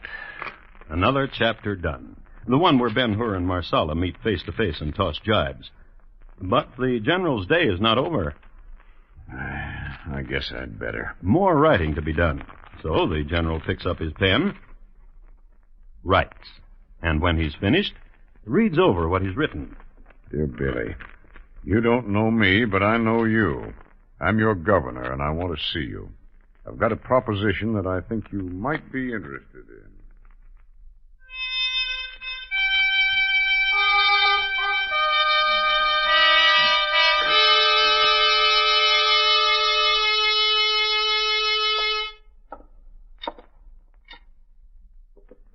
Hello, Governor. Oh, hi, Billy. Had your letter read to me by my partner, Charlie Beaudry. He says you got a proposition that's interesting to me. I'm offering you amnesty, Billy. What's that? Don't wear your gun anymore, and no law is going to touch you. I killed a lot of men, Governor. How come you're offering... Just let's start having a little peace around here, that's all. Oh, I'm for that, Governor. I've always been for that. Well, now, I'm glad to hear it. Except nobody'll let me be peaceful. Well, it's going to be different now. Governor, you know what'd happen I put away my gun? I'd be shot down like a dog. I could name 12 men shoot me down as soon as I see I was wearing no gun. There's Bob Ollinger. It's going to be different. You take Ollinger, for instance. He's a deputy. He works for the sheriff. He'll be wearing a gun, won't he? Yes. Yes, he would, but... He'd shoot me like a dog. How old are you, Billy? 18. You got a lot of living ahead of you, son. Not without no gun. It's going to be different. You say I got a lot of living to do, and I aim to do it, Governor. Just 'cause you say words like amnesty. Ain't no magic words to make me front Bob Ollinger, for instance, without no... Billy, I've got something else to offer you. What else? When all the shooting's done, when the killing's over, how'd you like to be a sheriff?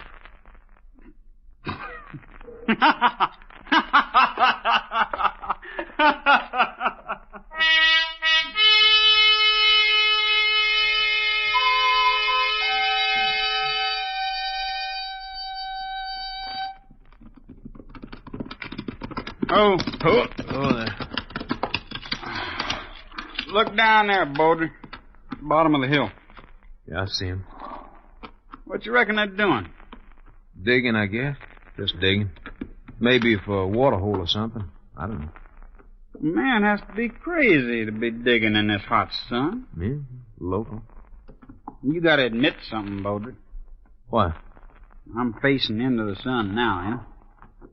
What are you going to shoot those 3 fellas for? They ain't doing nothing. You admit about the sun? Sure.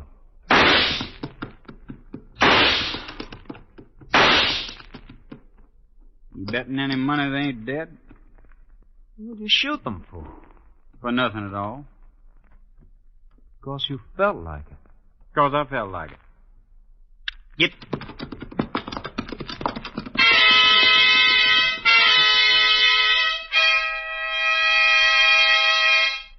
I think it's safe to say that at this stage in his career, and until he died, Billy the Kid was a mad dog.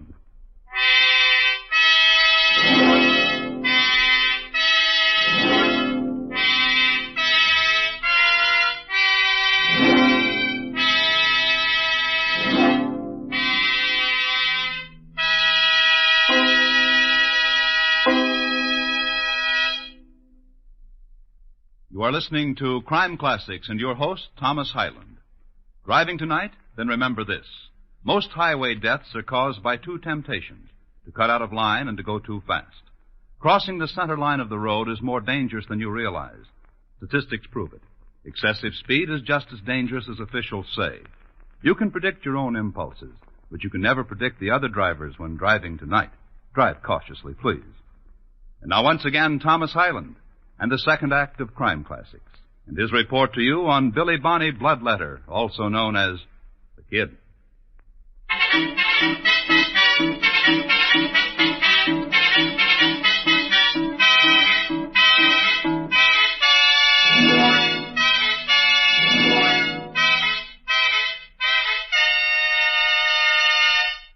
You'll recall that earlier I referred to this era and scene of American history as a blot. Well, I've been thinking it over, and I must say that blot is a good word. It was a terrible time in New Mexico, pillar and murder and looting by a breed of men who did these things with no sense of shame or remorse. This bleak country was a kind of trail's end. The spoilers came here, and the buffalo killers and the gunslingers. I suppose it was as good a place as any together, because while they were killing each other off, they couldn't break anything. There was hardly anything there. A grand piano owned by a Mrs. McSween early went up in smoke during the Lincoln County War, and once a stray shot shattered Mrs. Gaffney's fluted tureen. But aside from these, a clever hand could mend anything in the area with adobe or a piece of wood. You may ask, then, why did all these people kill each other? My answer to you is, that's what happens in a blot. But in 1880, government officials in the area received notice to clean up. Therefore, General Lew Wallace summoned one Pat Garrett. Got a paper here, Pat, from Washington. Says to clean up. Uh-huh. We're going to do it, too. But we're going to need your help. I heard you used to be a friend to Billy. Billy Bonnny, Pat. The kid. Uh-huh. That's why I'm forgetting all the things I've heard about you. Probably lies anyhow. Want you to get Billy for me. Take a look. Pretty badge, isn't it, Pat? Uh-huh. Take it. Go ahead, take it. That's the boy. Now you just pin it on. I heard Billy's up around Fort Sumner, Pat. Headed that way, anyhow. Heard he sees a little Mexican girl who's kind of related to your wife. Uh-huh. I think you ought to go up to Fort Sumner. Take half a dozen men or so and go up there. I'm not making a mistake, am I, Pat? You are the man to take, Billy, aren't you? Uh-huh. Good luck, Sheriff.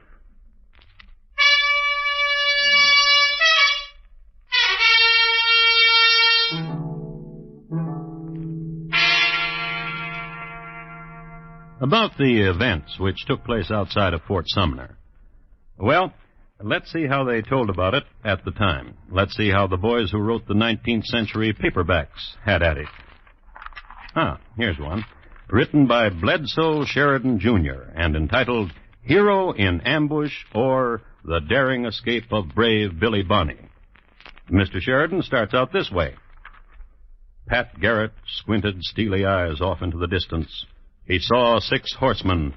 The sheriff turned to his lieutenant, and he said, Men, that is Billy, the young boy, and his desperado friends. The West will be a better place to live when he and his breed are 6 feet under.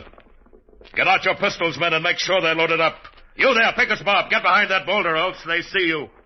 Here they come. And Bledsoe Sheridan, Jr. goes on.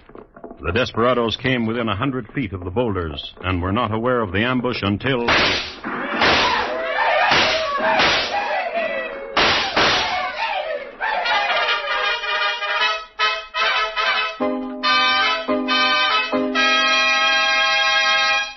In spite of all the steely eyes that must have been on both sides of the ambush, and in spite of all the 6-shooters and shotguns, there wasn't a scratch in the crowd. Brave Billy Bonney and his merry band turned tail and fled. Bledsoe Jr.'s next chapter is aptly entitled Stinking Springs, for that is where we pick up the boys. When we going to rest, Billy? Now on the way. Then what? They're going to come after us. You know that, Beaudry. I asked you. Then what? We're going to rest at Stinking Springs down there. Down there's a place. Cabin place. Fight it out there, Billy? You scared? You must be. You asked me a question like that. 4 of us. You, me, Wilson, Pickett. How many you figure they got? That was Pat Garrett, wasn't it? What I could see it was. He can get all he wants. You scared, Billy? You're talking foolish, Beaudry. Sure I am. Billy. Yeah? It's starting to snow. Yeah.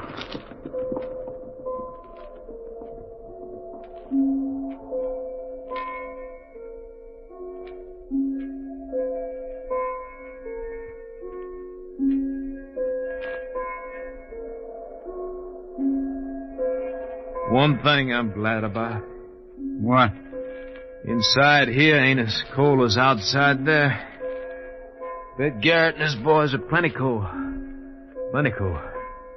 Hey, Garrett! Garrett, you cold?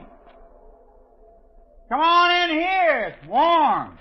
Come on out, Billy. Come get some ham and some eggs. Man, I'm hungry.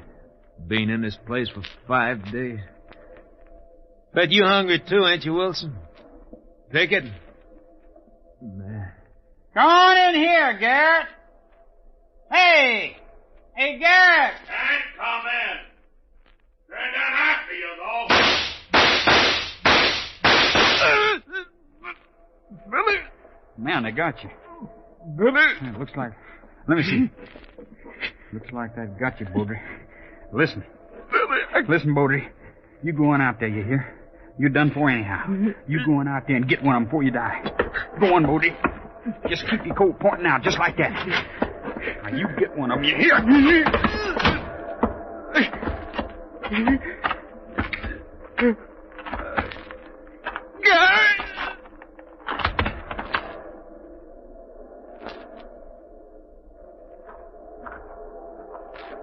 You dead, Baudry?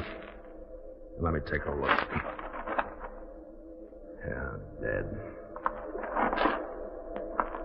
Hey, Billy! Charlie Baudry's dead. Coffee's hot, Billy. Won't you come on out? Hey, Pickett, Wilson, you hear me? Coffee's hot. Those are ham and eggs. Nobody's gonna hurt you, boys. All you gotta do is...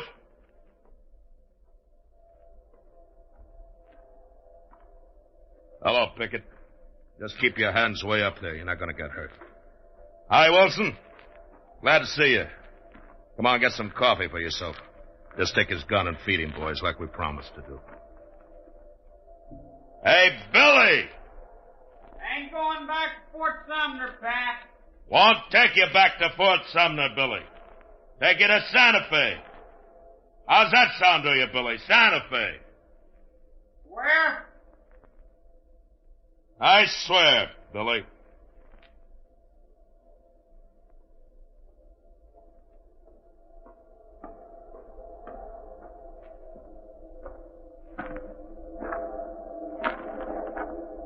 Hi, Billy.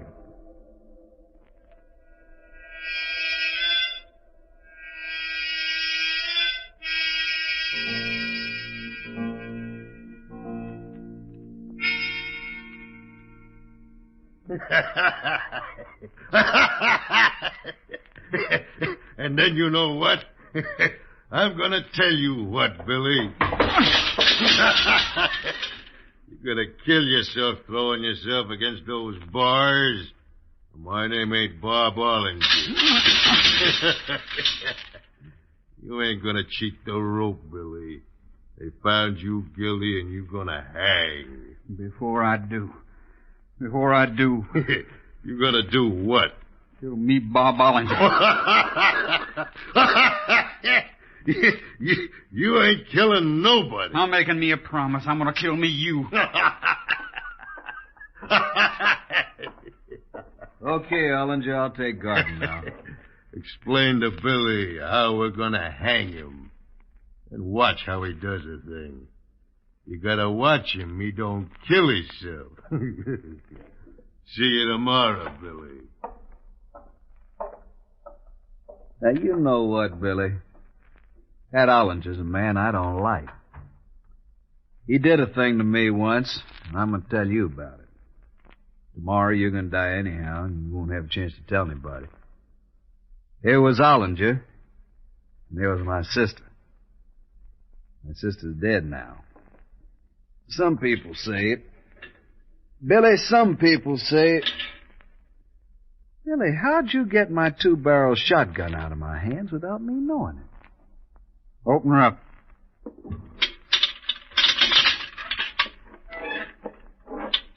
Where'd I get me Bob Ollinger?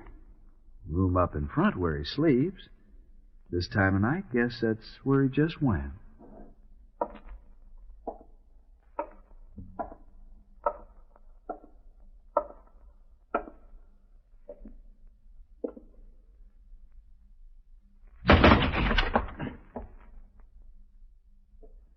Hi, Bob.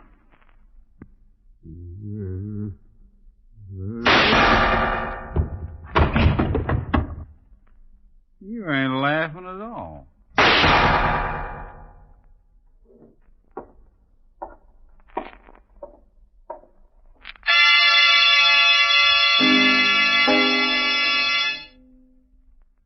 It's safe to assume that this was one of the happiest moments in Billy's life. He had killed a fellow he hated. He felt so good about it, he didn't even stop to wave ta-ta to Sheriff Pat Garrett. Just walked right out of there and drifted along down the trail, which trail wound up across the street from Pete Maxwell's, which just happened to be Paulita's place. I love you, Billy.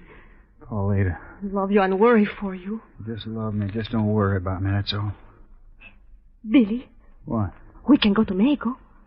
I've been thinking that. Oh, bueno. When? When shall we go? When you want to. Right now.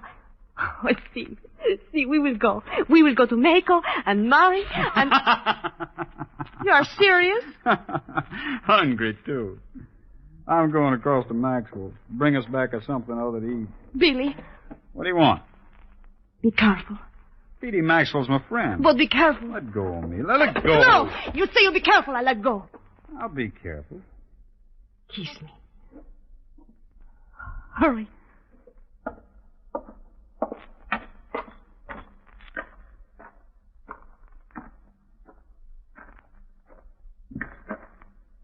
Somebody there? Somebody?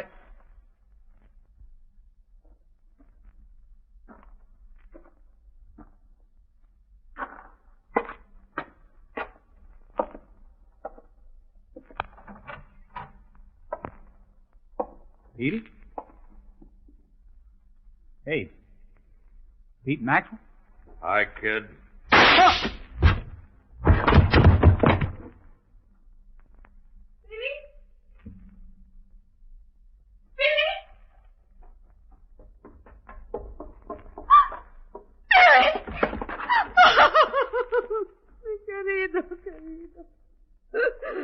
Hey, what happened up there?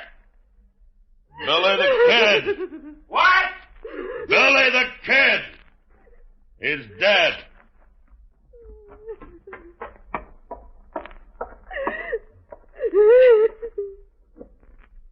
Well, well. Dead, is he?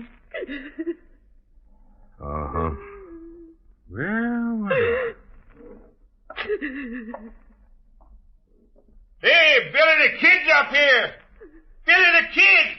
He's dead.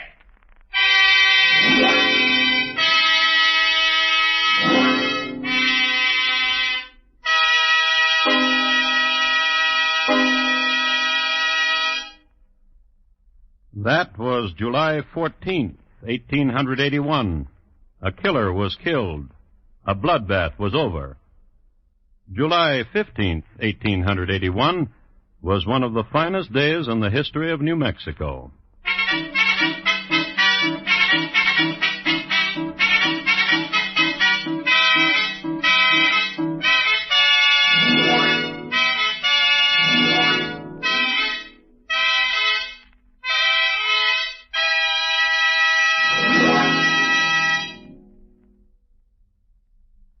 In just a moment, Thomas Hyland will tell you about next week's crime classic.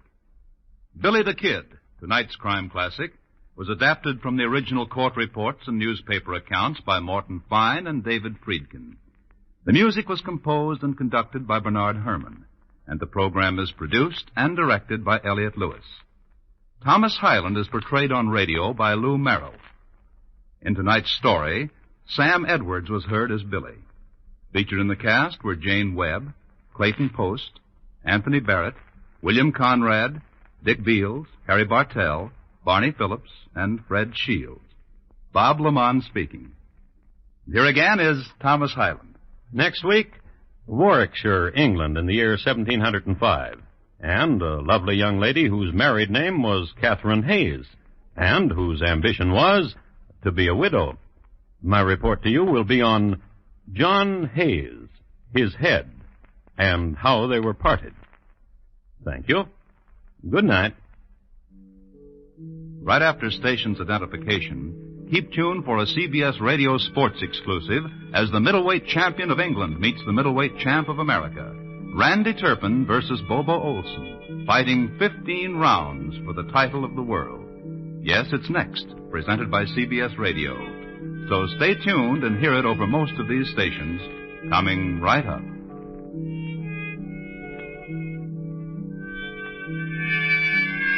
For newspaper adventure, Rogers of the Gazette on the CBS Radio Network.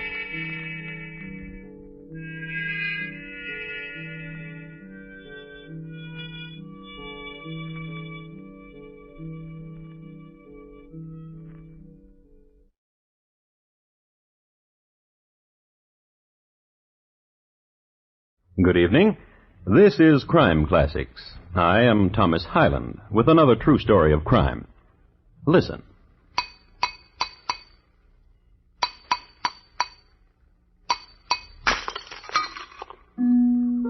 The glass you just heard broken was not ordinary glass. It was a closed vessel of exact contour of the man's head which it held. It was raised exactly 1 millimeter above the skin, all around, and above the hair. No small feat, since the hair on the head was lush and curly. Another masterpiece by Dom Llewellyn, whose secret of blowing glass to enclose human heads died when he died. Dom Llewellyn had been called in to do a job of work on what was left of Mr. John Hayes, which was all above the neck. So tonight, my report to you on John Hayes, his head, and how they were parted. Crime Classics,